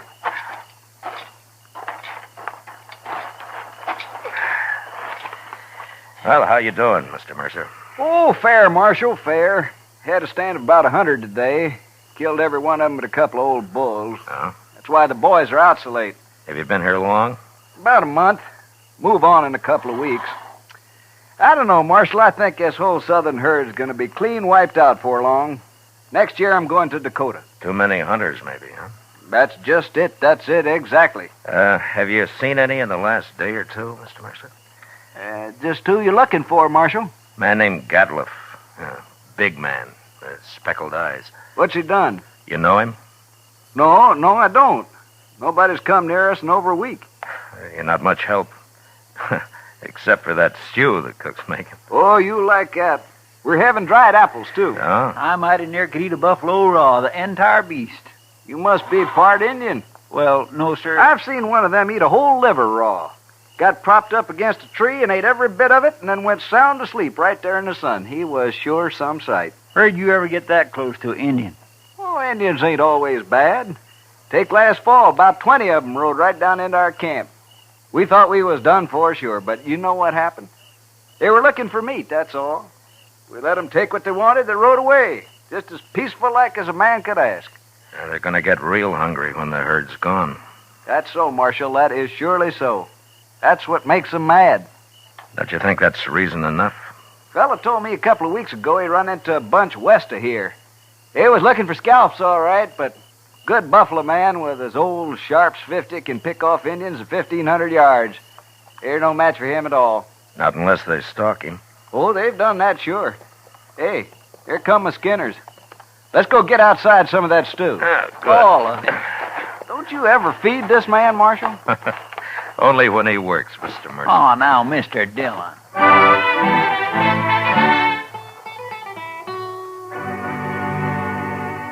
We spent the night in Tom Mercer's camp. And at dawn, just after breakfast, we said goodbye and rode on west. There was a lot of country out there, and all we could do was ride through it till we ran into him. In the next 2 days, we met plenty of hunters, but we didn't find Gatliff. About noon of the third day, we cut the trail of a wagon train and figured that it'd be that of a hide buyer's agent who'd come into the field to do business on the spot. And an hour or two later, we saw him. A long string of ox-drawn wagons piled high with buffalo hides. And there was a man on horseback leading the train. We rode up to him. Hello there. Well, that's quite a load you got, mister. 10,000 so far. But what are you doing way out here, Marshal? I'm looking for a hunter named Gatliff. You know him? Sure I do. Just picked up a load from his rick early this morning. Is he in trouble? Yeah, he sure is. Where is he? Straight south of here a couple of miles. Can't tell you exactly. He moves around a lot. Well, that's close enough for us. Thanks a lot, mister. Sure, Marshal. I never did like him anyway.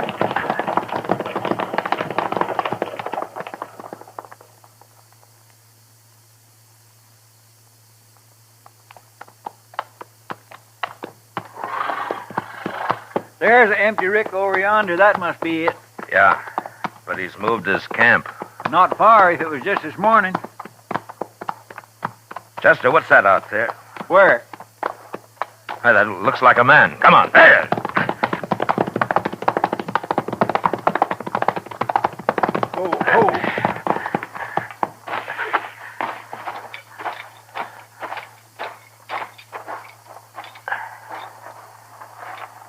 Mr. Dillon, it's that Skinner of his. Get some water, Chester. Yes, sir. Toby? Toby, can you hear me? He's been shot. Yes, sir. Here's the water. Yeah. Toby? It's Marshal Dillon. Give me a drink. Here you are.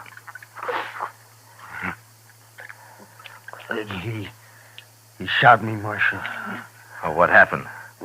Where's the rest of the crew? They run off. He took his wagon and the horses. He went kind of crazy when he found out. That's why he shot me. You know where he is now? No, I don't know, Marshal. He shot me, and then he said he was going hunting.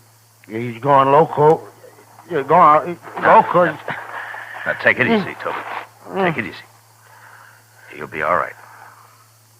I could hear him shooting at Sharp's long time. And then he stopped. Well, where was he? Which way? Off. Behind me there. I could hear him. Chester, you stay with him. I'm going after Gatliff. All right, sir.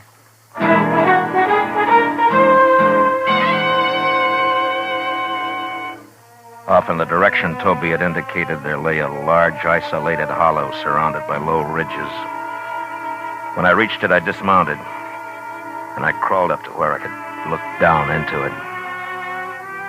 There was no sign of Gatliff, but lying on the prairie floor were the bodies of countless fresh-killed buffalo. It was a strange sight. The old bulls, the cows, the little calves lying there blackening the prairie grass.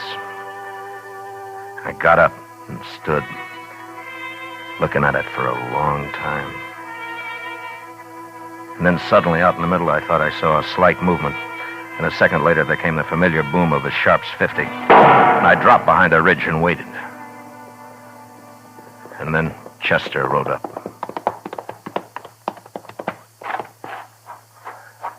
Have you found him, Mr. Dillon? Yeah.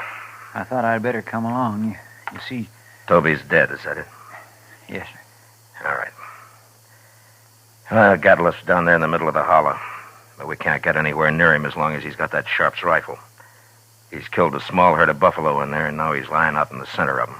Well, that's the darndest thing I ever heard of, Mr. Dillon. He must have gone crazy, just like Toby said. Yeah. What's he shooting at now?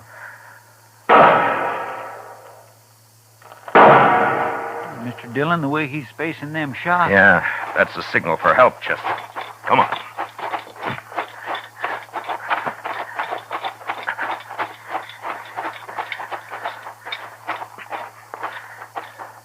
Say, maybe this is a trap. Be ready to take cover behind one of these animals. It might be.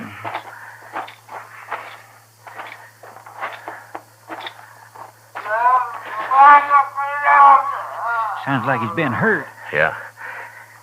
Keep your head up.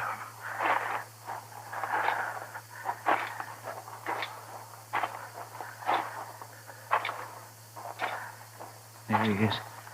Behind that big bull. Yeah, I see him. Well, Mr. Dillon, he's all... There have been horses in here. Indians. My goodness. Come on.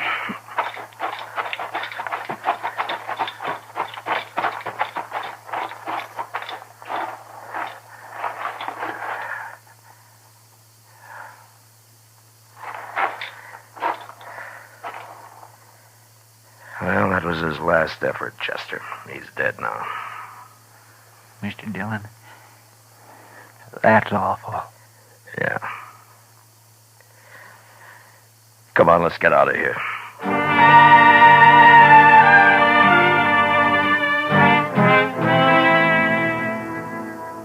I don't know how the Indians caught Gatliff. He'd gone a little mad, and maybe that made it easy for him. But they finally got themselves a buffalo hunter. And into their unbelievably savage torture of him had gone all the hatred and desperation of a race being slowly starved and driven from their homeland. And then they'd put him there surrounded by his own bloody slaughter.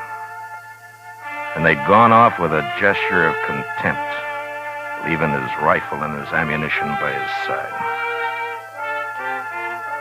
And having seen what they did to him, I'll never know how he managed to fire even one of those shots. For all of his evil, Gadliff had died harder than any man I'd ever seen. Chester and I rode back to Dodge. And it was never mentioned between us again.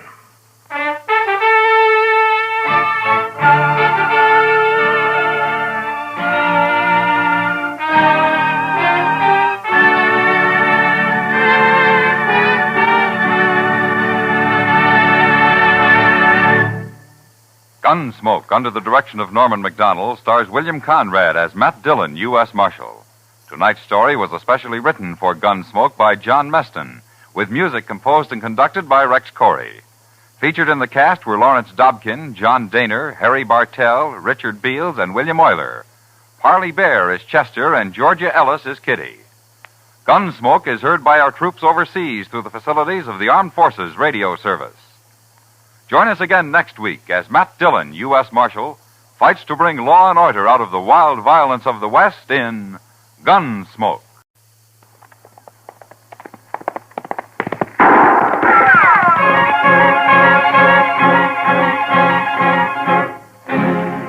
Around Dodge City and in the territory on West, there's just one way to handle the killers and the spoilers, and that's with a U.S. Marshal and the smell of Gunsmoke.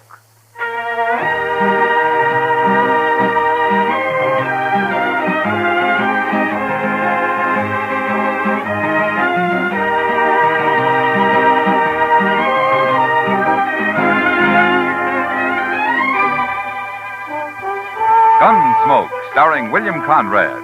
The story of the violence that moved west with young America. The story of a man who moved with it. Matt Dillon, United States Marshal.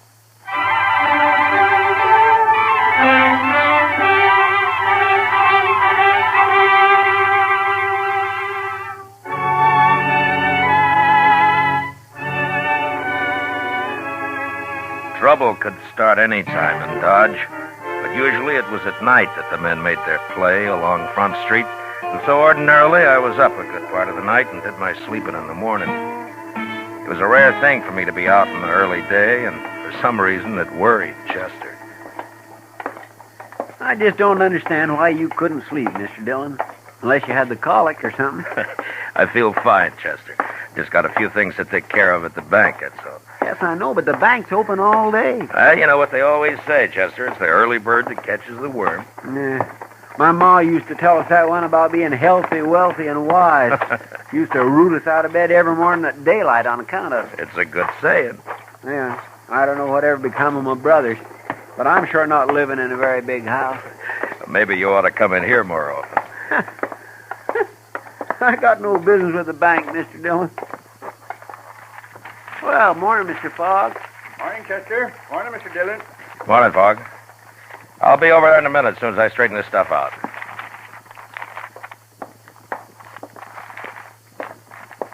Good morning, Marshal. Good morning, Mr. Pat. You taking money out, Marshal, or putting it in? Neither, Mr. Pat. This is government business. Oh, I see. Who are those men, Marshal? What? I say, who are those men? I never saw him before. That one in the middle holding the envelope, he seems pretty excited about something. Certainly, sir. What can I do for you? I want a loan of money immediately. Well, we'll do what we can, sir. First of all, how much do you want? $20,000. 20. Mr. Pat. Yes? Yeah, excuse me, Marshal. Gentlemen, this is our president. You'll have to talk with him. I heard you say $20,000, gentlemen. That's a lot of money. What do you have for collateral? My collateral, sir, is right here in this envelope. You may look at it, but don't reveal it to these other gentlemen. These are playing cards. Don't name them. I'm afraid I don't understand. Well, I've been in a poker game at the Texas Trail all night long. Right now, there's about $40,000 in that pot. There are some good hands out. I've put every cent I have into it already. Now, they've given me just 20 minutes to come up with more money. Well, I certainly wish you luck, sir, but I never heard of You've seen my hand in that envelope. You can lend me the money on that. But surely, sir, you don't expect the bank to enter a gambling game. Now, these gentlemen are also in the game. They came along to see that those cards aren't changed. The other men are watching the table at the Texas Trail. It's all fair and square, I assure you. Well, gentlemen, I'll gladly pay you 10% interest, sir. You've only got 5 minutes left, Hook. Come along, gentlemen. We'll step in the back office. Well, now that's about the craziest thing I ever did here. He must have a pretty good hand, Chester. I know, sir, but you don't think Mr. Pap's going to let him have $20,000 on it? It certainly looks that way. Yeah, there we are. I'll take care of this and we'll get out of here. This is government stuff, Fogg. You know what to do with it. Certainly, Mr. Dillon. Now, let me see.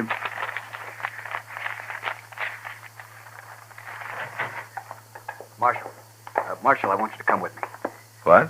These gentlemen, there's a poker game, and I've got the money here. I think you'd better come along just to be safe. You mean you gave him his $20,000, Mr. Pratt? Yes, of course. Now, come over here, Marshal, I'll tell you. All right. Marshal, that man Hook there has 4 aces and a 10 in his hand. It's a sure thing. Why, the bank stands to make $2,000 on this loan, and it won't take but a few minutes. You run the bank, Mr. Pratt, but are you sure you ought to take a gamble with other people's money this way? I can't lose. There's not a chance in a million. But I want you to protect this money till I get it back here. Well, all right. I'll see nobody takes it at the point of a gun if you think that'll help. Good. Now, you come along, men. Hook's only got a few minutes to get back in the game.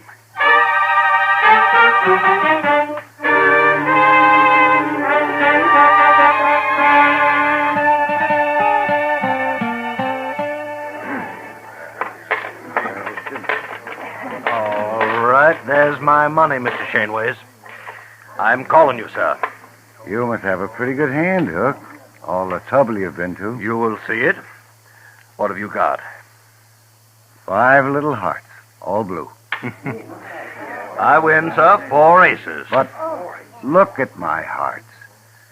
They read 2, 3, 4, 5, and 6. Straight flush. Your aces lose, Hook. Aces? How could he have a straight flush? Got it dealt right out of the deck, Hook. Right out of the deck. Nice pot. Had enough, but he won. Mr. Pap, sir, I don't know what to say. $20,000. Just like that, $20,000. It's not even my money. Now, Mr. Pap, don't you worry, sir. I only borrowed that money. You'll have it back. You have my word as a Confederate gentleman on that. Hook, please. Hook, I've got to have it back. It's not my money. I have to put it back in the bank. I'll be ruined if people find out You about only this. loaned the money, sir. I lost it. Now, I'll send for it today, sir. I'll wire my agents. They'll have it on the next Santa Fe that leaves St. Louis. No, Hook. No, I don't think that'll happen. My word as a gentleman, sir. But you must be patient. I shouldn't have done it. I had no right to do it.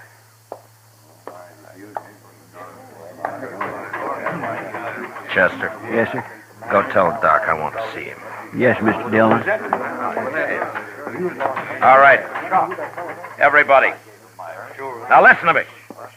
All of you. Now, I don't want a word said about this to anyone. The bank's important to Dodge, and this could ruin it. Do you understand? We have no reason to fret. All right, then see to it. Or there'll be trouble for all of you. Well, certainly, Mark. No reason to fret. We all understand.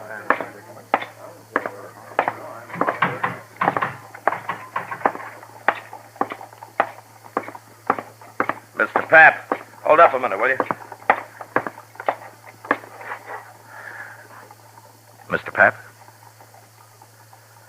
Marshal, I should have listened to you. I'm ruined now. Now, look, Mr. Pap. Maybe Hook's got money, I don't know, but if not, we'll figure something out. People will give you time. No.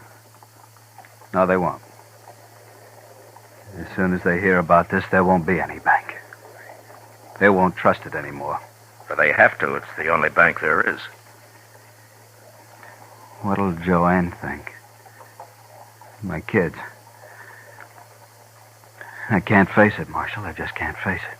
Now, look, you just go back to the bank and tell the cashier to keep his mouth shut about this. You just got to give it time. Sure, Marshal. I'll go. I'll go.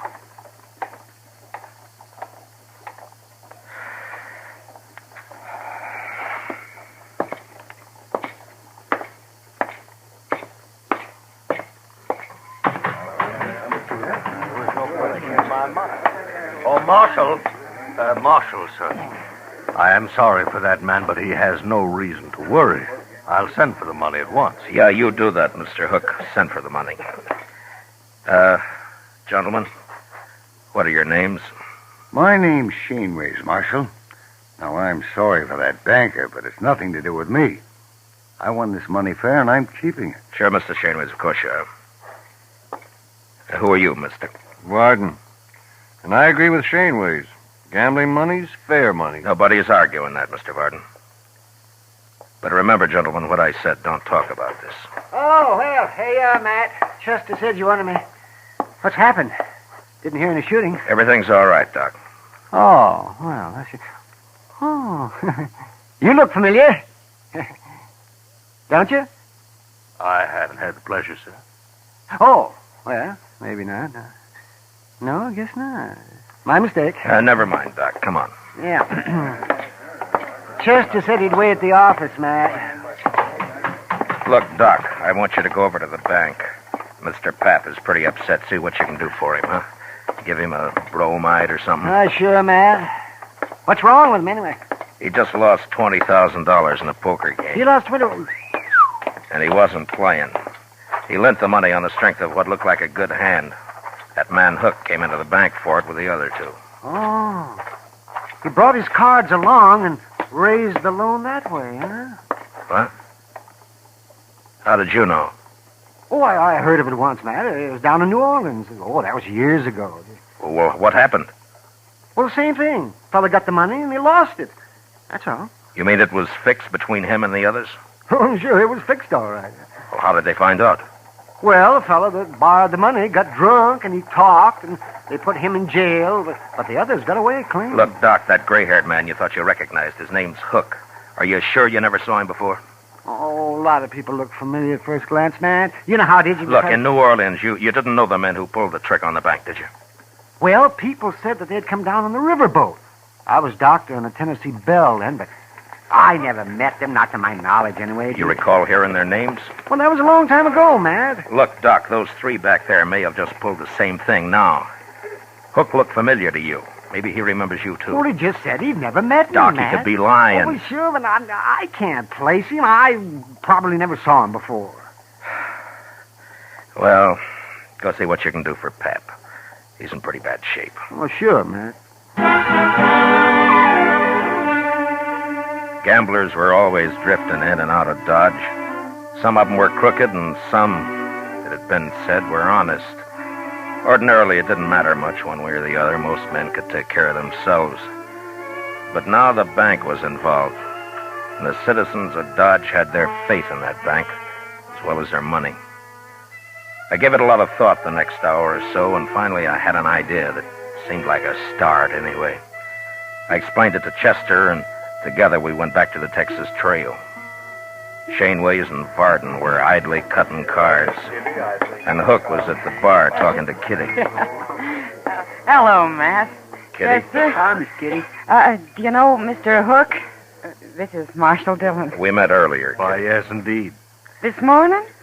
I must have smelled trouble, Kitty. I got up early. You're always smelling trouble, Matt. Yeah. Leave your beer, Hook, and come with me. What for? Just do it. Whatever you say, Marshal. Miss Kitty, I'll be back. Yeah, sure. All right, Varden, Shaneways, get up and follow Chester. What? Is this an arrest? Now, what would I be arresting you for, Mr. Shaneways? What? Nothing. You've no reason. That's right. All right, come on, let's go.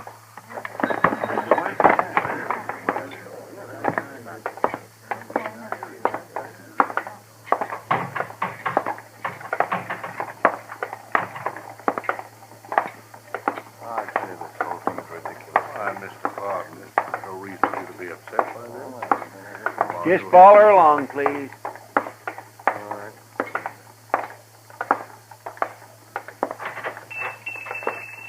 What is the idea of bringing us in here, Marshal? Good morning, gentlemen. What can I... Oh, hello, Marshal. Chester. Hello, Lum. Lum, these men want their pictures taken. Oh, no, not me. I don't. I've got plenty of pictures. Can you do it right away, Lum? No, certainly can, Marshal. And, gentlemen, you'll be the very first to stand before a new drop. The ancient temples of Greece. It'll lend you dignity, power. What's the idea of this, Marshal? Lum's just going to take your pictures, that's all. Oh, Lum, front and side views both, huh? Oh, certainly, Marshal, certainly. And then, gentlemen, if you leave Dodge, any of you, it'll make it a lot easier for the law to find you and bring you back. Wherever you go. This is outrageous. I won't stand Now, for it. Wait, Pardon, wait a minute. I agree the Marshal is being a little high-handed, but after all, he must protect himself in his job. But since we've done nothing wrong, we have nothing to fear. Sure. Hook's right, Wolf Garden. I'll go first. Are you ready, Lum? No, right this way, sir. Chester, you stay here and wait for the pictures. Bring them over when they're finished. Yes, sir, Mr. Dillon.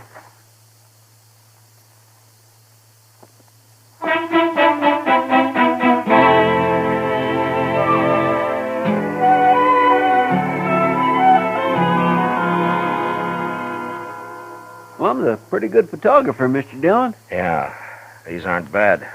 Lock them up in the safe, will you, Chester? All right. You think this will keep them in Dodge, sir? No, not if they really get scared. They're guilty, all right, aren't they, Mr. Dillon? And I can't prove a thing, Chester, one way or the other. Matt. Oh, Matt. Bad news. What, Doc? Well, this is Pap. Sent for me a little while ago. I just come from there. Oh? Matt, he killed himself. Suicide. Pap? About an hour ago. Why, that poor man. How's Mrs. Pap taking it? Not a tear so far, but I suppose she'll break down later. Neighbor woman's there with her. Yeah. Does she know why he did it, Doc? Well, it seems he told her all about it, and then he went out and he shot himself. There's no stopping it now. The story will be all over town in no time. Well, what are you going to do now, Matt? I don't know, Doc. I just don't know.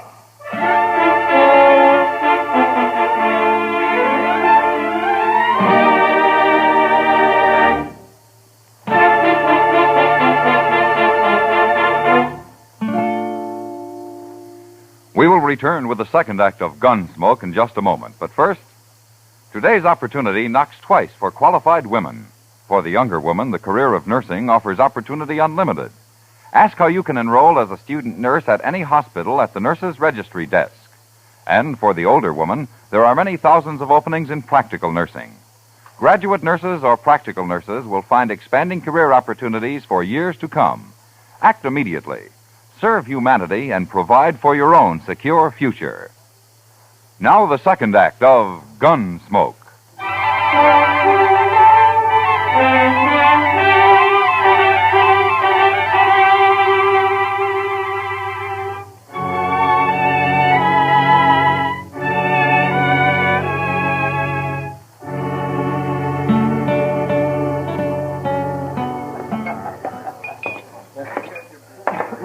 I'll buy you a drink, Kitty.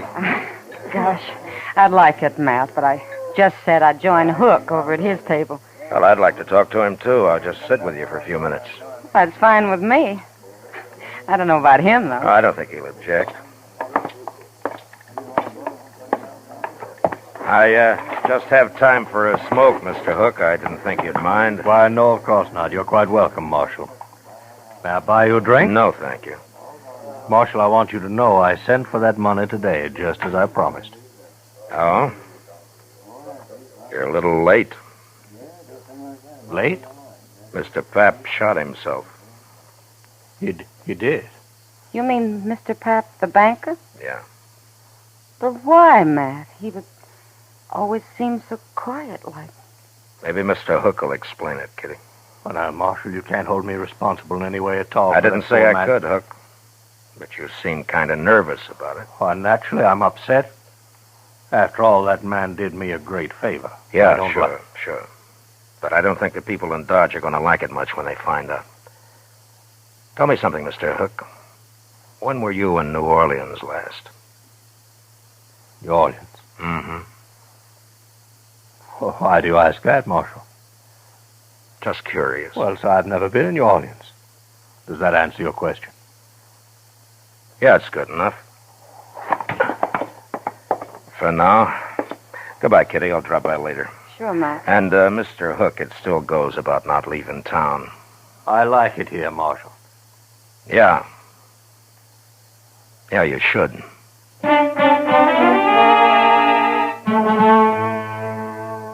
Maybe I should have arrested Hook and his friends without any evidence and just seized the $20,000 and put it back where it belonged.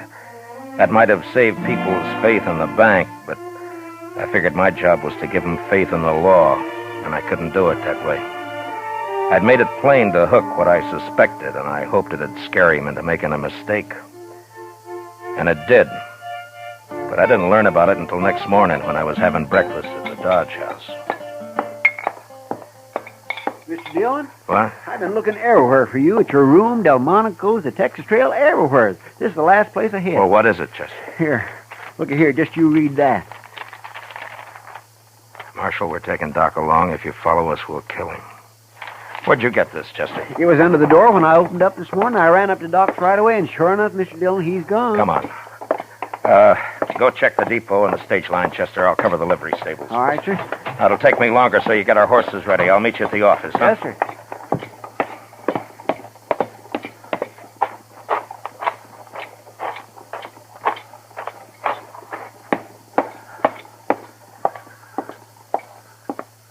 Well, it's the Marshal. You're out early today. Not early enough, Andy. Yeah? What can I do for you? I want to know if you rented out any horses last night. Well, sure, a few. Why? Did you rent 4 to anybody, 4 in a bunch? Why, yes, I sure did. Be back today, so they said. Who said? Well, strangers to me. Paid me in advance, though. The greenhorn. What time was this, Andy? Oh, it was late. Yeah, it was way after midnight it was. Something wrong? Yeah. Tell me, Andy, what'd they look like? Well, one was an old fellow, gray hair. Didn't give me his name, though. I don't think I got much of a look at the other one. You have any idea which trail they took out of town? No, I don't. One of them said something about St. Louis. But that's not much help, is it? It might be. Well, thanks, Andy. Oh, one thing, Marshal. Yeah. If you're riding after them, those horses, they gotta just crowbaits. I didn't figure they could handle anything better. There was nothing to do but take a chance and ride east. Luck was with us, though, and within an hour we cut their trail. 4 horses leave a pretty fair track, and we followed it, riding hard. By dusk, we could tell by their sign that we'd nearly caught up with them. And soon after dark, we spotted their fire. These were gentlemen, maybe, but they were mighty poor hands on the prairie. We left our horses and went ahead on foot. We gonna shoot it out with him, Mr. Dillon? Yeah, we can't chance it, Chester. They'd kill Doc. Now, hold up a minute. That's their horses just ahead. Huh. They sure staked them a good piece from camp. Yeah. Lie down, Chester. What'll we do, Mr. Dillon? We just wait. Those men are mighty green at this game. I think we can steal their horses without any trouble at all. Just leave them afoot, huh? Yeah. Now, look, Chester, when we get those horses, I want you to pick up ours and take the whole bunch out of sight. I'm going to crawl into that tall grass just to the left of the fire there and hide until morning. Mr. Dillon, why can't I go with you? Every time we get in trouble, you always send me off alone somewheres. You always do everything alone. Do as I tell you, Chester. Yes, sir. You just wait till you hear gunfire. And then ride in fast and bring all the horses. All right. Good luck.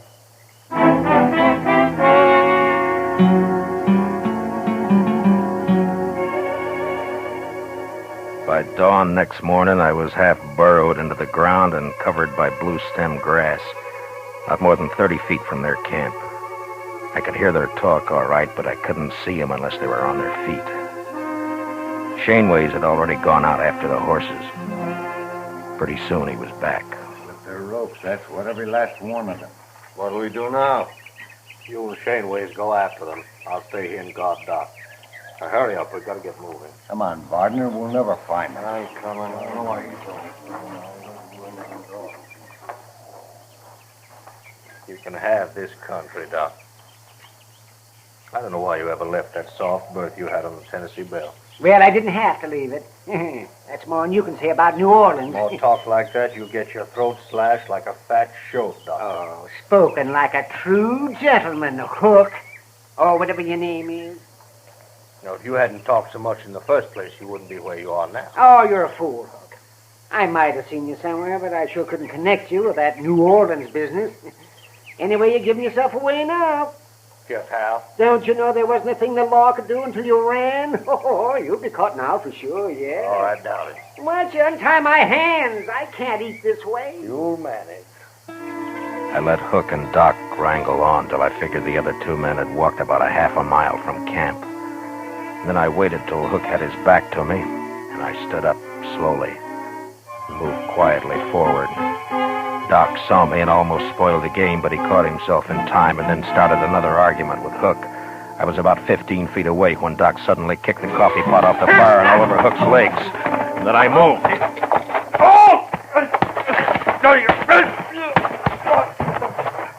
Hit him again, Matt.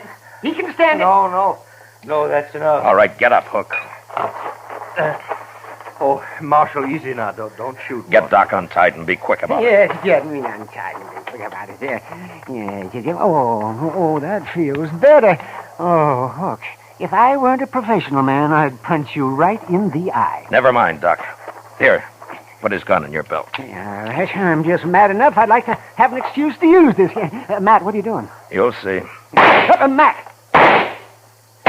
Why, you'll have them back here in no time. I got a surprise for Hook, but he's not going to like it much. Huh? Oh, Where they got the money, Doc? He in that saddlebag, right over there. The yellow. All right, get it, will you, quick? Hurry up. Them two didn't get very far away. All right, Doc, if you got the money, get up on the horse. You too, Hook. Come on, quick now. Come on. Yonder they come. You see him, Mr. Dillon? Yeah, I see him. They're shooting at us. Well, I'll fix that. All right, hold it, Chester. They can't hit us from there. Come on, let's ride. You just gonna ride off and leave them, Matt? Oh, we got you, Doc, and we got Hook, and we got the money. Oh, but they'll die out here, Marshal. There's none of us know how to live out in this prairie. Well, maybe they'll learn. It's a good way. You're murdering those men. Oh, they'll be all right for a few days, Hook. You'll all meet in prison. All right, ease up. Oh. We've left. Well, what do you plan to do about this? They're full of fight right now, that's all. I don't want to have to kill them to take them. But in a few days, they'll be so hungry and scared we can walk right up to them. Nobody will get hurt that way. Neither them or us. Mr. Dillon? Yeah, what is it, Chester? Mr. Dillon, later, in a couple of days, let me come back and bring them in. What? Just me this time, alone. Well, now, Chester, Please, Mr. Dillon. Okay, Chester. You can do it. Alone. Thank you, sir. All right, Hook. Ride a little faster there. We ain't got all day.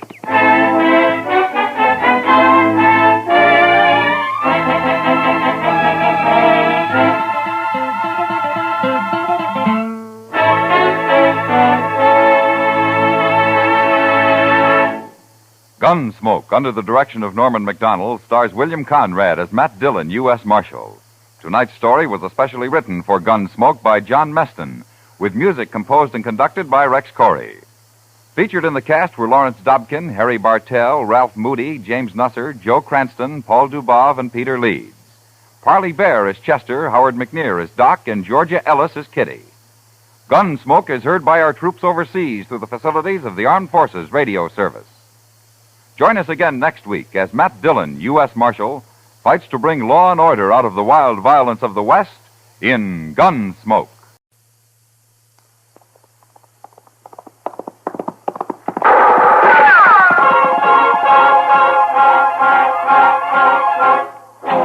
Around Dodge City and in the territory on West, there's just one way to handle the killers and the spoilers, and that's with a U.S. Marshal and the smell of Gunsmoke.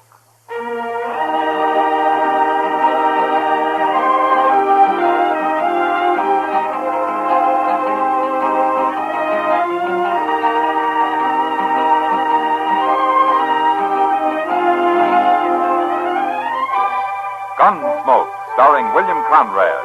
The story of the violence that moved west with young America. The story of a man who moved with it. Matt Dillon, United States Marshal.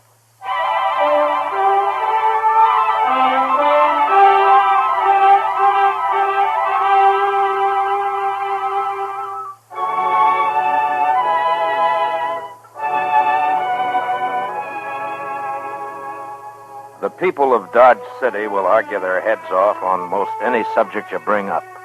But one thing they all agree on is the climate. They don't like it. In the fall, it's too windy and dry, and in the spring, they cuss the mud. And all through the winter, they say it's too cold and business is bad because the trails are closed. And now summer comes along, and they figure it's too hot and dusty. The town's overcrowded with trail drivers, and the flies are so bad they carry you off alive. Of course, they just talk. They don't really do anything about it. Except Chester. Sometimes Chester turns into a man of action. Chester, what are you? By hokies, I finally got him. Got what? That cussed fly. Oh, fuzzy. Well, I don't care, Mr. Dillon. I killed all of them in here except that one, and he kept pestering me continual. Smart as a fox. I couldn't lay a hand on him. So you haul out a gun and blast a hole the size of your fist through the roof of the office, huh?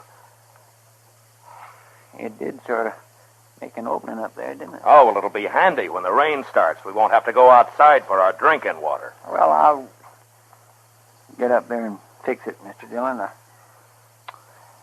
I didn't even stop to think. No, I guess not. I reckon it's this heat. I swear I have never seen it this hot and dry. No, not since last summer. Oh, it's worse, Mr. Dillon. Every pump on the plaza is dry. Only place you can water a horse is that trough back of the livery stable. I remember one summer in Newton, summer of 71 or 72, I think it was, while the heat and the bugs... Is this Marshal's office? I'm the marshal, son. Come on in. And shut that doggone screen door, quick! My name's Brian Beck, Marshal. My father and I got in town this morning. Oh? We brought a herd up from the Big Bend country. Oh, Lazy Bee Bar? Yes, sir, that's our brand. I saw some of your riders around town trying to wash the dust off of their tongues. Have a rough trip? Yes, sir. Half the water holes are dry, fences across the trail in North Texas. But that's not what I came in about. Oh? The fact is, Marshal, I'm trying to head off some trouble. What kind of trouble, son? Well, you see, the colonel, my father, is a fine old man, but sometimes he just doesn't get along with people too well. Colonel?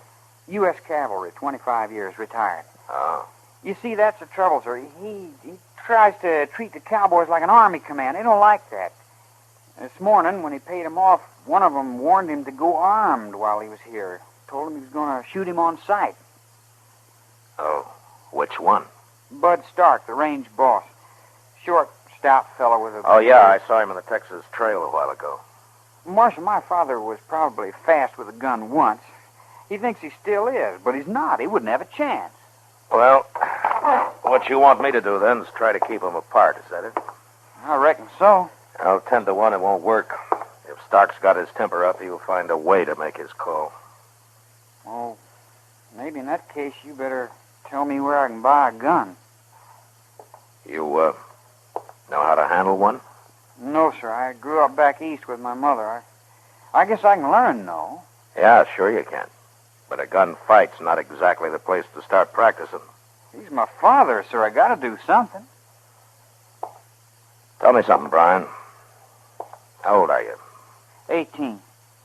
All right, now you listen to me. Don't go buying any gun, and don't go messing around Stark. I'll look into it and try to straighten things out. But you get this through your head, Brian. Whatever happens, you stay out of it. You understand?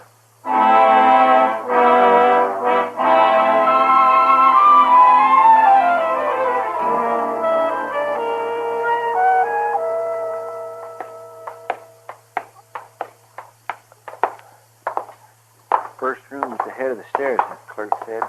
This must be it, Mr. Dillon. Yeah, I guess so.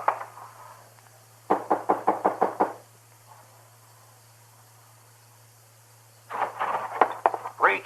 Don't move now. You're Colonel Beck? I am, sir. My name's Dillon, U.S. Marshal here. This is my partner, Chester Proudfoot. What's the gun for? You expecting somebody else? Well, Bud Stark, for instance? Who told you? Stark been talking to you? How long are you going to be in town, Colonel?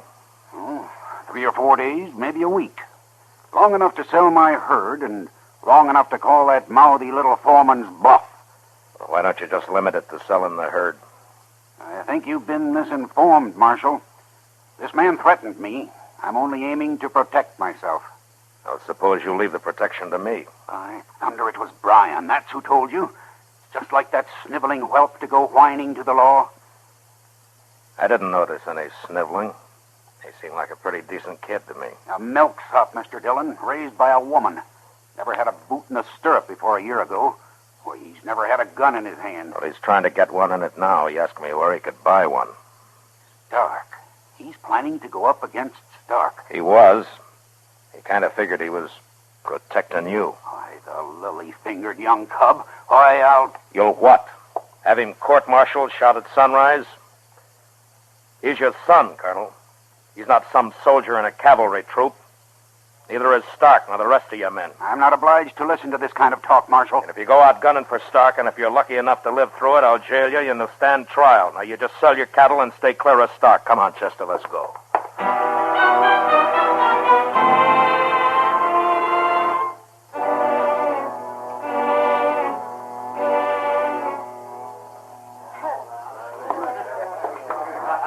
Place sure is crowded. Hot, too. Last January, you were looking forward to this, Chester. Well, I must have been loco. See him anywheres, Mr. Dillon? No, he was over there at the end of the bar earlier. Hiya, Matt. Chester. Well, hello, Miss Kitty.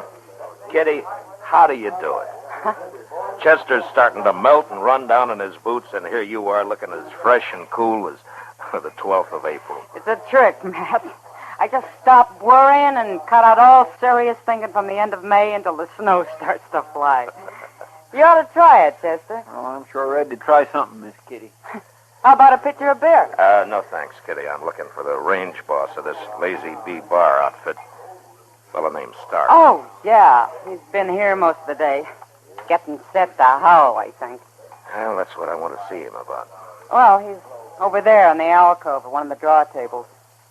And you know who's sitting in the game with him? Cottonmouth. Cottonmouth? That crooked little tin horn? Yeah. Silk shirt, shiny boots, fancy hat and all. He hit town this morning. Well, he'll head back out tomorrow morning.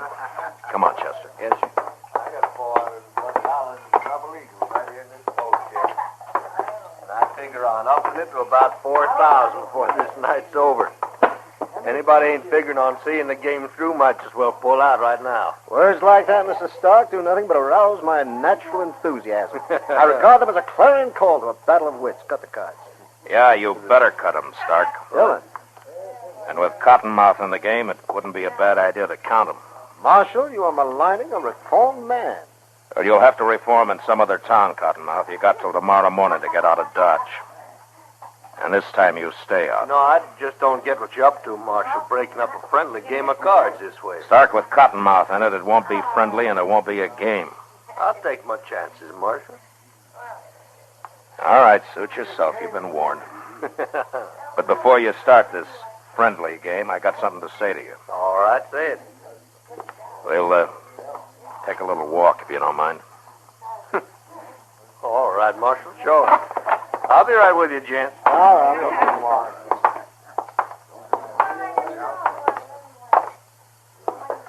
Stark, I understand you threatened Colonel Beck this morning.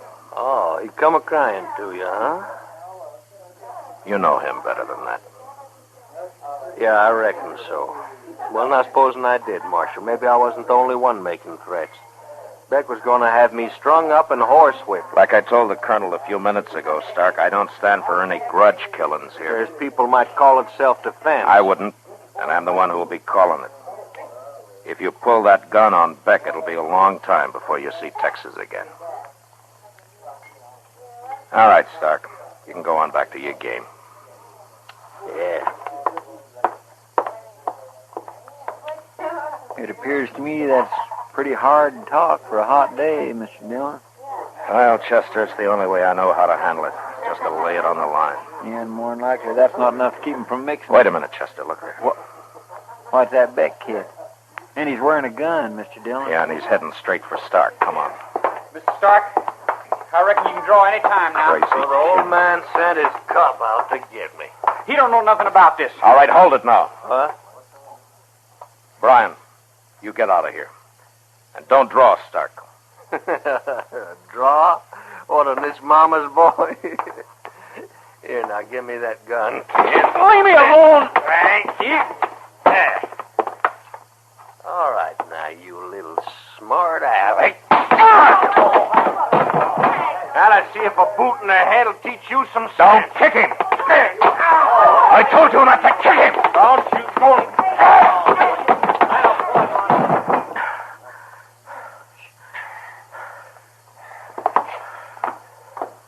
You had no reason to hit me, Marshal. That kid called me. You heard him. Forget it. Now go on back to your game.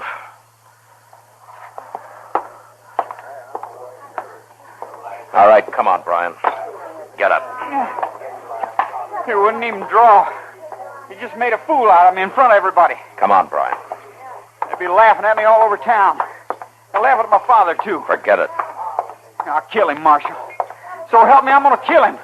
Now you listen to me. Stark knocked you down. Yes, he kicked you in the head, but he could have killed you. He could have drawn and put a bullet in you before you knew what hit you. Now, I told you not to buy that gun. Why did you do it? You know why. Sure, protecting your father, that's fine. Only you saw how far you got. So I'm telling you for the last time. Now, you stay out of it and leave it to me. Now, go on back to the hotel and stay there. Do you hear me? Yes, sir. All right. Here's your gun.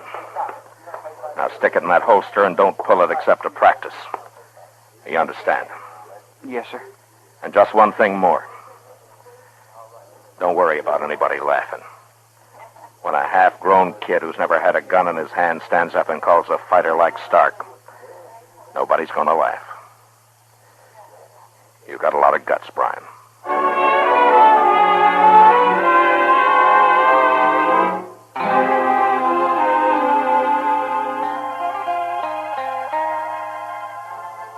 Dillon, you think they're going to stay away from each other? Stark and the Colonel? I don't know, Chester. About an even chance. If it holds off for a day or two, they'll probably cool down and forget about it. Well, that kid sure was spunky this afternoon. Yeah. Well, he's dying to have the old man respect him. Yeah. Too bad Beck's so bullheaded. Matt! In here, Doc. Thought it'd be cooler with the lamp out. Well, don't bother about lighting it now. We've got a job of work between us, Matt. Well, what do you mean? Some of the boys just found a body lying by the horse trough behind the livery stable. Been shot in the back. Who? A trail driver. Name of Bud Stark.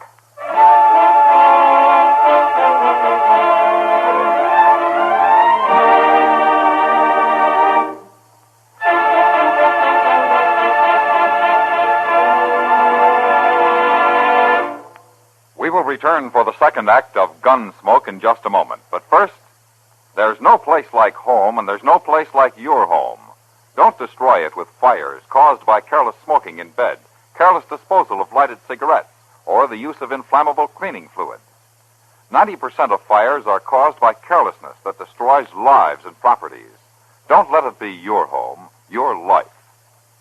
Now the second act of Gunsmoke.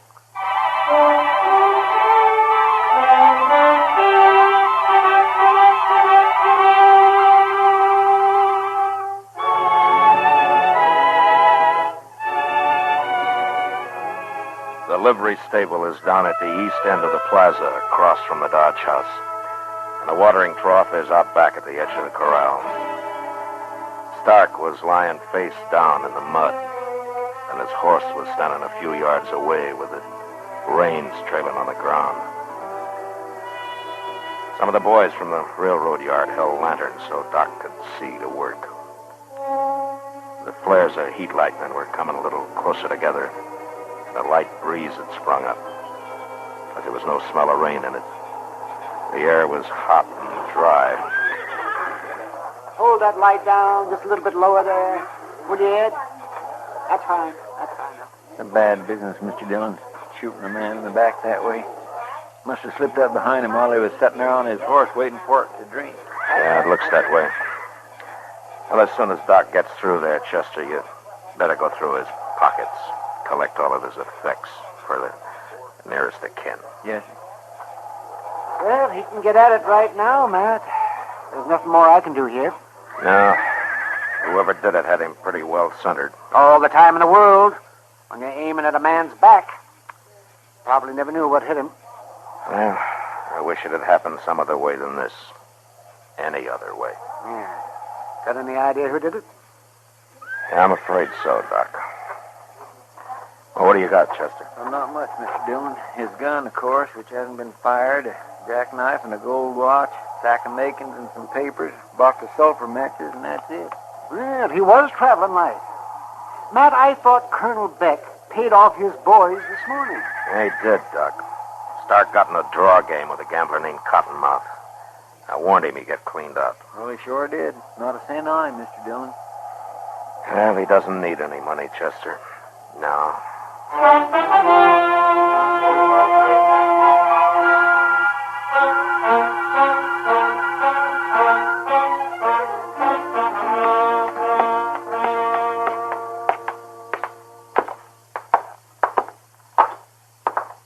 Think we'll have any trouble, Mr. Dillon? The odds are against it.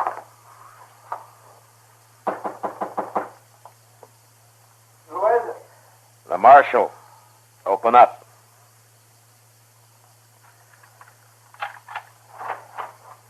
Oh, I was about asleep, Mr. Dillon. I couldn't figure who was knocking. Where's your gun, Brian? Well, it's over there on the bureau. What do you want it for?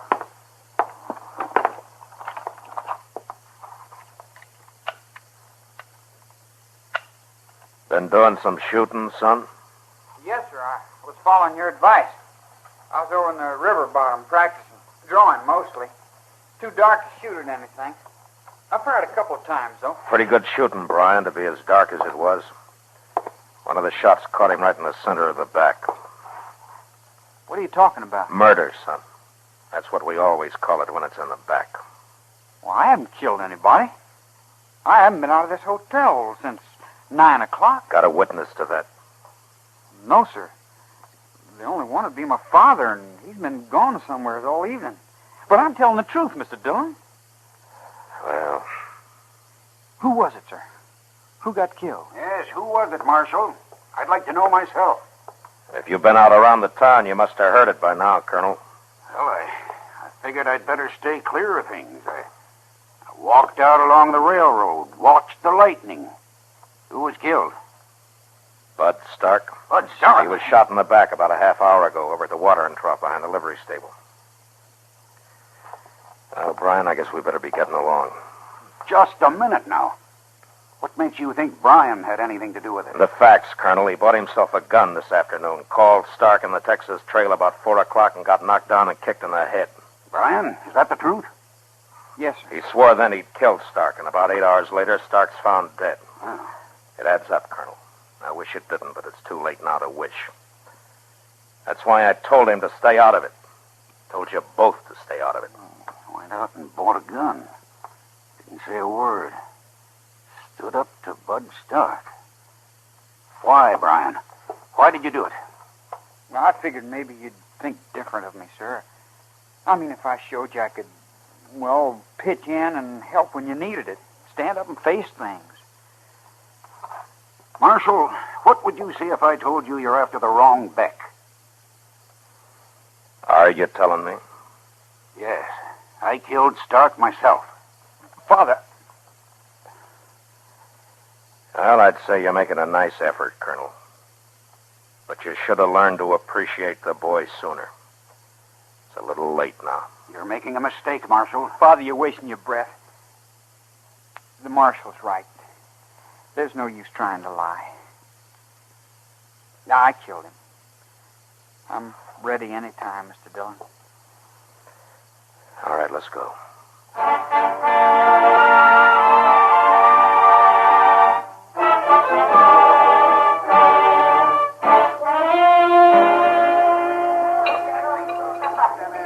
Matt, I'm buying.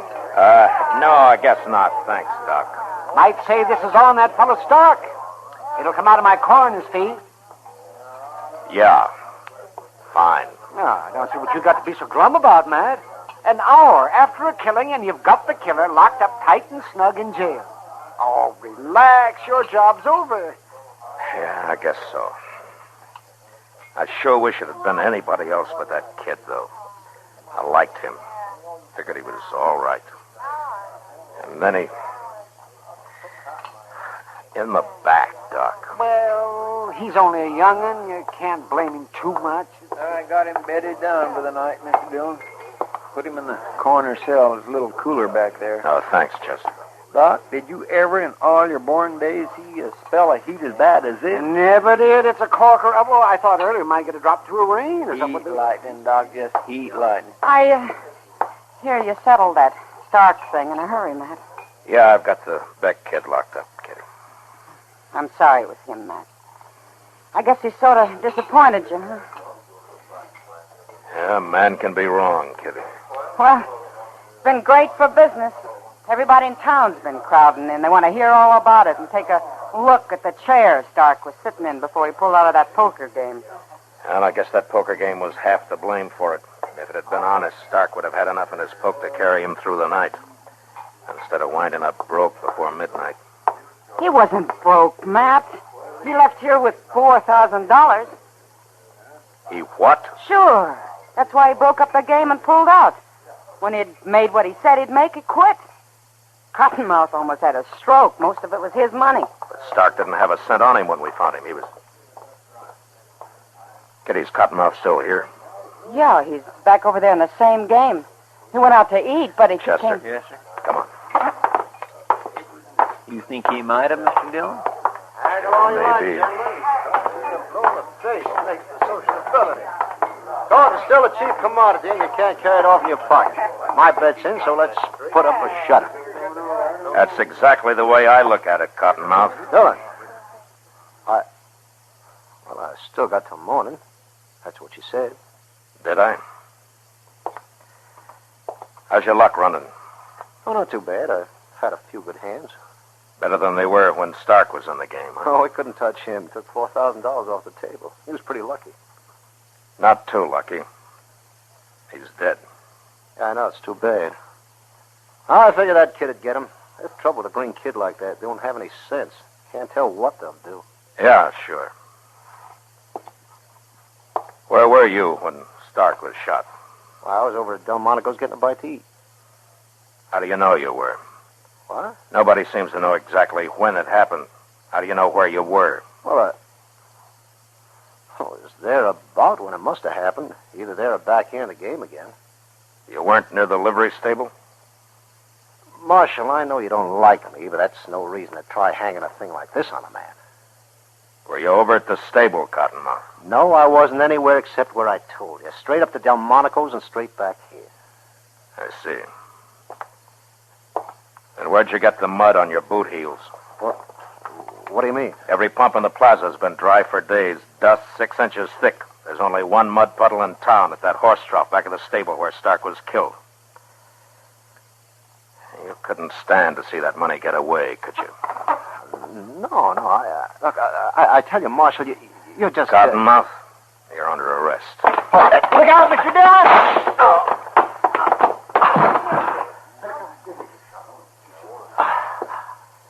You made a mistake, Cottonmouth.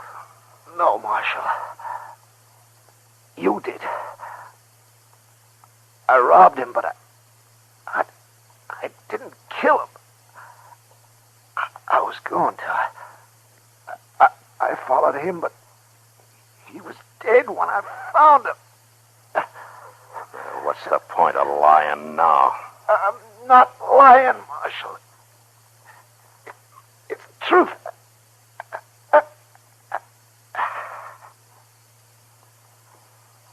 You're dead, Mr. Dillon. Yeah.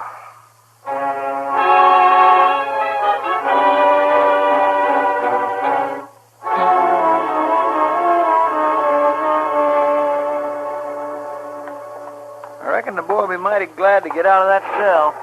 Yeah, and I'll be glad to let him out, Chester. He's a good boy. Trying to cover for his father and all. Yeah. He'll make out all right. When he calms down a little. Yes, sir. Wait a minute, Chester. What is it, Mr. Dillon? Listen. Say, that's coming from the back of the jail. Yeah, come on. Quiet now. There's a couple of horses tied there. Yeah, sure. For the getaway. Colonel's trying to pry him out of jail. You're going to a lot of work for nothing, Colonel. Marshal, don't shoot. I'm not going to shoot, Colonel. I couldn't let him down. Even if he did murder Bud Stark. It's all right, Colonel. Everything's all right. It was his last chance. I'm sorry, Brian. You'll have to face it out. Listen to me, Colonel. No use to lie anymore, Marshal. I saw him. What? I was out walking along the railroad like I told you. I saw Brian come up behind Stark and shoot him. Oh. I can't admire a man doing that. But he's my son. I tried to protect him. I've done what I can. Now they'll hang him. Is this true, Colonel? He's not a bad boy. He was just trying to help me. Just trying to help me. I guess it is, Chester. Yes, sir. But what about Cottonmouth? It looks like Cottonmouth wasn't lying after all. And he got himself killed for nothing. Yeah, he tried to kill me. And he would have killed Stark.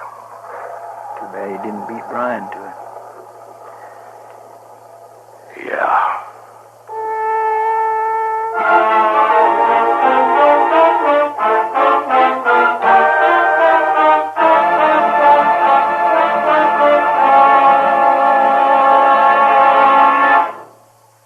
Gunsmoke, under the direction of Norman Macdonald, stars William Conrad as Matt Dillon, U.S. Marshal. Tonight's story was written for Gunsmoke by Les Crutchfield, with music composed and conducted by Rex Corey. Featured in the cast were Lawrence Dobkin, Sam Edwards, Joe Duvall, and Lou Krugman. Parley Bear is Chester, Georgia Ellis is Kitty, and Howard McNear is Doc. Gunsmoke has been selected by the Armed Forces Radio Service to be heard by our troops overseas. Join us again next week as Matt Dillon, U.S. Marshal, fights to bring law and order out of the wild violence of the West in Gunsmoke.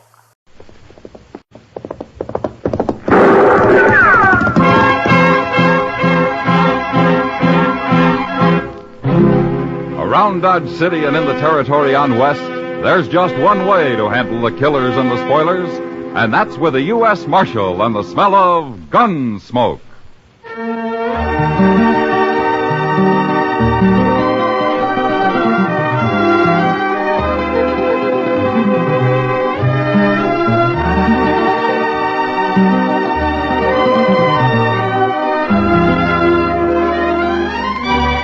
Gunsmoke, starring William Conrad.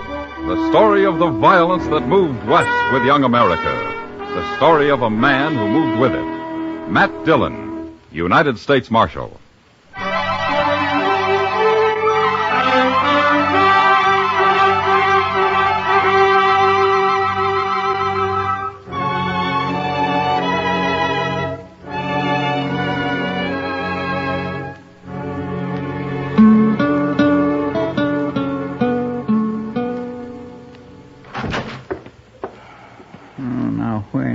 Could he be? Don't shoot, Mr. Dillon. It's Chester. What? Oh, you darn fool. I'm sorry, sir. I didn't see you laying there. Slamming doors. You always do that? Who'd you think it was? Is there somebody after you? There could be, Chester. A lot of people. Yo, what do you got there? A telegram. I happened to be passing by the depot and they gave it to me. Here. Oh, you read it. I haven't got my eyes on it. All right. My. It's from Washington, Mr. Dillon, from the government. Well, then they still know where I am anyway. Well, yes, sir. It's addressed to you. Well, read it, Chester. All right. It says, proceed to Fort Larned and receive return prisoner from Colonel Bloor. Stop. You will hold in Dodge until arrival of Roger Phillips of Boston. Stop. Signed, C.J. Calvert, War Department. What's it mean? Well, as usual, it doesn't explain much, Chester. But Fort Larned is a 55-mile ride from here. I gotta go over and pick up some prisoner and then ride 55 miles back to Dodge with him. Yes, but what for, Mr. Dillon? I don't know, Chester. Maybe that man from Boston can explain it when he gets here. That colonel at Fort Larned must know. Oh, you might. Can I go with you? All right. We'll start in the morning at daylight.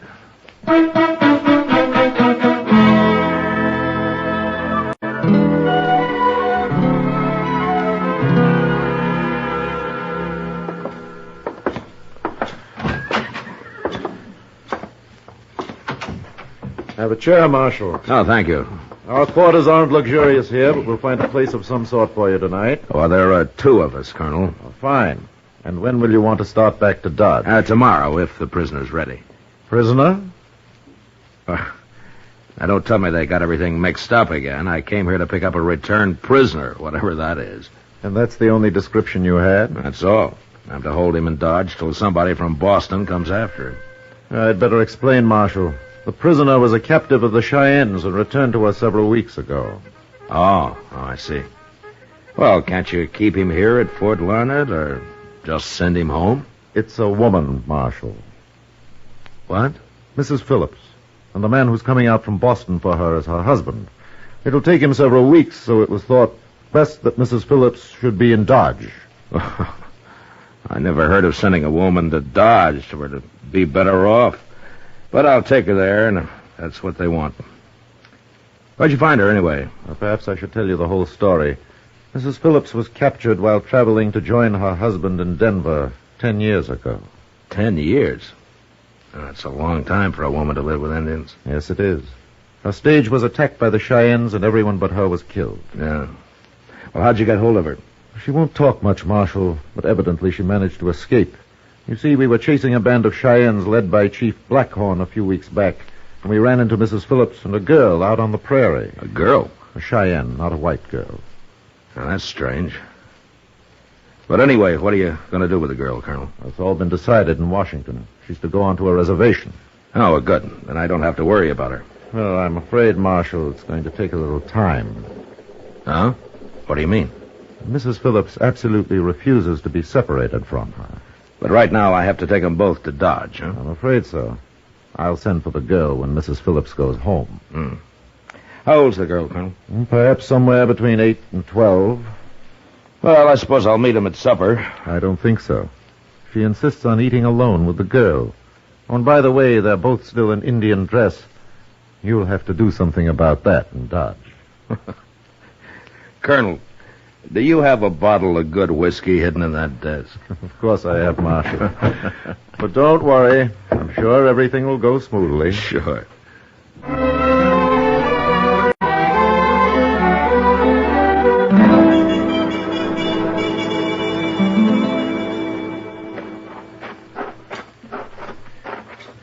I'll ask the colonel if he can spare a wagon, Chester. Well, it's going to be an awful slow trip in a wagon. Well, it can't be helped. At least we're getting an early start. Yes, sir. Hey, by golly, there's the colonel. Soldiers always get up early, Chester. That would keep me out of the army all by itself. Good morning, Colonel. Good morning, Marshal. Chester. Good morning, sir. Mrs. Phillips is waiting inside, Marshal. Shall we go in? Well, you better stay here, Chester. Yes, sir.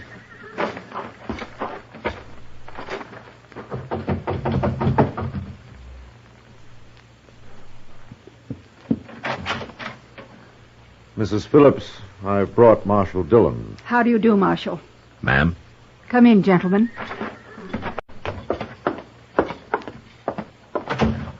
This is Gray Fawn. You may call her Fawn if you prefer. No. Does she speak English, ma'am? A little, but you mustn't expect her to talk. She's a little too frightened of white men. I've come to take you to Dodge, Miss Phillips. I know. It's very kind of you. We're ready. Good. I forgot to ask you, Colonel, if I could borrow a wagon. Why, certainly, Marshal. And I'll send a soldier along to drive it. That won't be necessary, gentlemen. Fawn and I have horses, and we can ride. That's a long trip, ma'am. I'm sure we've made longer ones, Marshal. We're ready to leave when you are. I'll have your horses brought up at once, Mrs. Phillips. Thank you, Colonel. It's 55 miles, ma'am, and there's no place to spend the night. You forget, Marshal. I've been a Cheyenne for 10 years.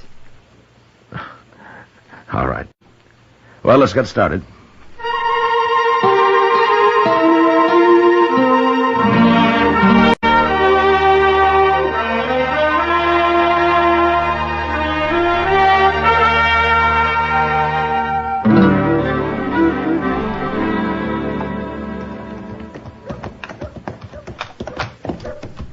I swear, Miss Phillips, I don't think you and Fawn are half as tired as I am. Chief Blackhorn insisted the women ride almost as much as the men, Chester. What sort of a fella is he, ma'am? I was never acquainted with any Indians real well. Never mind that now, Chester. Let's stop here. Oh. This is the Dodge house, Miss Phillips. I'll go see if they have a room for you. Thank you, Marshal. Take my horse, Chester. Huh? Yes, sir, I got him. Maybe you better tie them all up over there. I'm sure they got plenty of rooms. I'll be back in a minute.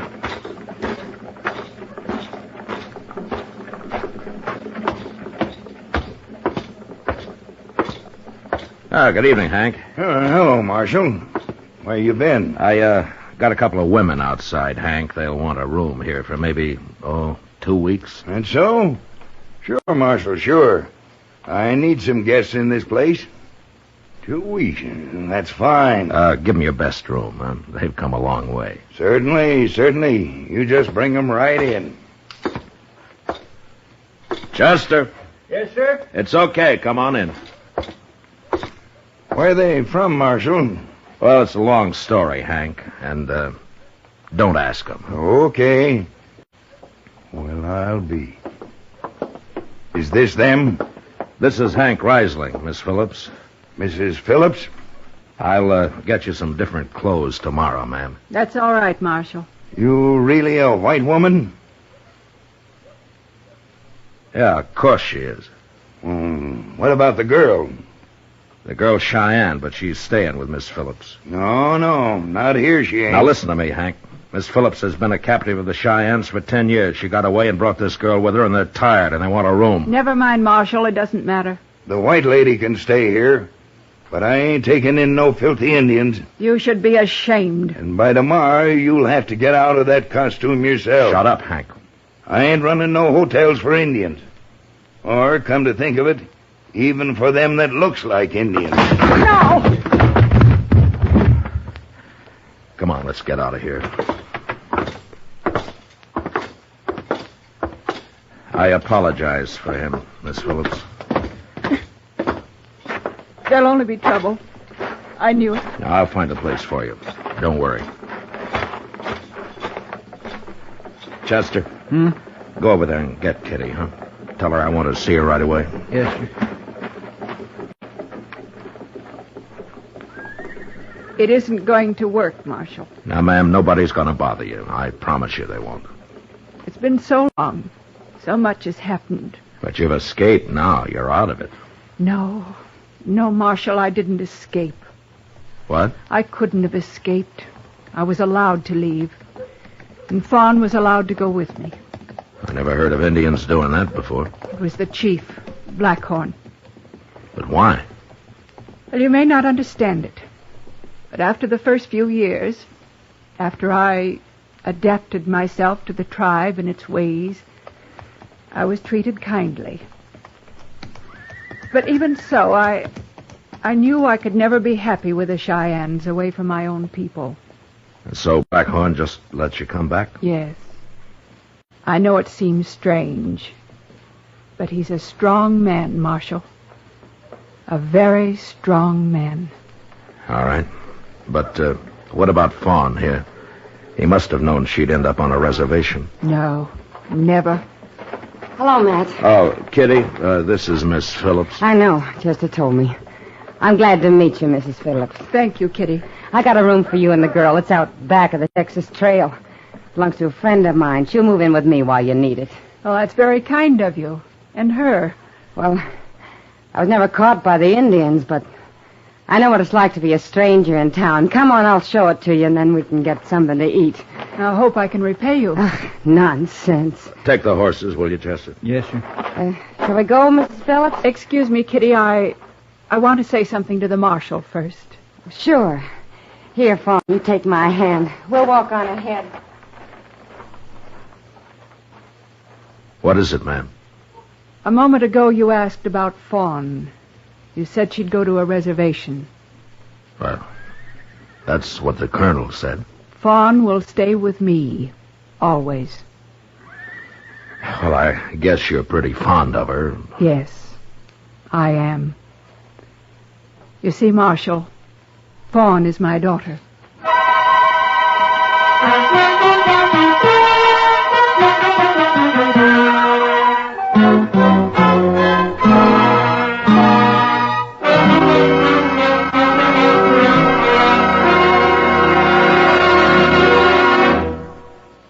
We will return for the second act of Gunsmoke in just a moment. But first, tomorrow in the daytime on most of these same stations, CBS Radio welcomes to the network the distinguished conductor Leopold Stokowski to conduct the new musical series 20th Century Concert Hall. Mr. Stokowski conducts the CBS Radio Chamber Orchestra in the radio premiere of Nikolai Berezovsky's Adagio from the Sextet Concerto. This is a radio premiere in tribute to the composer who was with CBS Radio's orchestra for 22 years until his death last month. 20th Century Concert Hall starts tomorrow. Now the second act of Gunsmoke.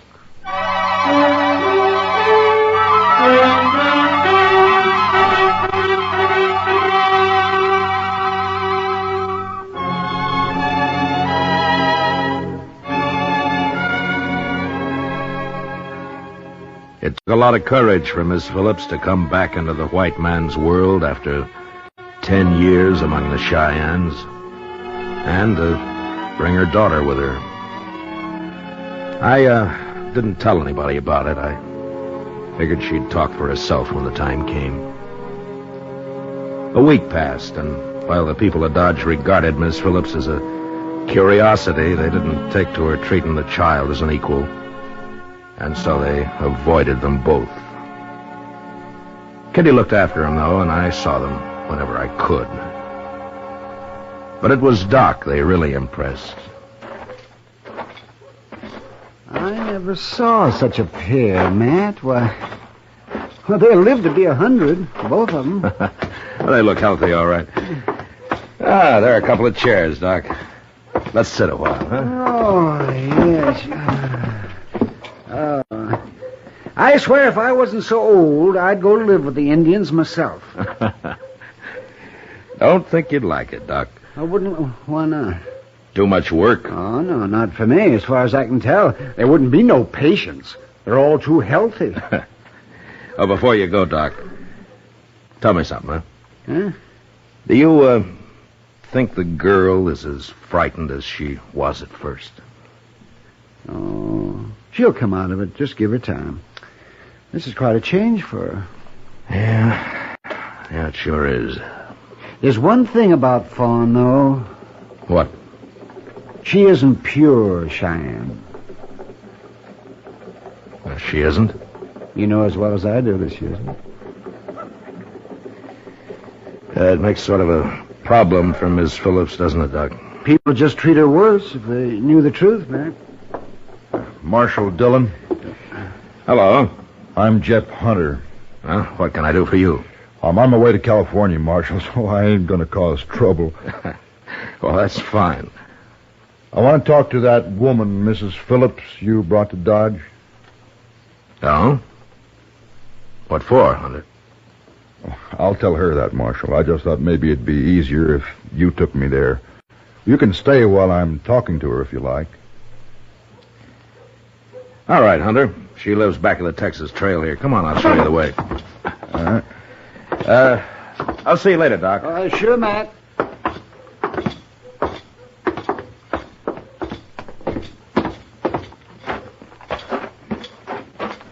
You live around here? Oh, I've been ranching, Marshal. It's too cold winters. I'm going to California. No? Yeah. Family? No, I'm alone. No. Ah, here we are.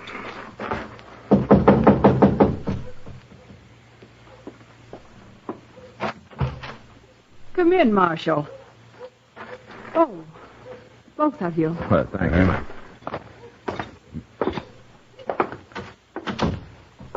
Miss Phillips, this is Jeff Hunter. How do you do? Proud to know you, ma'am. He wants to talk to you, Miss Phillips. He looks like a good man to me, or I wouldn't have brought him here. Well, you're most welcome, Mr. Hunter.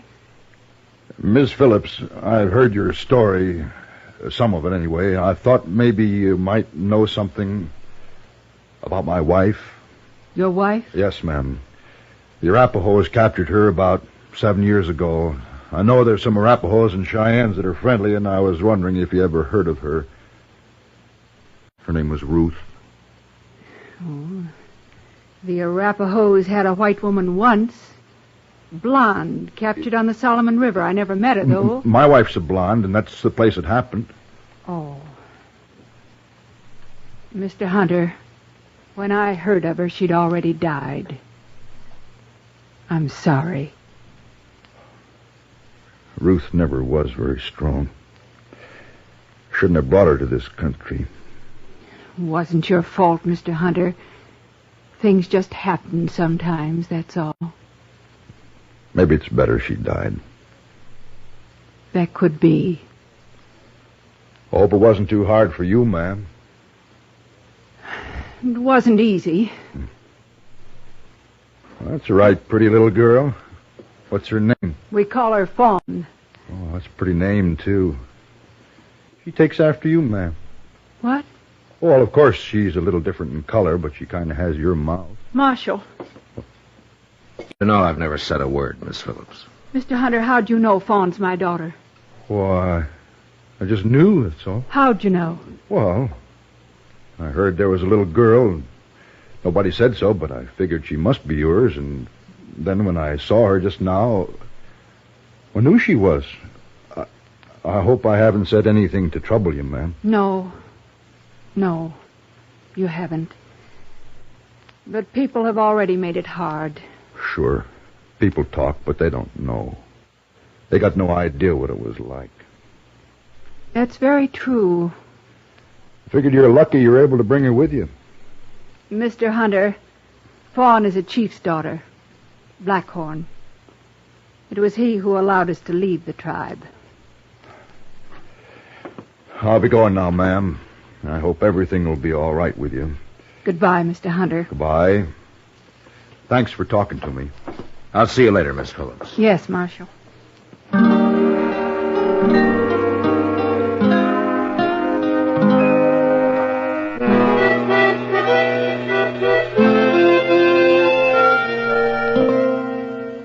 Jeff Hunter didn't leave Dodge right away.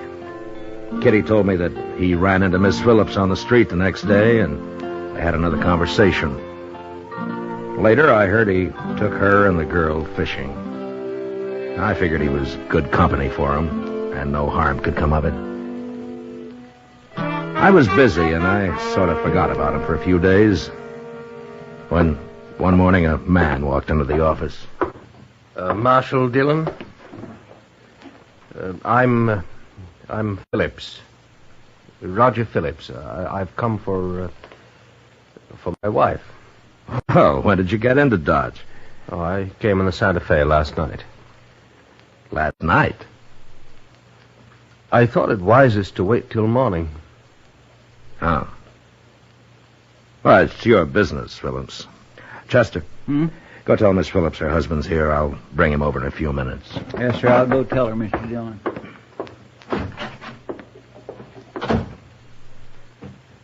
Well, this is my first trip west in many years. Ever since Mrs. Phillips was lost, in fact. Yeah. Are you staying? Staying? Oh, no. No, we'll go straight back to Boston. I much prefer it there. I see. Well, Miss Phillips is fine, although I have an idea you'll see some changes in her. I expect that. She's been through a terrible experience, Marshal. Of course, we'll get her back to normal soon enough. Seems pretty normal to me right now. Really? That's hard to imagine after 10 years among the savages. I only hope she hasn't, well, lost too much. She was a well-bred woman, Marshal, and we... She still is. She's just learned more. I told her, Mr. Dillon. All right, Chester. I'll show you where she's staying, Phillips. Come along.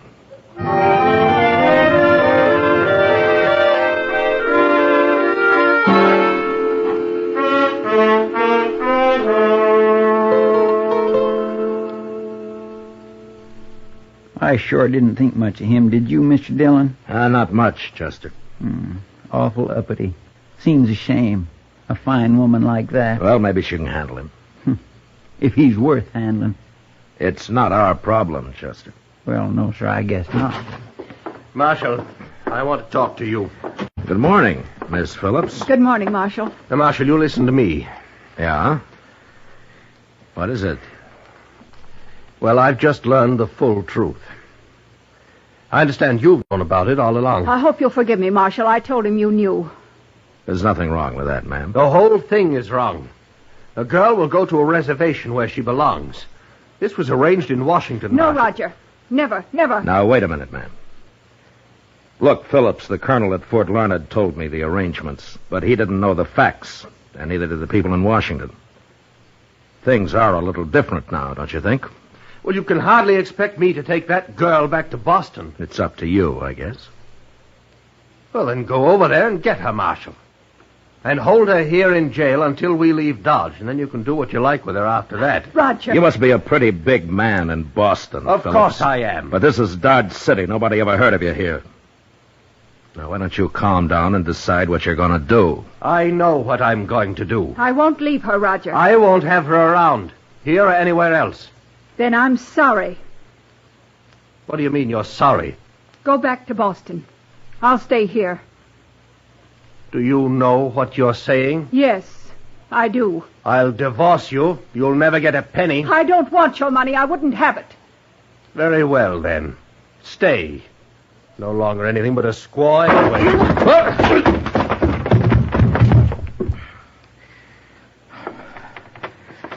Chester?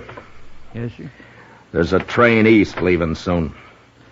Throw him on it. Oh, I'll do it gladly, Mr. Dillon. Miss Phillips, go to your place and wait there for me, huh?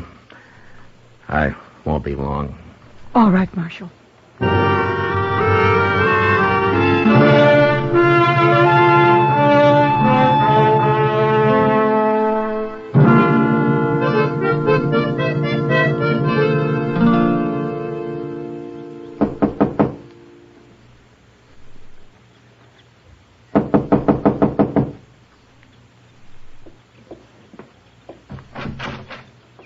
Come in, Marshal. Why, Mr. Hunter. Marshal told me to come along, ma'am. I hope it's all right. Come in. Thank you, ma'am.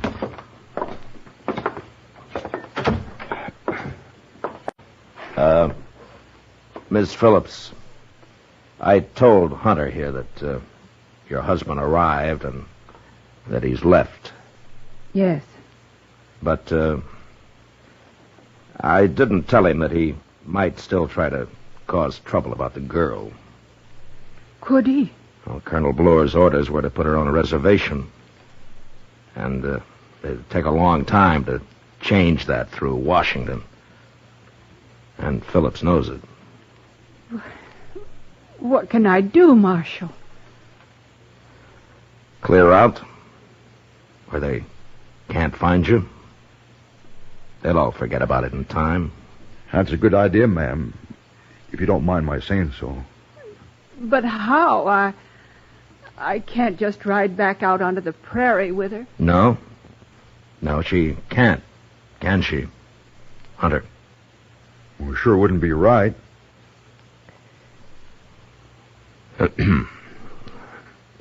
Well? Ma'am, Yes. I'm headed for California, like I told you. I can leave any time.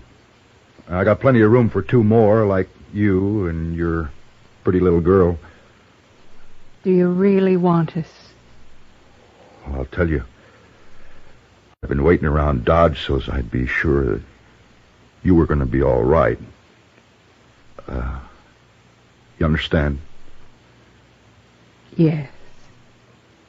Yes, I understand.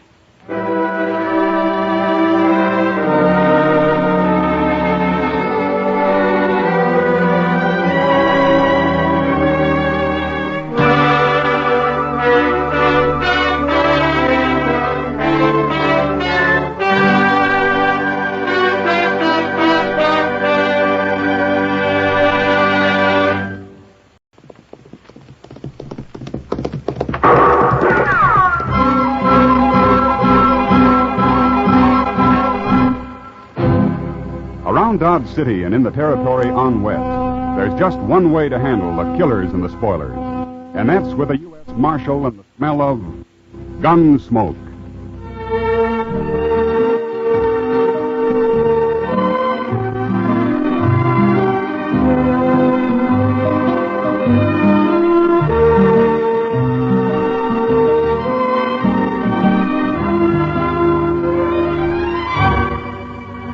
Gunsmoke, the story of the violence that moved west with young America. The story of a man who moved with it. Matt Dillon, United States Marshal. Say there, next time you hear a crackling noise in your kitchen, you better get up and investigate. Maybe somebody just couldn't wait for his breakfast of crackling crisp Post Toasties. And that's a treat you shouldn't miss. Post Toasties, you know, are the heap good cornflakes. Why, after one taste, I'll bet anything you'll agree with me. Post Toasties is just the best thing that's happened to corn since the Indians discovered it. There's nothing quite like sweet kernel corn flavor when it's toasted right in. Toasted into crisp, fresh cornflakes. Man, oh man, that's Post Toasties. Heap good cornflakes. Better try 'em. And now, Gunsmoke, starring William Conrad.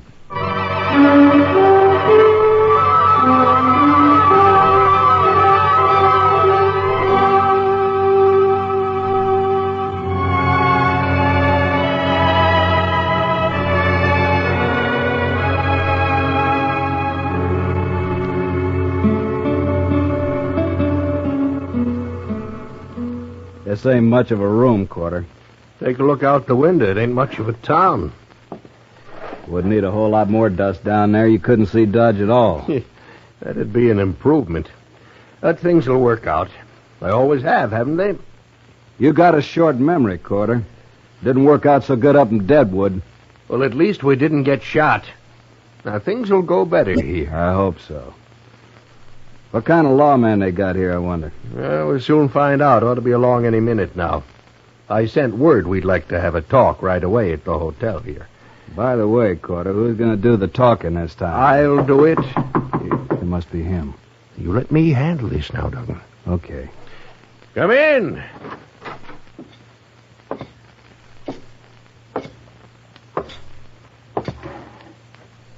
My name's Matt Dillon. Well, I'm Ben Corder, Marshal.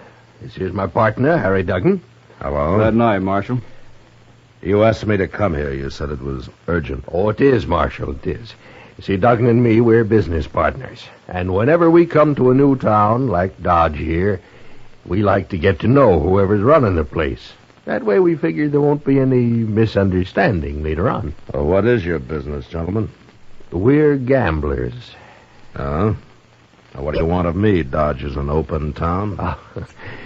We make money gambling, Marshal. Sometimes a lot of money. We just want you to know in advance that you'll get your share of it. I'm a lawman, Corder, and as long as I am, there won't be any crooked games in Dodge.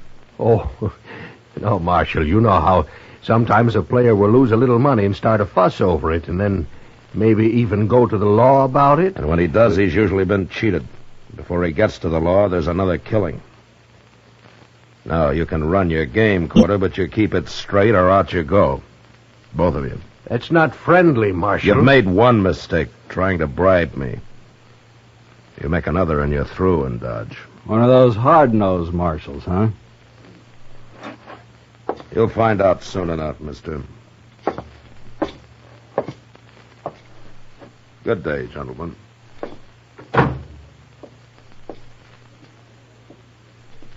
You handled him great, Quarter. Just great. No, don't be a fool. He's no better than anybody else. And I got an idea we can persuade him yet.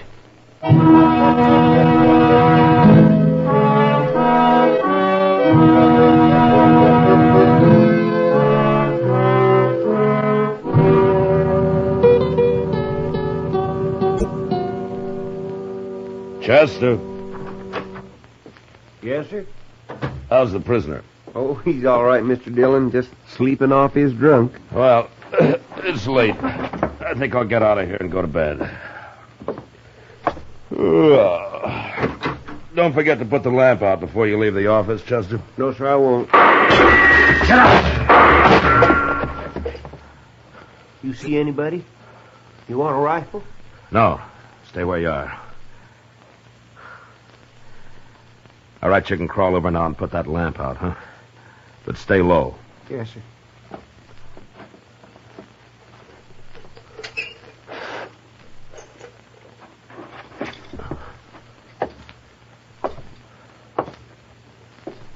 Well, he's through.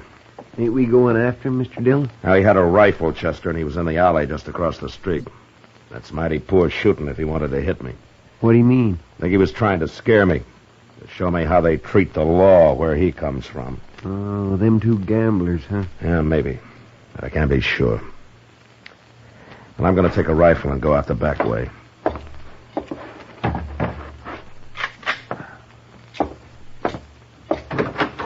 I'll see you tomorrow, Chester. Yes, sir.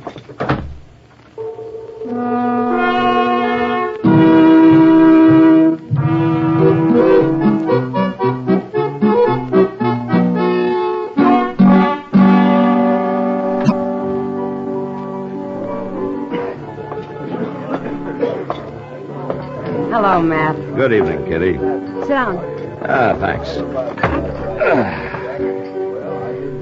It's crowded in here tonight. I'll get you a drink. No, not now, huh? Chester was in earlier. He told me about your getting shot at last night. Well, I didn't get hit anyway. But you might have, especially a man with a rifle. Well, Kitty, I'll admit I don't like the idea of being ambushed. I prefer to do my fighting in the open. Oh, Matt. Why do you have to fight at all? Why can't you live like other men? Well, somebody has to enforce the law, Kitty. Sure. Forget it, Matt. Any idea who was after you last night?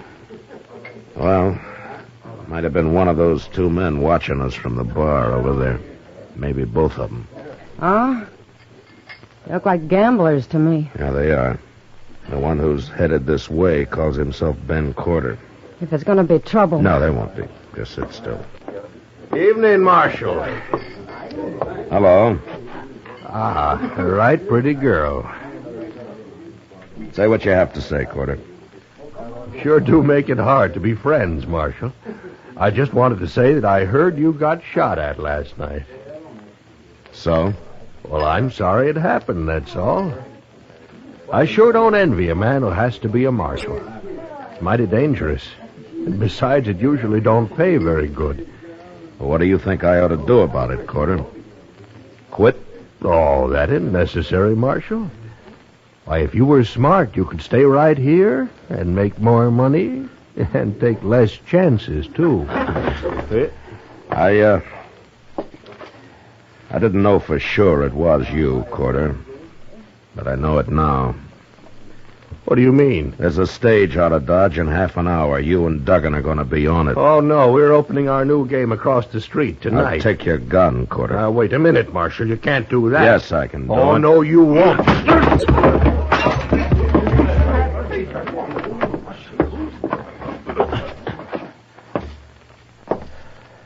All right, Duggan. Now, what's your gun next? Sure, Marshal. Sure. Turn around and put your hands on the bar.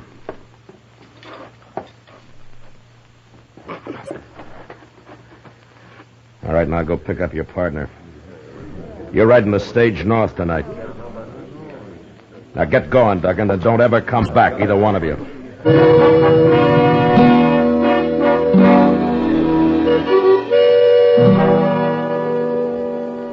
They got on the stage, all right. I was there to see them do it. And just before it pulled out, I unloaded their guns and tossed them into the floor inside. And then they left, and I forgot about them. I figured these two, like so many others I'd run out of Dodge, would keep going and make their trouble somewhere else.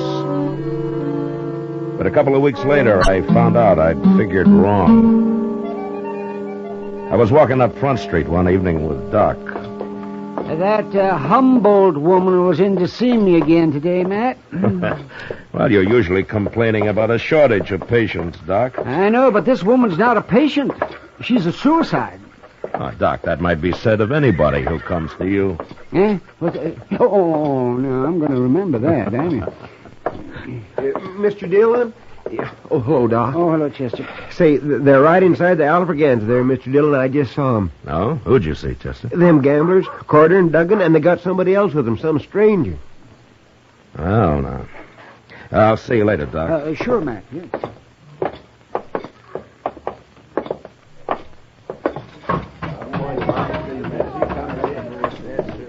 There they are, right down at the end of the bar there. All three of them. Well, I'll be. Here he is. Here he is, Toke.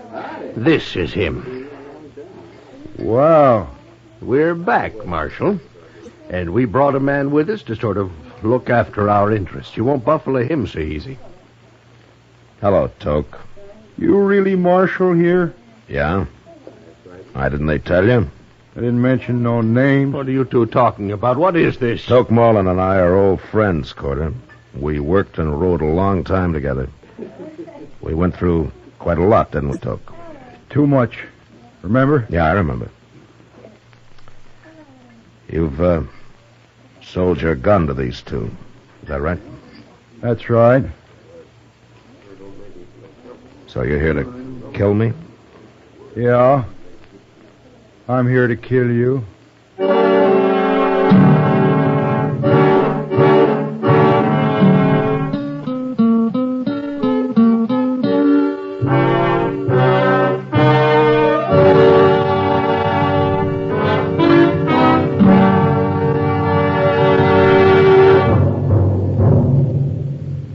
Say, how are morning appetites at your house?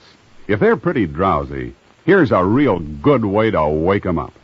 Set a bowl full of Post Toasties, the heat-good cornflakes, at everybody's place. Just watch your folks take notice when they see how crisp Post Toasties are. And wait till they taste that sweet kernel corn flavor toasted in. Bet your whole tribe will agree with you. Post Toasties are the best thing that's happened to corn since the Indians discovered it. And here's a thought if you'd like to make a good thing even better. Try topping Post Toasties with your favorite fruit. You'll find that's a mighty good way to start the day. Fact is, it's a downright delicious way. So next time you shop, be sure to ask for Post Toasties. They're the heat-good cornflakes. You'll see. Post Toasties, heat-good cornflakes. The best thing that's happened to corn since the Indians discovered it. Heat-good cornflakes. Post Toasties, heat-good cornflakes. Now back to Gunsmoke.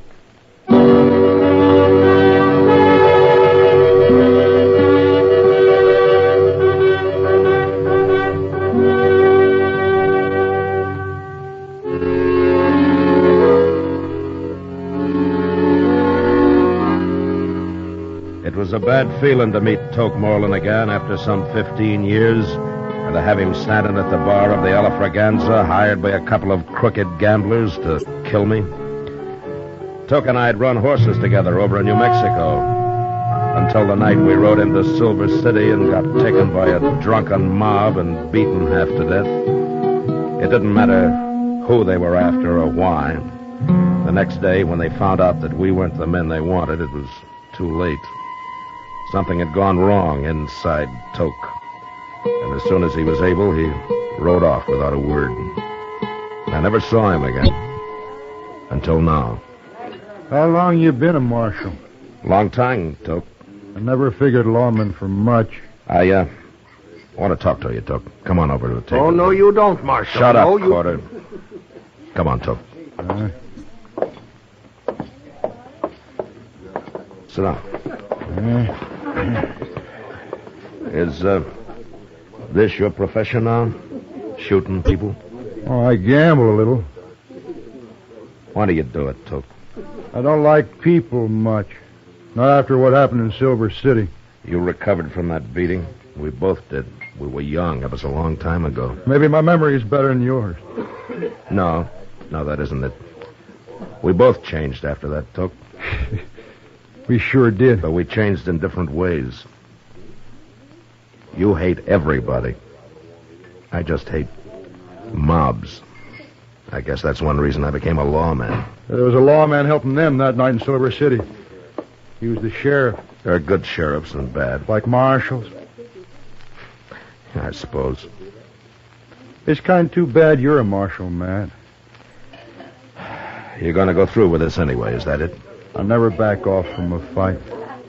What if I won't fight you? You don't have to. I get paid anyway. But you'll have to leave Dodge. You think I'll do that? No. But I'll give you 24 hours to think it over anyway. All right. That gives you 24 hours, too. I don't change. Talk's nothing to me.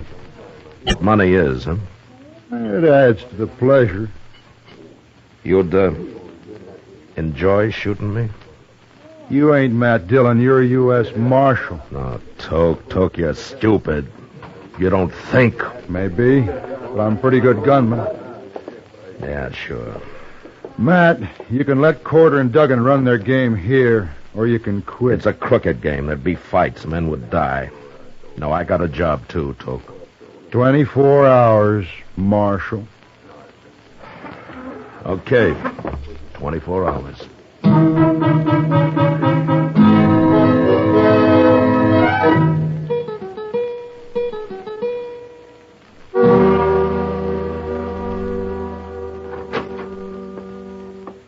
Hello, Matt. Chester? Hello, Doc. Doc. You're looking mighty glum today, Matt. Am I? You should be. Why? Well, I've been over to the Dodge House. Mr. Reisling's down with the gout again. And there's a lot of talk, Matt. I know you must have your reasons, but people are sure wondering what those two gamblers are doing back in town again. Well, that'll all be settled tonight, Doc. Well, I'm glad to hear it. Don't go to bed early, huh? We might need you. Yeah? A fight, man? Why, you didn't have any trouble with them before. Why, you... Oh, that other fella they brought with him. Yeah, that one.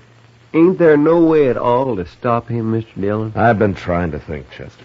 If there's anything in this world I hate, it's a paid gunman. I got no use for a man that can be bought for money. Money's important to Toke, but I don't see how... You know where Toke is now? Well, he was in the Texas Trail a little while ago. Good. I'll be back later.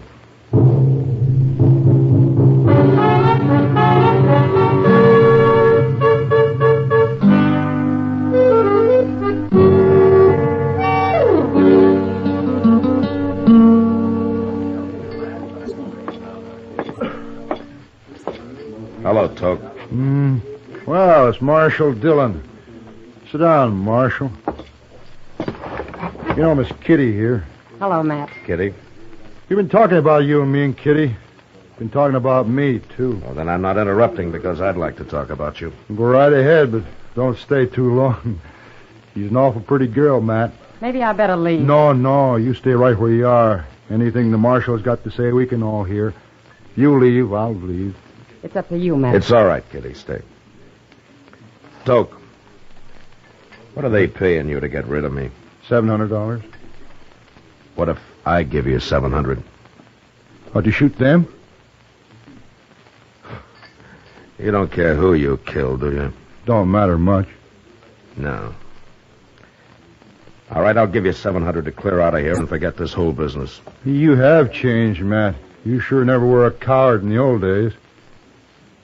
Is that what you think? Well, so does Kitty, don't you, Kitty? Don't tell me what I think, mister. She's full of fire, Matt. She deserves a real man. Ah. No, I think I'll get my money from Corder and Duggan. I don't want to leave Dodge. Not till Kitty and me get a little better acquainted anyway. Now I am leaving. You're no good, Toke. You're really no good at all anymore. Wait till 8 o'clock, Marshal. We'll see about it then. Sure.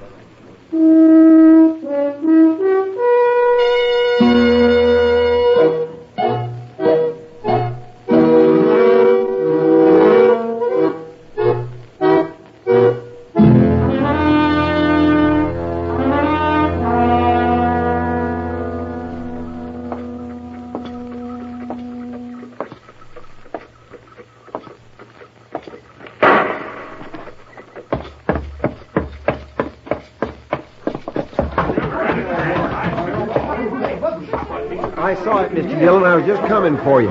It was Toke Moreland.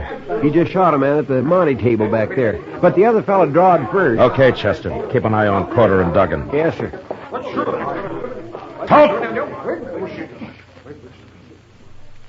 Evening, Marshal. You got here just in time.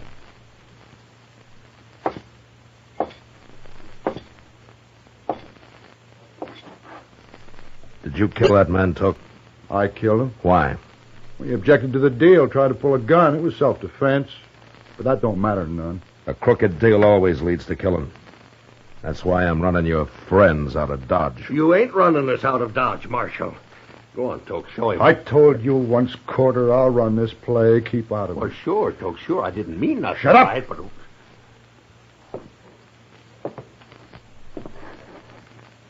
I guess you ain't a coward after all, Matt. Now get out of Dodge. And take them with you. No. I'm going to try to kill me another lawman first. Okay, Toke. So long. So long, Marshal.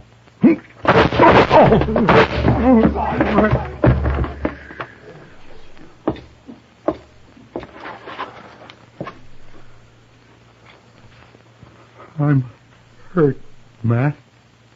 Bad. Yeah. You hit me both times. I had to, Toke. It was too late to do anything about it. Yeah. Yeah, it's too late.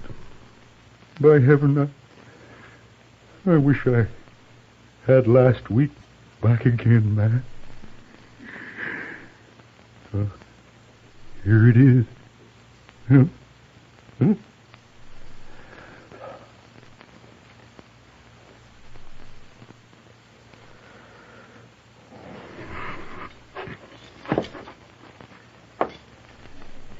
Corder. Duggan. Get out of here. Any way you can, but fast. Oh, sure. And if you come back with another gunman, I won't wait to shoot him. Now get away from me.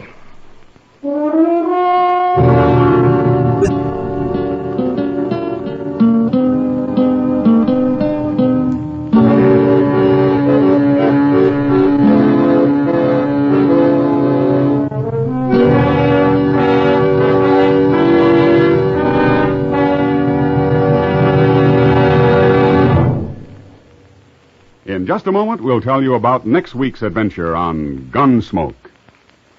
Say, Mother, want to see your small fry eat a better breakfast than ever? Well, may I suggest that you dish 'em up some sugar crinkles to start with? Sugar crinkles, you know, make breakfast more fun than a circus. Sugar crinkles is the sugar rice treat that's just right sweet. It's high time to forget the sugar-coated cereals that seem too sweet to you and those others that don't seem sweet enough to the kids. Just pour out crisp, golden sugar crinkles and see how just right sweet a sugar-coated cereal can be. Just right sweet. Be sure to get several packages of sugar crinkles, because they're great for snacks, too. Kids love 'em that way. Kids love 'em anyway. Try sugar crinkles, and you will too. For your breakfast or a snack, you love sugar crinkles. Sugar crinkles can't be beat. Sugar ice treat that's just right sweet. With milk for the breakfast joy. As a snack from the pack, oh boy! Can't be beat, just right sweet. Sugar crinkles good to eat.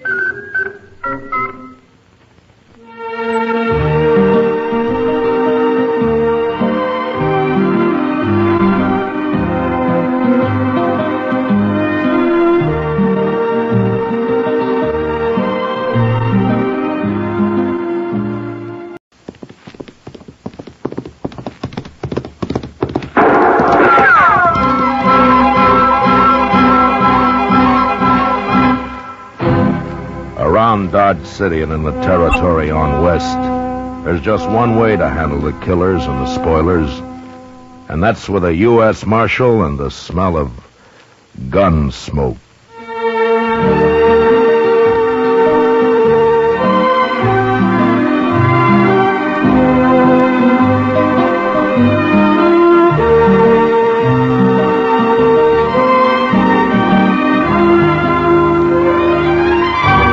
Gunsmoke, the story of the violence that moved west with young America. The story of a man who moved with it. Matt Dillon, United States Marshal. It's easy to do your whole tribe a big favor, Mother. Just pour every big and little Indian in your camp a breakfast bowlful of Post Toasties. Post Toasties, you know, are the heap good cornflakes. They're the best thing that's happened to corn since the Indians discovered it. Fresh as fresh can be. Say, Post Toasties are cracklin' crisp. Sweet kernel corn flavor, toasted. That's Post Toasties. Post Toasties are packed with nourishment, too. A bowl of Post Toasties with sugar and milk helps your big braves and little Indians start the day right. Get Post Toasties soon. And now, Gunsmoke, starring William Conrad.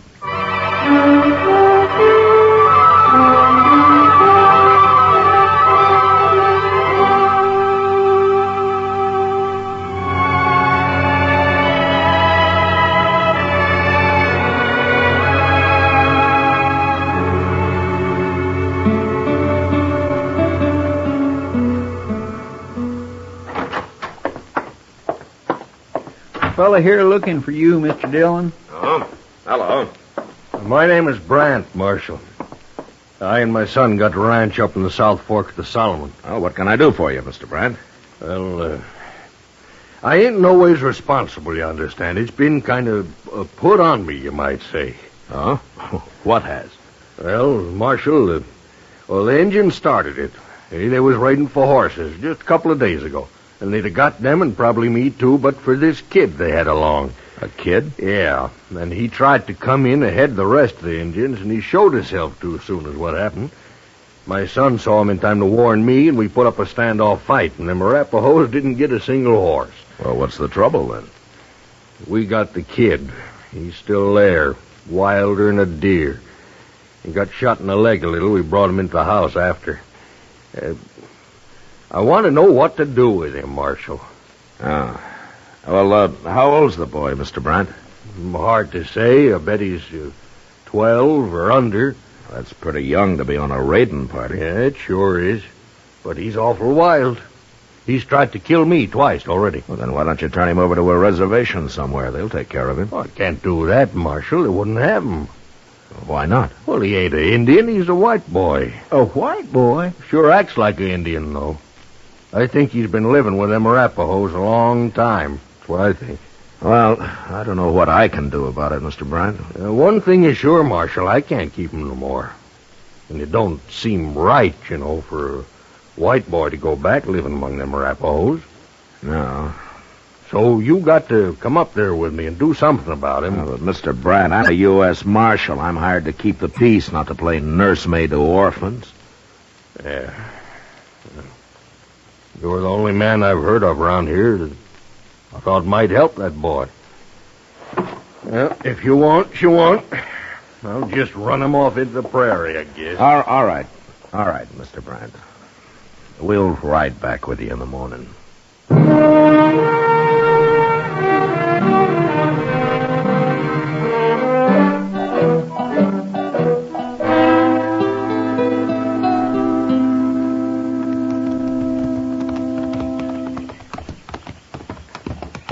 I don't see nobody around, Mr. Brandt. No, my son will be out with the cattle this time of day.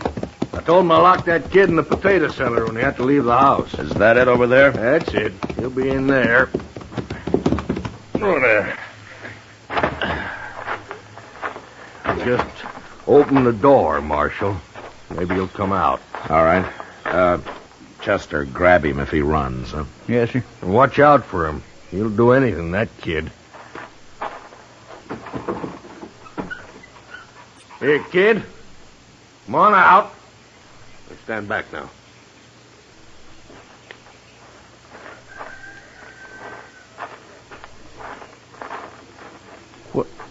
Well, look at him. You'd hardly know he was a white boy, Mr. Dillon. Hello, son. You've come to kill me, haven't you? Oh, my goodness. Nobody's going to kill you, son. We're here to help you, that's all.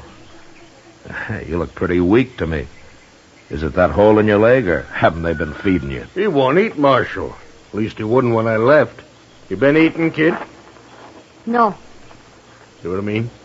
It's easier to be tortured on an empty stomach. Oh, now, son, nobody's going to torture you. Nobody's going to kill you. I'd just like to have a look at that leg, where you got hit. I'm all right. Come on, let's go in the house and see for sure, huh? No. Well, he's fainted. I got him. Oh, the poor little kid. Why haven't you done anything about this bullet in his leg, Brent? I tried, Marshal. He wouldn't let me near it. Tried to bite me. Well, he can't fight now. Come on, show me where to put him.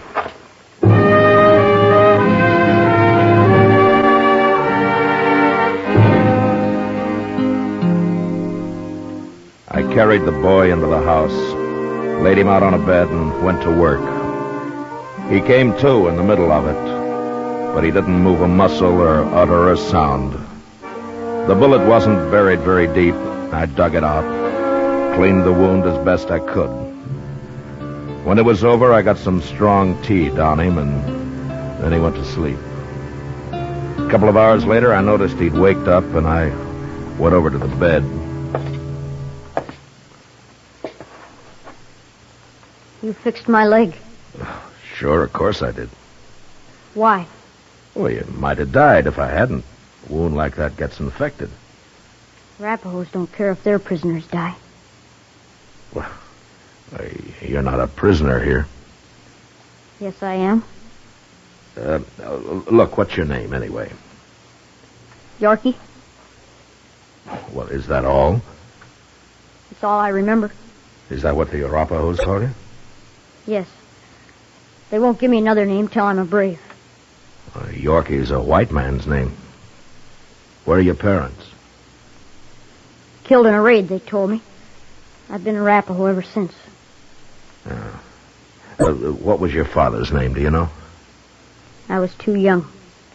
Well, then how come you remember English so well?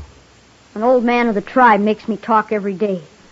I don't know where he learned, but he says it'll come to use later when I'm a brave. In our wars against the white man. You're a white man, Yorky. Yes, but I live with the Arapahoes. Well, you did, but you're back among your own people now. You gotta learn to live a different life. No. Wait, you mean you want to go back with the Indians? First, I have to make a big coup. Make a big coup? What for? I'll be killed if I don't. What are you talking about? I allowed myself to be seen and expose the raiding party. So I'll be killed if I don't make a coup and return with a scalp or some horses. You? A kid like you? Unless you kill me first. Oh, Yorky, if I was going to kill you, why did I take that bullet out of your leg? I don't know. Well, nobody's going to kill you. Now, you just get that out of your head. And you're not going to kill anybody either, or steal any horses, so forget about it. If I make a big coup, my mistake on the raid will be forgiven. And I'll be the youngest brave in the whole tribe. Well, we'll argue about that later. But What were you doing on this raid in the first place? A white boy must prove himself many times. It's harder than for an Indian. That's why they let me come. Oh, I see. Yeah, you've got quite a problem, haven't you, Yorky? But right now, why don't you go back to sleep for a while, huh? I'll have some soup for you when you wake up.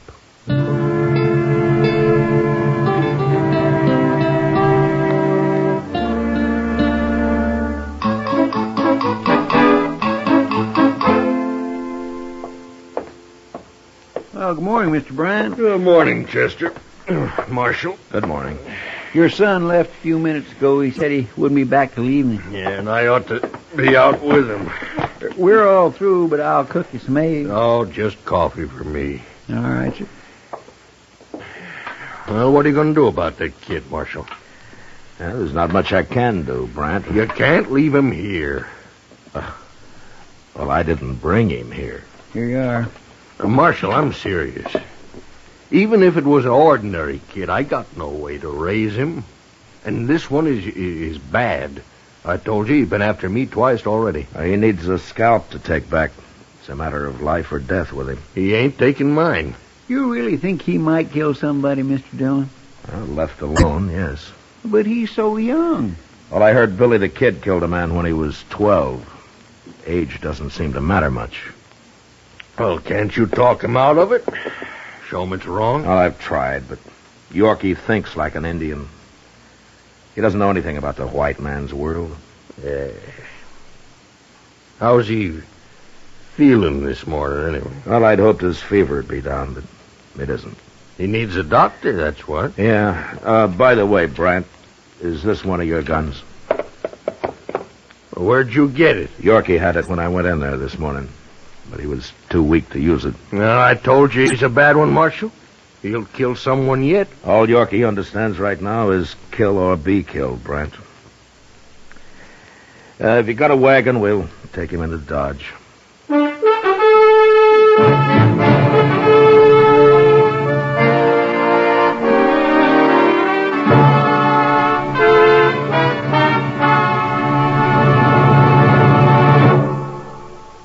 Say, what goes on at your house at breakfast? Well, you can take it from me. The best thing that can go on your breakfast table is Post Toasties. Yes, sir, Post Toasties, the heat good cornflakes. Those golden crisp cornflakes are the best thing that's happened to corn since the Indians discovered it. You know how to prove it? Well, just pour out breakfast bowlfuls of Post Toasties for your whole tribe. Then watch how they enjoy 'em. Post Toasties are crisp and tasty. From the first bite down to the last spoonful, that sweet kernel corn flavor makes your breakfast. So always ask for Post Toasties, the heat good cornflakes. Post Toasties, heat good cornflakes. The best thing that's happened to corn since the Indians discovered it. Heat good cornflakes. Post Toasties, heat good cornflakes. Remember, Post Toasties is one of the famous triple wrap Post cereals, guaranteed fresh or triple your money back. Now back to Gunsmoke.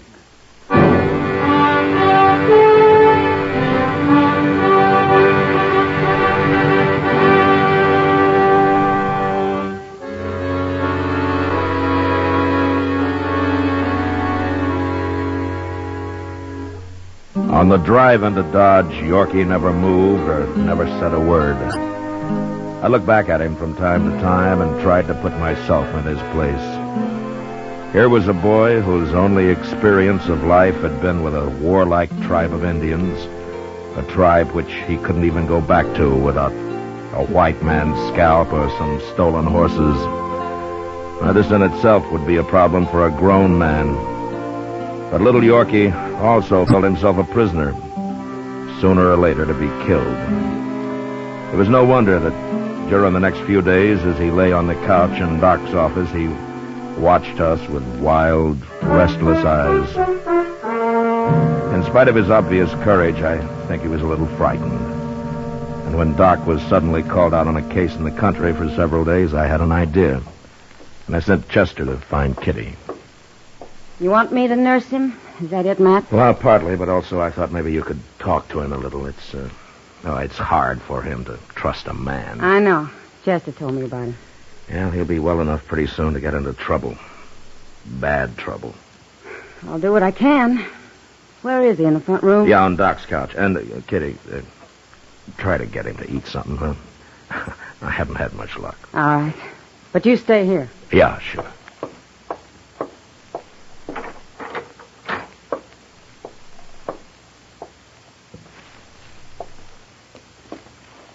Hello, Yorky.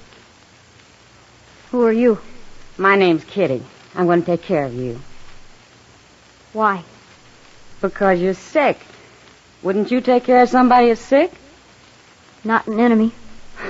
We're not enemies, Yorky. Even if we were, I'd take care of you. Prisoners get well by themselves, or they die. Not around me, they don't. Anyway, you're not a prisoner. You can leave any time you want to. Is that the truth? Of course it is. Unless you do something wrong, like killing or stealing. But let's not talk about all that. I want to know about you. All sorts of things. What it was like with the Arapahoes, or what you remember about when you were younger. I won't tell any secrets. I don't want to know any secrets, Yorky. But maybe you can tell me. Well, did you have a mother in the tribe? Tell me about that. I'm a white boy. They've never let me have a mother. Anyway, I was big enough I didn't need one. Did you ever want one, Yorky? I don't know. I guess so, sometimes. It's better to have a mother. Mine was killed in a raid when they found me. I know. Do you remember her at all? No. Sometimes I think I do. Sometimes when I'm asleep, that is. What do you remember about her, then? I don't know. Just a feeling, I guess. Sort of like being warm. Is that what it's like? Yeah. I think that's what it's like, Yorky. Very much like that.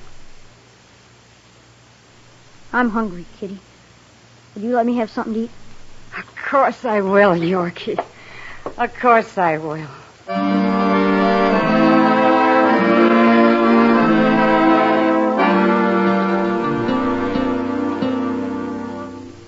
Kitty spent as much time with Yorky as she could manage. And whenever she'd been with him, he always seemed calmer and less frightened. And we began to have hopes that maybe the boy would take to his new life after all. Chester and I were busy, and except for taking some food up now and then, we turned Yorky's care over to Kitty completely. When'll Doc be back, Mr. Dillon? Oh, I forgot to tell you, Chester. He sent word he'd have to be out there another day. I guess Miss Taylor's been mighty sick. You think maybe Yorky could just live with Doc?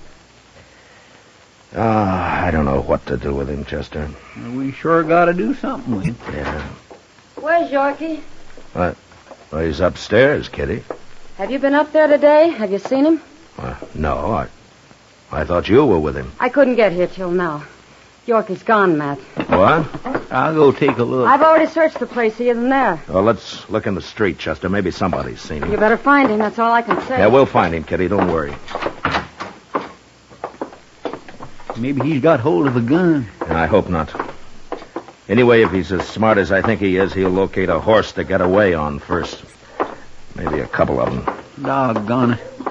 Just when I was beginning to think he was going to settle down a little. You never know. But I still got faith in that kid somehow, Chester. Here, let's cross over to Moss Grimmick's stable there, huh? All right, sir.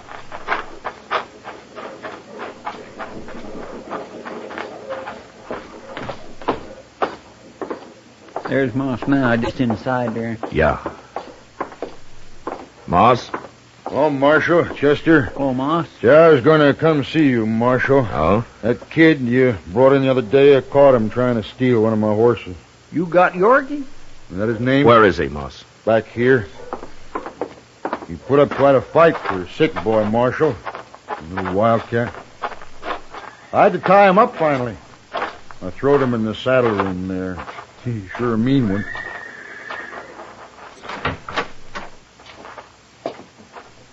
There he is, little devil. He'll hang yet. Give me your knife, Chester. Oh, don't untie him, I'll Marshal. handle him, Moss. Here you are, Mr. Dillon. Yorky, I'm sorry this happened. I'd have given you a horse if you'd have asked me. There. I wasn't going to steal him. And what was you doing riding him out of that stall, young fellow? Wait a minute, Moss. Yorky, you say you weren't going to steal him? No. What were you doing then? Kitty didn't come, and I got lonely. I don't know. Well, I think I do, Yorky. You just wanted to be around something familiar, something you know. Isn't that right? I guess so. And you've lived with horses all your life. You know them pretty well. So you came over here. I wasn't going to steal him. I just wanted to get on him. You know, I half believe the boy, Marshal. He's telling the truth, Moss. Yorky, I'm sorry I treated you rough. Why didn't you tell me? You were going to kill me. Me? Kill anybody? A kid?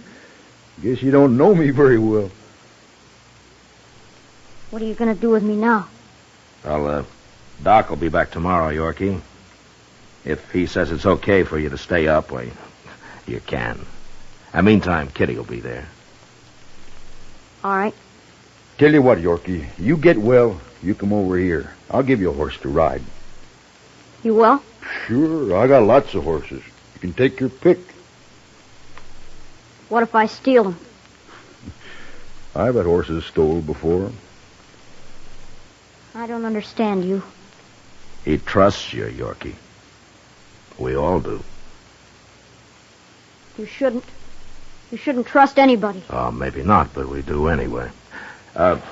Moss, I got an idea. Yeah? I don't suppose you could use a stable boy around here, huh? Some kid who really knows horses and who's used to hard work. Well, I don't have much money, Marshal. If I could feed him a little and maybe fix him in bed in the saddle room here. Of course, a good boy's like a good horse. There's bound to be some hot blood in him. Try to lift my hair, I'll whop him good. That clear, young fella? You're talking about me? Of course they're talking about you, Yorky. One thing, I can't hire nobody less than he has a whole name. Well, Yorky don't know his last name. Well, call him anything. Kelly. Kelly, that's a good name. Yorky Kelly? Grimmick and Kelly. Yeah, sounds all right to me. You people get out of here now. I got work to do. And when Doc says you're fitting Yorky, you come back. I'll be back, Moss.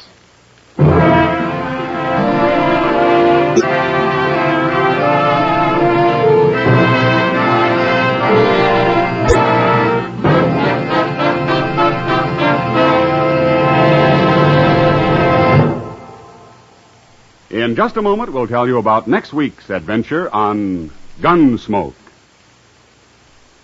Say, exciting things happen to breakfast when there's sugar crinkles at every place. Sure, new sugar crinkles make breakfast more fun than a circus. You know why? Sugar crinkles is the sugar rice treat that's just right sweet. Not too sweet, the way some sugar-coated cereals seem to be, and not like others that aren't sweet enough. Sugar crinkles, every golden crisp nugget of them, is just right sweet. So try starting your day off just right with new sugar crinkles. And don't forget, when you're listening to the radio or watching television, sugar crinkles make great snacks.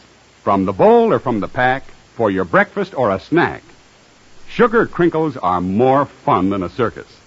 Try sugar crinkles soon. They're the sugar rice treat that's just right sweet. So better get several packages.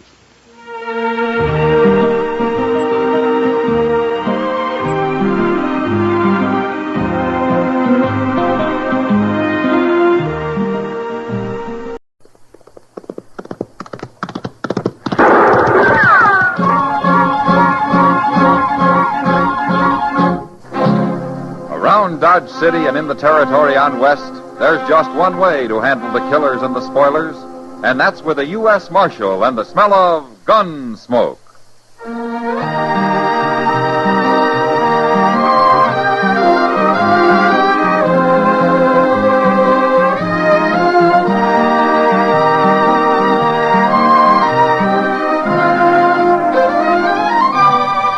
Gunsmoke, starring William Conrad. The story of the violence that moved west with young America. The story of a man who moved with it. Matt Dillon, United States Marshal.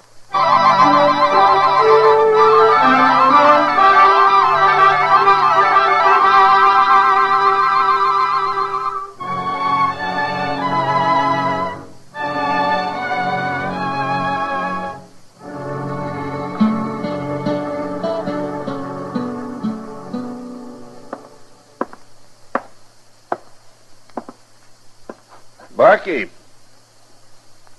What'll it be, stranger? Nothing. What? I don't drink. Is that what you come in here for, to tell me you don't drink? I didn't come in here to tell you nothing, Barkeep. You won't be the first stranger in Dodge I've had to straighten out. Which one of these men is the marshal? Marshal? The marshal. I was told I'd find him here. He's here. He's sitting right behind you, so don't start nothing. Oh. Is that him, sitting right there? That's him. Well.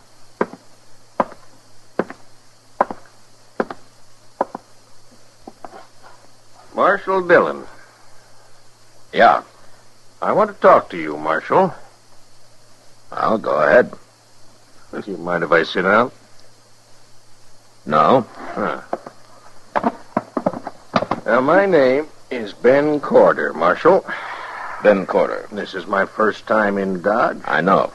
And I want to be friends, Marshal. Why not? Now, I figure we can do each other a lot of good. A lot of good. Oh? Is that so? That sure is. That's why I came to talk to you. See, whenever I come to a new town, I always get to know the man that's running the place. That way I figure there won't be no misunderstandings later on. Misunderstanding about what? Well, I'm a gambler, Marshal. Dodge is an open town, Mr. Corder. Oh, sure. You see, I make money gambling. Sometimes a lot of money. You must be pretty lucky. I'm lucky, all right. But now, you know how sometimes a player will go broke and start a fuss over it, maybe even run to the law about it? Yeah, I know. And when he does, he's usually been cheated. Oh, some losers always got to complain about something. Is that what you came to tell me, Mr. Corder? Oh, Marshal, you know what I'm talking about. Now, you take care of the troublemakers, and I'll take care of you. Say a quarter of the profits, huh? Let me explain something to you, Mr. Corder. If a man loses his money gambling, I figure that's his lookout. But I still don't allow any crooked games in Dodge because sooner or later they lead to killing. So you run your game straight, or out you go. That's not friendly, Mark. Now, you've made one mistake, Mr. Corder, trying to bribe me. You make another and you're through here. For good. Oh, you're one of the hard-nosed lawmen, eh? You'll find out soon enough, mister. Will I? Now, I've got an idea that I can persuade you yet, Marshal.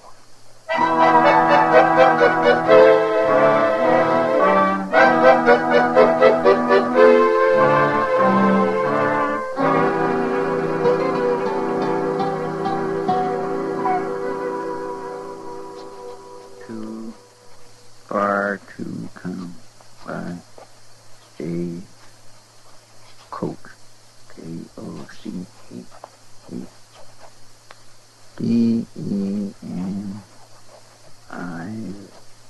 Mr. Dillon? Yeah, what is it, Chester? Did you ever hear of a place called Deming? Deming? Well, that's in New Mexico. Well, it's a nice place? Oh, sure. Why?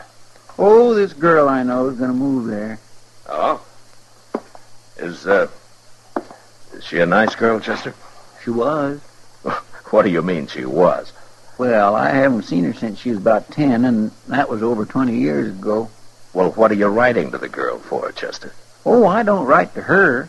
I write to her brother, Welby. He tells me about everything.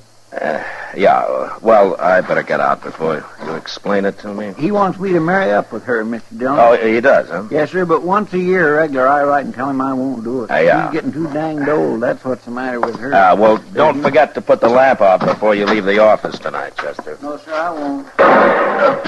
Get out! You see anybody? You want the rifle? No. Crawl over and put the lamp out, Chester, but keep low. Yes, sir.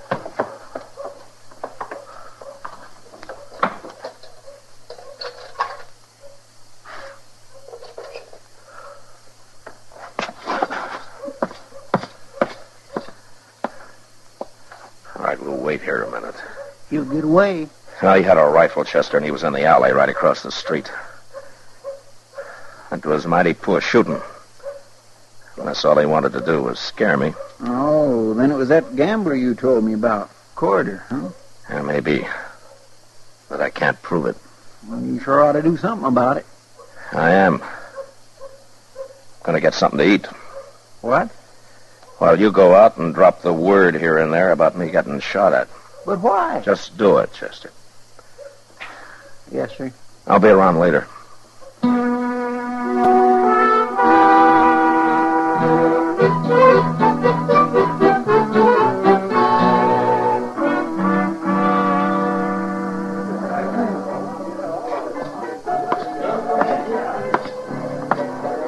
Evening, Matt. Hello, Kitty. You, busy? No? Sit down. Thank you. I heard about you getting shot at tonight. Well, I've been shot before, Kitty. Oh.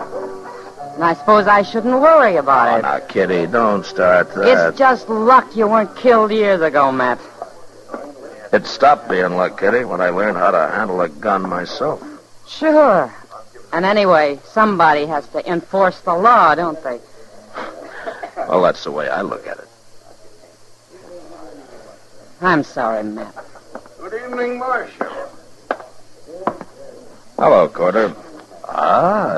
Right pretty girl. How long you been wearing shoes, mister? Look here. Say what you have to say, Corder. You sure do make it hard to be friends, Marshal. I only wanted to say that I heard that you got shot at tonight. So? Well, I'm sorry it happened, that's all. I don't envy a man has to be a marshal. It's mighty dangerous. Besides that, it usually don't pay very good. And what do you think I ought to do about it, Corder?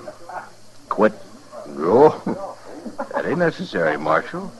Because if you were smart, you could stay right here and make good money and be real safe to boot. I didn't know for sure it was you, Corder. But now I know. What are you talking about? There's a stage leaving Dodge about sunup. You're going to be on it. Oh, no, I'm opening a new game across the street tomorrow. Now take your gun, Corder. Oh, wait a minute, Marshal. You can't do that. I think I can. Oh, by heaven, you...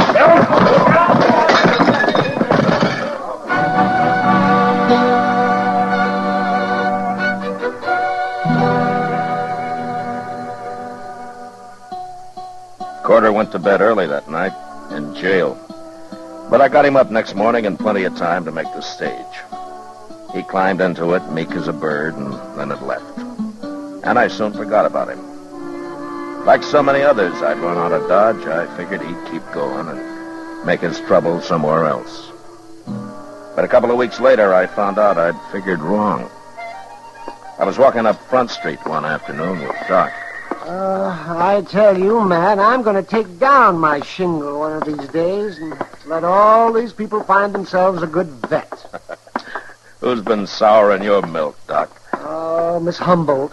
That's her. She's been coming in every day for a week. You're usually complaining about a shortage of patients, Doc. Yeah, well, that woman's not a patient. She's a suicide. Well, now, Doc, that might be said of anybody who comes to you. Huh? Oh, yeah. Oh, well, the price for cutting bullets out of you just went up, Matt. Okay. Tell me about Miss Humboldt. Oh, Oh, she wants to be bled all the time, and I won't do it. A lot of people think bleeding's good for 'em. Well, I don't, and I just... Oh, hello, Doc. Hi, Chester. He's right inside the Alpha here, Mr. Dillon. I just saw him.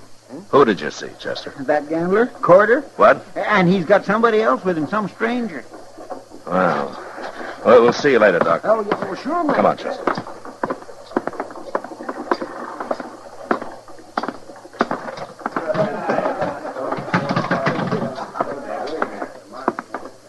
There they are, at the bar, Mr. Dillon.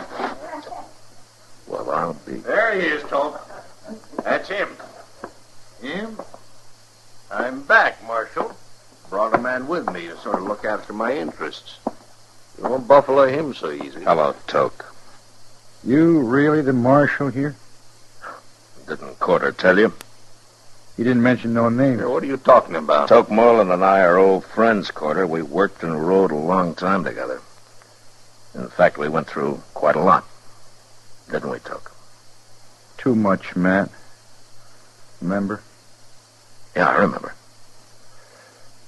You're marshal now, huh? And you've sold your gun to Corder here. Is that right? That's right. So you're here to kill me? Yeah. I'm here to kill you.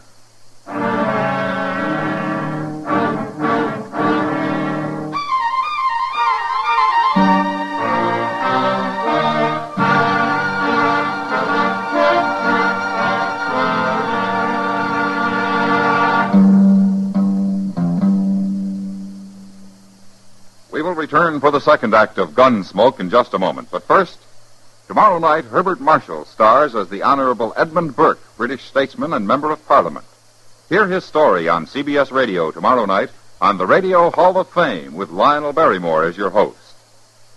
Now the second act of Gunsmoke.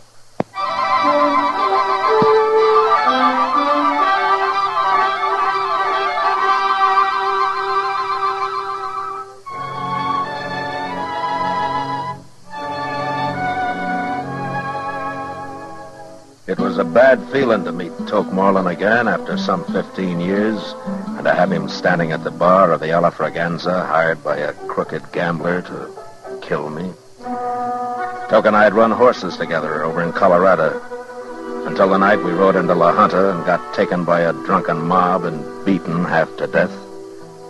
And the next day, when they found out we weren't the men they wanted, it was too late. By then, something had gone wrong inside Toke. And as soon as he could climb on a horse, he'd ridden off without a word. And I never saw him again. Until now. How long you been a marshal? Quite a while, Toke. I never figured lawmen for much. A lot of people don't. Like Corder here. Go ahead, Toke. Shoot him. I'll back you up. I handle my own gunfighting, Corder. I want to talk to you, Toke. Come on over to the table. No, you don't, Marshal. You stay Shut right up, here. Corder. Come on, Toke.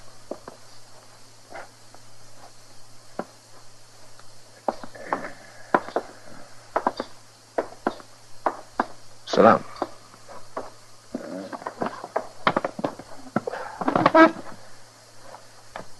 Well, Toke, is this your profession now? Shooting people? I gamble a little. Why do you do it, Toke? I don't like people much. Not after what happened at La Junta. Oh, you got over that beating? We both did.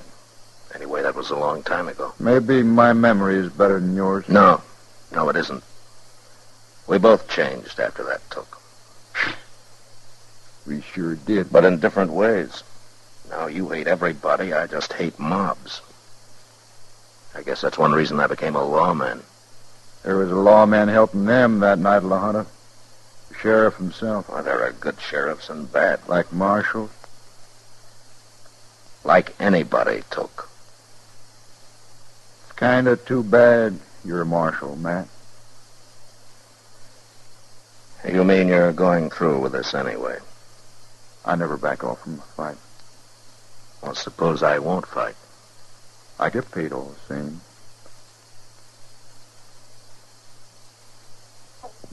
But you'll have to get out of Dodge. You think I'll do that? No. But I'll give you 24 hours to worry it around. All right, Tuck. That gives you 24 hours, too. I don't change. Talk's nothing to me. But money is. It adds to the pleasure. Tell me something, Tuck. Huh? You'd, enjoy shooting me? You ain't Matt Dillon no more. You're a lawman.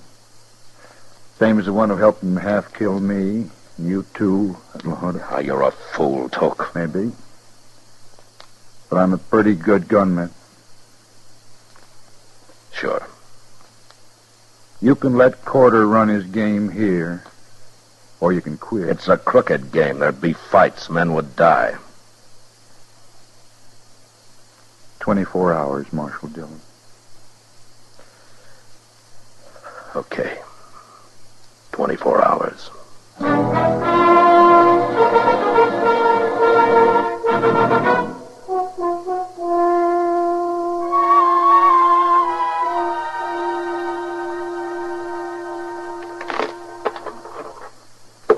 Your cut, Chester.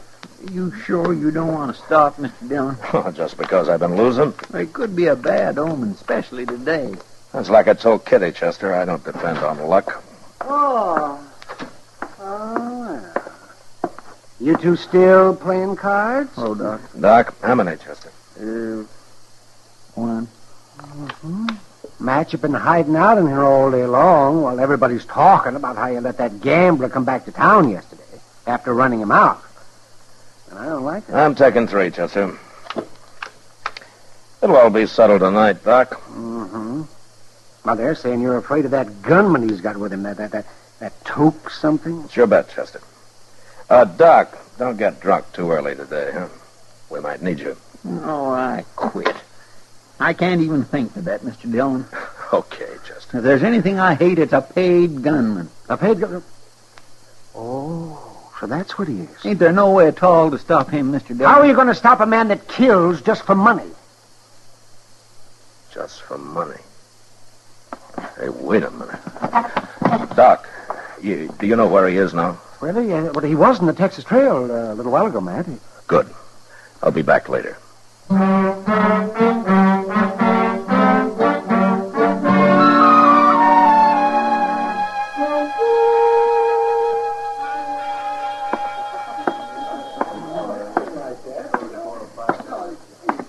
Hello, Toke.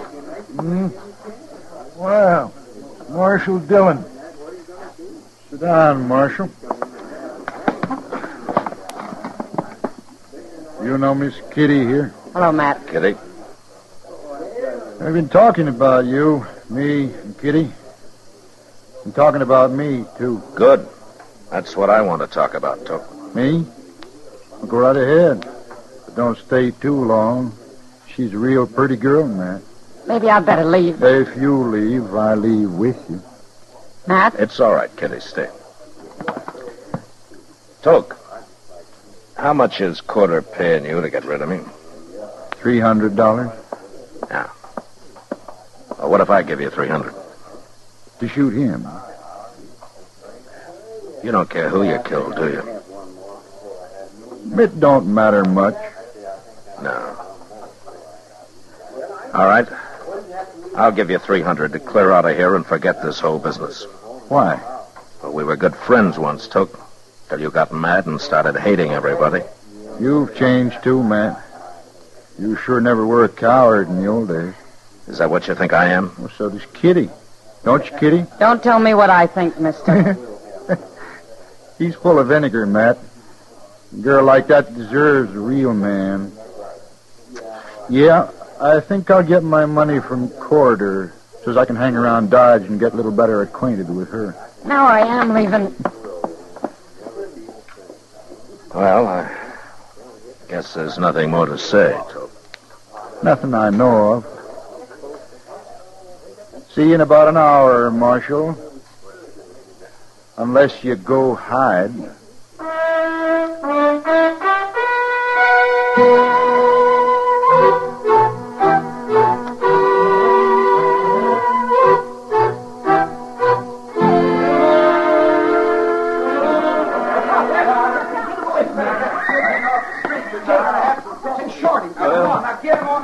I told him, Mr. Dillon. Thanks, Chester. He said he likes the idea of meeting you in the street. So do I. There's less chance of anybody else getting hurt out here. Yes, sir. Uh-oh. There he comes. Yeah. Mr. Dillon, I wish you'd... Get out of the street, Chester. Yes, sir.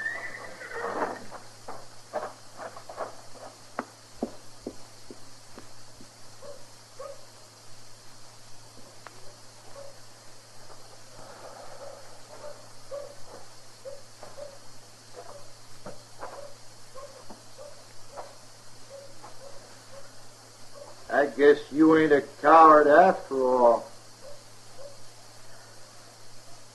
Then get out of Dodge, Toke. And take Corder with you. Corder don't mean nothing to me. Does anything?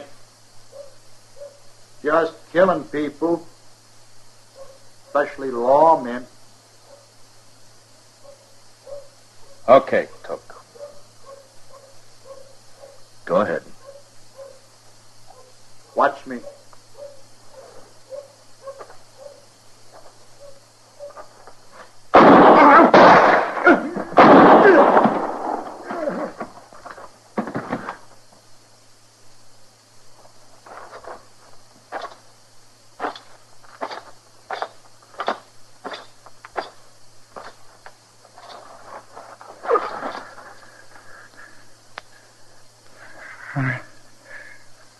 I'm hurt, Matt.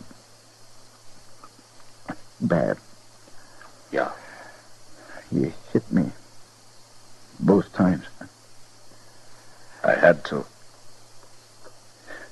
Funny thing, Matt. What? I'm lying here. Flooding inside. Dying. But I ain't mad no more. I don't hate nobody. Toke, It's too late to do anything about it. Yeah. It's too late, Toke. Sure.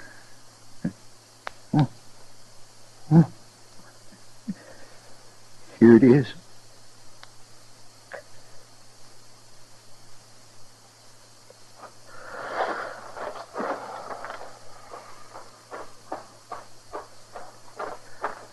Chester. Yes, sir. Take care of him, will you? You going after Corder? Corder isn't the kind of man who'll stay around after this. No, I'm going for a ride. Alone.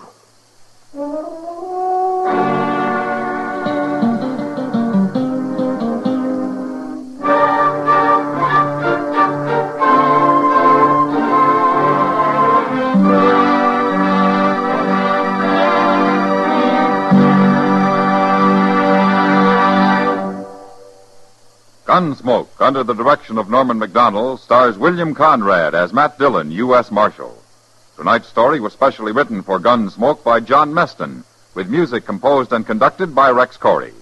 Featured in the cast were John Daner, Lawrence Dobkin, and Vic Perrin. Parley Bear as Chester, Howard McNear as Doc, and Georgia Ellis as Kitty. Join us again next week as Matt Dillon, U.S. Marshal, fights to bring law and order out of the wild violence of the West in Gunsmoke.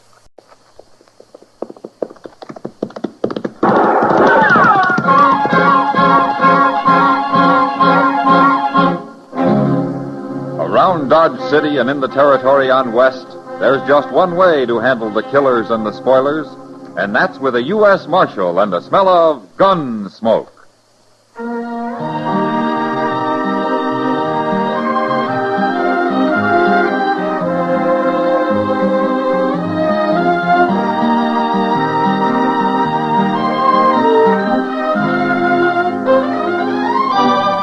Gunsmoke, starring William Conrad. The story of the violence that moved west with young America. The story of a man who moved with it. Matt Dillon, United States Marshal.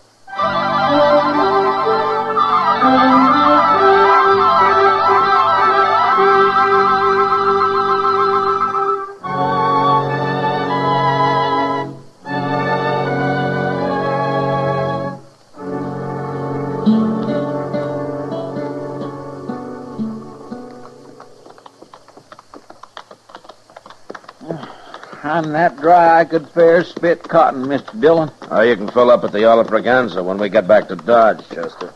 Yes, sir. But right now, I'd settle for a drink of water. You can't be that thirsty. I'm about to stampede.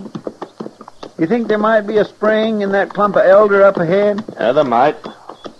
I swear next time I'm going to carry a water bag. And keep it wrapped in your pillow, I suppose, huh? You know, Chester, town life has made you mighty soft. That's far enough for...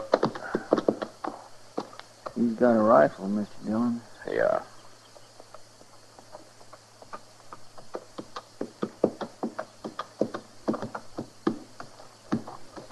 Who are you men?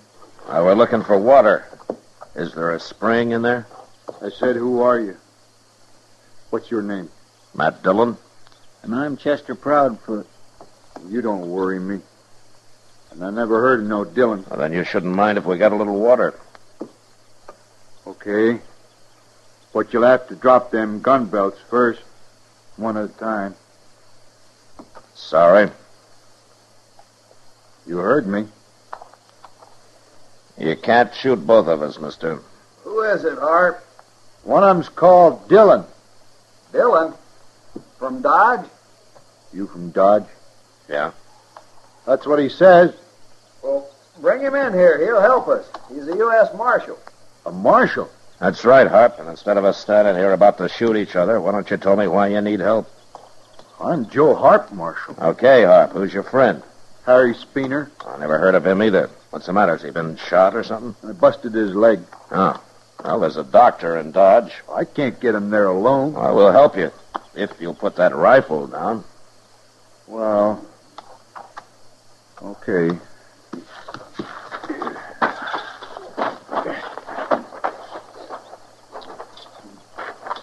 I found him lying out there on the prairie this morning. Horse throwed him, and I drug him into the shade here. You mean you're not traveling with him? No, I just stopped to help. Are you really Marshal Dillon? I am. But, I don't remember you. I ain't never been to Dodge. I heard your name, though. You live around here, Speener? No, I've been working in a saloon down in Tascosa. Wanted to change, so I bought me a horse and rode north. But I shouldn't have come alone. I don't know nothing about horses. I hate them. Well, we better get you into Dodge. I suppose you aim to drag me to Dodge. Well, I've been drug as far as I'm gonna be. Well, I had to get you out of the sun, Speener. You was mighty rough about it. Well, he saved your life, mister. Why shouldn't he save my life? Well, of all the ungrateful, mean-tempered He's people been I like ever... that all day, but I figure it's 'cause his leg hurts him. Of course it hurts. I busted mine once. I know what it feels like. Poor fella. You want to help get him into Dodge, Harp, or you want to keep going? No, Marshal. I'd kind of like to see Dodge anyway. Okay, then let's get busy.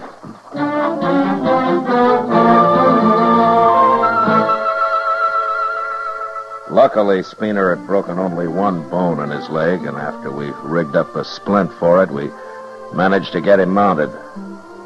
It was night before we reached Dodge, but by the time he got there, he was too weak to complain.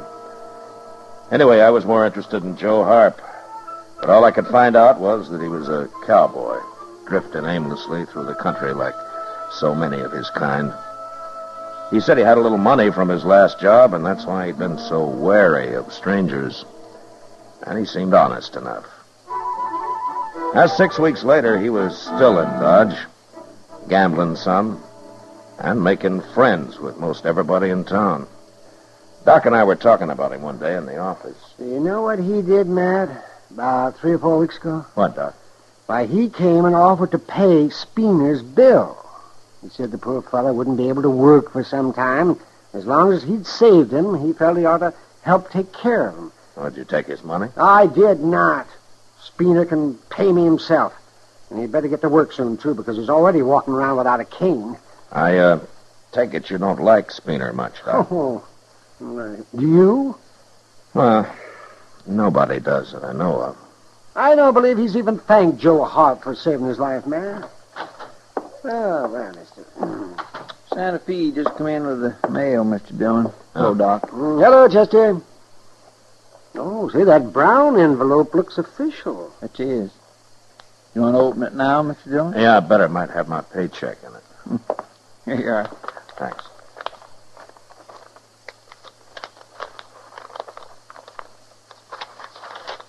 No check. Just some new wanted circulars. What is it? Here, have a look, Chester. Oh, my goodness. Look at that, Doc. Huh? Let me see this. What is that? Wanted, dead or alive. Reward $500 for bank robbery and murder while escaping. Joseph Harp. Joseph Harp. Age 32, sandy hair. 6 feet tall, blue eyes. That's him, all right. Signed by the sheriff, city of Denver, Colorado Territory. You gonna arrest him, Matt? Can't you pretend you didn't get it or something, Mr. Dillon? You can stay here if you like, Chester. Oh, no, sir, I didn't mean that. All right, then you take the Alafraganza, the Longhorn, and the Oasis. I'll look in this boarding house at the edge of town, then I'll come back to the Texas Trail. Meet me there, if you see him first. Yes, sir. All right, get moving.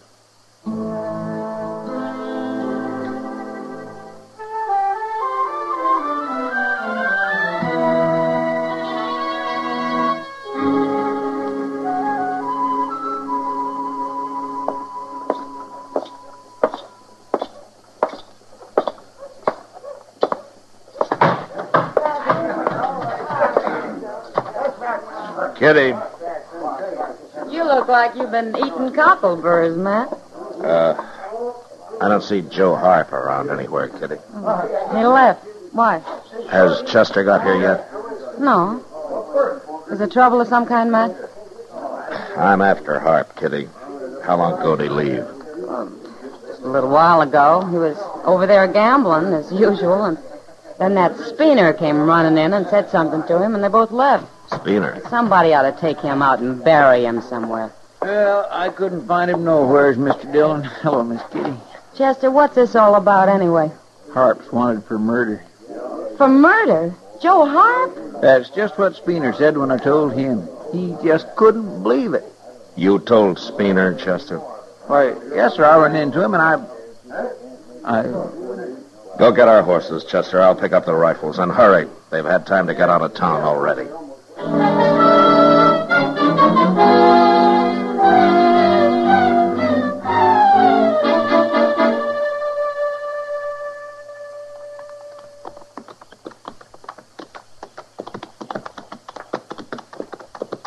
Mr. Dillon?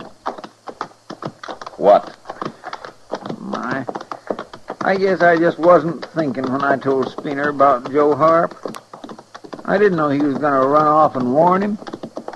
Next time I'll send you out with a potato rammed in your mouth. Yes, sir. Oh, I feel so bad. I wish you would.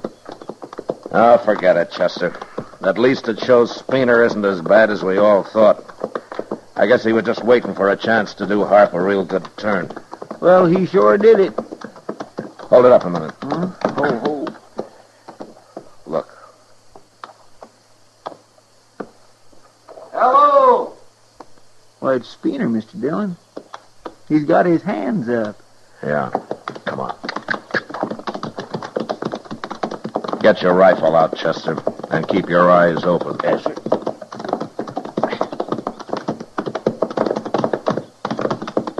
Don't shoot, Marshal. I ain't done nothing. Where's Harp? He's in that drawer behind me. Any tricks and you'll die, Spooner. I ain't no outlaw. And Harp ain't gonna pull no tricks neither. You just follow me, Marshal.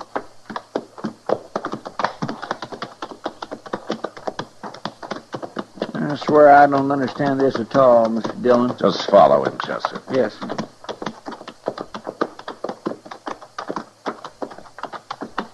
There's his horse. Yeah. And there he is. Well, he's been hurt. He sure has.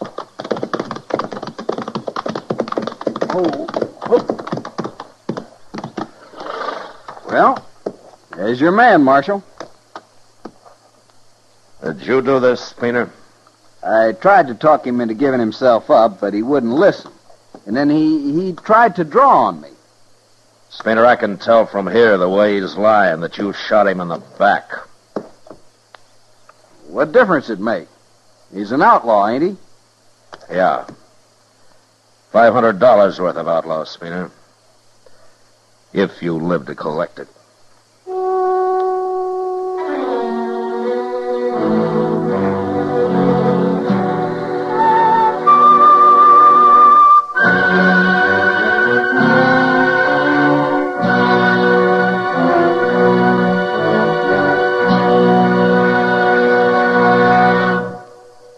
We will return for the second act of Gunsmoke in just a moment. But first, the Red Cross campaign for this year is nearing an end. Have you answered the call? Remember, this year, the Red Cross needs you as well as your contribution. Go to your local Red Cross chapter, and while you're there, join and serve. Now the second act of Gunsmoke.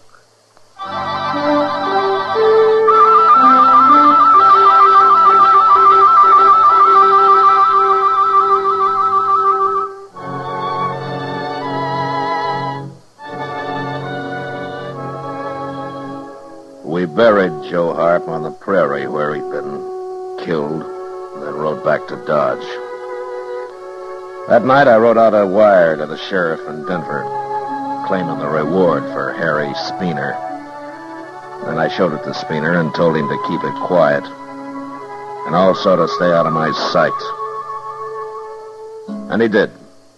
And about a week later, I had to send Chester to find him and bring him into the office.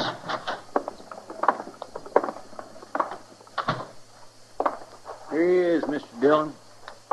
Come over here, Spooner. I've been waiting like you said, Marshal. I ain't talked to nobody. I had a wire from Denver this afternoon, Spooner. Everything's all right. The money will be here in another week or so. Oh. I thought it'd come now. There it is. But I thought you said it wasn't here yet. I'm paying you out of government funds. Oh. Well, that's fine. Yeah, I didn't think you'd mind very much how you got the money. Now, Marshal, I only done my Count duty. it, Spooner. That's all right. I'm sure it's all here, Marshal. Count it, I said. Yes, sir. 1, 2, 3, 4, 5. You satisfied? 500, that's right. Spooner, nobody knows about this yet. They think I killed Joe Harp. But before they learn who did and how it was done, I advise you to clear out of Dodge and stay out.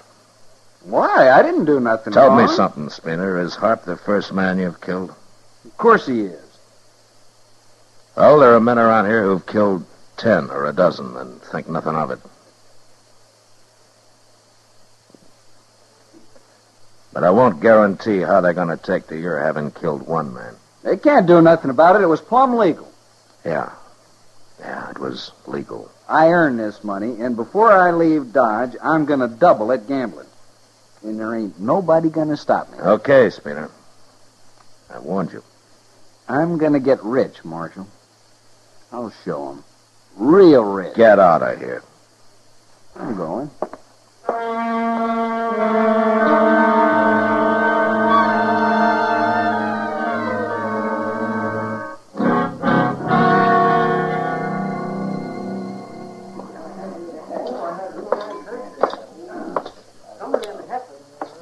Sit down, Matt. Oh, thanks, Kitty. Drink? No, thanks.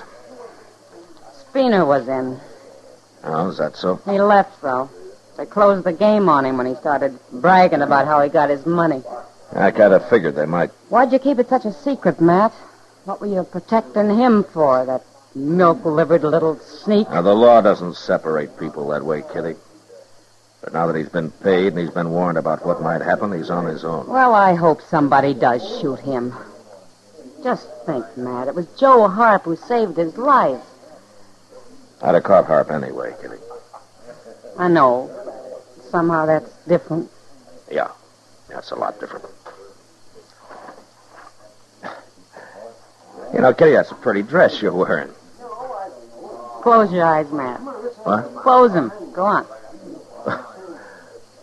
Okay. What's this for? Now, tell me what color this dress is. Well, it's, Blue, Matt. blue, sure. I was just about to say that. I know. Speaking of colors, look what's coming. What? Oh, it's Spooner. Well, nobody's shot him yet. Never too late? Marshal Dillon? Yeah. Marshal, I just tried to buy a drink over at the Alfregan. And they wouldn't serve you. Good. I'm not talking to you. Marshal, 2 men threatened to kill me right there at the bar. Now, that's funny. What do you mean? Well, most men around here don't waste much time on threats. Marshal, I demand protection. And I won't spend the night hiding in jail either. Okay. Then you'll come with me? No. What? I can't protect you any more than I have already, Spooner. But I'll tell you one thing. If you take off your gun, nobody can claim self-defense for shooting you, and I'll have to go after him. If that's any satisfaction for you.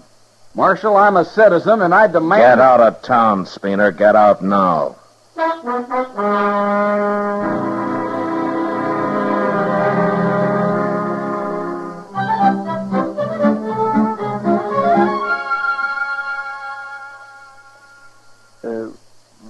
Mr. Dillon? Yeah?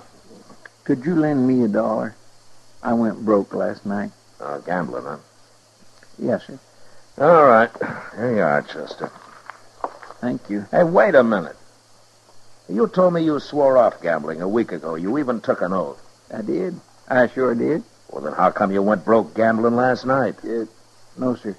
I said I went broke, and you said gambling, and I said yes, sir, but I didn't say I was gambling. Chester, keep the dollar. Just go spend it somewhere. Yes, sir, but you don't understand. You see, I've got it all figured out. I swore off gambling, all right, so what I do now is to hire a fella, and I give him the money, then he goes and sits in a game for me, you see. Dillon. Hello, Clay.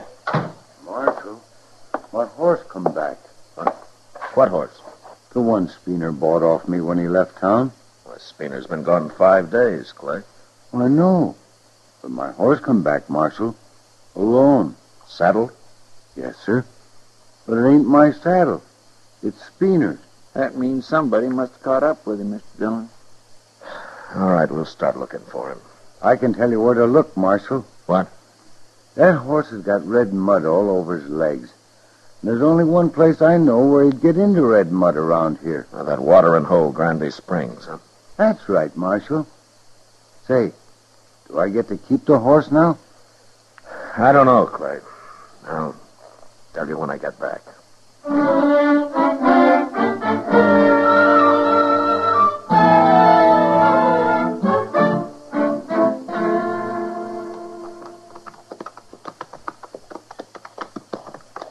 You know, I just had a thought, Mr. Dillon. What, Chester? Well, Granby Springs is only 30 miles. Spooner must have made it easy the first morning he left. So? So, if he was killed there, how come nobody ain't found him and reported it yet? I don't know, Chester. There it is, right over there. We'll soon find out. Yes.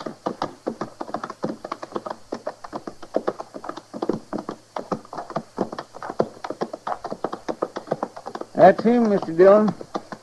He sure looks dead. Yeah.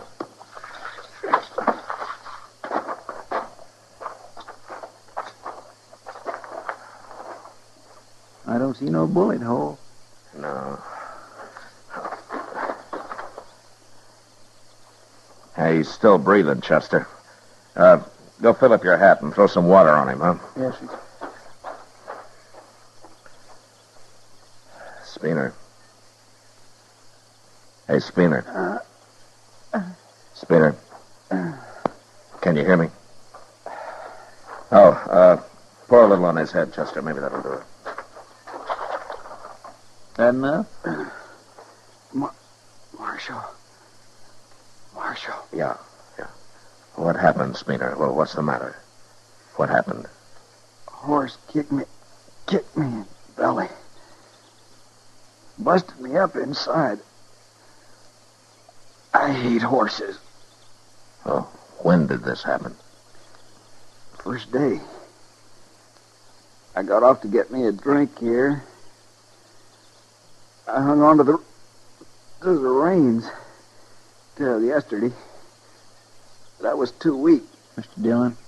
What? There's fresh tracks all around here. Not just them made by that horse of his, neither.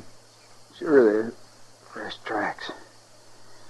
Why, 3 or 4 men been by here. 3 or 4 men?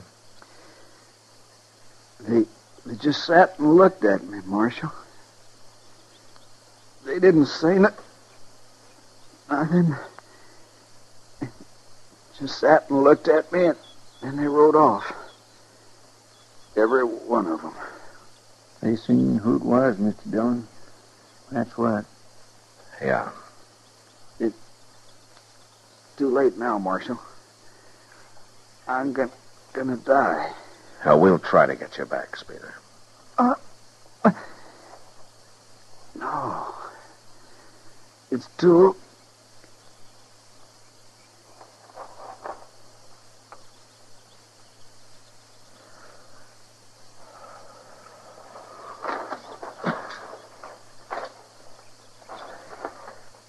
He's dead, Chester. Yes, sir. He wasn't as lucky as when he busted his leg, was he? But you'd think one of them riders might have helped him. You know, except for us, I guess there isn't a man in the country who'd have helped him this time, Chester.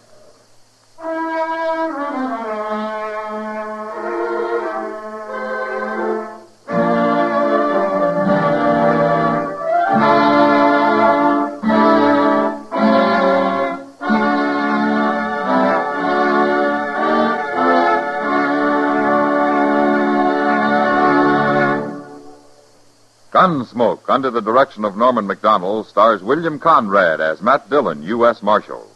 Tonight's story was specially written for Gunsmoke by John Meston, with music composed and conducted by Rex Corey.